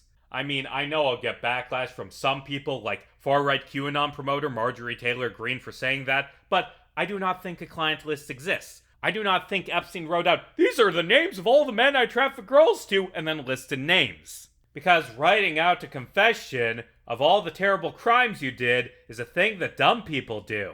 Like, and I'm not the first one to make this observation, but you know that scene in The Wire where Stringer Bell yells at an underling for writing notes on a criminal conspiracy? And how that's a joke because why the fuck would anyone do that? I don't think Epstein wrote out a secret confession. That seems unlikely, and I'm not going to believe it exists just because Donald Trump Jr. says it does. This is a classic conspiracy theorist move, insisting that the real evidence exists, but it's being suppressed because you want it to exist. You know what's interesting about the Epstein list? It's a relatively new idea. Looking at our good friend Google Trends again, it only gained prominence in 2023 when Republicans started talking about it. Before that, the big thing everyone talked about was the flight logs. And this, to me, feels like goalpost moving. Like the thing I heard, and admittedly this is an anecdote, but years ago I heard people talk constantly about the Little Black Book. It's all about the Little Black Book. We need the unredacted Little Black Book because it lists out all of Epstein's clients. And then we got the Black Book, and no one gave a shit about it because it didn't prove anything. So immediately they switched over to talking about the flight logs. We need the unredacted flight logs because they out all of Epstein's clients, even though we already had the flight logs and they were meaningless. And then at the start of 2024, a bunch of documents for Virginia Giuffre's civil trial against Ghislaine Maxwell got released, and people started talking about the flight logs even though we'd already had them for years, and they realized, shit, the flight logs are meaningless. But did they drop the conspiracy? No, everyone switched talking about the client list. The Black Book and the flight logs, they were bullshit, but the client list, that's the real treasure. That's what we need to have released. It's goalpost moving. As soon as the evidence is released and disappoints everyone, the conspiracy retools and finds a new smoking gun that they insist will reveal everything. And now they've just dropped the pretenses and started insisting that the smoking gun that's being covered up is a literal list that says all the secret pedophiles at the top. Something so ridiculous that the average person should regard it as an obvious lie. There has never been any evidence pointing to the existence of a list, besides untrustworthy people insisting it exists. And that's all by people who, by their own admission, haven't even seen the thing. They just wanted it to exist because it would be beneficial politically. And it's ridiculous that these conspiracy theories began and promoted by MAGA have gained so much traction on the left. In December of 2024, there was this thing that happened that led to a lot of frustrating discourse among the online left and really cemented for me how incredibly conspiratorial the left was becoming. And so I added a new video to my schedule. Actually, Epstein did kill himself. I later changed the title. I thought I was going to be able to make this video in 2 months and get it out in June 2025. I had no idea what I was in for. In February of last year, Pam Bondi, Trump's attorney general, was asked by Fox News host John Roberts if she would release the list of Jeffrey Epstein's clients. Bondi said, "It's sitting on my desk right now to review. That's been a directive by President Trump. I'm reviewing that." 6 days later, she began the first wave of releasing files on Jeffrey Epstein, giving binders containing some of the files to conservative grifters. These binders contained things like the Black Book and the flight logs, shit that had already been previously released. Bondi continued milking the Epstein scandal, promising transparency, unlike that dastardly Biden regime, while releasing nothing of substance. And admittedly, that made me a bit relieved because I was about to start work on a video about Epstein and I didn't really want to be in the middle of writing something and have the story change. Because after I saw those binders, I was completely confident that nothing of substance would be released by the government until 2029 at the earliest. Then something I didn't see coming happened. Chapter 20, The Really Big Bomb. Let's talk about Elon Musk.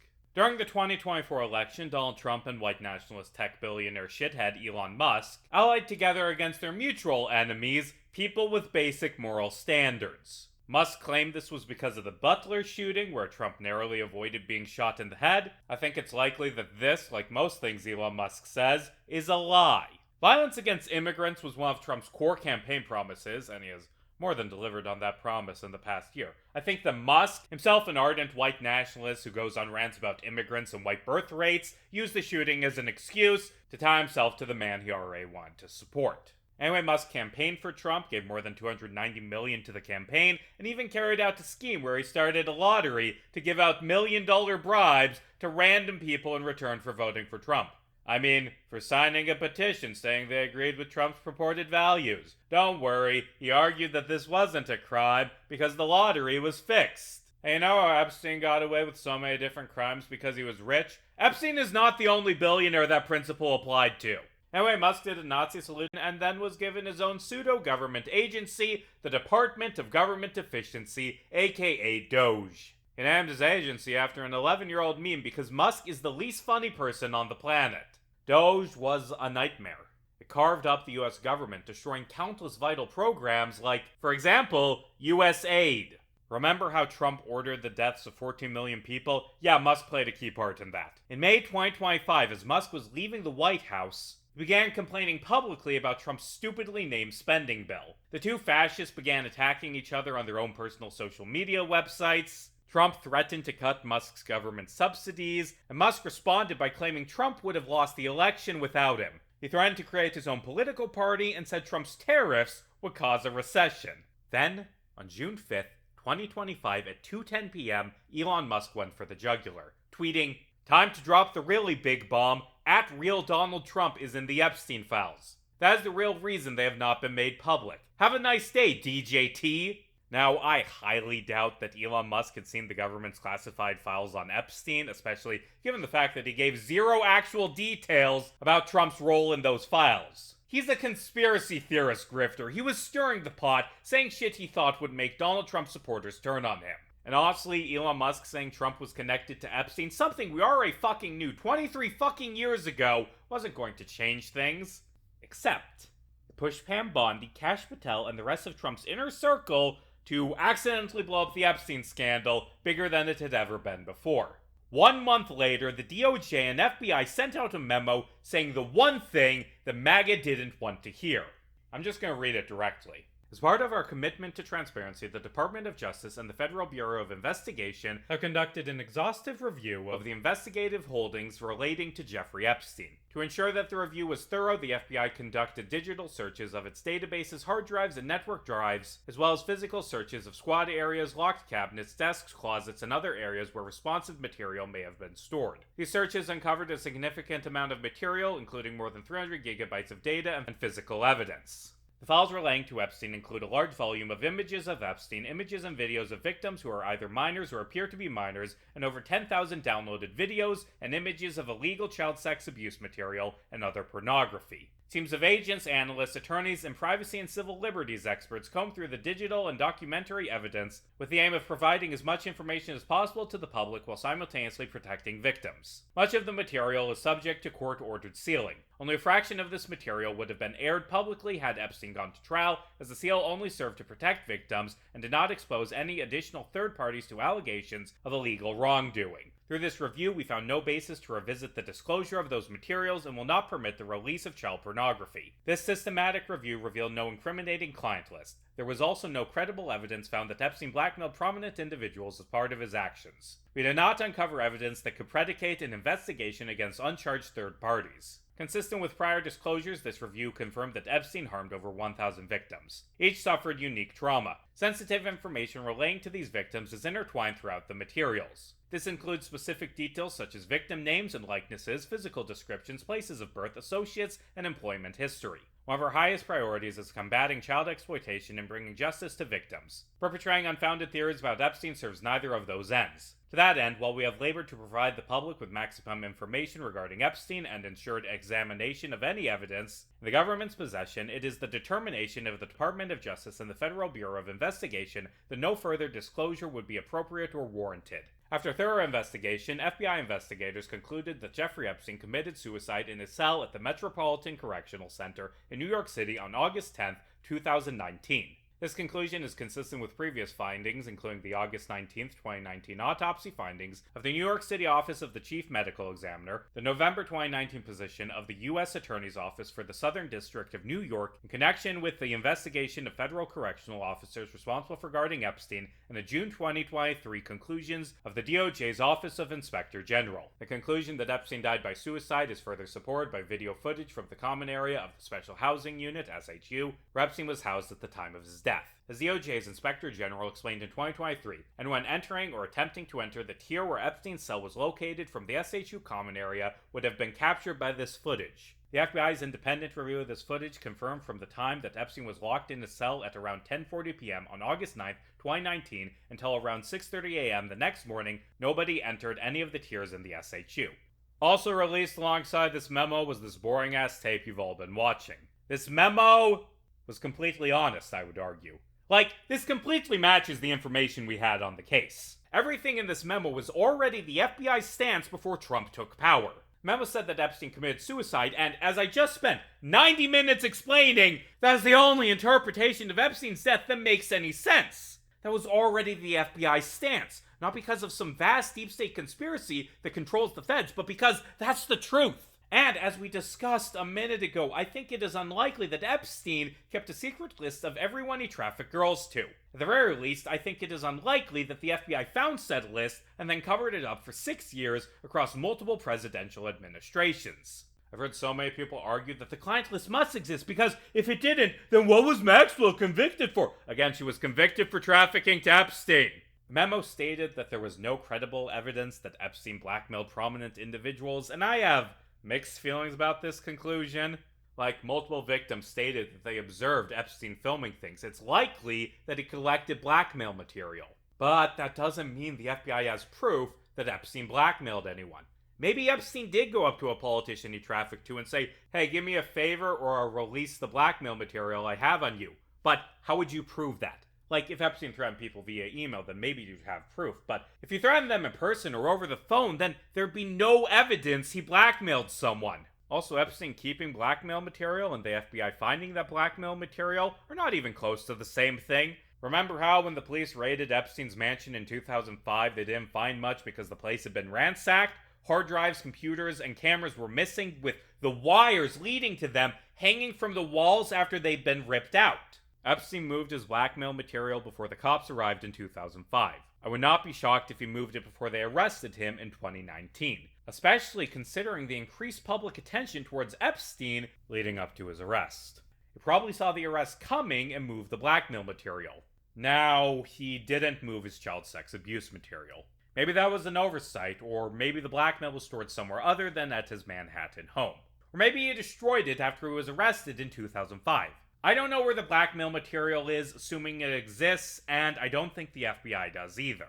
And that's what they said in the report, that they hadn't found any credible evidence. Not that Epstein definitely didn't blackmail people, that they didn't have any evidence of it. Similarly, they said they didn't have enough evidence to predicate an investigation into any uncharged third party. The uncharged thing is likely a reference to Maxwell, who was charged because they did have enough evidence. Once again, I think this sentence is likely accurate. It does not say Epstein didn't traffic to other people. It says they don't have hard evidence on him trafficking to anyone. That's a very important distinction. Like, Tila Davies said she was trafficked to a producer, but didn't give his name. What are the feds supposed to do with that? Who are they supposed to arrest, and how would they convince a jury to convict them? Hell, even for the ones whose names they have, how are they supposed to charge them? How are you supposed to prove it beyond a reasonable doubt?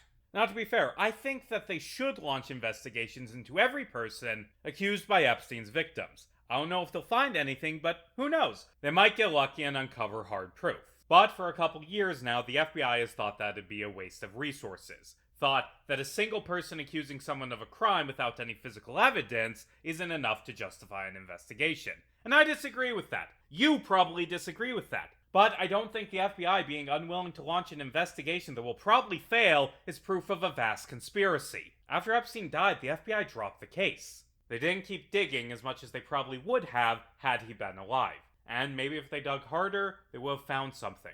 But maybe not. I mean, they had everything he had in his homes and the testimony of his victims. I'm not sure what else they would have found. The point is, the most likely explanation is that they didn't find the smoking gun everyone wanted. They didn't find the elusive secret list of Democrats who were pedophiles. I have seen some people argue that, okay, well, a client list doesn't exist, but the FBI could make one, and that defeats the purpose. The reason a client list would have been useful is because it hypothetically would have been written by Epstein. It would have been something to use in court cases or inspiration on where to look for more evidence. Someone else making a client list is meaningless because anyone can do that. But fine, you want a list? Here's the list. Prince Andrew, Alan Dershowitz, Glenn Dubin, George Mitchell, Bill Richardson, Jean-Luc Brunet, Thomas Pritzker, Marvin Minsky, Stephen Kaufman, Ghislaine Maxwell, an unnamed movie producer, the CEO of a French hotel chain, a prince, a Spanish president, the prime minister of an unnamed country, and probably some other people. Wow, that was shocking, right? That reshaped the case completely.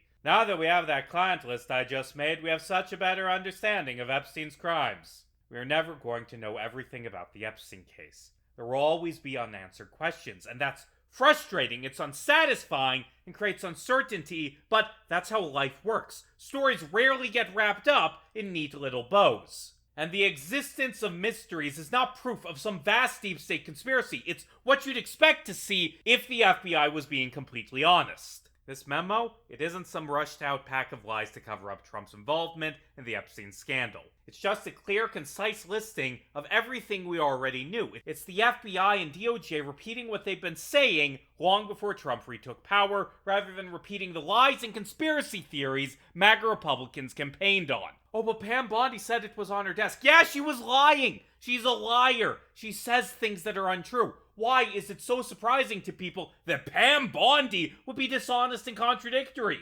Anyway, the DOJ released the memo and everyone went fucking apeshit. The Epstein case became inescapable. Everyone had their hot take on it, and a lot of them were shitty. MAGA Republicans, of course, were pissed. Laura Loomer demanded Bondi be fired, Elon Musk posted shitty memes, Alex Jones broke down crying. It even caused strife within Trump's inner circle, with Kash Patel and Dan Bongino reportedly becoming livid at Bondi over the memo. The memo caused the biggest conservative backlash to Trump I have ever seen. And that is kinda annoying. Like murdering millions of children, they didn't give a shit about that. But saying that Epstein committed suicide, something that was the FBI's official stance for years, that's a step too far.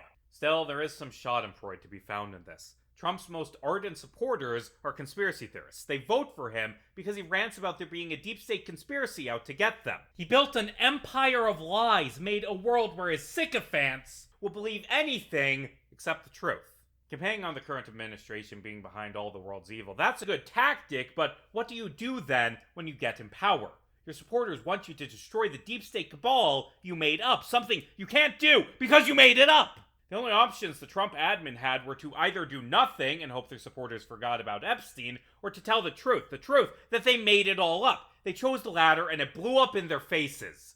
It is nice seeing the backlash against Bondi and Patel and Trump. I just wish it was for one of the many actual crimes they committed rather than for telling the truth for once. The FBI memo reignited the Epstein scandal, and to be honest, the discourse I saw coming from it kinda worried me, because conservative pundits were far from the only ones angered by the DOJ saying there wasn't a client list. A big chunk of the left, based on my interactions with other leftists online, were pissed. They saw it as yet another act of Trump corruption. They saw it as proof that Epstein didn't kill himself. A lot of leftists I've spoken to became convinced that every single Epstein conspiracy ever promoted by the right was 100% factual. They began believing that Epstein was murdered, and they began believing that the government was covering up a client list. And they became very, very angry at the suggestion that any of these conspiracy theories was less than factual. God, I've been called a pedophile as a pejorative so many fucking times for not believing in the Epstein client list. I'm sure that I will get countless comments on this video calling me a child molester and a Trump supporter and a million other things for daring to question the conspiracy theory groupthink. And like, what the fuck are we doing? This is a lie created by MAGA. It's a Trump 2024 talking point. It's fucking QAnon, and now the left believes it, I guess. Like, Pam Bondi said two contradictory things. She said that there was a secret list of Democrats who are pedophiles, and she said that there wasn't a secret list of Democrats who are pedophiles. And obviously those statements cannot both be true. She was either lying in February 2025 or lying in July 2025. And I think it is so blatantly obvious that she was lying in February. But the more common interpretation I've seen is that when Pam Bondi said she had a secret list of Democrats who are pedophiles on her desk, she was being completely honest. We should have all trusted Pam Bondi in February 2025 because she was telling the truth. There is a deep state Democratic pedophile cabal that controls the world. We know it exists because Pam Bondi said so. Sorry, Pam. We should have listened to you and believed in all that QAnon shit you said. We should have understood that prior to July 2025, Pam Bondi was the most trustworthy person on the planet. We're fucked. The left is so fucked.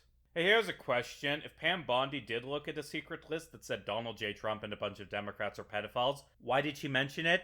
In this scenario, did she forget that she's a corrupt fascist? Did she think, I am going to expose Donald Trump? And then someone said, but Pamela, remember you are evil. And she said, gee willikers, I forgot that. Hell, it's worth knowing that the memo likely wasn't even written by Pam Bondi. It was ran by the FBI and presumably approved by her. Which gets back to a constant theme in this video. It is very hard to get a bunch of different people to secretly participate in a conspiracy. It's a lot easier for an attorney general to lie in Fox News than for her to force a dozen or so different FBI agents to all lie on an official memo. Even if Bondi had wanted to keep the lie going, she likely couldn't have because That would have required an army of FBI agents creating a mountain of forged evidence, something that would have definitely been leaked. I don't think there is a client list. Even if the Trump admin is corrupt enough to cover up something like that, they can't cover up something that doesn't exist. And I'm certainly not going to start believing in a deep state conspiracy based solely on the evidence of the liar said it exists, then said that it doesn't, which means that the first statement is retroactively the truth.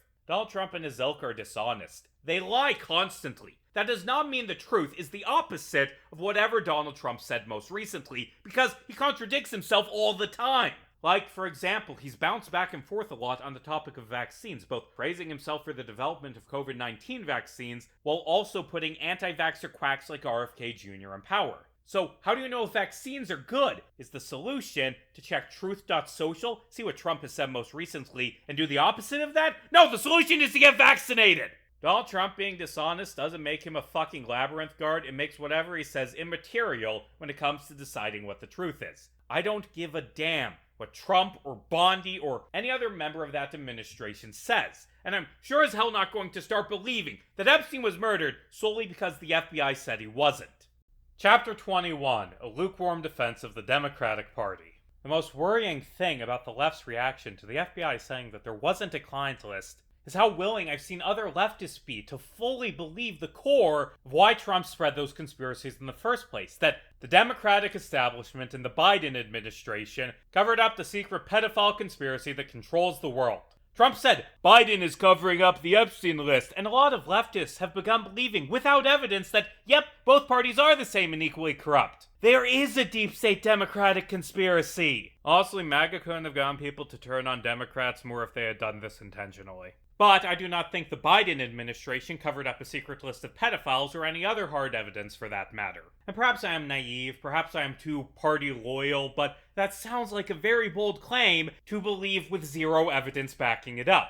As it stands, there are two possibilities. That the Democrats covered up hard evidence of who Epstein's clients are, or that the FBI never found any hard evidence. A lot of leftists I've seen are completely convinced there is hard evidence of Donald Trump that is being covered up on the grounds that Donald Trump will want to cover it up. But again, you can't cover up something that doesn't exist. Evidence that Trump murdered Epstein is also something that Trump will cover up, but he can't cover it up because Trump didn't kill Epstein because Epstein committed suicide. And more importantly, I don't think that the Democrats will have covered up hard evidence of Trump raping a child. I don't think that the Biden DOJ would look through the archives, find, for example, a videotape of Trump raping a child, and then shrug and say, no point in doing anything with this. I know it's become common on the left to look at politics as being one big conspiracy, with shadowy puppet masters ordering around both parties and commanding the Democrats to lose. Controlled opposition is the term I see thrown around a lot, and I hate this way of looking at things. No, I don't think Democrats secretly want to lose. I think they want to win elections. I think they make decisions based on their own biases and what they think will work, and that sometimes these decisions are the wrong ones. But I don't think that means that there's a shadowy deep state ordering them around.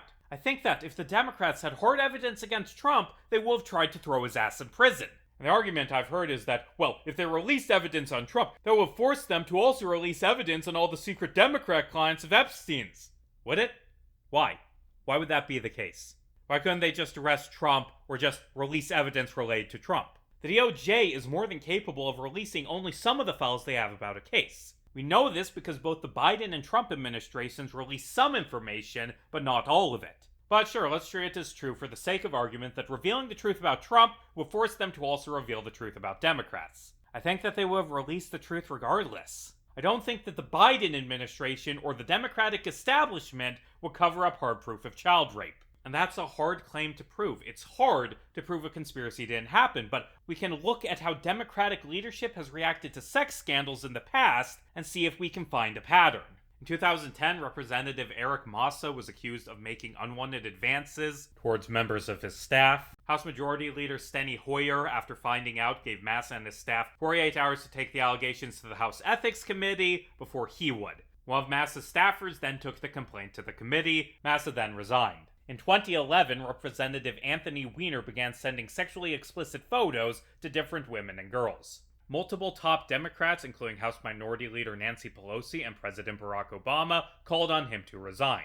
Weiner then resigned. Weiner was later investigated and charged by the Obama-era FBI for sending explicit pictures and messages to a 15-year-old. In 2011, Representative David Wu was accused of an aggressive, unwanted sexual encounter. Democrats called for an immediate ethics committee investigation, the 2 senators from Wu's home state of Oregon called for him to resign, and then Wu resigned. In 2015, Representative John Conyers secretly settled a sexual harassment claim with a staffer. After House Democrats found out about this in 2017, they launched an ethics probe. Pelosi initially defended Conyers, then after facing backlash, called Conyers to resign. Conyers then resigned. In 2017, 8 different women accused Senator Al Franken of groping or forcible kissing. 36 different Senate Democrats demanded Franken resign. Senate Majority Leader Chuck Schumer gave Franken an ultimatum: resign by 5 p.m. or be censured and stripped of committee assignments. Franken then resigned. In 2020, New York Governor Andrew Cuomo was accused of sexually harassing multiple women. An investigation was launched, and an army of Democrats, including Schumer, Pelosi, and Biden, all called for Cuomo's resignation. Cuomo then resigned. Like, it would be ridiculous to claim that the Democratic Party is completely free of sex pests. Any organization that has power over people is going to attract people who want to exploit that power. But there is a consistent pattern, at least in my lifetime, of the Democratic establishment responding to sex crime allegations by launching an investigation and calling for the accused to resign. None of these cases featured a massive Democrat cover-up, and in the cases of Cuomo and Weiner, Democrat-overseen law enforcement pursued criminal charges. Democrats, at least generally, throw sex pests under the bus. And I think this has to do with the different voters who rally behind the 2 American political parties. Republicans can get away with having a man who openly admits to sex crimes run for president because their voters don't give a shit. Democratic voters are far more likely to be concerned about sex crimes and far more likely to turn on politicians over them. Because of that, Democrat leaders pragmatically turn on people accused of sex crimes to avoid having them drag down the party. The only time I've ever seen this not happen was with Tara Reade's sexual assault allegations towards Biden. And even then, in that case, there were a lot of things about that story that made a lot of Democrats hesitant to put their trust in it, like Reade's allegations changing over time and her later defection to Russia. I personally don't know what to believe in that story, and that ambiguity was enough for a lot of Democrats to, for once, not demand an immediate resignation. The point is, the Democrats do not have a history of massive government cover-ups of sex crime scandals, or at the very least, there's no evidence of Democrat cover-ups after the turn of the millennia. And it's hard to square that with the claim that the Democratic Party as a whole was completely dedicated to covering up child rape to the point where absolutely no one in the DOJ, FBI, or White House ever blew the whistle. I can believe the Trump admin trying a cover-up because they're the fucking Trump administration. They're clearly fine with keeping sex criminals in the White House. But if you're going to say the Democrats are part of a deep state conspiracy, you need to prove that claim. And who are they even protecting if senators and governors are too minor to receive cover-ups? Whose sex crimes are the Democrats hiding? I mean, Clinton, that's the answer people believe. They believe that the biggest cover-up in government history is being carried out by the Democratic Party out of loyalty to former President Bill Clinton. I'm so fucking sick of Bill Clinton being an albatross around the neck of Democrats. Not only are there, and I cannot stress this enough, 0 accusations from Epstein victims towards Clinton, Clinton hasn't even been president for 25 years! Like, I'm sick of the enlightened centrism, the claims that both parties are equally culpable for connection to Epstein. Republicans last voted for a guy connected to Epstein 16 months ago. Democrats last voted for a guy connected to Epstein 30 years ago. Bill Clinton was elected before I was even born. He was elected not just before his friendship with Epstein was public knowledge, but before Epstein's crimes were public knowledge. Donald Trump was elected both 11 years after Epstein's crimes were exposed, and then again 5 years after Epstein died. One of these things is far, far worse, okay? And I do not think that Democrat voters would vote for Clinton in the modern day with him having a connection to Epstein. I don't even like Clinton. He's a racist neoliberal ass, but shit, he was elected before I was born, so I guess politics is meaningless, and I'm every bit as bad as the people who heard Donald Trump brag about sexual assault and voted for him anyway, because fuck nuance. The Democratic Pizzagate deep state that Trump rants about does exist, and they're covering up the truth about Epstein, and the proof of this is the existence of Bill Clinton, a man no one has voted for since 1996. The Epstein scandal and all the fuckery by the current Republican president involved somehow has convinced millions of Americans that both parties are equally corrupt and that both parties are equally evil. And the Democrats certainly aren't good, but do you know what the difference between Republicans and Democrats is? About 14 million human lives. That's the difference. And this political nihilism, this belief in Republican conspiracies about Democratic deep states, it only helps the political movement responsible for those US aid cuts. This turning towards Democrats over them not releasing the Epstein client list that Republicans made up has, at least from what I've seen, corresponded with a lot of people on the left getting really weird about Israel. That's worrying. The Israeli government is monstrous. They committed genocide in Gaza with unwavering support from nearly the entirety of both American political parties. And supporters of this genocide use accusations of anti-Semitism as a shield towards criticism of mass killings of children, which is ridiculous. It isn't anti-Semitic to think the Muslims are human beings. The Israeli military is horrifically evil and should be treated with nothing but disdain. But I do think a lot of people on the left are using that as an excuse to get really, really anti-Semitic and begin going on protocols of the Elders of Zion-esque rants about the Jews. It is possible to criticize Israel without being anti-Semitic. That does not mean all criticism of Israel is free from anti-Semitism.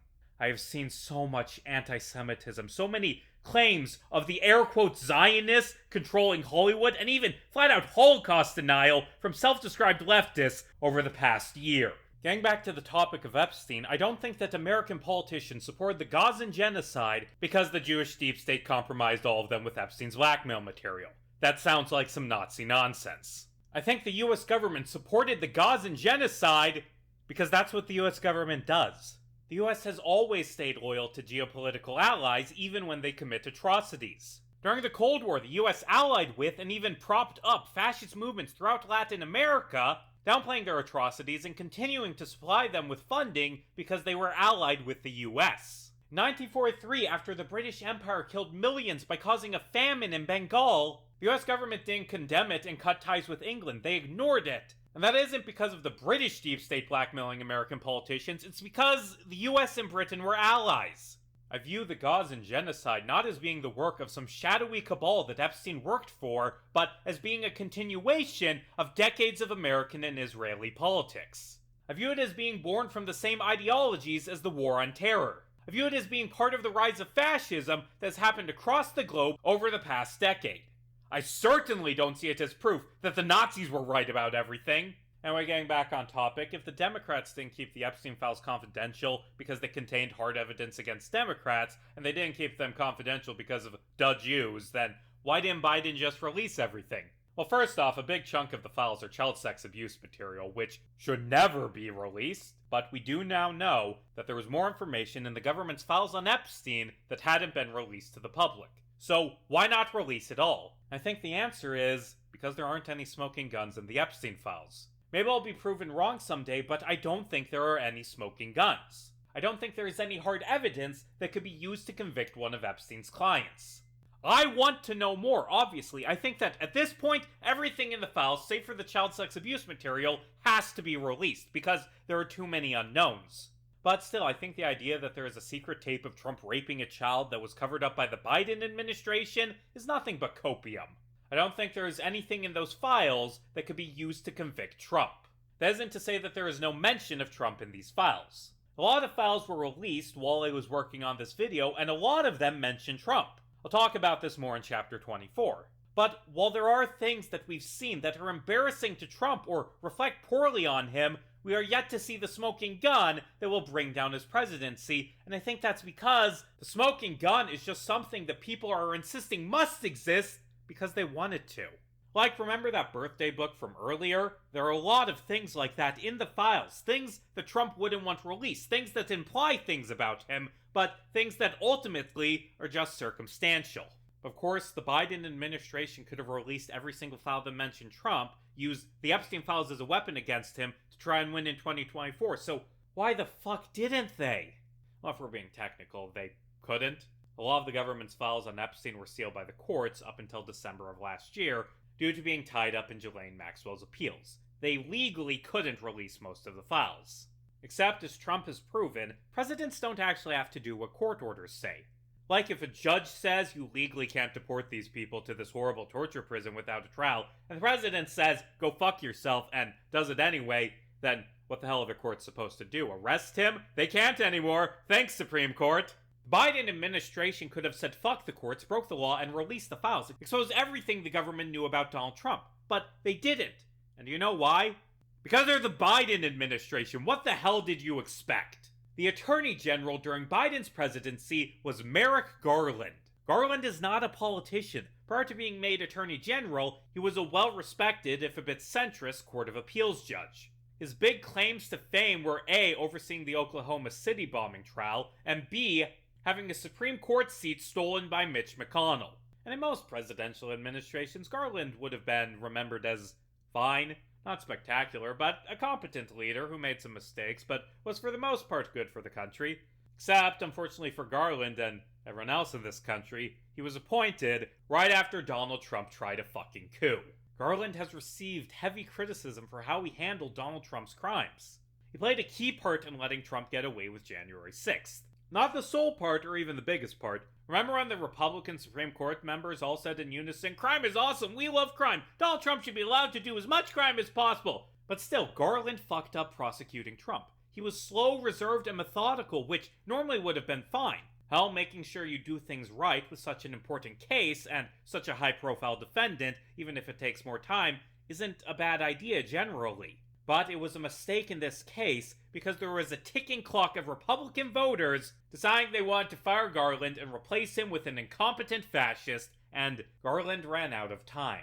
Garland was chosen to be nonpartisan, independent, and return to normalcy. After 4 years of Bill Barr being Trump's personal goon, Biden wanted an attorney general who would do his damn job. And Biden quickly grew to regret that. Garland failed, he fucked up, but we need to ask ourselves, did he fuck up because he's a centrist appeals court judge concerned with procedure and legal precedent who was unwilling to ignore orders of the court, or did he fuck up because he's an agent of the deep state pedophile cabal that controls the world? I think the former is more likely. The idea that an elderly, they go low, we go high centrist Democrat would, go on cable news and say, that Trump fucker is a pedophile. Here's a letter he sent to Epstein in 2003. Isn't this shit wild? Was, in hindsight, not something that was ever going to happen. It isn't shocking that Merrick Garland, seeing a case that lacked evidence that could be used to convict Trump, would ignore it, instead of breaking the law and selectively releasing files to try and score political points. And that was a mistake, I feel. I think Trump was such a horrible threat, not just to American democracy, but to millions of lives, that Democrats should have gone down in the mud and abandoned precedent and fought dirty and done everything they could to ruin Trump's reputation. I don't know if it would have worked. Hell, I'm pretty sure it would have failed horribly. I think doing so might have even resulted in Biden being impeached. But I think playing dirty and politicizing the Epstein case would have stood a better chance on defeating Trump than trying to return to normalcy. This chapter is titled A Lukewarm Defense of the Democratic Party. It is entitled, The Democrats Have Never Made Mistakes. Joe Biden made a massive tactical mistake in appointing Merrick Garland. He should have appointed someone more fiercely dedicated to destroying MAGA. We needed someone to go fucking Nuremberg on them because the alternative was Trump returning to power, and we've all seen how horrible that alternative has been. But the point is, so often in this video, I've been forced to debate not if people made the correct choice, but why they made the wrong one. Did it cost to give Epstein a generous deal because of a shadowy conspiracy, or did he do so because he didn't care enough to try hard in what would have been the toughest case of his career? Did Donald Barr hire Epstein because he was an agent of the protocols of the Elders of Zion-style Jewish deep state, or did he do so because Epstein lied on his resume? Did the MCC guards neglect to pay attention to Epstein because they worked for a murderous conspiracy, or did they half-ass their jobs because they were working lengthy overtime shifts? Did Merrick Garland, boring-ass centrist appeals judge, hired as Attorney General to return the nation to normalcy, decline to take potshots at Trump over Epstein because QAnon is true, or did he do it because he's a fucking centrist Democrat who respected what the courts had decided? The question isn't, did this person make the right choice? The question, again and again, has been, did they make a mistake, or are they an agent of the deep state? And again, I have found the deep state explanation to be ridiculous. I don't think Joe Biden and Merrick Garland are deep state puppets who didn't hammer Trump because they were ordered to by the conspiracy that controls the world. I think they made a tactical blunder that is completely in line with the type of decisions they'd made in the past. And honestly, the more I have to see Pam Bondi's terrible bullshit, the more I long for the days when Merrick Garland's type of leadership was acceptable. Because he wasn't all bad as an AG. He launched investigations into systemic problems at the Minneapolis and Louisville police departments in response to the police killings of George Floyd and Breonna Taylor, respectively. His office limited the use of chokeholds and no-knock raids in 2021. Garland sued the governments of Texas and Georgia for trying to disenfranchise voters. His office investigated Georgia prisons for violence against LGBT prisoners. There were many good things carried out by Merrick Garland, and in any other era, that would have been enough. And I wish that we didn't have to live in a time where it wasn't. But Republicans have completely reshaped the Department of Justice into a political weapon, and as much as it pains me to say it, we needed an attorney general willing to fight them on equal footing. Pam Bondi wasn't put in charge of the DOJ because she's competent. As we'll discuss next chapter, she's incredibly incompetent. But she's the type of person who will go on Fox News and make up lies about a secret list of Democrats who are pedophiles. That's why she was given the job, because she's a fascist hack who doesn't give a shit about anything other than Trump's agenda. There has to be a middle ground between completely abandoning the idea of good governance in favor of putting incompetent loyalists in positions of power and being so concerned with holding yourself to a higher standard that you let Trump go free. There is a thin line that the Democrats need to walk where they fight as hard as possible without falling into the fascist grandstanding the Republicans love. Anyway, in conclusion, Merrick Garland fucked up. But he didn't fuck up because he's part of a deep state conspiracy, okay? The DOJ memo that blew up the Epstein case that said there wasn't a client list and that there wasn't hard evidence to arrest anyone was honest and matched the stances of the Biden DOJ because those things are true. The fact that Trump's inner circle, after years of saying the opposite, said Epstein committed suicide is not proof that Epstein was murdered. God damn it, Pam. Chapter 22. The Missing Minute. The SHU tape released by the Department of Justice in July of last year, that tape that we've all been watching, was missing an entire minute. More accurately, it's missing 2 minutes and 53 seconds. Or even more accurately, it's missing 62 seconds. And this cut, it's obvious. I stopped talking for a few seconds back in the Katie Johnson chapter to make sure you all caught it. It's obvious that this video was tampered with. I was so sure that Epstein killed himself. I began work on this video because I thought that conclusion was inarguable. And then, while I was doing my preliminary research after I had read through the OIG report and become so sure that Epstein had killed himself, this fucking bomb dropped. And I had to just sit there and wonder how I had been so stupid. How could I be so blind to the most obvious conspiracy possible? Was I too skeptical? I hate conspiracy theories. I started work on this video because I hated conspiracy theories. I believe deep within my heart that the increasing embrace of conspiracy theories across the political spectrum was a horrible thing that would only lead to more fascism. And maybe that blinded me. Maybe I was too unwilling to believe in any conspiracy theory, even one with evidence, because I didn't want it to be true. I felt like a fool. I felt blinded by my own biases. Except, 62 seconds? That's nothing. The footage jumps from 11:58:58 to midnight exactly. That's just over 1 minute. This tape is from the camera by the secondary entrance to the SHU, which is up a flight of stairs from the common area. L tier also had a set of stairs, and as a reminder, there were locked doors both to L tier and to Epstein's cell. Let's say for the sake of argument that this footage cut out someone entering the SHU, murdering Epstein, then leaving. That would mean that in 1 minute, someone would have to open the 46 door, run down the stairs, run across the common area, run up the stairs, open the L tier door, open Epstein's cell door, strangle Epstein to death as a reminder while he just stood there not fighting back, stage the crime scene, leave the cell, locking it behind them, run down the L tier stairs, run across the common area, run up the stairs, and then exit through the 46 door, all in 62 seconds. Does that sound reasonable to you? Because it doesn't to me. This claim is that they did something impossible. The Trump administration is corrupt, there's no question about that fact, but they aren't wizards. They can't do something that's physically impossible. Now, admittedly, while the common conception of this missing minute that showed someone going through the 46 door is ridiculous, there is a way for this to be possible. If the killer entered through the primary entrance, hugged the wall to avoid being caught by the camera, spent like 15 minutes killing Epstein and staging the scene, then exited, hugging the wall again, that could be possible. In this hypothetical, they would have been caught either entering or exiting for like a few frames, and the missing minute was cut to hide a glimpse of them. That, I suppose, is possible, if unlikely. Although, of course, that raises the question, why cut out an entire minute to hide 3 or 4 frames? That's more work, and it makes the cover-up more obvious. Also, the timing of the cut is a bit strange. Like, Epstein died roughly 1 to 2 hours before his body was found at around 6:30. Is the assumption that the killer snuck in, chilled with Epstein for 5 hours, and then murdered him? I don't know, maybe the autopsy was wrong about the time of death. Maybe Epstein was murdered at midnight exactly. That's possible, I suppose, except hold on. The cut is at midnight. The tape covers things that happened over 2 different days, August 9th and August 10th.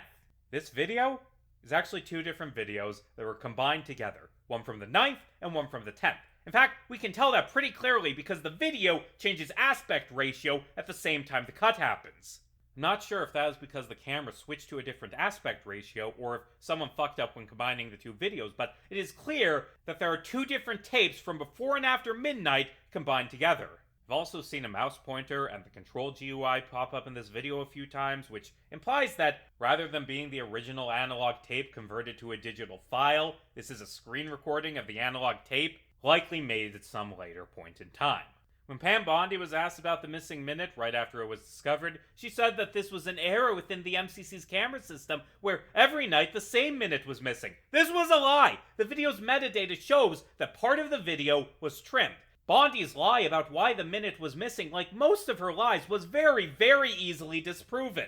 I think that the claim about the same minute being missing every night was just a lie she made up on the spot because someone asked her why there was a minute missing from the security footage. I think she made up something that sounded reasonable to try and save face. Except, she didn't think about the video's metadata. Also, I don't think Pam Bondi even knows what metadata is. I think that she's an idiot liar making up idiotic lies because she's an idiot liar. I don't think she had any clue there was a minute missing from the tape until she got asked about it during that cabinet meeting. Because she was not obliged even slightly to release the security tape. No one forced her to release it. Bondi released the tape because she thought it would exonerate Trump. If there was something on the tape that would need to be hidden by such a blatant cover-up, the smart thing would be to just not release the tape. And maybe Pam Bondi is stupid enough to make that mistake, and I'm gonna get some flack from this, but I think that she was just as surprised as we were when she found out there was a minute missing from the tape. The Trump administration is run by a bunch of dishonest, incompetent morons. And that means that while them engaging in corruption is always a very real possibility, so is them fucking up out of incompetence. I think that the most likely explanation for why the minute is missing is because the Trump admin is filled to the brim with dipshits given their jobs not because they're competent, but because they're loyal to Trump. I think that Pam Bondi's office deleted the minute, and in doing so, made everyone think that Trump murdered Epstein by accident. I think that the people running the DOJ are so goddamn stupid that they framed their boss for murder by accident. So, how'd this happen? How do you accidentally delete a minute of footage from security tape? Or 3 minutes, technically. Well, let's be specific on how this video was edited. Credit to Wired, who did excellent work breaking this down. The tape we've been watching was originally 2 tapes. 2025-0522 space 163521.mp4 and 2025-0522 space 211248.mp4, which I will from now on refer to as tape 1 and tape 2 respectively. These tapes were edited together over the span of 3.5 hours on May 23, 2025 by someone named MJ Cole 1 using Adobe Premiere Pro. Tape 1 begins at 7:40 and is 4 hours, 19 minutes, and 16 seconds long, and presumably ended at around 12:02. Tape 2 begins at midnight and is 6 hours, 40 minutes long, ending at 6:40 a.m. You'll notice those numbers for the first tape don't actually add up. That tape, for whatever reason, plays back slightly faster than the speed it was recorded at. For example, testing this on my own, 2 hours after 7:40 on the tape is not 9:40 like you'd expect, it's 9:41:13. I'm not sure why this happened, but it might be a side effect of converting analog footage to digital footage. Anyway, when they were combined, tape 1 was cut down to 4 hours, 16 minutes, and 23.368 seconds, now ending at 11:58:58. Basically, 3 minutes were cut from tape 1, but 2 of those minutes will have been shared with tape 2, so there is only 1 minute that is actually missing.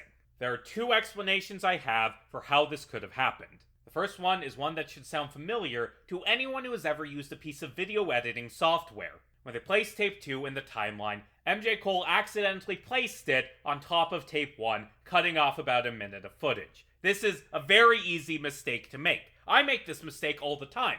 The other explanation is that the cutting was done on purpose, but they accidentally cut too much. Like, it's possible that MJ Cole was ordered to combine 2 different video clips together so there was a single tape to release to the public, and they noticed, hey, there's a couple minutes of overlap between these 2 tapes. So they cut 2 minutes and 53 seconds from tape 1 so it would end right as tape 2 started, and then no one would ask why the video suddenly jumps back 2 minutes. Except MJ Cole was a moron and made that cut at 11:58 instead of 11:59. That is a very real possibility. This is not the raw footage the Department of Justice claimed it was, and it is reasonable to be suspicious of it. But I think people have been too quick to jump to conspiracy, too quick to dismiss incompetence as an answer. I had a conversation about this once, and the person I was talking to couldn't believe that this wasn't an intentional cover-up. They argued that, come on, this was the DOJ trying to prove Trump's innocence. It's ridiculous to assume that they put someone incompetent in charge of something so important. Donald Trump made a 19-year-old named Big Balls a senior advisor at the Department of Homeland Security. I think incompetence is more likely in this case than corruption. Like, obviously, we shouldn't just trust the Trump administration. When something like this happens, the solution is to demand transparency and force the truth to come out, regardless of what it is. The correct response to there being a missing minute from the tape released would be to get the original tape from the Department of Justice and release it publicly. Because based on metadata, there is an original tape that can be released. Actually, scratch that. We can't release the original tape because it already got released in September of last year as part of the 33,000 pages of files released by the House Oversight Committee. I am now going to stop the tape we've been watching throughout this video and play in its entirety the missing minute.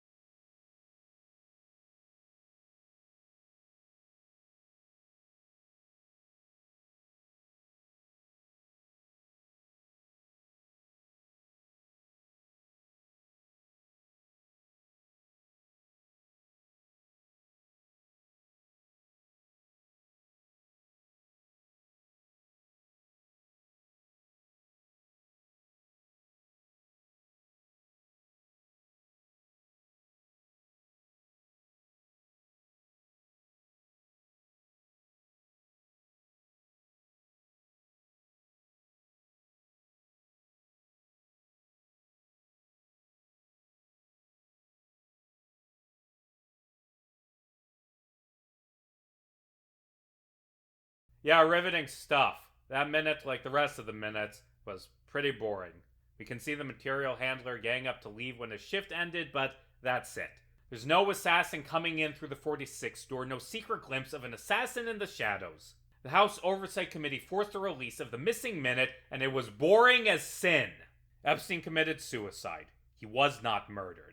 You know, it's interesting that the fact that there was a missing minute, that was massive news. That's all anyone would talk about because it fed into the conspiracy theory. But the minute being released, the conspiracy theory being disproven, silence. All the major news organizations reported on it, but the average person didn't care, and for a lot of you, I bet the fact that the House released the missing minute was a surprise. And that's frustrating, that people only want the truth when it feeds into their conspiracy theories and confirms their pre-existing notions. No one cares about information that disproves a conspiracy theory. Well, too bad, because adding in this bit after I already recorded this chapter, I feel like giving more information that disproves a conspiracy. In the recent Epstein Files release, there were secret FBI communications about the missing minute. Not telling agents, cover up this evidence, Epstein was murdered. No, it's a couple of emails where someone tries to explain how they accidentally framed Donald Trump for murder. First off, the feds already had an exported copy of the security footage, which was presumably used for the OIG report, but that copy was destroyed in June 2024 because the case was over, forcing them to re-export it from the DVR in May 2025. According to the emails, the agent who exported the files did it by screen recording the footage using OBS. The video specialist claimed that the DVR's proprietary software for some reason started the tape over again at 11:58:58, although he was unable to test the accuracy of this theory. Now I'm torn on whether to believe this. It is entirely possible that this is a lie made up to cover the agent's ass after they messed up, but it's also a definite possibility that the shitty, outdated DVR software didn't work right. Anyway, the screen recording of tape 1 had a few minutes of padding, which was cut out by the OTD video specialist. They also adjusted the aspect ratio of the file, but I guess they forgot to do it for the other half of the tape. The fact that the House Oversight Committee was later able to release the missing minute without any issues implies to me that, as I assumed, the FBI agents put in charge of exonerating Trump were incompetent. And that incompetence, of course, makes the claim that Trump carried out one of the biggest cover-ups in American history without any evidence of him murdering Epstein leaking very hard to believe. Chapter 23, Transparency. Anyway, regardless of whether or not Epstein was murdered, he wasn't, the DOJ memo saying there wasn't a client list and the tape with the missing minute made the scandal go supernova, making Epstein more famous than ever. This led a few members of Congress to begin fighting for transparency. And I'm all for transparency. I think that everything in the Epstein files, save for the child sex abuse material, should be fully released with only the names of victims redacted. It's just that the thing that annoys me is that a lot of people decide in advance what they believed was in the files and get pissed if you suggest that it is unlikely that there is a vast years-long multi-party conspiracy to cover up hard evidence. And like, if you've already made up your mind about what's in the files, then what's even the point in releasing them? You know what they say whatever proves your conspiracy theory, so congrats, you already know what the files say.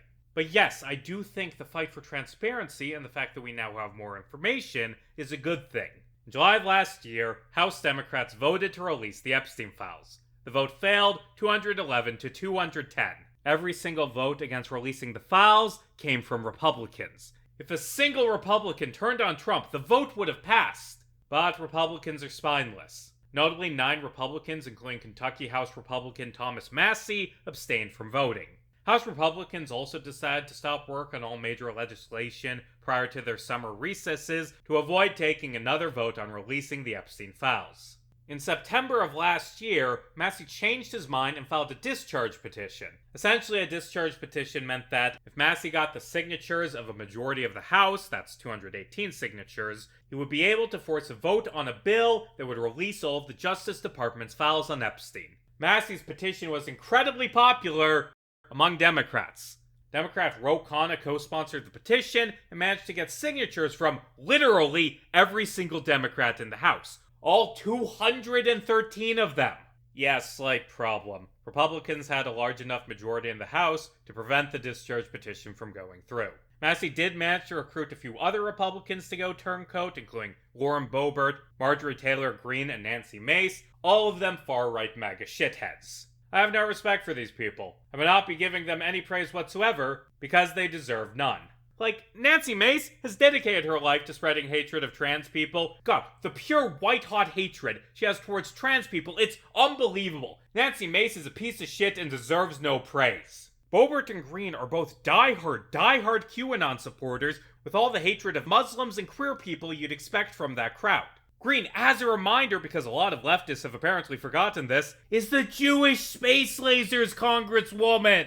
She went on a Facebook rant about how the Rothschilds were secretly behind the California wildfires and had started them using satellite-mounted laser beams. Marjorie Taylor Greene can't go 2 seconds without saying something racist. She shared a neo-Nazi video that said, quote, "An unholy alliance of leftist capitalists and Zionist supremacists has schemed to promote immigration and miscegenation with the deliberate aim of breeding us out of existence in our own homelands." She added to this video, "This is what the UN wants all over the world. She's a Nazi. She's a fucking Nazi. This is literally the rhetoric that caused the Holocaust." And I have seen endless praise of her in the past year because, hey, she voted to release the Epstein files and criticized Trump, so all that Nazi shit is water under the bridge. I've also seen a lot of people warming up to Greene because she's one of the few Republicans who opposes Israel. She opposes Israel because she wants that country's people sent to the gas chambers, not because she respects Palestinians. She also hates Muslims. She just hates Jews slightly more.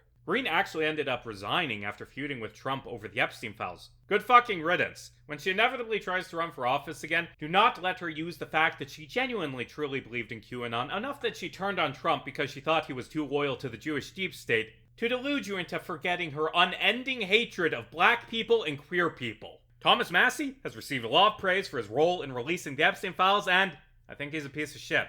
He's in as outwardly hateful as Green or Mace, but he's still a Republican. You know how earlier I harped on how horrible shutting down US aid was and how I found it frustrating that I'd seen a lot of Republicans turn on Trump over the Epstein files because Trump had done so many other horrible things that they didn't give a shit about? I described a hypothetical Republican as the type of person who would say, damn, it's horrible that Trump raped that child. If only he had murdered her instead, then I would have been okay with this. In February of last year, Marjorie Taylor Greene and fellow Republican Chip Roy introduced a bill to completely halt all taxpayer funding for U.S. aid. Guess who co-sponsored the bill? You don't get to be a vocal supporter of the greatest mass killing of children within my lifetime, then turn around and paint yourself as a defender of children. Fuck Thomas Massie, he deserves zero praise. Still, there is something to be said about the fact that 4 Republicans fought to release the Epstein files. Marjorie Taylor Greene is a fascist piece of shit, but she's a true believer. She believes that there is a Satan-worshipping democratic Jewish deep state that controls the world, and that releasing the Epstein files would expose this conspiracy. She's wrong, by the way, but she genuinely believes in the fascist bullshit Trump told her to believe in. Mace, Boebert, and Massie believe Trump's lies, and there is a certain schadenfreude in them going against Trump because of their belief in Trump's lies. Although it's worth noting that Massie is so goddamn gullible that he genuinely thought Donald Trump was completely innocent and was only covering things up because of his loyalty to his friends, billionaires, and his campaign donors. Fucking moron. Anyway, every single Democrat and 4 Republicans signed the petition, bringing the number of signatures to 217. One short of the 218 needed. Any Republican, literally any Republican member of Congress, besides the 4 previously mentioned, could have broken ranks and signed the petition to release the Epstein files. My local rep, Marinette Miller Meeks, could have broken ranks and signed the petition. But she didn't. None of them did. Not a single one, in the months-long fight to get the discharge petition signed, changed their minds and stood for transparency. Because Trump didn't want the files out, and they were loyal to Donald Trump. There's a deep, deep rot at the heart of the Republican Party. The Democrats are horrible. Most of them supported a fucking genocide in Gaza. Do not let this video delude you into thinking that the Democratic Party is not in need of massive, massive overhaul, that it doesn't need most of its major members replaced. But, Jesus, I don't think there's any way for the Republican Party to ever be repaired. It has become a party that believes in one thing and one thing only: loyalty to a fascist serial rapist. Now, to be clear, the Republican members of Congress had no clue what was in the Epstein files, and neither did the Democrats. But nearly all of the Republicans believed that they contained hard evidence that Donald Trump was a child rapist, or at the very least, that there was a chance that they did. And they were willing to publicly stand in the way of releasing the Epstein files out of loyalty to Trump. The Democrats were willing to expose the files regardless of what was in them, which kinda torpedoes the whole "the Democrats all worked in secret to cover up the Epstein files to protect Clinton" theory. I'm not gonna give a full beat-by-beat rundown of the months-long fight in 2025 to release the files. A lot of shit happened, and this video is already incredibly long, but here are some highlights. A bunch of Epstein victims fought publicly for the files to be released. Some of them said they would make their own Epstein list, and I hope they do, because they are our best sources of information on what happened to them.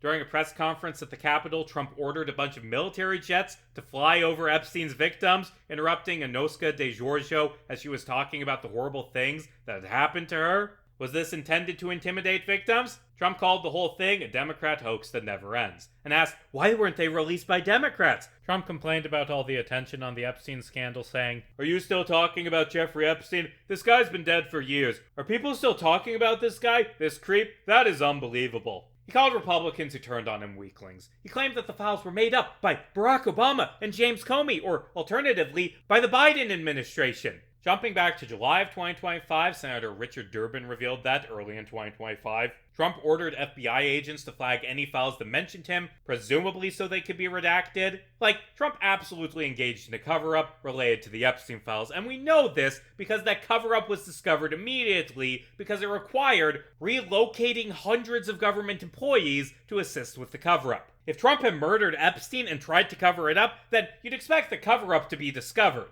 It took 1,000 employees working 24-hour shifts to go through the files Bondi released and flag the ones mentioning Trump. Cover-ups are hard, and covering up a cover-up is even harder. Senate Democrats also attempted to force the release of the Epstein files in September. 2 Republicans, Josh Hawley and Rand Paul, joined with literally every single Democrat in voting to release the files, which is enough for there to be 49 votes for transparency, compared to the 51 from literally every Republican senator besides Hawley and Paul. You know, I think the word bipartisan should be put up on a shelf out of reach of journalists because, Christ, I am so sick of hearing the word bipartisan be used to describe situations where 100% of one party votes one way and 96% of the other party votes the other. That isn't a bipartisan situation. That's a pretty damn partisan thing. On September 23, 2025, Democrat Adelita Grijalva won a special election for Arizona's 7th congressional district, giving the petition the last signature it needed. Well, it would have, if they let her be sworn in. Yeah, Republican House Speaker Mike Johnson refused to swear Grijalva in, arguing that he couldn't because of the government shutdown that began on October 1st. Even though he had sworn in 2 Republicans when the House wasn't in session earlier that year. Now, to be clear, I don't think the 2025 government shutdown was over the Epstein files. It was caused by Senate Democrats attempting to extend affordable care subsidies, but Johnson certainly used the shutdown to his advantage to protect Trump. Anyway, after the shutdown ended, Johnson was finally forced to swear Grijalva in on November 12th. She immediately signed the discharge petition, forcing a House vote on releasing the Epstein files. On November 16th, Trump, realizing he couldn't keep the vote from passing, changed course, telling House Republicans to vote to release the Epstein files. On November 18, 2025, the House voted. 427 yes, 1 no, 5 did not vote. That sole no vote came from Louisiana Republican Clay Higgins, who argued that releasing the Epstein files could reveal information on innocent people, which, to be fair, it did do. The Trump admin accidentally released personal details on Epstein victims. I've seen a lot of hatred for Higgins, and I think that's dumb because, he's no worse than the average Republican. Like, this is so cartoonishly blatant. Every single House Republican, except for Higgins and the 4 who signed the petition, adamantly opposed releasing the Epstein files for months, and then the moment it became clear that, regardless of how they voted, the files would be released, they all suddenly and simultaneously changed their minds? No, this wasn't done out of the goodness of their hearts. It was done out of pragmatism. They realized their vote didn't matter, so they swapped to the popular position in hopes that people will forget their past corruption. And honestly, a lot of people probably will. A lot of these Republicans are going to get reelected this year by voters who claim to care about transparency in the Epstein case. The same day the House voted, the Senate also voted, and oh look, the Republicans are unanimous now. Well, I guess they all suddenly started caring about the truth. That's the more likely answer than them realizing that if they publicly voted against something approved by the House, they'd be publicly crucified. Whatever. Congress forced Trump to release the Epstein files against his will. The first files came out on December 19th, and yeah, that's about what I expected. The rollout of the files was a mess. They were released in 5 batches over a month and a half, instead of being released all at once like they were supposed to. Although, admittedly, this is probably because it took the FBI more time than was expected to sift through millions of pages. Like, the work to release the files forced the DOJ to bring in hundreds of additional lawyers and spend millions on overtime. Releasing the Epstein files was a monumentous task. The files, which were supposed to unredact the names of all public figures, were heavily redacted.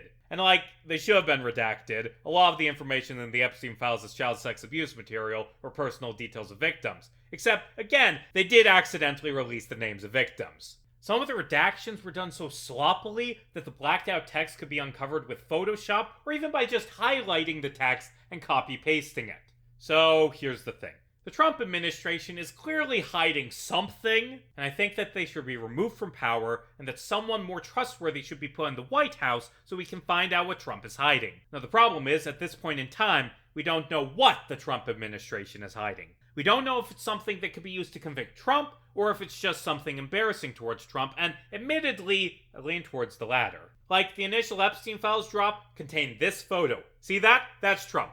When people pointed out that the Epstein files contained a photo of Trump, the DOJ took that photo down. The photo was later restored following backlash. This is blatant corruption to protect Trump. The question is, are there worse things than this in the files that are still redacted? I don't know. We know that they're covering up minor things, but it's difficult to say for certain if they're also covering up hard proof against Trump or if it's all minor things. I don't know the answer, and we will not know the answer until we get a Democrat in the White House. Still, there was a lot of interesting information to be found in the Epstein files that have been released.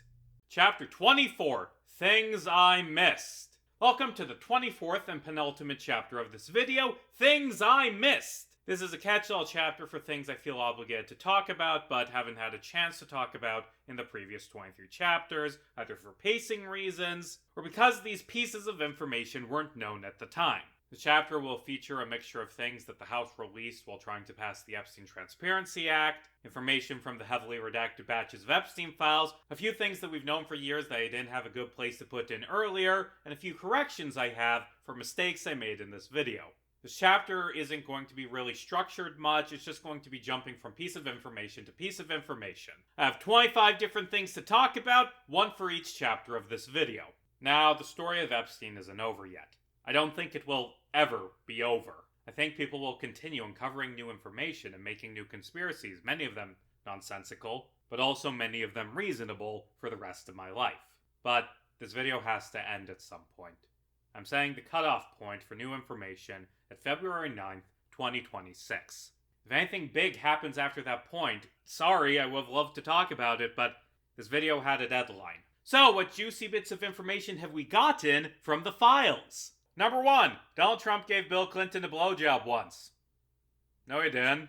That didn't happen. Sorry to burst the bubble, sorry to debunk the memes, but no, Trump didn't give Clinton a blowjob. Or at the very least, there's zero evidence that ever happened. So to clarify, in a 2018 email exchange, Mark Epstein asked his brother, "What is your boy Donald up to now?" Epstein responded that he was with Trump advisor Steve Bannon, more on that in a minute. Mark responded, "Ask him if Putin has the photos of Trump blowing Bubba," and later said, "You and your boy Donnie can make a remake of the movie Get Hard."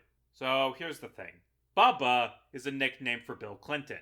And there were so many fucking jokes and memes about this email and how Trump gave Clinton a blowjob. And God, it was annoying. I guess I know why Donald Trump likes YMCA now. Shut the fuck up. This is very clearly a joke. Mark Epstein flat out said it was a joke, and also, I wasn't referring to Bill Clinton. And I've seen some people say, well, hold on, you can't trust Mark Epstein. He's untrustworthy. Yeah, but you think this happened solely because Mark said it did. I've heard people claim that Bubba was the name of a horse owned by Ghislaine Maxwell. As far as I can tell, this isn't true. I've also heard speculation that the Bubba in question is maybe Florida radio host Bubba the Love Sponge. Maybe, who knows. Ultimately, it doesn't matter because this is a joke. It's a joke about Putin having blackmail material on Trump. Does Putin have blackmail material on Trump? I don't know. It's possible. But this email isn't proof of anything because in this exchange, Mark Epstein doesn't even know. He's asking if someone else knows about a rumor he heard, and the way it's phrased, it sounds like Mark doesn't even believe in the rumor himself. So much of the Epstein files are like this email. There are some big things released that I will talk about, but a lot of it is out of context bits of information that really don't prove anything. People wanted the big smoking gun of the conspiracy, and what we got were a bunch of random emails where Epstein talked to people about various things. Did Epstein know big secrets about his powerful friends? Probably, but very little of the information in these files are proof of what he knew specifically. Number 2, Alan Dershowitz claimed last year that he knew the names of the people Epstein trafficked to, but he couldn't tell anyone because of confidentiality. He also claimed that it did not feature anyone currently in office, that the cameras at Epstein's mansion were just to prevent burglaries, and that Epstein didn't work for the Mossad. Before we get into the reliability of those claims made by Dershowitz, I have a very important question. Why is he like this? Why is Alan Dershowitz like this? Why is he incapable of shutting the fuck up? Seriously, he has come up in this video again and again and again and again and again because he doesn't know how to shut the fuck up. He is part of this scandal. He was Epstein's lawyer and was accused of raping multiple Epstein victims. He was going to be mentioned regardless, but he keeps dragging himself back into the spotlight. Most of the other men accused by Virginia Giuffre, no one talks about the fact that they were accused of raping girls trafficked to them by Epstein because after they were accused, they released statements disputing the allegations, then stayed quiet. But Dershowitz keeps talking about how he was friends with Epstein. Every time there's a new development in the case, Dershowitz kicks the door down to give his 2 cents. He constantly brings up his connection to Epstein, and as a result, he has received a level of attention in this case only surpassed by Prince Andrew. Like, if he hadn't sued Virginia Giuffre, then there wouldn't have been as much discussion over the fact that he was accused of raping her. By suing her, he made sure there was 1,000 articles about the fact that he was accused of child rape. He can't help himself. He is incapable of staying quiet. And for all the bitching he does about how people keep calling him a child molester, he still can't grasp the very simple fact that people keep talking about him because he keeps making himself part of the story. Anyway, I don't really give a shit about what Dershowitz has to say. He's completely untrustworthy, and also, He isn't even saying any names. he's just making sure that everyone knows that he isn't saying anything. Dershowitz might know names, or he might be lying for attention, and ultimately it doesn't fucking matter because he isn't talking. Number 3. Let's go over some of the other emails the House Oversight Committee released in November real quick. In a 2011 email to Michael Wolff, Epstein said that Trump came to his house many times, but never got a massage. In an email to Maxwell, Epstein said that Trump had spent hours at his house with one of the victims, but that Trump hadn't been mentioned by the police. According to the House Oversight Committee, the victim in question was Virginia Giuffre. Epstein called Trump the dog that hasn't barked, and I believe what he means by that is that Trump knew things about Epstein's crimes, but never told anyone. In a 2018 text exchange, presumably about the Perversion of Justice series, a person talking to Epstein said that it will all blow over. They're really just trying to take down Trump and doing whatever they can to do that. Epstein replied, "Yes, thanks. It's wild because I am the one able to take him down." As previously discussed, I don't actually think Epstein could have taken Trump down.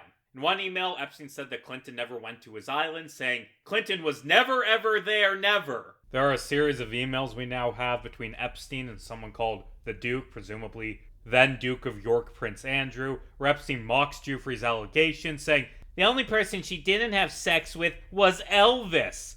Andrew panics over the allegations and begs Epstein and Maxwell to say that he had nothing to do with their crimes. In an email to Landon Thomas Jr., Epstein says that the claims about Clinton having visited the island prove that Giuffre was delusional. Although in those same emails, Thomas says that Andrew had sex with Giuffre, just that it was consensual. Yeah, that's the goal of grooming, to reshape a child through abuse until they don't say no. In one more email, Epstein suggested that a publicist should investigate Virginia Giuffre and prove her to be a liar, something Buckingham Palace would love. Number 4. As previously mentioned, Epstein liked hanging out with various famous, well-respected scientists. For example, in 2006, he invited 21 scientists to his island to talk about gravity. He funded the research of multiple scientists, including that of Nobel Prize winners, paying $20 million a year to researchers in various fields. Like with the other people Epstein hung out with, I'm not going to be focusing on any of the ones without allegations towards them, because if I talked about everyone who ever spoke to Epstein, this video would never end. Are there more scientists out there who rape girls trafficked to them by Epstein that we don't know about? Maybe, but we simply don't have any evidence of who they could be, and a majority of the scientists Epstein funded are most likely innocent of all wrongdoing. Even after his 2008 conviction, Epstein was mostly known by the public as a philanthropist. His crimes were in the public record, but they weren't that well known prior to 2014. Epstein was obsessed with eugenics and hoped to seed the human race with his DNA by impregnating women at his New Mexico ranch. He wanted to have 20 women at a time living at his ranch, impregnated by his sperm. To be clear, there's no evidence this project ever came to fruition, but yeah, it's kinda horrifying. Epstein also believed that efforts to reduce starvation and provide healthcare to the poor were bad because he believed they would lead to overpopulation. Epstein kicked cognitive psychologist Steven Pinker out of his social group for pointing out to Epstein that he didn't understand how overpopulation worked and that high rates of infant mortality just lead to people having more kids. Epstein was into cryonic freezing and wanted his head and penis to be frozen. It's worth knowing that cryonic freezing is a massive scam. Mainstream biologists find the idea to be ridiculous, and there's a long history of cryonics companies not properly taking care of the corpses they're pretending are still alive, resulting in them either falling apart or melting into piles of sludge.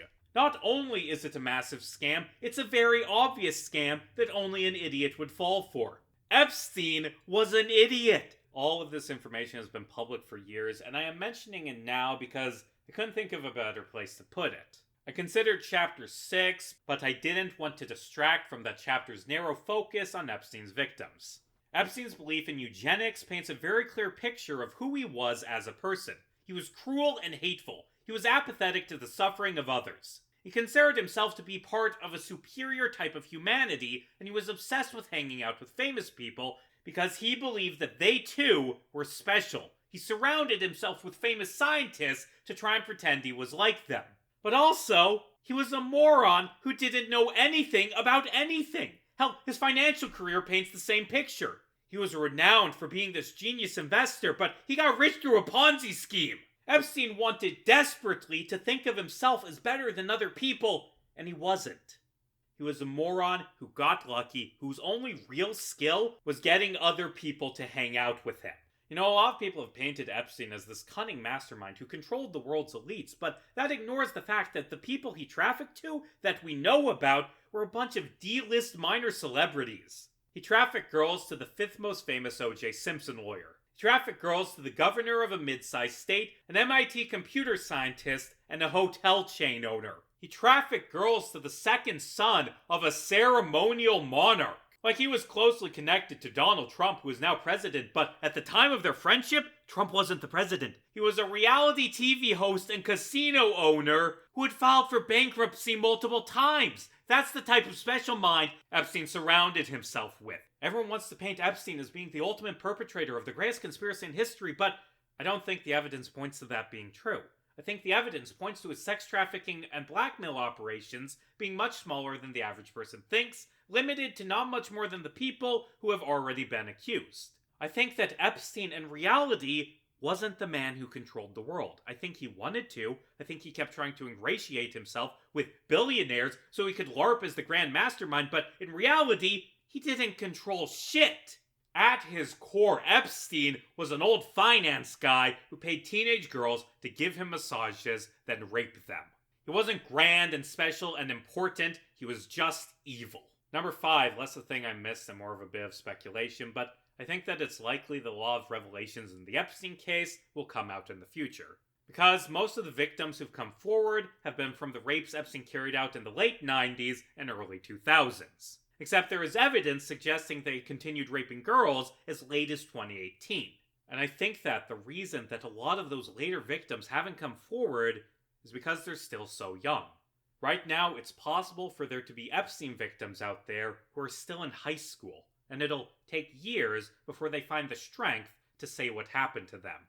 Number 6, hey, you know how we've been operating under the assumption that Trump cut ties with Epstein after, depending on who you ask, Epstein outbid him for a house and or Epstein harassed the daughter of a Mar-a-Lago member? Yeah, in a 2017 email, Epstein claimed that he had spent Thanksgiving with Donald Trump.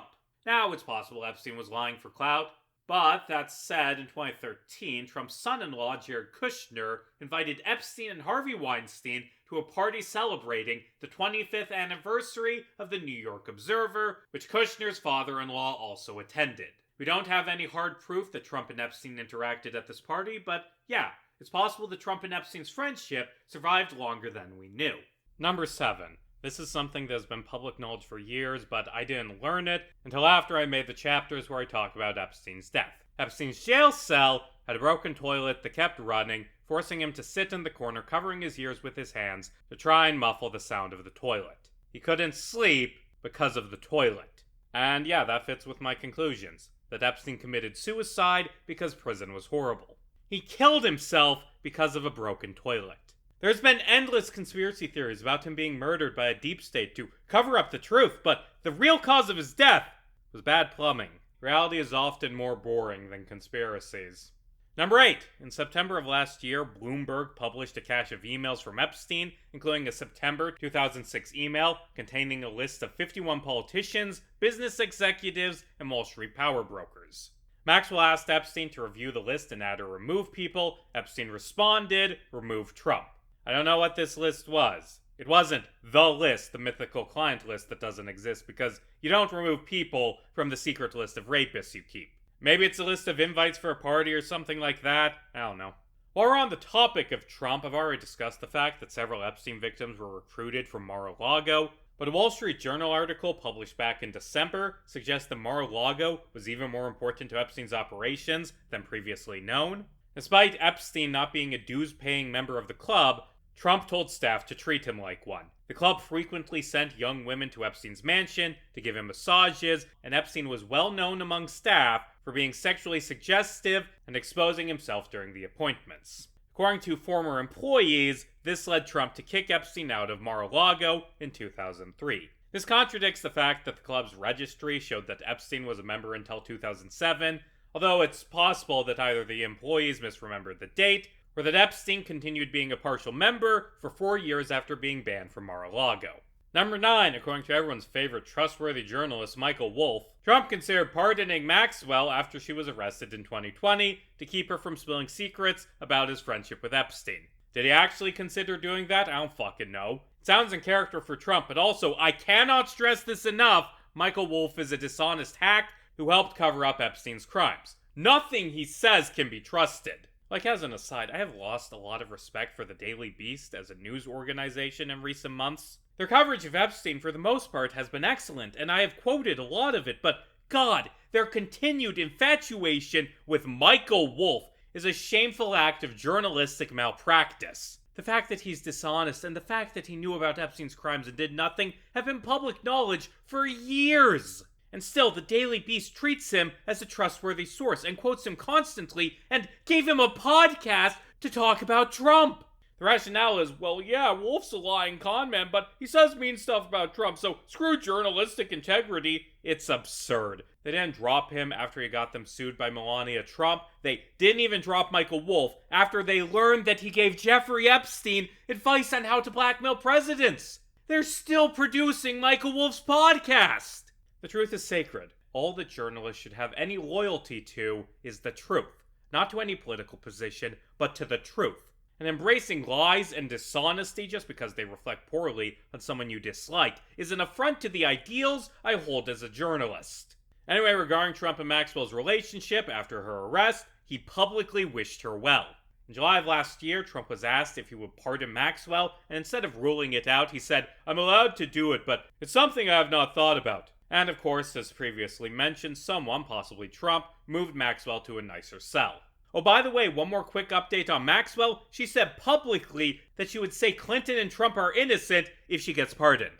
Jelaine, not only is this blatant, but you said the thing. You already said it. What's the point in a pardon now, dumbass? Number 10, as previously explained, Epstein's fortune, or at least part of his fortune, came from him doing financial work for billionaires like Les Wexner. Wexner actually cut ties with Epstein after he was accused of child rape, as in chronologically after, not because of. Wexner cut ties because Epstein misappropriated millions from him. Anyway, after Epstein lost his connection to Wexner, followed by him losing a bunch of money in the financial crisis, he needed a new source of revenue to fund his opulent lifestyle and sex trafficking. He found his salvation in private equity investor Leon Black. Black hired Epstein as an advisor and paid him millions. 170 of them, to be specific. Black kept Epstein afloat for years. In an email revealed last year, Epstein claimed that he had saved Black $2 billion. Also, when a former girlfriend accused Black of sexual assault, Epstein gave Black advice on paying her millions to stay quiet. Epstein and Black's relationship had existed for years by the time Black hired him for financial advice. In 2002, Epstein arranged for Black to meet with Sherry Pearson, who Epstein paid for massages. According to a lawsuit, Black raped her at Epstein's Manhattan townhouse. This lawsuit was later dropped, and I couldn't find any mention of how old Pearson was, but this is perfectly in line with the things that other victims have said. In 2022, it was discovered by Ron Wyden that Black had paid millions to 8 women, at least 3 of whom had been listed among Epstein's associates and victims in federal court filings. There are a lot of unknowns about the exact nature of Black's relationship with Epstein, but I think I can tentatively add him to the unofficial list I've been keeping. Number 11. While we're talking about Epstein's financial connections, an argument can be made that banks like Bank of America, JP Morgan, and Deutsche Bank are, at least partially, responsible for Epstein's crimes. They continued doing business with Epstein even after his initial criminal conviction. Epstein was allowed to carry out 120 wire transfers totaling $2.65 million while at the MCC. Bank of America noticed several suspicious payments from Leon Black made between 2012 and 2017, but neglected to alert law enforcement until February 2020. Fortunately, these banks have been sued for their connection to Epstein. Deutsche Bank ended up paying a $75 million settlement to Epstein's victims in 2023. JP Morgan paid $75 million to the government of the Virgin Islands and $290 million to Epstein's victims for its connection to Epstein. A lawsuit against Bank of America is set to go to trial in May. Number 12. A lot of the big revelations in the various batches of Epstein Files releases relate to Epstein's friendships with prominent individuals. Now, the fact that Epstein liked to hang out with other famous or wealthy people is something we've known for a long time, but these files have given us a much better understanding of these relationships. For example, we now know that in 2013, Richard Branson emailed Epstein saying, "Anytime you're in the area, would love to see you, as long as you bring your harem." Epstein also gave romantic advice to economist Larry Summers and discussed partying with girls under 30 with Slovakian National Security Advisor Miroslav Lajčák. Some other prominent individuals who talked extensively with Epstein include child grooming director Woody Allen, Prince Andrew's ex-wife Sarah Ferguson, fascist provocateur Steve Bannon, linguist and anarchist philosopher Noam Chomsky, Clinton-era Commerce Secretary Howard Lutnick, Obama-era White House counsel Kathy Rumler, real estate mogul Andrew Farkas, and far-right tech billionaire Peter Thiel. What's more, a lot of these people stayed friends with Epstein into the late 2010s. I feel that there is a sliding scale on how bad it is for someone to spend time with Epstein. Being friends with him before 2005, that isn't good, per se, but people who cut ties with Epstein after his first arrest can make a believable claim that they didn't know about the child rape. Being friends with Epstein in the first couple years after his first arrest is a bit iffy. There was reporting on the specific details of Epstein's crimes, but a lot of said reporting framed it as him being arrested for soliciting a prostitute, as opposed to him being arrested for raping dozens of teenage girls. It is possible for someone to not have known in the first few years after Epstein's arrest about his crimes. But being friends with him after Virginia Giuffre's 2014 lawsuit made Epstein a household name, and especially after Brown's in-depth reporting on the specifics of Epstein's crimes was published, that's unforgivable. I don't know how many of his friends Epstein trafficked girls to, but at the very least, they knew about Epstein's crimes and didn't give a shit. They knew he was a serial child rapist and brushed that fact off, either for personal gain or because, for reasons I cannot fathom, Epstein was apparently the most charming man on earth. I'll be talking about the friends of Epstein who have information on them that hints that they may have been connected to his sex trafficking, but for the sake of time, I won't be going in depth on most of the people who just hung out with Epstein. With one exception, because this individual demanded he be part of the Epstein story. In November 2012, Epstein talked to Elon Musk about Musk visiting Epstein's island with his wife. Musk asked, "What day/night will be the wildest party on your island?" At Christmas, Musk emailed Epstein, "Do you have any parties planned? I've been working to the edge of sanity this year, and so once my kids head home after Christmas, I really want to hit the party scene at St. Bart's or elsewhere and let loose. The invitation is much appreciated, but a peaceful island experience is the opposite of what I'm looking for." Musk was invited over for Christmas again in 2013 and 2014. When this news broke, Musk claimed that he repeatedly declined invitations to go to that island that he really wanted to go to. Except, oops, his daughter Vivian says that she remembers visiting in 2013. I don't know if Elon Musk raped an Epstein victim. I mean, he has his own sex crime allegations, but none from Epstein victims. Still, given the fact that Elon Musk is very clearly in the Epstein files, I want to ponder a question. Why the hell did Musk tweet about Trump being in the Epstein files? Yeah, he's a hypocrite, but Jesus, he's so dumb. He's so fucking dumb. Elon Musk helped cause the conservative backlash against Trump that led to these emails being public because he's a moron. Although, of course, I think an argument can be made that Elon Musk isn't in the Epstein files, or at least not in the ones he was talking about, because he's a conservative grifter, and his grift was always disconnected from the truth. He didn't mean the Epstein files as in the emails from Epstein that the feds have. He meant the mythic Epstein files, the fabled proof of QAnon, the files that would take down the Satan-worshipping Jewish liberal deep state. That's what he was talking about, not the actual Epstein files, the conspiracy theory unrelated to the actual case. For the right, Epstein has never been anything more than a grift. Musk didn't care about the truth. He cared about using the far-right conspiracy theories that he'd helped fester as a weapon against his enemy. Well, former enemy. Musk and Trump publicly reconciled at Charlie Kirk's funeral. And can we talk about how ridiculous that would be if Musk actually believed in anything? Like, he publicly claimed, for all intents and purposes, that Donald Trump was a child molester. And then some racist asshole got shot to death, so he decided he was fine with that? I know we've had our differences, but Charlie would have wanted me to be okay with child molestation, Donald, so I forgive you. Of course, the far right exists in a world where facts are whatever you want them to be. Donald Trump stopped being a child rapist when Elon Musk decided he didn't want that to be true anymore. Two more things on Musk. It has been rumored for years that Musk had business connections to Epstein. In 2018, New York Times reporter James Stewart reported rumors that Musk had asked Epstein to help in finding a new Tesla chairman. Musk denied it at the time, and he actually may have been telling the truth, surprisingly, or at the very least what he thought was the truth. Juliana Glover, who Musk hired as a corporate consultant, claimed to Wired that she approached Epstein without Musk knowing, hoping to use Epstein's friendship with Saudi Crown Prince Mohammed bin Salman to acquire Saudi funding for Tesla. Epstein was actually very skeptical of Musk because Musk is an unstable guy who, goes around shouting that anyone he doesn't like is a pedophile. The Saudi investment fund Glover hoped could save Tesla ended up investing $1 billion in rival electric car company Lucid Motors later that year. Epstein also recommended several potential Tesla board members to Glover, including his friends Larry Summers, Bill Richardson, George Mitchell, and also Margaret Thatcher. What?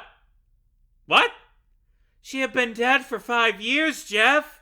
Jeffrey Epstein was an idiot. He was such an idiot! Also, the fact that he recommended his fellow child rapists, Richardson and Mitchell, gives insight into how Epstein worked. He was a middleman, using his connections to prominent people to gain connections to other prominent people and getting them in contact with each other. He knew so many rich people because he was the guy who knew all the rich people. The other thing regarding Musk is that Epstein did give advice to a Musk who was on the Tesla board of directors. Elon's brother, Kimball, who Epstein helped trap, coerce, and abuse a woman into having a relationship with. She was 30, not a child, but also, that's horrible. Number 13. I've already mentioned hedge fund billionaire Glenn Dubin before in this video as one of the men Epstein and Maxwell trafficked Virginia Giuffre to. In fact, according to Giuffre, he was the first powerful man Maxwell ordered her to have sex with. Epstein's connection to Dubin and his wife Eva is disturbing. Epstein dated Eva Anderson Dubin, then a model studying medicine, in the 1980s. After they broke up, he introduced her to Glenn. Epstein stayed friends with the couple, even becoming the godfather to the pair's children. After Epstein's crimes went public, the Dubins began claiming that their children didn't have any godparents. Epstein was a major investor in Glenn Dubin's hedge fund, Highbridge Capital Management, and later contributed to Eva Dubin's breast cancer center at Mount Sinai Hospital. After Epstein was arrested for child rape, the Dubins continued to stand by him. They invited Epstein to their home for Thanksgiving in 2009, and Eva wrote to Epstein's parole officer saying she was 100% comfortable with him around her 3 children, all under the age of 18.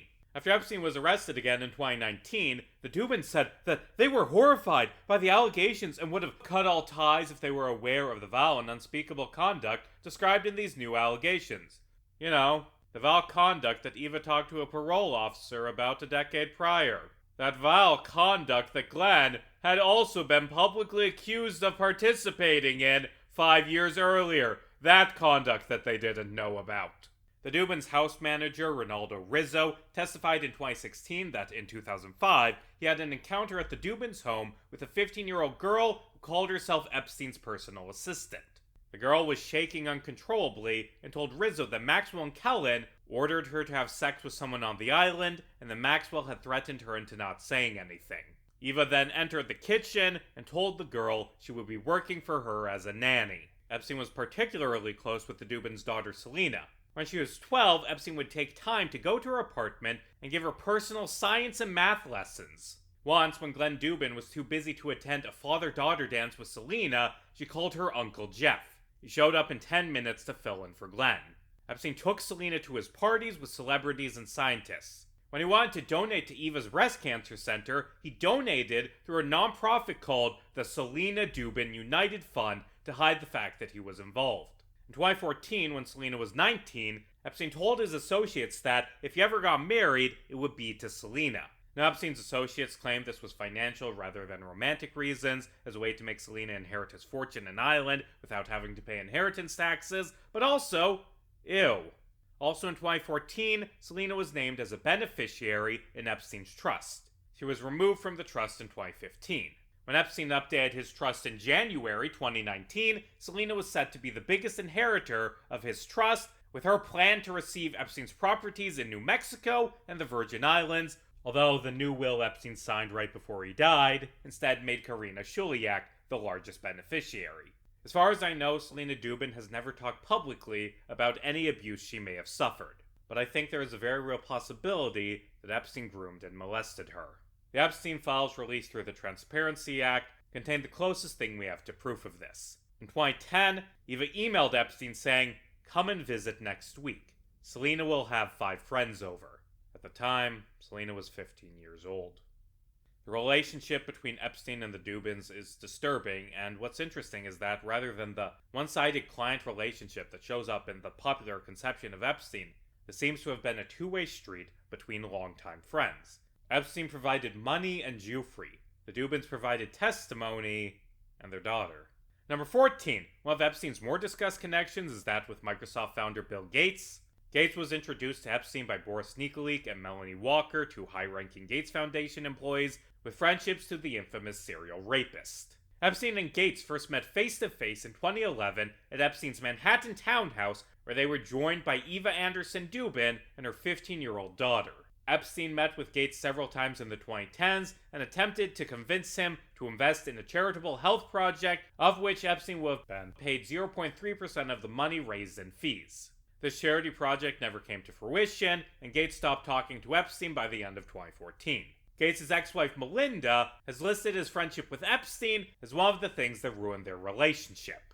In 2010, Gates met Russian bridge player Mila Antonova, later starting an affair with her. In 2013, Boris Nikolic introduced Antonova to Epstein so she could try and convince him to invest in a bridge teaching service. Epstein didn't invest, but did pay for her to study software programming. In 2017, Epstein emailed Gates asking to be reimbursed for Antonova's courses, the implication being he knew about the affair and would reveal it if Gates didn't do something for him. There's no evidence of Gates doing anything for Epstein after that email was sent. Released in the Epstein files were several emails that might give insight into Gates' connection to Epstein, although it's kinda questionable what they actually mean. One email is a resignation letter Epstein wrote on the behalf of Boris Nikolic, where he says that Nikolic participated in morally inappropriate, ethically unsound, and potentially illegal things for Gates. Epstein, pretending to be Nikolic, writes that Nikolic helped Gates get drugs in order to deal with the consequences of sex with Russian girls, facilitated illicit trysts with married women, and provided Adderall for bridge tournaments. Hey, quick recommendation. If you're going to ask a friend to write a resignation letter for you, don't ask the friend who misspells every other word.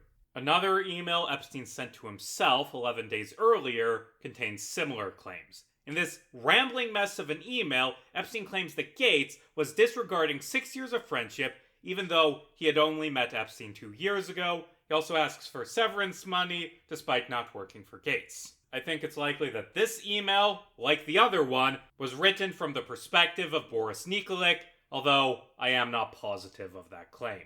In the email, Epstein claims that Gates had his PR person tell the letter writer that he engaged in morally inappropriate behavior and asked him to be the major actor in a cover-up so that Gates could maintain his reputation. Epstein said that Gates said that the letter writer couldn't have any direct ongoing business relationship and complained about how Gates was disregarding the impact this would have on his reputation.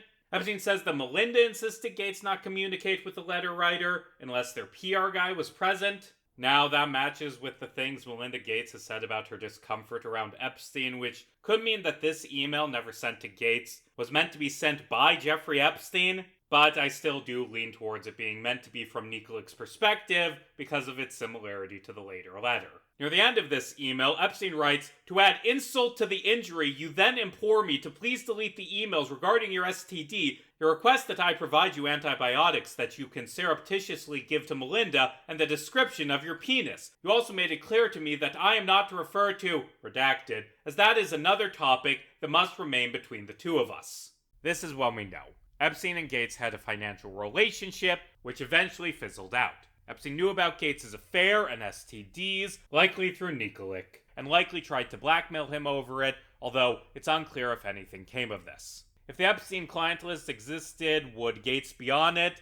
I honestly don't think so, because if he was, then wouldn't that be the thing Epstein blackmailed Gates over?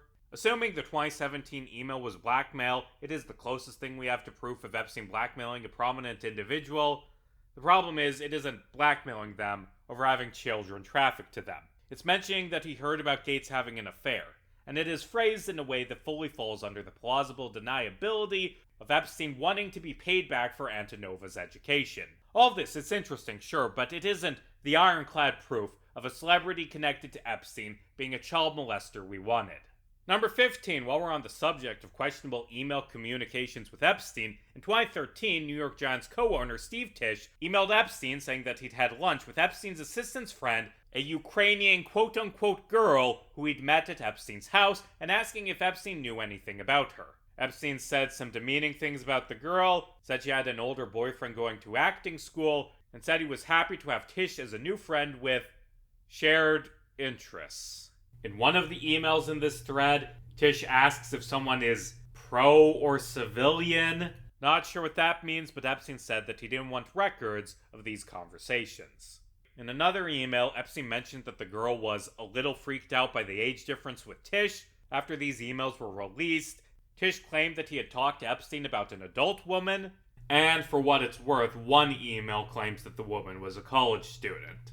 Although, I would like to note that someone being older than 18 and someone being trafficked by Epstein are not mutually exclusive traits.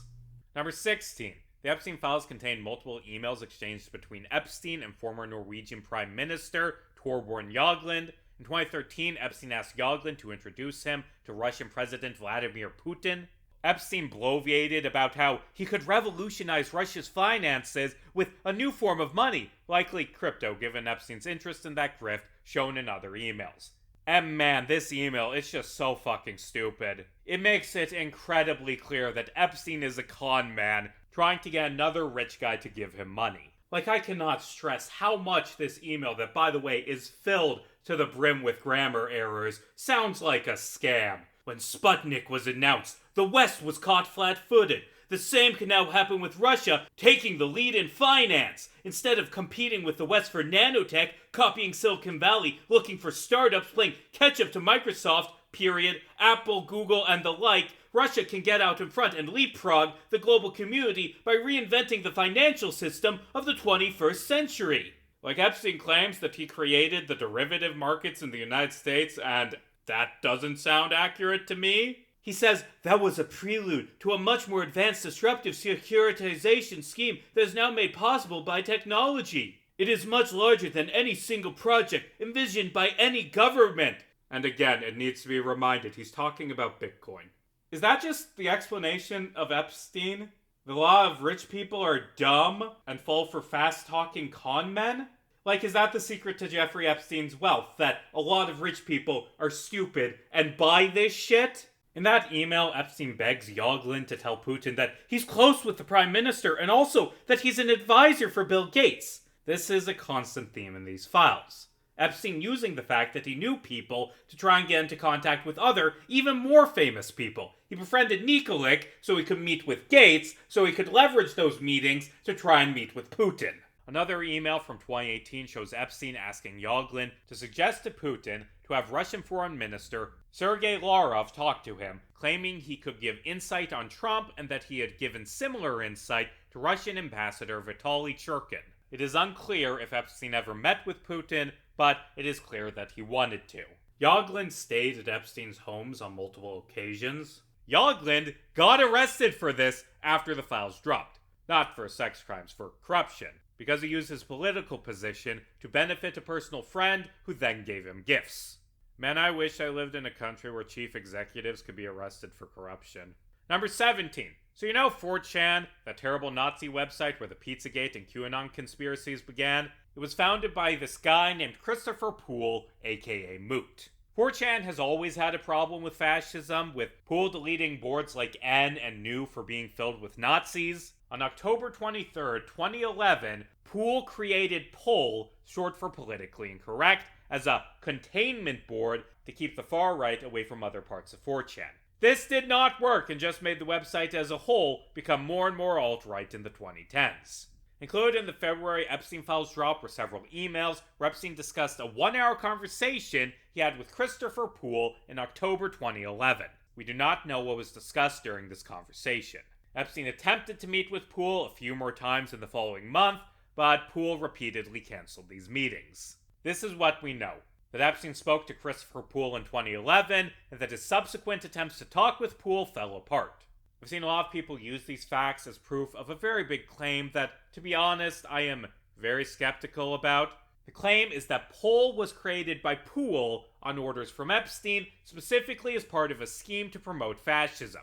And this is a very big claim based on very weak evidence. A lot of people have said that Poole created Poole on the exact day he spoke with Epstein, and as far as I can tell, we don't actually know that. On October 20th, 2011, Epstein's friend Boris Nikolic recommended he meet Poole. On October 23rd, Poole created Poole. On October 24th, Epstein told Nikolic that he had met Poole. Epstein might have met Poole a few days earlier, or even met Poole on October 24th. We don't know the specific date. But yes, Epstein spoke to Poole around the same time Poole created Poole. The problem is there's no evidence that Poole did this because Epstein ordered him to. And given the fact that he'd already tried repeatedly to stamp out 4chan's Nazi problem, him creating Poole as a way to try and stamp out that Nazi problem isn't shocking. I'm always skeptical when people claim that a conspiracy convinced people to do something that you'd expect them to do, even if the conspiracy didn't exist. After these emails were released, Christopher Poole claimed publicly that he created the board 24 hours before he met Epstein. And if that sounds like too much of a coincidence, hey, coincidences happen! But hey, maybe he's lying. Maybe Poole created Poole, god, those names are too similar. Maybe Christopher Poole created the politically incorrect board after Epstein recommended he create a designated Nazi zone. That is theoretically possible, but even then, so what? Like, the way people frame this theory is that 4chan has a Nazi problem because of Epstein's machinations. For example, I've seen people argue that Pizzagate was created by Epstein specifically as a psyop to distract people from his crimes. And I find this explanation to be really, really unlikely. Even if Epstein inspired Poole to make Poole, something we have zero evidence of, that doesn't mean that he secretly convinced Poole to agree to a plan to wait 5 years and then trick 4chan users into making up a conspiracy theory based on a cache of released emails that neither of them knew about at the time. Like, if Epstein was the orchestrator of the Pizzagate conspiracy, you'd expect there to be more evidence than Epstein talked to a 4chan guy once years ago. And the thing is, people are getting the timeline wrong. By the time Epstein met with Poole, 4chan was already a neo-Nazi shithole. Poole had already removed multiple boards for excessive Nazism. In 2008, 4chan users managed to make the Unicode swastika symbol reach the Google Hot Trends page. 4chan was already a hotbed for this kind of thing before Epstein ever spoke to Poole. I don't think that Epstein tricked 4chan users into being fascists. I think that the rise of fascism has more factors than one wizard behind the curtain pulling the strings. There is this tendency I've seen in conspiracy theories, the desire for an easy answer, for there to be the one bad guy behind everything that we can shoot to death, and then the credits will roll and everything will be fine, and A, the world is a whole lot more complicated than that, and B, Jeffrey Epstein's a pretty weird guy to paint as the final boss because he died in 2019, and fascism has only grown more prevalent since then. And the thing is, I'm not completely hostile to the claim that Epstein helped ferment fascism, but if he did ferment fascism, it wasn't through Poole. It was through his close friend, Steve Bannon. Bannon was the head of Breitbart, the VP of Cambridge Analytica, and one of Trump's key advisors early in his first presidential term. Bannon played a decently large part in getting Donald Trump elected. Steve Bannon is the closest thing we have to that man behind the curtain responsible for the rise of fascism. Although I would still argue that Bannon, while incredibly influential, is just one of hundreds of different loosely connected people who helped MAGA gain a foothold. Bannon frequently gave Epstein advice on how to fix his reputation, joined his legal team, and made plans to create a pro-Epstein documentary, which ended up falling apart because of Epstein's 2019 arrest. In return, Epstein gave Bannon advice on how to talk about economics and funded flights for Bannon around the world. In one exchange, Epstein referred to Bannon as a bomb thrower, and Bannon called Epstein a master bomb maker. Epstein called himself the most highly paid travel agent in history. The pair constantly talked about their plans to have Bannon meet with world leaders and convince them to accept him as an advisor. And the thing is, from the emails we have, I think that Epstein and Bannon were genuine friends. They constantly shared racist and misogynistic jokes with each other. Bannon and Epstein actually liked hanging out with each other beyond their mutual goal to promote fascism. There's this thing that frustrates me about how Epstein is discussed. Repeatedly in this video, we've come across actual evidence of corruption and even of conspiracy, but no one ever talks about the conspiracies we have proof of. They only talk about the conspiracies that have the least evidence possible. Like you're arriving at a kinda correct conclusion that Epstein played a part in the rise of our current fascist hellscape, but you're not justifying that conclusion using Epstein's connection to Bannon, you're justifying it based on the fact that he talked to Christopher Poole once. So to wrap it up, is Epstein responsible for fascism? Kinda.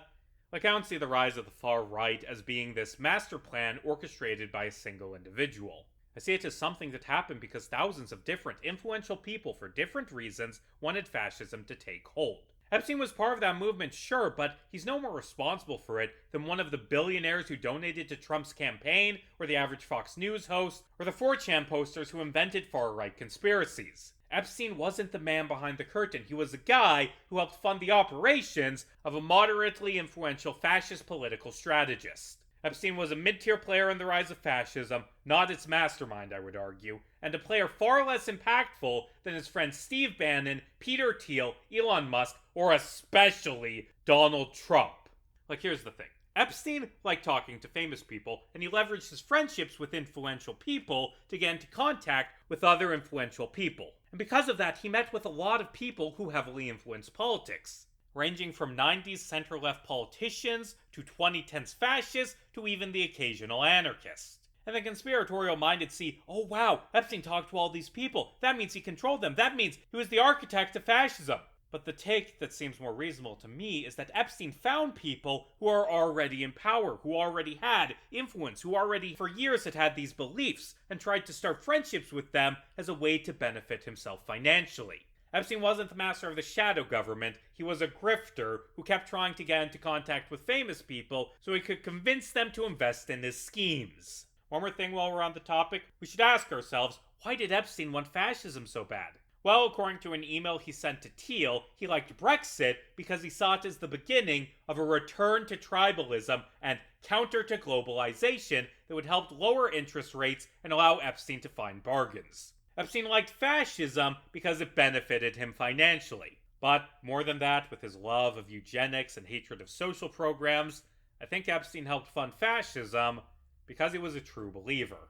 Number 18. This is a minor thing, but when I announced this video on my channel, a lot of viewers joked that I was going to die. I was going to be murdered for talking about Epstein. I even had friends half-jokingly say that I should make this video because I would be assassinated.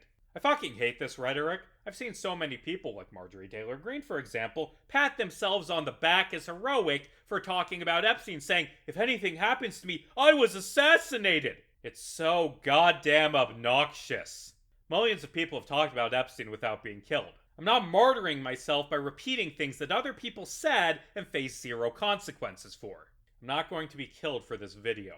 And also, if I do die of like a car crash or a heart attack or, yes, by suicide, don't fucking make a conspiracy theory out of my death. People die every day. Don't spit on my grave, steal the truth of my death, and reduce my life to nothing more than a name on a list of people murdered by the conspiracy you made up.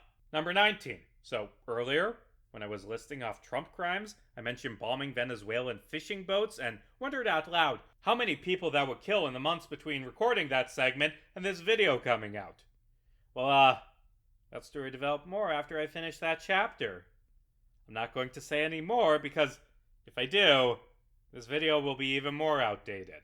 Case in point, like I wrote that bit a few weeks ago, and now we're going to war with fucking Iran. So not gonna say anything more, because I don't want this shit to be even more outdated.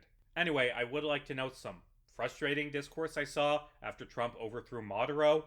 I saw countless people say, he's just doing this to distract from the Epstein files. And no, Donald Trump carried out imperialism because he's an imperialist. Like this past year, it has been frustrating that every time Trump does something horrible, there is an endless screech of, this is to distract from Epstein. He's throwing immigrants into concentration camps to distract from Epstein. Don't get distracted from the real issue. There are a lot of people who are hyper-focused on this one issue, who only care about politics through the lens of Epstein and get annoyed at discussion of any of Trump's other, I would argue, more heinous crimes. No, Trump didn't invade Minneapolis with ICE to trick you into paying attention to the plight of brown people. He did it because he's a white nationalist. He isn't starting a war with Iran that will surely kill countless innocent people to distract you from Epstein. He's doing it because he's a violent thug, apathetic to the suffering of others. The fact that you don't care about anything but Epstein doesn't mean that no one else cares about Trump's racism and brutality. There are other issues that deserve attention. Number 20. I've talked a lot about famous people who were connected to Epstein, but I'd like to talk about someone who I am almost certain had no connection to Epstein. Stephen King. I hate that we got a hat trick for mentioning Stephen King in this video. So, Stephen King, famous horror author. He's been very vocal on Twitter about his hatred of Donald Trump and the MAGA movement for years. Back in July of last year, when the FBI said that there wasn't a client list and MAGA had this big meltdown and all the prominent fascists started screeching about how Donald Trump was covering up the secret list of Democrats who are pedophiles, King tweeted out, "The Epstein client list is real, so is the Tooth Fairy and Santa Claus." And this caused a massive, massive backlash to the author. I saw so many goddamn Reddit threads of people calling Stephen King a child molester who went to Epstein's island on the basis that he said the Epstein client list didn't exist. Because as we all know, the only reason that someone would think that a QAnon 2.0 MAGA conspiracy theory wasn't true is if they were a secret pedophile saying it was fake to hide the fact that they're a pedophile. That Stephen King fellow sure is a dangerous predator. We know because he tweeted that the Epstein client list is fake. Hey, slight problem. The list doesn't fucking exist! Stephen King is right. It was a lie made up by MAGA for campaigning purposes. God, I've seen so many people, and also the fucking Daily Beast, say, why would King, a vocal Trump critic, suddenly start agreeing with Trump? You're the ones who agree with Trump! You're the ones saying that all the shit they said before regaining power is true! Stephen King has just continued to not believe in MAGA lies that he already didn't believe in instead of flip-flopping and deciding that QAnon is true because the FBI said it isn't. God, this is the peak of frustrating Epstein discourse. Ah, but you see, Stephen King must be a pedophile. After all, he wrote It. He wrote a coming-of-age novel about the loss of innocence featuring kids going through puberty that had a sex scene. The only reason a novel about puberty would mention the word sex is if the author was a serial child rapist. Earlier, when mocking the Donald Barr conspiracy theories, I asked rhetorically if my viewers believe that Stephen King dressed up as a clown and murdered people in the sewers because, obviously, that's a ridiculous idea to think that he would do that based on a book he wrote. But evidently, there are a lot of people out there who could be very easily convinced that King murders children by handing them a copy of the book It. Like, I haven't even read It. I don't know how well the scene works with the loss of innocence themes of the novel. But whether or not It is a good book is completely irrelevant to this discussion. The idea that an author would only include a scene where something disturbing happens in a horror novel as if they were a dangerous criminal is absurd. Remember the satanic panic? Remember how early in this video you laughed at how dumb it all was? How ridiculous it was for Damien Echols of the West Memphis 3 to be sentenced to death on the basis that he had read Stephen King novels and listened to metal music? I think that you could convince 90% of Reddit and Twitter users to convict the West Memphis 3. I'm bringing this up because this is a goddamn canary in the coal mine. I've talked before about how worried I am about the rise in conspiracism among the left, and this is why. Because the Epstein case has the potential to very easily transform into a moral panic, with accusations thrown without evidence at random innocent people while actual criminals are ignored. I've seen more talk about Stephen King being a rapist because he wrote a book that people didn't like than I have of 90% of the men actually accused by Epstein victims. Earlier, I said that there was a link between belief in conspiracy theories and support for political violence, and I bet a lot of people watching rolled their eyes because what's wrong with political violence? What's wrong with it is that conspiracy theorists famously are constantly wrong about everything and choose innocent people to be the targets of their anger. Like, I do not trust the people who think that Stephen King is a pedophile to carry out political violence because their definitions of dangerous fascists who should be shot is A, authors who write books they don't like, and B, people who criticize Donald Trump. Do not let the Epstein case turn into a moral panic. Attacking random people who are innocent does nothing to protect teenage girls from rape. Number 21. The Epstein files contained a lot of tips that people called into the FBI over the years, a lot of them in the lead up to the 2020 election. And these tips allege a lot of very horrible crimes. Like, one tip claims that a friend of the caller was abused by Epstein and Trump, and that the friend bit Trump while performing oral sex. Another caller claimed that she was a victim and witness to sex trafficking at Trump's California golf course. She said she participated in orgies including Trump, Epstein, and reporter Robin Leach. She claimed that she was threatened by Trump's head of security, who said that if she ever talked, she would be buried alongside other murdered victims at the golf course. These tips ended up disappearing from the Department of Justice website, then reappearing an hour later. A DOJ spokeswoman claimed that this was due to website overload. Maybe that's the truth, or maybe it was taken down because too many people talked about it. Some of these tips didn't have contact details, or were secondhand information, or didn't respond to callbacks, or were deemed by the FBI to be uncredible, and a lot of them probably aren't credible. The FBI gets a lot of tips from a lot of crackpots, especially around elections. Problem is, the FBI deeming a story to probably be false is not the same thing as that story definitely being false. Remember them dismissing the allegations of the Farmer sisters? Some of these tips might be true, but I don't know which, if any of them, are. Probably the tip that has received the most attention is one from 2020 by a woman who claimed that in 1984, when she was 13 and pregnant, she was trafficked to Jeffrey Epstein. She also claimed that she gave birth during the sex trafficking ordeal and that Trump was present when her uncle murdered the baby and disposed of the body in Lake Michigan. This didn't happen, I don't think. 1984 is as far as we know before either Epstein's sex trafficking or his friendship with Trump began. Trump and Epstein being in a small town in Michigan sounds weird, and to be honest, Trump helping directly murder a baby and dispose of the corpse doesn't sound like something he would do. Kill indirectly by cutting USAID? Sure, he'd do that, but personally assisting with the murder of a baby is not something that matches his MO. Another tip claims that Trump auctioned off girls brought to him by Epstein at parties at Mar-a-Lago, and this might be the thing in this video that's too disgusting for me to say out loud. This is horrible if true, but it mentions Elon Musk being present. And while Musk, Trump, and Epstein have all been friends with each other over the years, they were never friends at the same time. Trump and Epstein had a falling out in 2003 or 2004. Epstein and Musk were friends from 2012 through 2014, and Musk and Trump became friends years after Epstein died. That timeline not really matching established facts suggests to me that this tip isn't true. I'm also hesitant to believe in that story of a girl biting Trump's penis between 1983 and 1985. Due to the timeline not working out, Trump became close friends with Epstein in the late 80s, sometime after he bought Mar-a-Lago in 1985.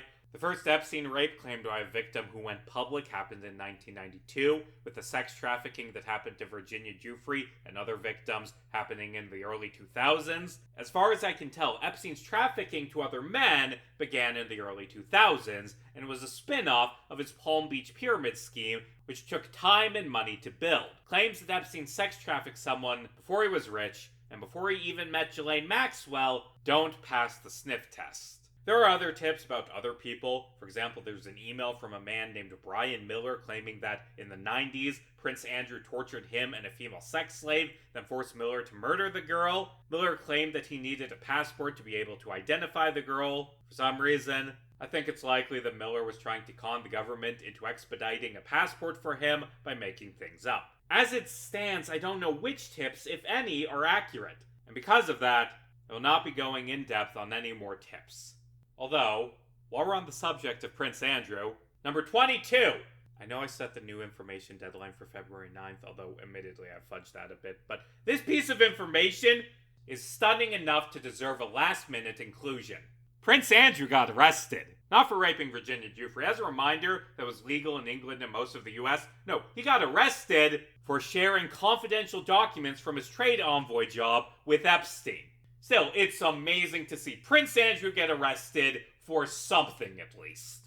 Oh, by the way, I'm going to continue referring to Andrew Mountbatten Windsor as Prince Andrew, and I think you should too. The British monarchy is insisting on not calling Andrew a prince because they don't want him tarnishing the dignity and honor of the royal family, and I think the reputation should be tarnished. I think every mention of King Charles should include the parenthetical, brother of the infamous rapist. I think that whenever someone mentions the royal family, the first thing that should come to mind is child rape. Because protecting the dignity of a system of power that made Andrew think child rape was his birthright will only result in more royals doing horrible things because they think they can get away with it. And to be clear, Andrew got away with it for years because people thought he was special, part of the chosen bloodline. You don't get to say, oh, not him, he isn't part of his bloodline when he does something horrible. The solution is to stop thinking that bloodline deserves any reverence. It's like if people insisted we stop referring to Epstein as a billionaire to avoid tarnishing the honor of America's respectable billionaire class. The story of Epstein is a story of power. It's the story of wealthy men getting away with horrible crimes because of the power their wealth afforded to them. And the solution is to take away that power. Take away the ability of prominent men to use their influence to get slaps on the wrist for sex crimes. Calling Prince Andrew Mountbatten Windsor is just covering your ears, shouting, don't think about the systems of power. Don't think about the systemic issues that led to all those rapes happening. It was just a few bad apples, and there is no more discussion that should be had about why they were able to do what they did.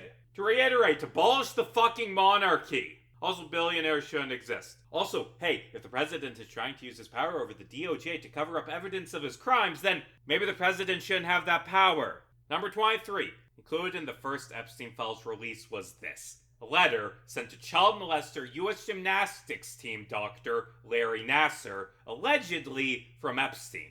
The letter reads, as you know by now, I have taken the short route home. Good luck. We shared one thing. Our love and caring for young ladies and the hope they'd reach their full potential. Our president also shares our love of young nubile girls. When a young beauty walked by, he loved to grab snatch, whereas we ended up snatching grub in the mess halls of the system. Life is unfair. If this letter is real, it's something we've been waiting for. Jeffrey Epstein saying that Donald Trump preyed on children. It's not hard evidence. There's no mention of names or dates. You couldn't convict Trump using this letter. But still, it's confirmation of what we all suspected. You'll notice I couched that statement with a few ifs, because there are some problems with this letter. The DOJ tweeted out claims that the letter was fake based on 3 pieces of evidence. Number 1, the handwriting doesn't match Epstein's. Number 2, the envelope for the letter was postmarked 3 days after Epstein's death in Virginia. And number 3, it doesn't have Epstein's inmate number, which prisons require for outgoing mail. I don't find any of these pieces of evidence to be that convincing. Like, yeah, prison standards say Epstein was required to have his inmate number, but they also said the guards were supposed to check on him every 30 minutes and monitor his outgoing phone calls. MCC staff not following procedure is to be expected. Forensic handwriting analysis, to my surprise, is actually shown to be reliable by studies. And this letter was tested by the FBI, but we haven't seen the results of that analysis. All we have is the DOJ Twitter saying that the handwriting doesn't match, and I don't find the DOJ Twitter account to be a trustworthy source. I attempted to find samples of Epstein's handwriting to show now so you could compare, but for the life of me, I couldn't find anything. His signature is different at the very least. Epstein died on a Saturday, which could have resulted in the letter not being mailed until a few days after the fact. I can't think of an explanation for why the letter would have been mailed from Virginia if it was real. If it was fake, then the obvious explanation is that the sender sent it from Virginia. But me not being able to come up with a theory doesn't mean there isn't an answer out there. I don't know if the letter is real. Someone could have very easily faked it. But also, I would not be surprised if it was real. This is the common theme in this video. There's circumstantial evidence against Trump, mountains of it, but so much of it has flaws. There's no shining, undeniable proof that Donald Trump is a child rapist, or at the very least, none that was released as part of these files. The question of Trump's guilt is messy and full of unknowns. I don't know if we'll ever know definitively if Trump raped a girl trafficked to him by Epstein. But do you know what my gut says? I think he did it.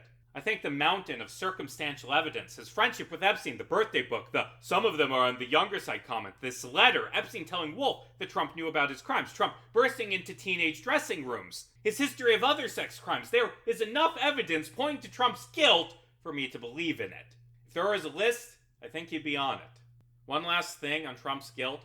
The reaction I've seen among conservatives to the alleged Nassar letter has been muted, and so is the reaction to the FBI tips and everything else related to Trump and the Epstein files. And this has solidified to me the belief that, had the Democrats gone down in the mud and released everything related to Trump in 2024, it wouldn't have mattered even slightly. All of the evidence has problems, things Republicans can cling to pretend Donald Trump isn't a rapist. Hell, even if Epstein had testified Donald Trump is a child molester, they would have still ignored his words because, of course, Epstein was an untrustworthy source. Even the Republicans who criticized Trump over Epstein, even the ones criticizing him now over Iran, will never truly abandon Donald Trump or the fascism he represents. They will never impeach him. Republican voters may turn their nose up at Trump's evil, but the moment they see a ballot that gives them a choice between a fascist serial rapist and even the most blue dog of Democrats, they will choose the former without hesitation every single time. Number 24. There are two more things in this chapter that I have to talk about. The latter is the worst thing I saw in the Epstein files, but in this penultimate mini-segment, I'd like to mention some of the things I've gotten wrong in this video. First off, names. There are a lot of names I said in this video, and often the articles mentioning these people didn't have pronunciation guides, so I had to take a guess. I think I called Jean-Luc Brunet Brunel at one point, having forgotten briefly that he was French. I realized after recording the Satanic Panic segment, and not having time to redo the entire segment, that I repeatedly called Ray Buckley. I'm sure there are more mispronunciations in this video. Another error related to the Satanic Panic. I realized when ranting about Stephen King that I'd made a mistake in saying that Jason Baldwin of the West Memphis 3 was sentenced to death. That's wrong, he was sentenced to life imprisonment. In my defense, though, the article I read was wrong and said he and Eccles both ended up on death row. A more substantial error I made, I referred to the OIG as a single agency. This was a misconception on my part that I only recently realized I was wrong about. In reality, the OIG is actually several different, similar agencies assigned to different parts of the government. Still, I think my point about Trump historically having trouble controlling OIG stands. Mike Lee Horowitz, the DOJ Inspector General, who oversaw the Epstein report I used as a source earlier, was appointed in 2012 and had a long career of contradicting Trump's claims. His reports argued that the FBI probe into Russian interference in the 2016 election was justified, revealed that Trump's DOJ spied on 2 members of Congress and 43 staffers to try and find out who was giving information to the media, and debunked the Trump lie that undercover agents were behind January 6th. The idea that Horowitz would help cover up Epstein's murder is very questionable. There's only one other thing I got wrong in this video that I know of, but I am well enough aware of my defects to know that there are more. I read millions of words of other people's writing, wrote more than 100,000 of my own, spent hundreds and hundreds of hours on this project. I have strived to do good work, to put the truth above all else, to be as accurate as possible, but I'm sure there are things that slip through the cracks, things I got wrong, and for that I am sorry. Anyway, the big thing I got wrong was Epstein was an intelligence asset, but not in the way you're thinking. Epstein did intelligence work on behalf of former Israeli Prime Minister Ehud Barak in the 2010s in Mongolia and the Ivory Coast. Yeah, I did not see that coming. So, oversimplifying a very complex story, Epstein had a years-long friendship with Barak, with the Israeli politician visiting him 30 times between 2013 and 2017, and him supplying Barak with funds to invest in the tech startup Reporty. Epstein leveraged his friendship with Barak to get into contact with Peter Thiel and members of Vladimir Putin's inner circle. In 2013, when Barak's tenure as defense minister ended, he began a career selling Israeli security services to foreign governments. Barak brokered deals between the Israeli government and the government of the Ivory Coast, who had dealt with a failed coup the previous year.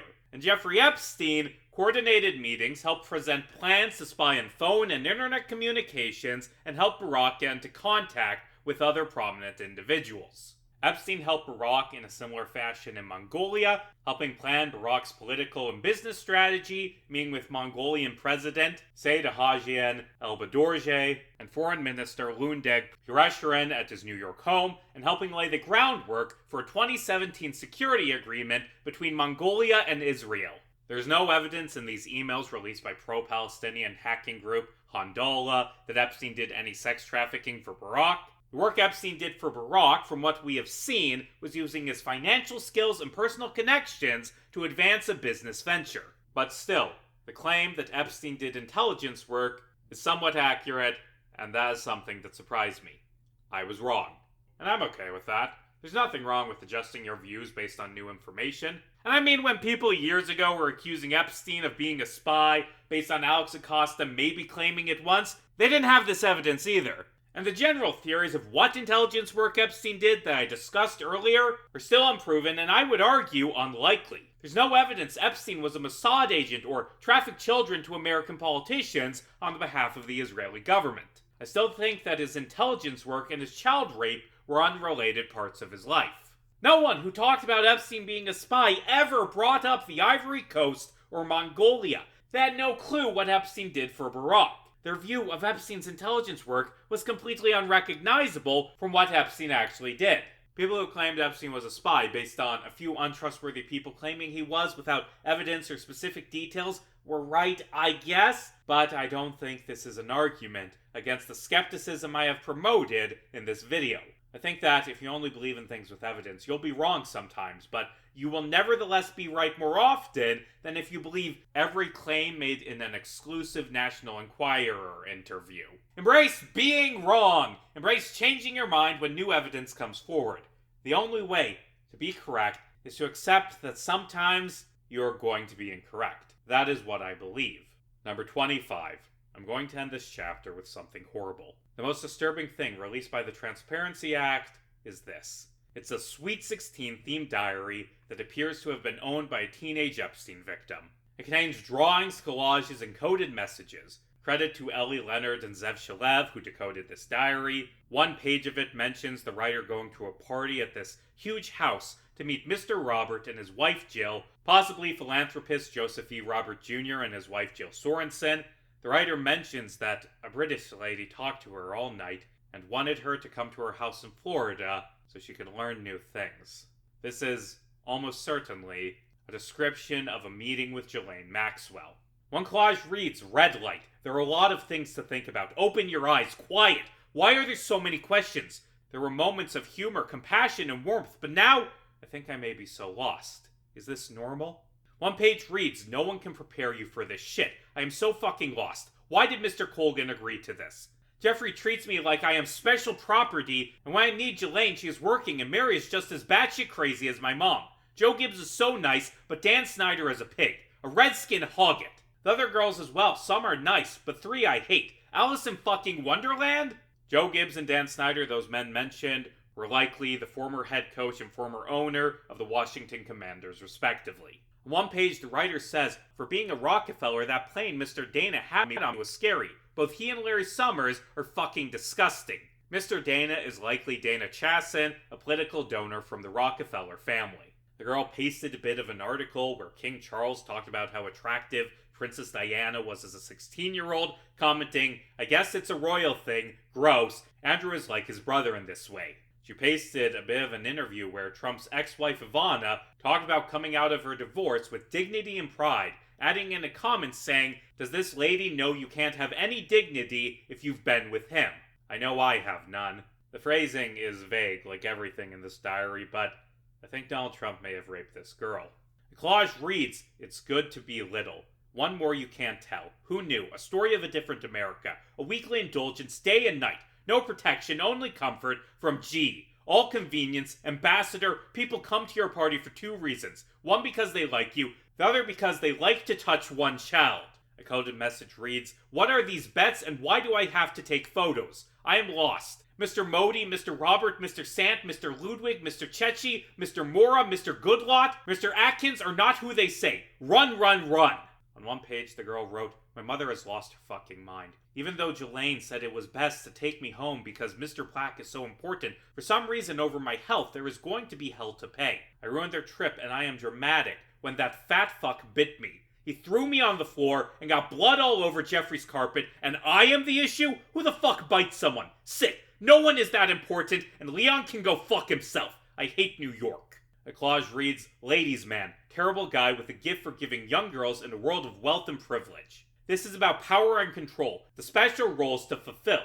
Your voice has no power, and no matter where you are, nothing gives you the power to be heard. No voice, tragic childhood, tracker." One page reads, "There are always flights of horror, whether it's with Jeffrey, Mr. Leonis, Mr. Case, Mr. Snyder, the Gregorys, Mr. Colgan, or one being borrowed by a seemingly good federal worker and even rented. It's all horror, and nothing is as it seems. I'm so confused by everything, and people you expect to be good, like even old senators like George Mitchell, who you think will be like a grandpa, are bad.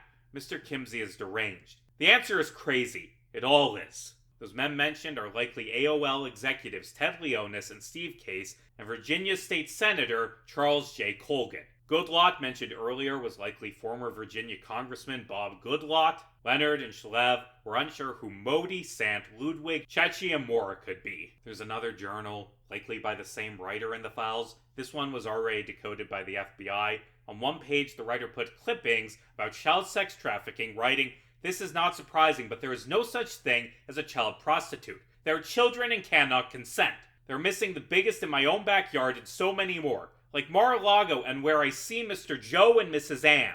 On another page, she writes, "Please release me from this torture in hell." On another, she talks about Epstein controlling her life. She says that she's tired of keeping this secret and mentions Maxwell treating her like she's the enemy. She mentions Epstein having Maxwell rub her stomach and saying something about a superior gene pool. She wrote, "I miss the person I was before I was made into what feels as a human incubator." On one page, she calls Jean-Luc Brunet a disgusting pig with bad breath, says she was punished for trying to run.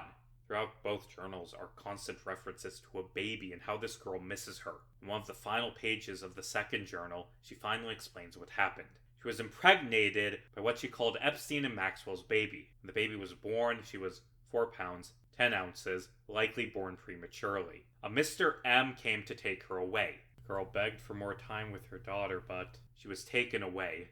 I am unsure if this was a stillbirth or if the baby was given to someone else to raise or if the baby was killed.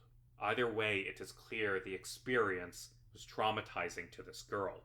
I feel there's something in this case that is missing. Epstein's interest in having a bunch of children, him asking Giuffre to be a surrogate, this girl's journal, they point to something. There was an email from Sarah Ferguson in 2011 congratulating Epstein on having a baby boy. This is the only mention I've ever seen of Epstein having children.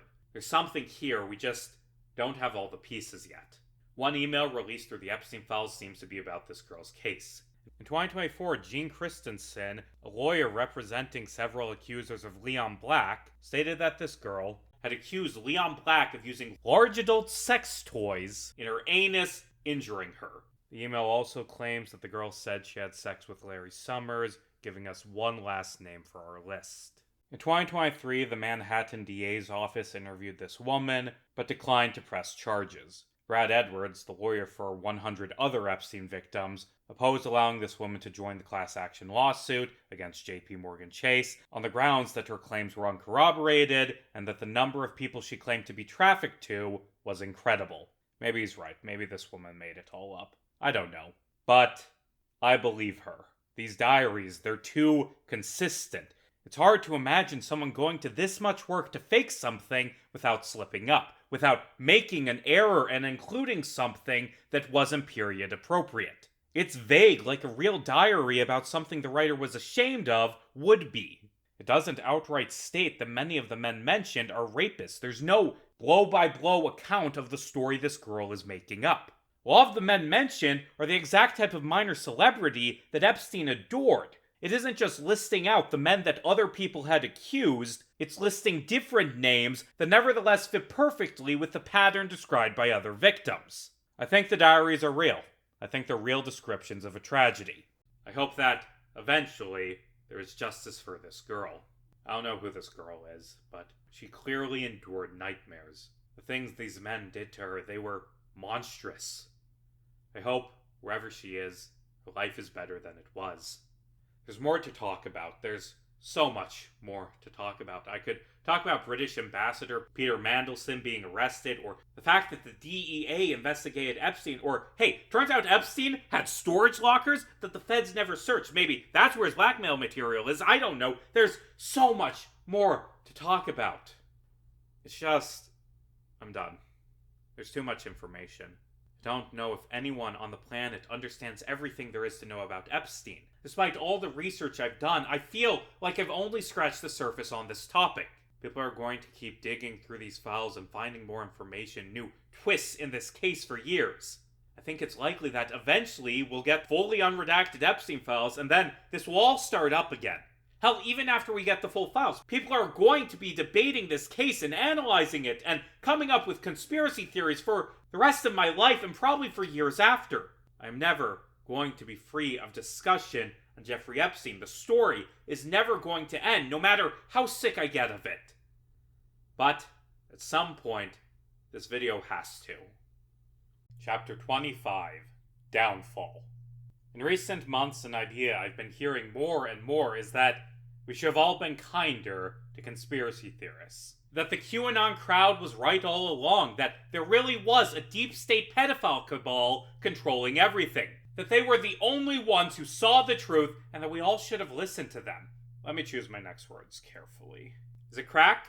Is that what you smoke? You smoke crack? What the flying fuck are you talking about? We owe these people nothing. They deserve nothing but derision and contempt. Because they were wrong about everything. They were as wrong as it was possible to be. Again and again and again, conspiracy theorists were the people whose ideas about the Epstein case were the least accurate. Like Jesus, they believed that Hillary Clinton was harvesting adrenochrome from the basement of a pizza place that, as a reminder, doesn't have a basement. They thought that John Podesta secretly told them about the satanic conspiracy he was a part of using 4chan slang terms in government emails. They thought that some random guy posting on 8chan was a government agent who was telling them via cryptic messages about the upcoming arrest of a bunch of political figures who never even got arrested. Every single thing these people believed, every single conspiracy, was as wrong as possible. They never predicted a single thing that was even remotely close to being true. What, we're supposed to give them credit, pat them on the back for thinking that the concept of rape exists? Wow, they sure were right about the fact that rape is a thing that can happen. Every single person who they accused of being a rapist was innocent, and they never guessed who the real rapists were, but hey, they believed that the concept of rape is a thing that exists, so, I mean, they deserve some credit. We've known that Epstein was a child rapist since 2005, and we've known that he trafficked to other men since 2014, and we've known he was a close friend with a bunch of celebrities, including Donald Trump, since 2002. Even if the conspiracy theories had gotten every detail of the Epstein case correct, they still wouldn't deserve credit because by 2016, the fact that Epstein trafficked to other men had already been exposed. And again, they didn't predict Epstein's actual crimes, they predicted that different people were doing different, completely unrecognizable crimes in the basement of a pizza place. They thought that there was a satanic cult, and they believed in that satanic cult so bad that they ignored the fact that a man who we've known was a rapist since the fucking 90s was chummy with Epstein. And now, after Trump has engaged in a cover-up, we're supposed to praise them for thinking that Donald Trump was the second coming of Jesus Christ? You know who we do owe credit? Michael Ryder and Joseph Recarey. They exposed Epstein to the world. They arrested him. They tried to take him down. Not conspiracy theorists. A pair of cops from Palm Beach tried to take Epstein down.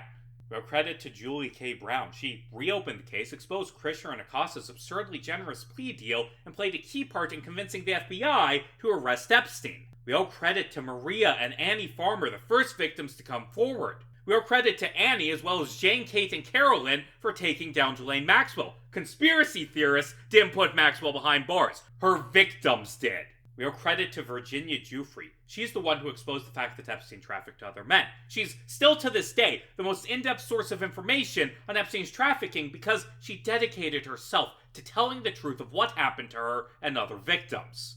We owe credit to Democrat members of Congress. Yes, them. Because all of the files that have been released were released thanks to Democrats voting nearly unanimously every chance they got to release them. The people who we owe credit towards in the Epstein story aren't flashy. They're boring and ordinary, and are the type of people conspiracy theorists tend to hate. We owe so much to good journalism and good policing and the boring work done by government bureaucrats, and most of all, to the victims who were brave enough to tell us what happened to them. We certainly don't owe jack fucking shit to the conspiracy theorists. The only thing they were even remotely accurate about was the spy connection, and even then, Vicky Ward theorized it first, and also, they were incredibly wrong about the specifics. Do you know what conspiracy theorists did? They didn't expose Epstein. Oh no, they did something so much better. They handed the country over to Donald fucking Trump, the serial rapist best friend of Jeffrey Epstein. We have known about Trump and Epstein's friendship since 2002, and still, conspiracy theorists flocked to Trump. They elected him twice. The core of QAnon, the core of their conspiracies, was that Donald Trump was their savior, that he would liberate the world from the pedophile conspiracy that controls it. That's what they believed. So, no, I don't think they deserve credit, because they were as wrong as it is possible to be. The takeaway from the story of Jeffrey Epstein is that conspiracy theorists are easily duped morons who are consistently wrong about everything. It is to ignore them, and more importantly, ignore their ways of thinking at every turn. Because believing in conspiracy theories will never lead you to the truth. The only thing it can never lead to is lies. A lot of people are very interested in the Epstein case because it gives them hope. The hope of someday seeing Donald Trump dragged away in handcuffs. They want that scene of him screaming in a bunker. Ever since that FBI memo came out saying Epstein killed himself, I've seen again and again people saying, this is it. This is the thing that'll take down Donald Trump. This is Trump's downfall. And 8 months later, I think it's unlikely that the Epstein scandal will break Trump's grip over MAGA. A few prominent conservatives criticized him, but he's always had occasional criticism from his party. And they've always came crawling back. His approval rating is low, sure, but it was this low during his first term, and he was still popular enough, even after January 6th, to get reelected.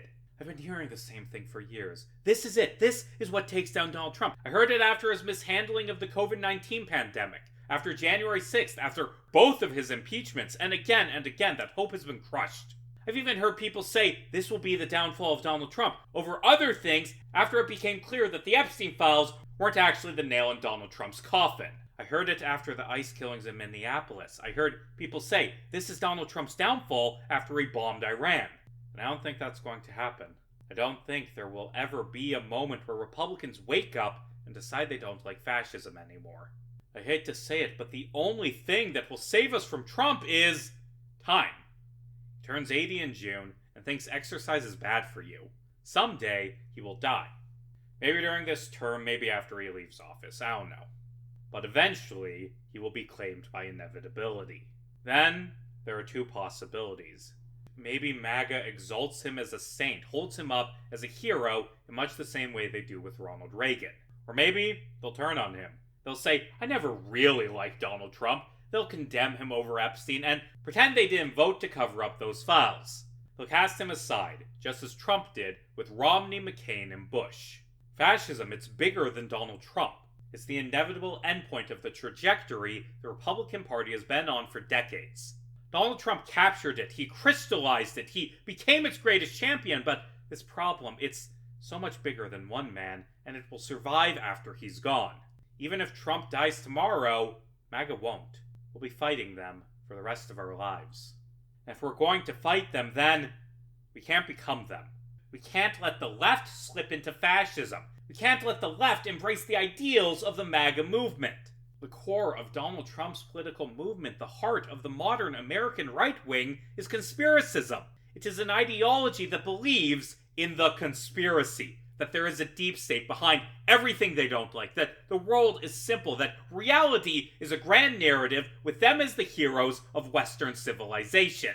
This belief, it protects them from contradiction by claiming that any evidence that proves them wrong is faked. It protects them from reflection because anything that reflects poorly on them is a scheme carried out by those they hate. The conspiracy, it irons out the complexities of life, and in doing so, it makes them gods of their own little worlds. gives them the power to discard truth and replace it with alternative facts. And that is why I believe we must stay firm in our belief in the importance of the truth.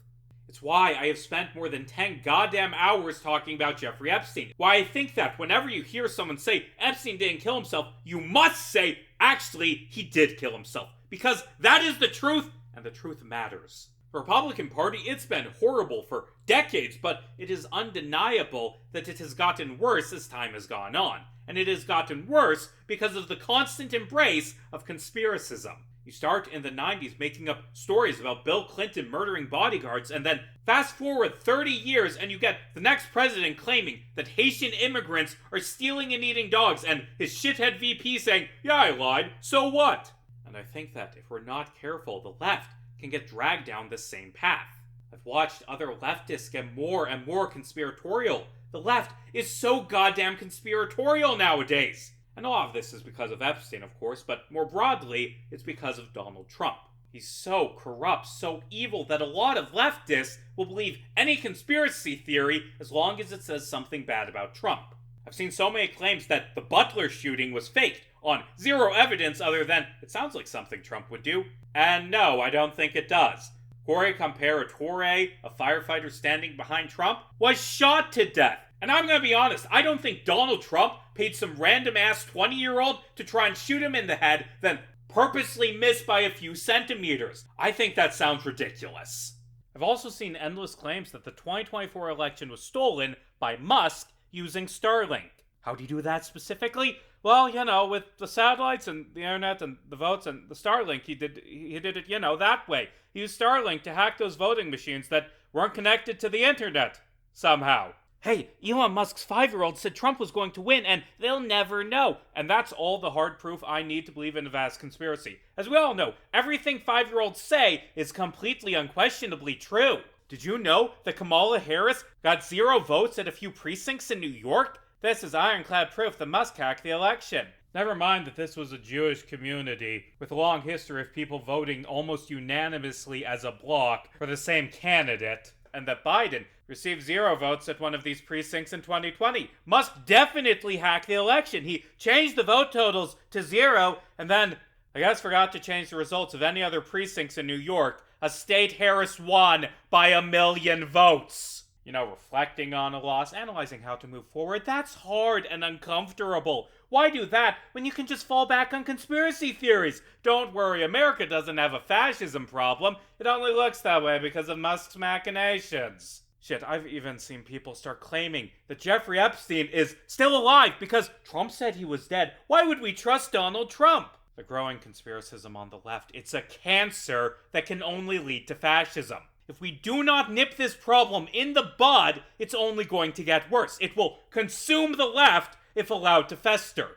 I don't think that after years of believing any conspiracy theory, no matter how fucking stupid, to stick it to Trump, we'll just be able to go back to believing in facts when Trump dies. I don't think that the clouds will lift and everyone will abandon the intoxication of deciding the truth is whatever you want it to be. No, I think the conspiratorial part of the left will stay conspiratorial. And, as I keep stressing, believing in conspiracy theories only makes it easier for you to be manipulated by the government. Donald Trump has stolen so much from us. Please do not let him steal our belief in the importance of the truth. I see the future laid out before me. The left is going to keep drifting further into anti-Semitism and anger and conspiratorial thinking, and then there will be the next fascist movement. There will be a far-right populist who holds all the same beliefs as Donald Trump, all of his love for white nationalism and senseless brutality, a Marjorie Taylor Greene type, maybe even Greene specifically. This populist will campaign on Epstein, or at the very least, on the pop culture version of him. They will distort the truth of Epstein into a political weapon, into the latest iteration of a very old story.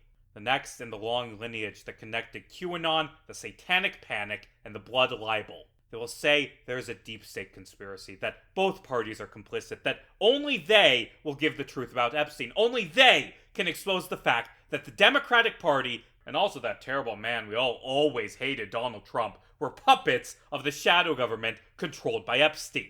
They will ride this populism tinged with white nationalism and hatred of Jews and fake respect for sex trafficking victims to power. The right will embrace them, the center will embrace them, and a lot of the left will too. We already had a president who said, "I will drain the swamp. I will fight the corruption of the establishment. I will save the children hurt by the monsters in the shadows." His name was Donald Trump, and he murdered millions of children in cold blood. And I am terrified of the next Donald Trump. I am terrified of a future ruled by conspiracy theorists because I have seen what a present ruled by them is, and it is hellish. I've never worked on a video as hard as I have worked on this video, and at this point I'm so fucking sick of talking about Epstein.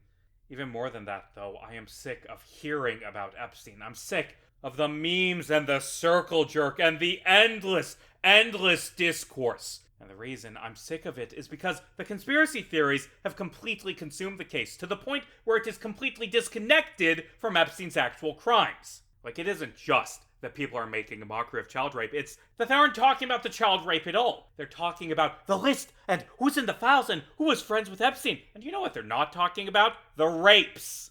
They're not talking about the victims. They're not talking about Epstein having a recruiter say he could help Jennifer Arao's family who were on food stamps. They don't talk about Tila Davies going along with his abuse because she had nothing, because she would be homeless if she refused. They don't mention Daniel Bensky going to Epstein because he knew top brain surgeons who could help with her mom's brain tumor. They don't talk about how he exploited their poverty, how he exploited that they had been abandoned by the system. They don't talk about any of that shit because that isn't fun. You can't make a funny YouTube video capitalizing on the fact that a 14-year-old girl with braces got raped. That isn't cool and salacious and interesting. You can't dunk on the fascists you hate if you talk about the victims. So, I mean, who actually gives a shit about the women Epstein victimized? Very, very few people give a shit about Epstein's actual victims. They don't talk about them. All they care about is the conspiracy. All they care about is the mythical client list. All they care about is deep states and blackmail and world leaders. And I cannot stress this enough. That was only one part of Epstein's crimes. His main crime, the crime he carried out again and again and again and again and again on dozens of victims that we know of, likely hundreds, maybe more than 1,000 girls, was grooming. It was preying on their vulnerabilities to lure them to his mansion so he could rape them. It was paying girls $300 for a massage, then raping them. Very few of Epstein's victims were raped by anyone other than Epstein and members of his inner circle like Ghislaine Maxwell. He had a few special victims who he trafficked to his friends, and that is horrible. It was monstrous. It was heartbreaking. But that's the only part of the case that anyone cares about. The other hundreds of victims are treated as an afterthought because their stories aren't interesting enough for the circle jerk. We have these women, these brave women, standing on the steps of the Capitol building and bearing their hearts out, spelling out every horrible detail of what happened to them, and the reaction has been indifference. Because most of them were only raped by one guy, so who cares? And even with the few victims trafficked to men other than Epstein, people still don't care about the actual men they've listed because they aren't the ones people want. They aren't Donald Trump, the one man who the conspiracy circle jerk cares about. Glenn Dubin, who cares? George Mitchell? Yawn. Bill Richardson? Pfft, who gives a shit about a governor being a rapist? Get back to me when someone mentions a president.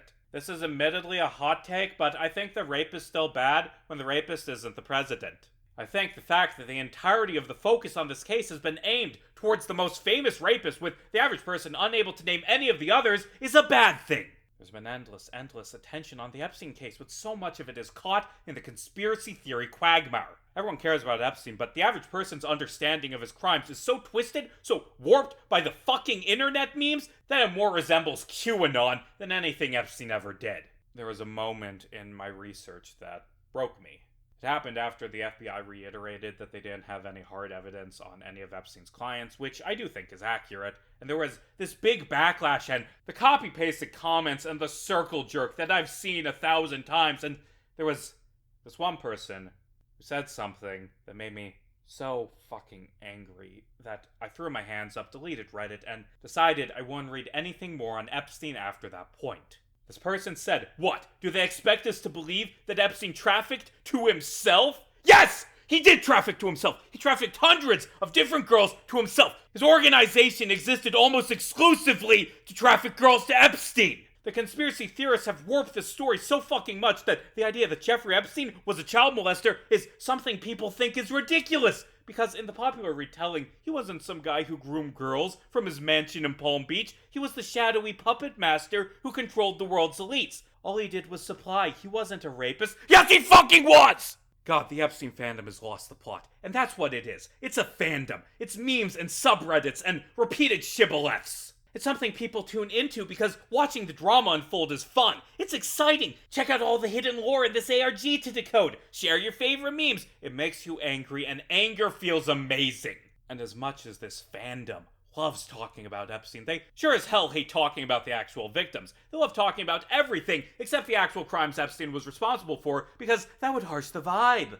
The fandomization of the Epstein case disgusts me. I hate it. I hate it so fucking much. I don't ever want to talk to another person about this shit again, because for so many people, it's just a fucking game. And it isn't. It isn't fun. It isn't funny. It's the story of a bunch of teenage girls getting raped. And the thing is, as I have stated before, Epstein was special exclusively because of scale. His money allowed him to rape an absurd number of girls, but the things he did, preying on vulnerability and poverty, using the fact that he was an authority figure, and the fact that the public as a whole was apathetic to stories of girls getting raped to get away with it, that happens every day. There are millions of Epsteins out there, grooming girls and then raping them. Their parents, their teachers and coaches, their pastors and camp counselors and cops, and anyone else who has a position of authority over a child.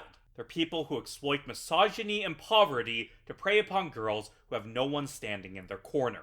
And embracing conspiracy theories of shadowy deep states trafficking girls, that isn't going to fix that problem. Treating Epstein as special, as the hidden evil of the elites, rather than being a man who did what countless men across this country do every single day, only helps the other Epsteins get away with it. The story of Epstein, it's of these girls being alone, of them being exploited. It's a story of them being ignored, and people not caring about what happened to them. And more than 20 years later, they're still being ignored.